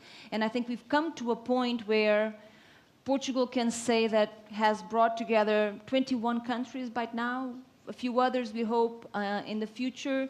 The US is also moving its influence and its energies towards getting people in the Atlantic together. Morocco is sponsoring similar initiatives with African partners. Brazil has a long-standing record of looking for dialogues in the South Atlantic. So I think we've come to a point where we need to have a serious conversation about complementarity and bringing our strengths together and avoiding duplication at all costs and competition of these initiatives. The problems are too serious for us to be thinking in those terms. So I think that is a little bit the contribution that the Atlantic Center is putting on the table. We're doing things every day. Anyone is welcome to join, and let's just keep the conversation going in terms of where we want this pan-Atlantic cooperation to go. Thank you, Lucinia. And I hope we have a chance to come back to these issues of complementarity, how we rationalize the many and fruitful but often disparate efforts that need to be maintained over time, and how we deal with the problem of ownership, maybe moving beyond the dialectic and the vocabulary of the North-South divide to a broader pan-Atlantic approach in which each nation recognizes their own specific interests around a core group of issues, to own their own pan-Atlantic presence and policy. Let's move to the ambassador, Ambassador Hilal. I should just preface before I pass the floor to you, Ambassador, that in my assessment, the moment when discussion shifted from the traditional transatlantic relationship within the North Atlantic frame, and we began to discuss, to get together, and even to seriously research specific pan-Atlantic challenges, was the moment when Morocco made explicit in its foreign policy a recovery of the Atlantic vector in the horizons of Morocco. And so I think that we should recognize that one of the key stimuluses and catalysts in this process has been Morocco. And I would like to ask you now how you assess the scenario now, Morocco's role and Morocco's vision in this process. And let me please invite you, as we discussed, if you would like to engage with us in French, please, I invite you to do so. Thank you very much. I prefer in French, indeed, because I'm more relaxed when I'm speaking in French. But je voudrais tout d'abord remercier l'audience. I first of all would like to thank the audience, because after a long day full of successive panels and very rich and deep discussions, you are all still here, tireless, and this truly warms our hearts. So to answer your question, please allow me to say that the Atlantic is a maritime space that is full of challenges, as this has very well been said by Madam, and full of contradictions. This is a maritime space, which is one of the largest and most important, strategically speaking, with the straits, one of the biggest straits and most important straits strategically once again, but it's also a space that contains about 40% of the member states of the United Nations, about 50 states that represent more than 1 billion in population, about 43% of the global GDP. But at the same time, this is a space where there's lots of fragility and vulnerabilities. I mean, we heard earlier that this is a space that brings together democracy, but also brings together the wealthiest and the poorest states, and the developed states, the most stable states, and democratic states, just like there are also other states that have insecurity issues, post-crisis issues, and this is a space that is also in construction, I might add. And this is a space where the contradictions are quite obvious. We spoke about two initiatives, two American initiatives and Portuguese initiatives. But I would like to take a step back and recall that states, or rather the interest of states for the construction of the Atlantic community does not date back to a year or two ago or a few years ago. It dates back to at least 15 years ago. In fact, the first act of interest for the Atlantic was between Morocco and the United States more than 2 centuries ago, when there was, during the signature of the American and Moroccan Treaty for the protection of the American fleet on the African coast. This just goes to say that Morocco's interest does not date back to yesterday. Morocco's interest is historic, it is strategic, it is human, it is economic, and in fact, everyone knows that the first initiative was made by Morocco in 2009, when the first meeting was held of the Moroccan and African coastal states, and so it was 4 years.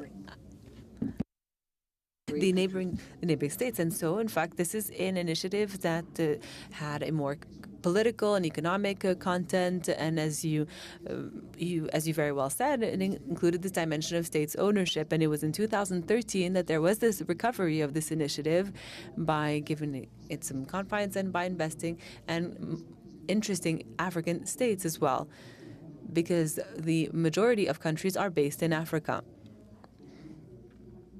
and that are on the Atlantic coast. We have 3 initiatives. American Atlantic initiatives. There's also the Portuguese Atlantic Center, and there's also a Moroccan initiative whose last meeting was held in September in New York, with 25 ministers of foreign affairs, 2 days following the Washington initiative that also took place on the sidelines of the General Assembly. And there's a sort of telescoping of initiatives. There's a fragmentation of efforts made, and this is, once again, one of the contradictions. There are so many interests. It's just like a beautiful bride who has, or a beautiful young lady with many suitors. So now it's important for us to find the zones of convergence in order for the Atlantic not to be a space of confrontation, but a space of competition between the neighboring countries, because the Atlantic is a space of space for development, for synergy. And Dan earlier mentioned that it is one of the gas and one of the largest oil and gas reserves in the world, but it is also one of the largest reserves in rare minerals. It is one of the spaces that could risk becoming a space for confrontation, especially after the war in Ukraine and the rising tensions in the North Atlantic. This is why it is so important to build bridges, not only between the North and the South, but also between the East and the West. And it is important to convince the neighboring states of the Atlantic to look at each other. Not to look at each other, but to look beyond this ocean and see what are the areas of interest and where they can cooperate together on terms of energy, sustainable development, water resources, fishing resources, security, naturally, climate change, controlling migration, which is also a serious problem because there are two avenues between the Africans head to the north and between both Americas. South Americans also head north. So how can we sort of reconcile all of these expectations? And because Africans and Latin Americans have many expectations in terms of co-development. The Atlantic Ocean should not remain this space where we are each living in our own comforts and in our own development spheres. And I won't say interest, but by showing more solidarity, by showing more a sense of ownership and showing more of a shared vision for all of the issues that interest us, not only security. Because security is, I mean, this is obviously an issue. I agree with you, but for the countries in Africa who are faced with terrorism, etc. This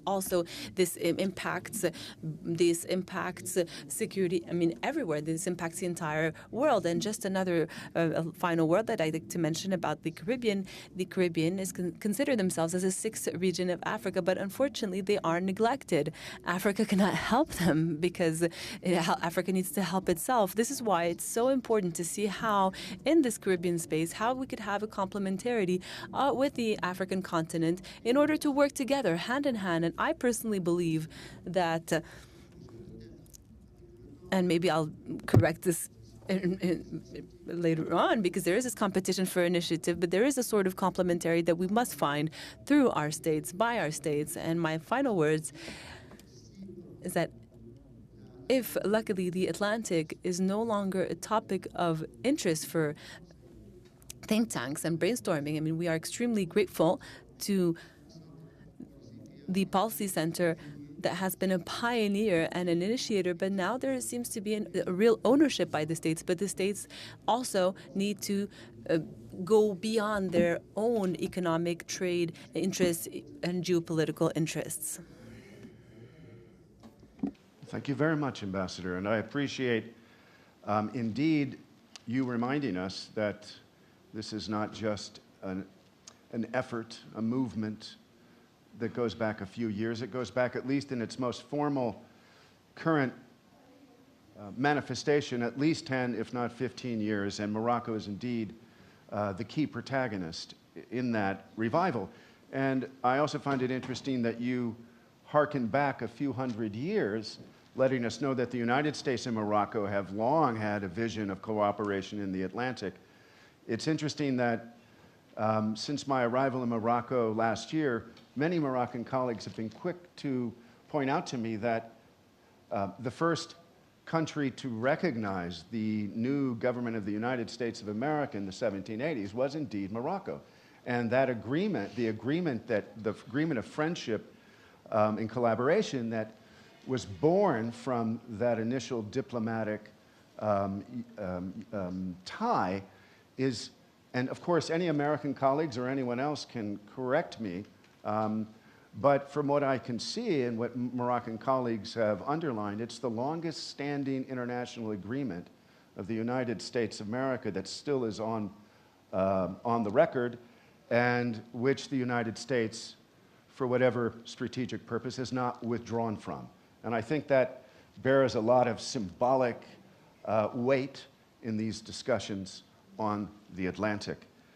Now, of course, very shortly, I will elicit responses and encourage questions or contributions from all of us gathered here. And if anyone, before I do open the floor, has a burning desire to intervene, please do. We have no problem with that. In this next round, however, I would like to address a block of questions, both collectively to Dan and Licinia, about this issue. We're on the cusp of recognizing and have been involved in a number of different concrete initiatives that are now beginning to coalesce. We have the issue of how to knit them together, which is what I want to ask about now, and maybe a question about how we can use this key forum, the Atlantic Dialogues, for creating a work plan to actually work through the year on this concrete cooperation in the specific areas that have been highlighted by the governments. And those basically revolve around the Atlantic Ocean in relation to climate, environment, and resource issues. The related issue of how to set some rules and establish some useful cooperation on how to pursue the blue economy, which is literally emerging now. Over 5% of GDP, global GDP, is connected to the oceans and the key interfaces of the coastal societies and coastal marine ecosystems. How can we create a kind of work plan? How can we knit these efforts together and perhaps come up with something concrete and to report back on in this forum next year, and to make this forum the platform for pushing forward these initiatives? And perhaps I would just highlight the question that has been raised in earlier sessions about whether or not the moment is ripe to seek, I would rather call it a pan-Atlantic consensus on concrete areas of cooperation than a north-south consensus. How can we achieve that? Is the moment ripe, as I believe it is, and indeed, do we have a limited window of opportunity to seize? So let me turn to you first, Dan, on that. Well, I mean, we should be grateful that there are now so many initiatives, because before it was a little barren, let's put it that way. But you know, if you think of large regions of the world on land, there's no one institution that is in charge of how countries in a continent interact with each other. Think of Africa. There's the African Union, but there's so many different types of initiatives that bind African countries and societies together. And, you know, for better or worse, that's just the reality of building that network of interconnections. If you look at European countries are so tightly bound in all sorts of overlapping institutions. There's the European Union, of course, but it doesn't represent all of Europe. And there are many others that, in fact, that's been this key in some way, I would argue, to Europe's security, is the Europeans decide, let's bind each other so much together in these institutions, we can't possibly break out of them. But it's the same in the ocean space. We're talking about the Atlantic, but think about the Pacific. The Pacific, a much larger space. I would argue even a much more diverse space with some very tense security challenges going on, countries that are at loggerheads. And yet, for over 30 years, the nations of the Pacific have come together in a whole series of interactive mechanisms and organizations and dialogues. Yes, they compete, yes, they do things, but they've been underway for decades compared to the Atlantic, where there's not much. So certainly if they can do it in the Pacific, we can start to do something in the Atlantic. So I'm not concerned too much about too much overlap. No one initiative is going to own the Atlantic. We should be grateful that there are different initiatives, and in my view, think again of networks. Think of platforms in which there are certain expertise where certain initiatives can take the lead, but include others, but they take the lead. I think if we can identify that type of arrangement, everyone has some stake in the game. And I would just say politically, I am of the firm view, our colleagues in the South have to own this idea. This has to be driven as more, I would say, from the South than the North. This can't be seen as yet another Northern idea brought to the Southern colleagues. And so if we have a window, which I believe we do, I think particularly the voices of the South Atlantic are the ones that should drive this process. So it's an open invitation. I think we should step forward. And I would start again practically where the governments are asking for some advice. The Atlantic Ocean and the related environmental, climate issues, resource issues associated with it, and in the whole security, maritime governance security nexus, which is quite difficult. However, since we are not bound by that, I think the obligation of sort of, a think tank community is to push a bit. And I would just add two more topics that I think are worth us pushing a bit in that open door. One is connectivity, so commercial digital connectivity. I said the Atlantic Data Seaway, the seaway of data, is the most dense in the world, far more than in the Pacific or the Indian Oceans.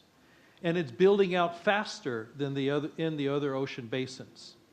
The Two Africa cable that's being laid, connecting all of Africa, is an amazing feat that will benefit not just the coastal regions of Africa, it'll go deep into the heart of the continent and address the terrible issue of digital divide and lack of access to the internet in much of Africa. But it also would benefit Latin America, South America, where again, a third of the population do not have access to the digital resources that they need. So that is one I think we should work on and push together. Some of it's driven more by private sector initiative than governments, frankly, and that's why that's a ripe area. And the last one I would push is energy. As the ambassador said, there's an energy reservoir out there, but I think it's not just fossil fuel. The Atlantic, in my view, if I look at it, is the center of energy innovation in the world. It is where the transition is going to be innovated. And it's not just in the north. There's lots of very interesting work being done in renewables elsewhere in the Atlantic space. And the beneficiaries, again, can be, particularly in Africa, where there's such energy poverty.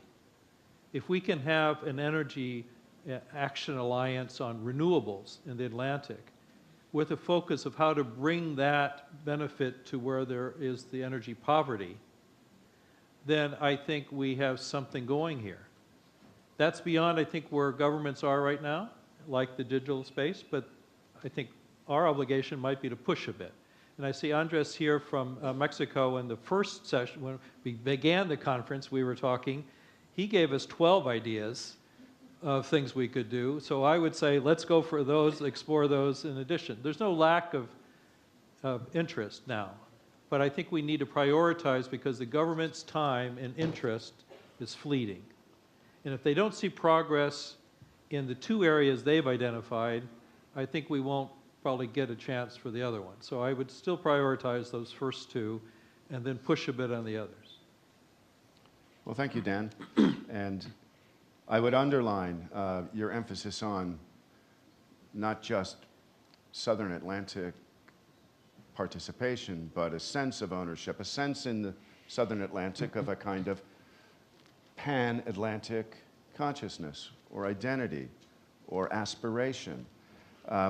Just two things in this regard. I would like to take the opportunity to invite you all to read a very interesting piece, the very first piece that leads off the current edition, the 9th edition of the Atlantic Currents, the flagship publication of this gathering, by Ian Lesser, one of the original and key intellectual architects of a new Atlantic vision, who over 10 years ago wrote an initial piece on Southern Atlanticism.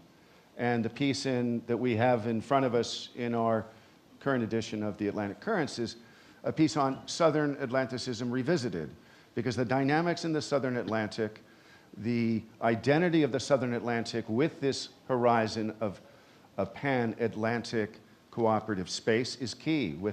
Without the dynamism coming from the South, much of this discussion is stillborn, if not irrelevant. And I look forward to reading and seeing the discussion increasingly dominated in analytical terms from the Southern Atlantic in this regard. Let's turn to Licinia again for your thoughts on, in relation to those that Dan just put forward in terms of complementarity, competition, and perhaps a few other initiatives that I know you mentioned to me that also need to be considered concerning initiatives, Atlantic African coastal states with some initiatives there in the works. Licinia. I'm going to go back to the initial question about how we can come back in a year's time to this conference and have progress and report on progress. And I think a part of it is building new knowledge, knowledge that is rooted not only on different mindsets of what the Atlantic is in 2023, and be accurate and be informed, and also knowledge that is produced across the Atlantic by minds that are shaped in different points of the Atlantic. I think it's fairly easy for Dan or myself to write a piece, and we will be informed, of course, by what's being done in Washington, D.C., or Lisbon, or Paris. But it's important to hear what scholars in different points of the ocean are thinking. And these ideas are extremely relevant. And this is the point to say that if we are serious about building a community of destiny that the Atlantic can become, then we need to be inclusive in our process. And I know we are discussing governments and their interests because they are key actors. But today and yesterday, we heard about the limitations of governments, how governance is facing so many challenges, how political cycles may drive away attention, how the priorities for the use of public resources may be diverted by specific issues or corruption or this or that. And I think we face all of those challenges. So the broader the community of interests that we mobilize for this idea of a pan-Atlantic cooperation, the more successful it can become.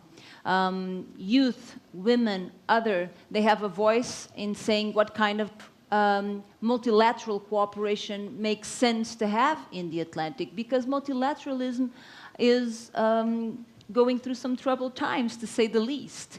Are we going to build something like we built during the 20th century? Are we going to reproduce the same kind of institutions? I don't think we should. I think we should be more bold. We need to build institutions for the 21st century, not the 20th. I'm not going to be the one telling you how to do it because I'm old already. So we need all the voices, the experienced ones. We were mentioning about the role of eminent people, many of them like yourselves here, who know a lot of people, who understand this, who can mobilize influence and keep the issue on the agenda. But that needs to be just one part of the equation, and have others filled with energy coming and letting us know of the specific issues they face every day. So the challenge, if we are to come in a year's time, is that we can have a format where many of these different views can be combined. The other element that I would like to put on the table for that discussion is that we are looking at the Atlantic, but this cannot be an inward-looking discussion. The Atlantic is part of the global ocean, and we've been discussing and looking at the dynamics of the Arctic melting, but we can look also at the connections between the Atlantic and the Indian Ocean. And from the perspective of the work that we are doing, security issues don't really know these boundaries. But security issues can be drugs traveling from one side to the other, linking up with terrorist networks and creating havoc. It can be coastal communities seeing their resources depleted by illegal fishing. So there are many, many issues that we need to tackle. And placing the Atlantic as a global ocean, as part of the global ocean, means that global players are to be taken into consideration. The Atlantic is not a closed ocean. China is present, Russia is present. What is the role these two have to play in our discussions of pan-Atlantic cooperation? I'm very much for the idea that Atlantic countries have a primordial responsibility to manage their space, because they have sovereign responsibilities that they need to provide and account for. But there is a global element in the Atlantic that needs to be taken into consideration, and that is actually very valuable to many of the Atlantic countries for their economic perspectives. We were discussing the need of Africa for growth again. And China has been a fundamental part of African growth. If you look at South America, that is also the case. We were discussing security and how Russian strategies in Africa are creating a lot of instability. So how can we discuss any of these issues without thinking the role that these global players have to play? And I think that needs to be brought into the equation as well. And just briefly to finalize this, it has to be a conversation that is taken place at the national level with governments, but at the subnational level with different stakeholders, and at the regional, valuing the regional organizations that we have and that are doing extremely important work, and then looking also at the outside players who have a stake in the Atlantic. So it's going to be a complex conversation, but the chances for success are much higher if we engage in that conversation with its complexity head on, rather than pretending that it doesn't have that complexity. I would argue for that. Ambassador, your reflections at this stage of the conversation. Thank you very much. Let me first of all assure my friend Sedan that multiplication of initiatives is not problematic. I think it's even a core factor for working together. But the important is that these initiatives should not remain the honor of governments only. We should look for the ownership by the people, by the population, different stakeholders, by women, youth, fishers, because we are talking about fisheries also. But let me say also that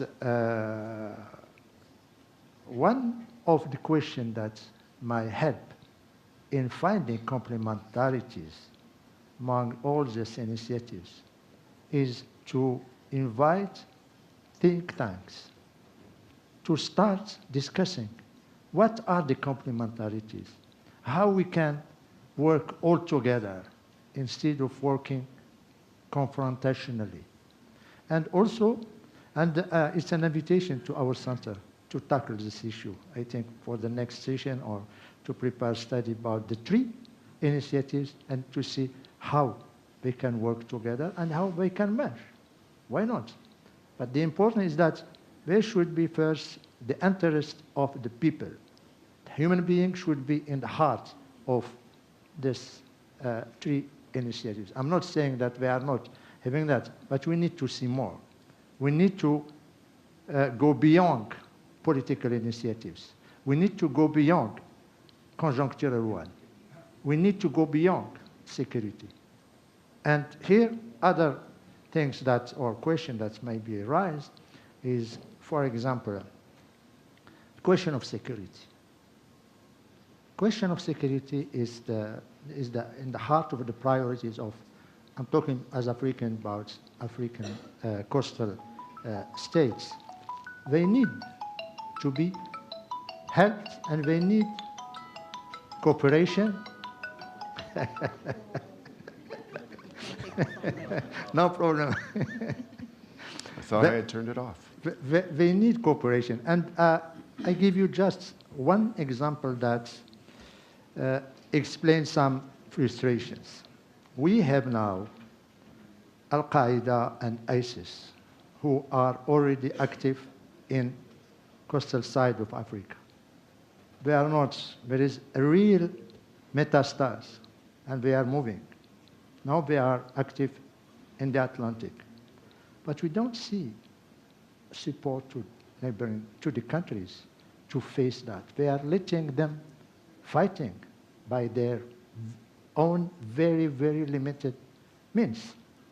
And piracy, maritime piracy in the Gulf of Guinea. In the Gulf of Guinea, there is the biggest number of piracy in the world. What the world is doing? Nothing. Compared with the Red Sea. When there was piracy in the Red Sea, all Europeans came. They sent fleets, they sent boats, they sent everything. Why? We are not asking them to come with their boats again. No, but at least give means to the countries. They are able to protect their coastal side. So there's also question that can be of discussions among the countries around the Atlantic and also in think tanks. Last point I would like to see is fighting against illegal fisheries. The cost of illegal fisheries in Atlantic is almost 50 billion US dollar a year. And who is losing? It's our neighboring countries, us. What are we doing? Are we tackling this issue as priority in cooperation? I think this also can be in the top of the agenda of any discussion to build, as our colleague just said, not a community, a global community. Now we have ocean. We need to move to a community before moving to, as the title of our panel is, Pan-Atlantic Community. We need first step is to build this community. And to build it, we need to have everybody on board, not only the states, but think tanks, youth, scholars, studies, and presenting a common resolution in the United Nations. We have a resolution for so many years on Mediterranean Sea without too much results. But we can have a resolution on Atlantic, and we can see how we can work on it. I think the UPM is a model that can help. Of course, UPM didn't reach the expectation that have been fixed before its creation. But some specific sectors of interest, environment, energy, security, fisheries, just small village of fisheries all along African states can help to rise this conscious about belonging to a notion, belonging to a community that goes beyond this ocean, and also linking the future of the four continents all together. I think without real incentives, political initiatives cannot fly very high. Thank you. Thank you, Ambassador, and thank you much for placing the spotlight on the issue that is uniquely Atlantic, the dark networks across the Atlantic. Dan mentioned a few of them: arms trade, illegal drug trafficking, migration and human trafficking, and the links to political violence, also known as international terrorism. And no doubt, we know there are links between these dark networks working across the Atlantic and the challenge of the security nexus in the Sahel, which we just had a very interesting discussion on. We have lots of food for thought, including the comments that you've made, Licinia, about not forgetting how a pan-Atlantic or pan-Atlantic efforts relate to what we might call the extra-Atlantic. Now, I'd like to open this up to a broader discussion, and I see that we already have willing volunteers. Let me call on you, Ambassador Ismail. Thank you so very much for a very, very interesting discussion, and I'm going to need to put on my glasses so I can see you a little bit better. I was very reflective as you spoke, because clearly you're also speaking about a part of the world that I come from, and a part of the world that we usually speak around and above and over, but never about. And certainly illicit flows for the Caribbean are very much the things that bind the North and South Atlantic together, and East and West, as a matter of fact. And because of our scale, they're decimating, at this moment, the very fabric of society that we require for the future, and that's our young people. I invite you to just, I don't know if Ian is in the room, but Ian is very good at speaking about mental maps. Where are you, Ian? There you are. And we had a wonderful session in Miami, I think it was November 2019, where we spoke about security across particularly the Southern Atlantic. But I want to invite you to consider that mental map. The tiny islands of the Caribbean move all the way from the northern coast of South America all the way to Florida. We are located between the world's largest producers of drugs and the world's largest markets. So when these drugs move from the northern coast of Colombia, Venezuela, and wherever else, and come through our islands, when they leave the tiny island of St. Lucia, which happens to be the country of my birth, and I hear there's an emerging leader somewhere here from St. Lucia, when those drugs get to Martinique, they're in the EU. When they leave Dominica, when they leave Antigua, and they get to Puerto Rico, they're in the United States.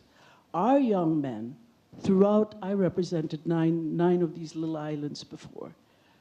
When these drugs get into our tiny islands, St. Lucia's 185,000 people, Montserrat 5,000 people, St. Kitts and Nevis 85,000 people. That's the population that we're talking about. The drugs get into our societies. We don't use those drugs. We're merely passing them through and on. Our young men are being paid with motorcycles out of Martinique that we don't make. They're also paid with guns that we don't make. Those guns come from North America. Those motorcycles come from somewhere else. The demand is coming from the north. At the same time that the UK has moved and pulled away all of its security apparatus, the US is not particularly paying very much attention to it. We're handling a problem that has started with the northern countries. And nobody is speaking about the security of these countries, where every day right now in these little islands that depend on tourism, 5, 6, 7, 8, 9 people are being killed almost every weekend. The youth of these islands are being completely decimated. And we have no discussions about that. And nobody's accepting any responsibility at all. So if you want the Caribbean to feel included, and you want the Caribbean to be part of this sort of discussion, that very real existential threat is going to have to be discussed. Well, thank you much, Ambassador. Indeed, I think we probably should, in our recasting of our mental maps and our experiential maps, make sure that we place the Caribbean in one of the nexi of our Atlantic map. Given that, it's clear that the Atlantic dark networks have worked their wrath in a particularly distorting way upon the CARICOM societies. We have a lot of volunteers here. I will pass to you, Mr. Rosenthal, briefly. Thank you, and thank you to Dan Hamilton for mentioning what I said in my panel yesterday. I agree entirely with him. We have been identifying issues for a long time. It's probably time to choose the issues that we want to work on. A note of caution.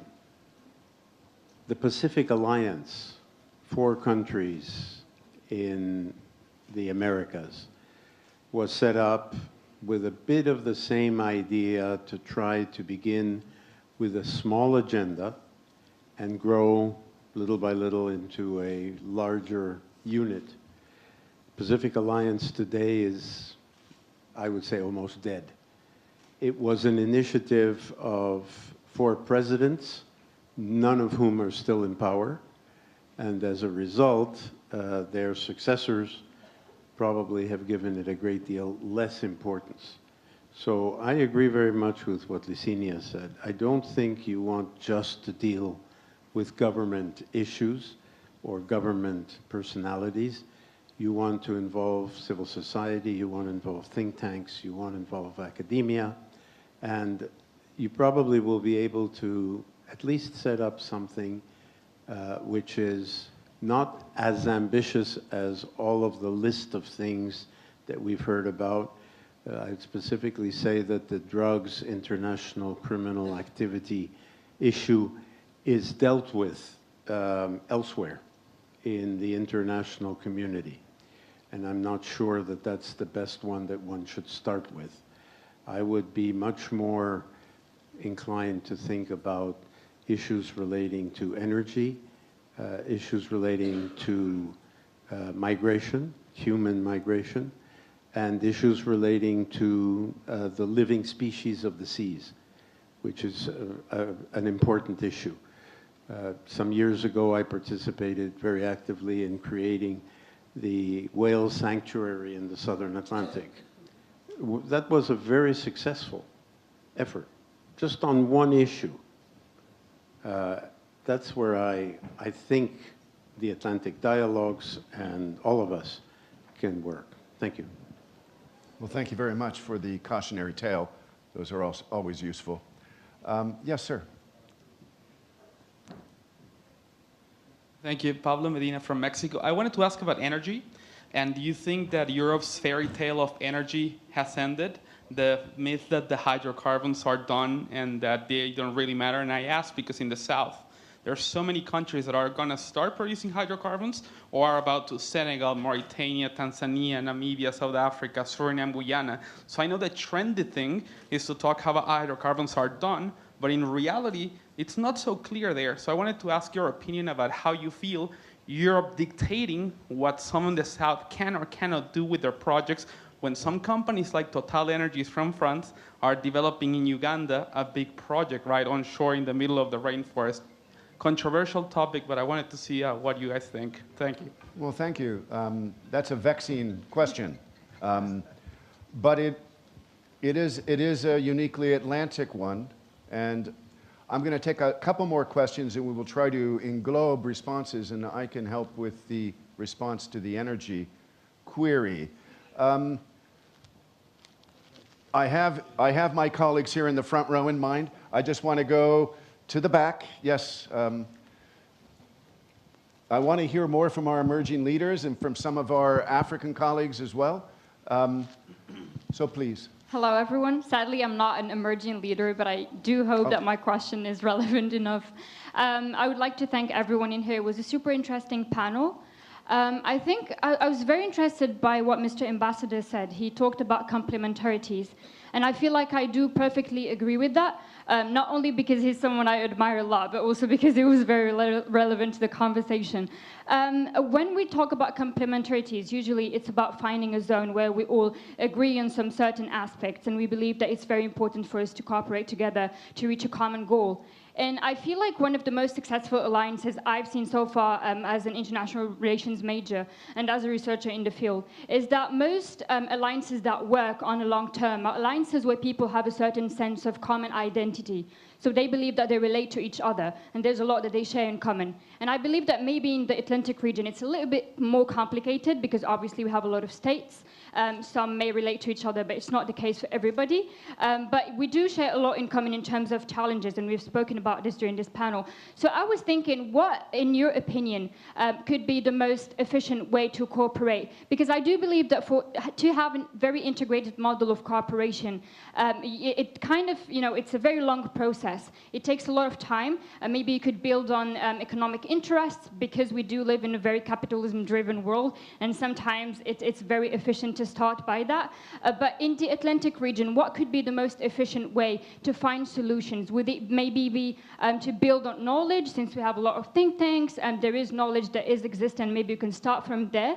Or would there be a different model that we can maybe think of, and that could make things a little bit easier for us? Thank you so much. Thank you very much. There's so much to say. The clock is counting down. I want to ask any of you that want to respond either to the energy question or to the question from our colleague in the back before we take another round of questions. Paul, you're energy man, so why don't you... Yeah, this is a vexing question.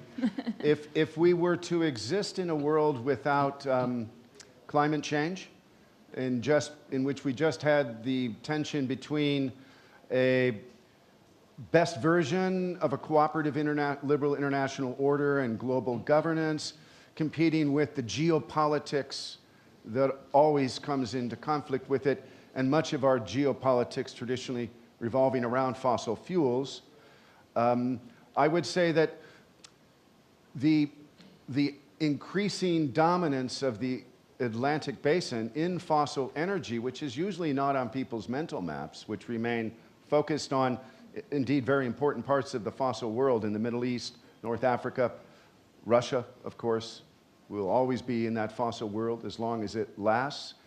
Then actually, all of the deep offshore development in the southern Atlantic and the shale revolutions in the North Atlantic of North America would place the Atlantic Basin in a position to be not just self-sufficient in energy as it is now as an aggregate, but to be providing the fossil fuels at the margin for export to a growing Asia. Now, unfortunately, we don't have that luxury.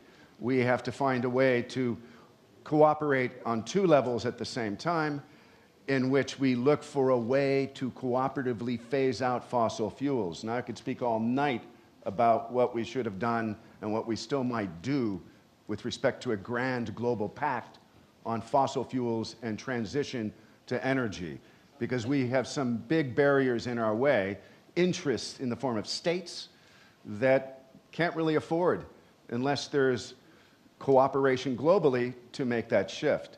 And of course, the conflict in Iraq and in the Ukraine has, in a sense, exacerbated dependence on fossil energy. So much energy now and attention being placed into how to reroute our dependence on fossil fuels. How do we resegment the globe? So it's not a question that we can broach and answer in this session. But that's what I would say. He wants to. Yes, sir.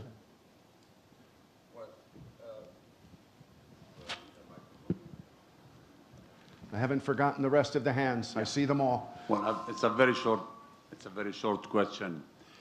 Would this kind of complementarity remind me with the Barcelona process of the Union for the Mediterranean?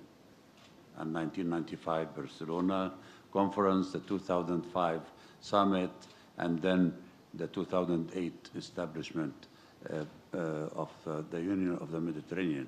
Is that part of your coordination and complementarity scheme?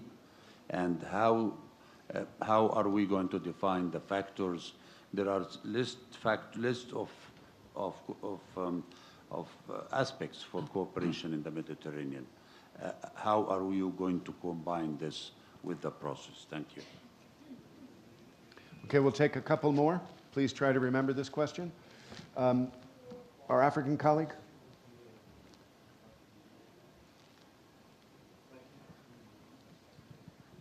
Yeah, good afternoon and thank you so much.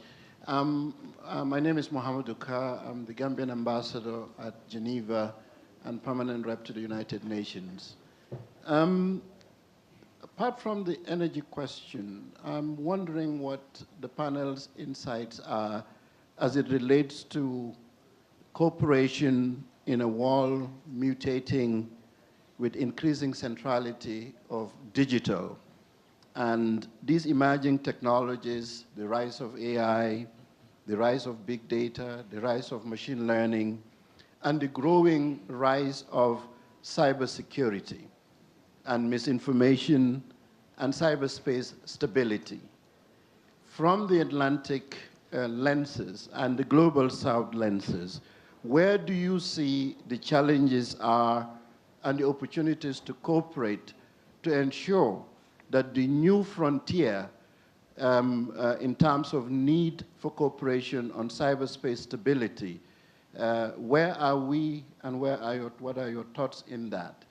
Because that's the emerging threat to the Global South and the Atlantic North.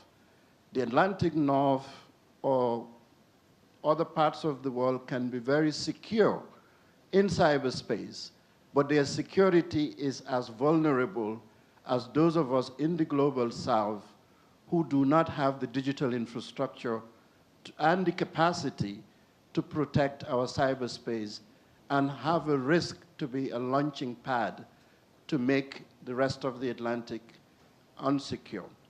So I'm wondering what your insights are, and also on the issue of attribution and the issues of norms and behavior and the role of international law when there are actions that are state-driven in other parts of the South or in the North. Thank you so much. Well, thank you. The hands, the questions, and the issues are coming on hard and fast now. I feel like I'm being overwhelmed by an Atlantic wave.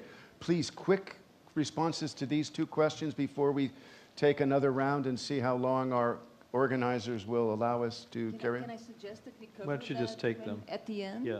In our Okay, final we can remarks? try to do that. Let's move on. We have a hand. I know that we have some in the front row. Yes. This gentleman here. Merci infiniment. Monsieur l'ambassadeur, dans votre Mr. Ambassador, in your introduction, you've referred to the fragmentation. Mr. Ambassador, you've talked about the fragmentation of solidarities around the Pacific. I'm asking to all of you, but mostly you, gentlemen, the question about solidarities. I put it plural. Are they maritime or continental? In the regional cooperation agreements, Europe, the European Union, in other words, is a continental solidarity, isn't it? In the ALENA agreement that has become the Canada, Americas, the United States, Mexico, it is a solidarity, a continental solidarity. The EFTA, the Mercosur, is a continental solidarity. Now the Asian countries, this is a continentally based solidarity, etc., etc. Whence, my question, as it follows, I only know of one solidarity around the sea is the solidarity of the states of Baltic Seas, but all of which are integrated or part of Europe. Whence my question as follows: do the relevant spaces of tomorrow are not major vertical lines that are going from North America to South America, Europe, Africa, Japan, China, Asian, and Australia, etc. Let me point out also that the fact that the China agreement, all of the Asian countries have been operating since 1st January of this very year. Now, are solidarities, are they much more continental than they are maritime? Merci. He's been waiting patiently.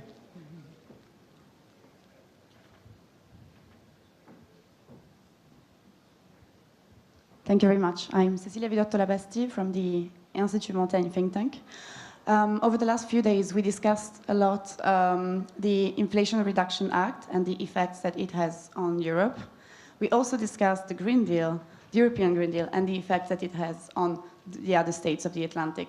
So we noticed that every time we adopt a new legislation, it has an impact on the other states, but we're not discussing it before, and this creates resentment. So I wonder, if we think of Atlantic multilateral, I don't know, like a new space to discussion, could these topics be like the center of the discussion, and which shape could it take? How can we discuss this, and how can we prevent this resentment to happen? Thank you. Thank you very much. Professor Chegraoui, did you want to intervene? Okay. Merci. Bon, j'ai juste une question. Est-ce qu'on peut repenser? Have a question. Could we rethink the community of the Atlantic, or Atlantic community, without this very large presence of the North Atlantic, especially from the security standpoint? And secondly, on the security point, and I'm coming back to the African continent, how can we redesign the security of this part of Africa when we only have 4 countries quantitatively, when we have only 4 countries that have security and defense resources and maritime resources, Angola, Nigeria, where there is no whatsoever collaboration between these countries. I can't talk about the other countries or remaining countries because sometimes they have no resources at all. And I'm talking about the quantitative because the quality side is a different story. So, third question: what about the European presence in the South Atlantic? Let's talk about it too. Let's face it, Canarian Islands, it's Europe, isn't it? And there's another issue there, and we turn a blind eye on it. This is indeed a problem. Going back to a problem that was raised earlier on by Ambassador and other panelists, there is this issue of an intercultural relationship and linkages that we tend to overlook. We talk about migration, about terrorism and crime, but this is also an extremely important intercultural space and cultural space between Africa and America. So what about rethinking this intercultural space? And there is so much to do, and there's so room for improvement. And another important point, and this is much more for our sake, Africans, and the Ambassador Ismail spoke about it very extensively. We are thinking about the Atlantic, but we think it from the Atlantic standpoint, and we overlook the islands. And the island states is another mindset, totally different, that we need to also address and take on board when we rethink the Atlantic space by putting aside maybe the continent, and we want to gain more understanding about the Atlantic because we need to integrate also the island states. Okay, very well. We're going to have to return to our panelists because time is our enemy at the moment. But just rest assured, any questions that don't get directly addressed, I know my colleagues are available to engage in these conversations over the course of the rest of the conference, and indeed over the course of the next year, before I hope we see many, if not most of you, back here again. And I hope that some of the collaborators have more concrete findings and action taken to report on and to collect and harvest more constructive ideas. So I turn to one more round to our panel. Licinia, please. All right. Thank you so much for all the very thought-provoking questions, for the many issues that you've raised. I thought I would answer by referring to maritime security, because I think from that perspective, we will cover many of the issues that have been raised. We have been focusing particularly in maritime security in the work that we have done. We have focused in the communities of practices, so the people who produce and deal with that produce maritime security and deal with insecurity coming from the sea in some way. And that is already a very wide community of people. We can discuss issues from submarine warfare that particularly strikes the north, but we can talk about illegal fisheries, like we've mentioned, or the digital connection and the cyber dimension that the ambassador referred to, port security, the cyberspace, the digital angle that maritime security brings. Maritime security takes us to these nexus that you also referred to, weapons, drugs, the devastation that they bring, the lack of capacity in one state being a magnet for these illegal activities to go there when you build capacity next door. So building capacity needs to be something that you do in an integrated way. We need to have visibility over these projects of capacity building that are ongoing. Bilaterally, many European states are present in the Atlantic and building capacity every day. The European Union is present with this new initiative called the Coordinated Maritime Presences. The US Coast Guard is present in many, many places in the South Atlantic. The Canadians, many others. So there is a lot that is happening, but we need an overview that tells us where the gaps are emerging. Let me speak of the reality that I've become more familiar with, the Portuguese-speaking countries in Africa. They have become the weakest link in many of these efforts for maritime security. We cannot allow that to happen, because if they are the weakest link and don't have capacities, Guinea-Bissau or São Tomé will become troublemakers for everyone. And so we need to be, for complementarity to actually have a meaningful, to be meaningful, we need to look at what is missing and create the pieces that will fill those gaps. So complementarity cannot, what does complementarity look like for these initiatives that we are sponsoring? It needs to be problem-driven as far as I see it. And this is also to refer to the Barcelona process and the other initiatives that already exist. We believe that the approach needs to be to reinforce what is already being done that is actually valuable. There is no need to replace many of these initiatives. We need to support them, make them stronger.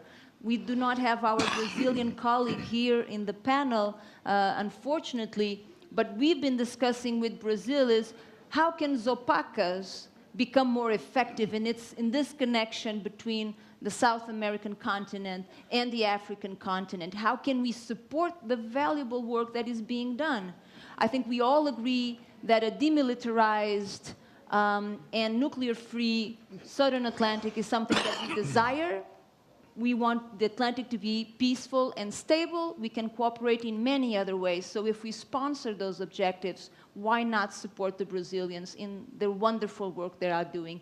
So this is how I see, and I hope I've covered a lot of these issues, but I thought by referring to maritime security, we would cover a lot of the issues that were raised. So thank you so much for your questions. Dan, a final comment tries to respond to this panoply of issues? Yes. Well, is this on? Yeah. You mentioned digital. I didn't want to lose that. My proposal was, in the context of the Atlantic that we're talking about, to focus on digital connectivity first, because so many hundreds of millions of people in Africa, South America, still lack access. And the Atlantic has the capacity to hook them up. And it's happening faster than anywhere else in the world. So I think we should do whatever we can to make that happen better. But you are right to point out that when you do that, you create the challenge of cyber surveillance, cyber disruption, all those types of things. It's like the pandemic in a way. The virus could be anywhere where the weakest link is. So in connection with connectivity, you have to build resilience. So a digital resilience agenda, I think, would be part of that discussion of how do you do that, because you have to build in now the types of protections that when the first digital connectivity was made didn't happen. So I think there's a big agenda there. I agree with you. I think there is this is where the global work that is being done, I think, does make some difference. There is work at the UN level to try to create certain standards. If you go further into the technologies, the US and the EU, for instance, just released a roadmap on artificial intelligence, which outlines a whole number of standards that they would like to try to follow now, and probably invite others to discuss, are those the right ones? So I think there is movement in that area, but we haven't made, Atlantic connectivity a topic, and that's why I suggest that what we could do. Just on land and sea, I didn't quite understand that point, because there are lots of interregional things that are sea-based. It's not just continental.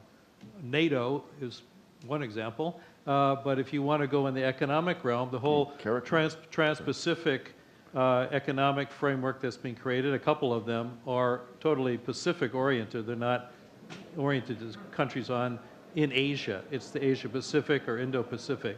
The same CARICOM is another. There are lots of examples of that, so I wouldn't get hung up on that theoretical point. I think sea-based is maybe the way we should be thinking more. I would just end with one point just to clarify and to bring home my proposal, my suggestion, which is, as the ambassador said, this should be a stakeholder-driven type of process. I think it has been in the past, but without much government involvement. So I think the real potential comes stakeholder-driven, but governments participating and listening and maybe taking some ideas and then doing things with them. So it's not, in our parlance, the Track 2 initiative. It's a Track 1.5. It's where the governments are participating a bit, listening, inviting, and letting the ideas come. So I think, you know, the Atlantic Dialogues is well positioned in this regard. Cooperating then with other initiatives that exist, your complementarity point, and to say, let us take on maybe through the year of these topics, invite experts to write some papers. I think your idea, what's the complementarity potential between them? That would be a very good, someone should research that, right, and present it. We should do some of those. You can do that through video, through virtual technology these days, so it's not very expensive.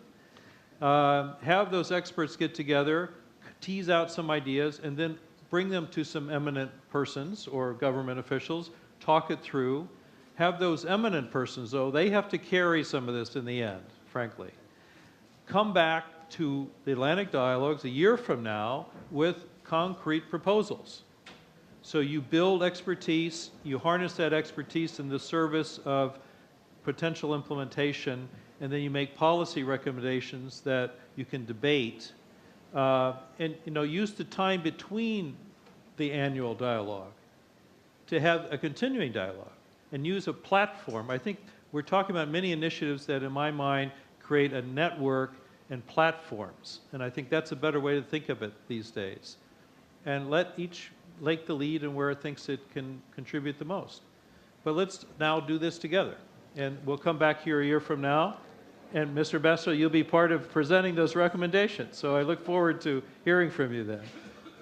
Okay, thanks. Before I turn to the ambassador for the final word, the dying minutes of this session, I just want to recognize the two questions from the back that we did not answer. One on the potentially propitious or not new geometry of cooperation when we look at the Atlantic, as opposed to looking at cooperation at the global level. I think there is much capacity for us to show that actually, despite the divisions and the disparities, there's a better chance for breakthroughs and movement forward within an Atlantic context than looking at the same issues globally.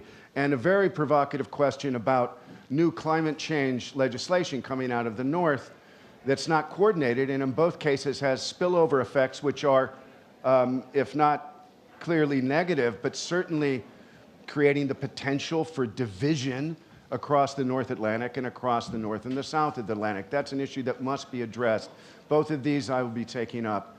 Ambassador, before we lose the rest of the room, please. Yes, I will be very brief. Je voudrais répondre à notre ami à ma gauche.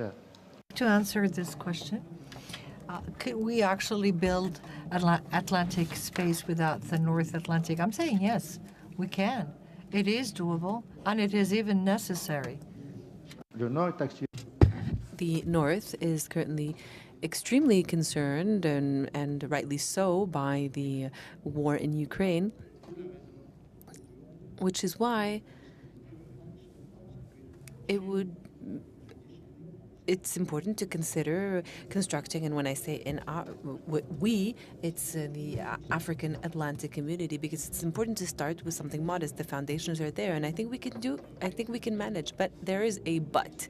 We need to succeed in interesting the Latin American countries that are also on the Atlantic coast, simply because they are turned inwards of their continent and towards the north. And so far, we have not succeeded. We say we, all of those that have attempted in attracting them, and there is also some level of reluctance, because there are some Latin American powers who would like to have their own initiative, which is perfectly legitimate.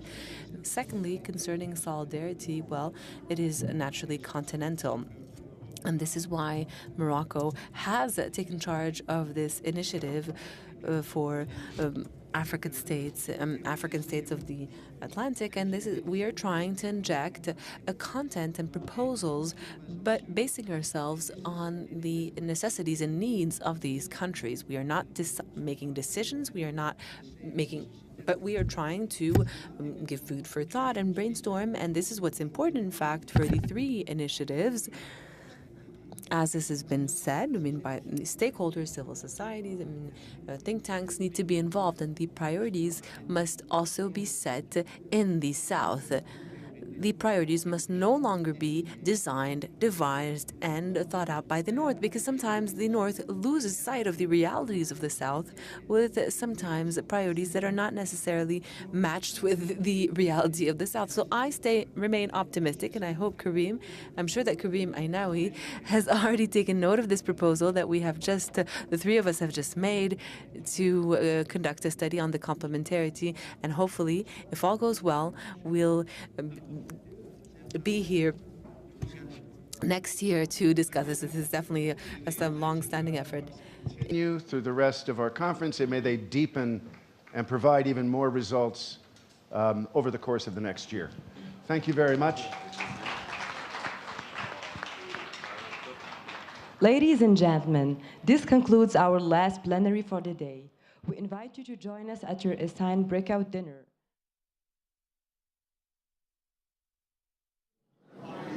Hello, and thank you for watching us, and two interesting panels on security development nexus in the Sahel, and also on the prospects for a pan-Atlantic community. We've definitely taken notes on the necessity to push forward a study on complementarity around the Atlantic, and a lot of food for thought through these panels. So thank you very much for watching us today, and we'll be back tomorrow at 10:15 a.m. for the first session on the role of social states in the Atlantic. Thank you very much for having followed us. I hope you enjoyed the sessions you attended today, and see you tomorrow. Have a good evening. Thank you.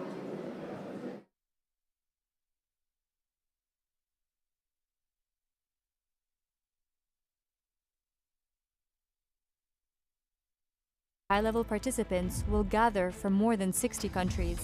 Discussions will delve into this year's theme: cooperation in a mutating world, opportunities of the wider Atlantic. 11 plenary sessions and 380 talks will take place in Marrakesh. Current crises: multilateralism, inflation, democracy, food security, climate change, global economy, and energy will be discussed. 16 thematic breakout dinners will take place in more intimate settings around the city of Marrakesh for frank and uninhibited discussions. 30 emerging leaders from across the Atlantic, chosen from thousands of applicants, will join the conference after a 2-day tailored leadership program. To know more, visit our dedicated website, atlanticdialogues.org.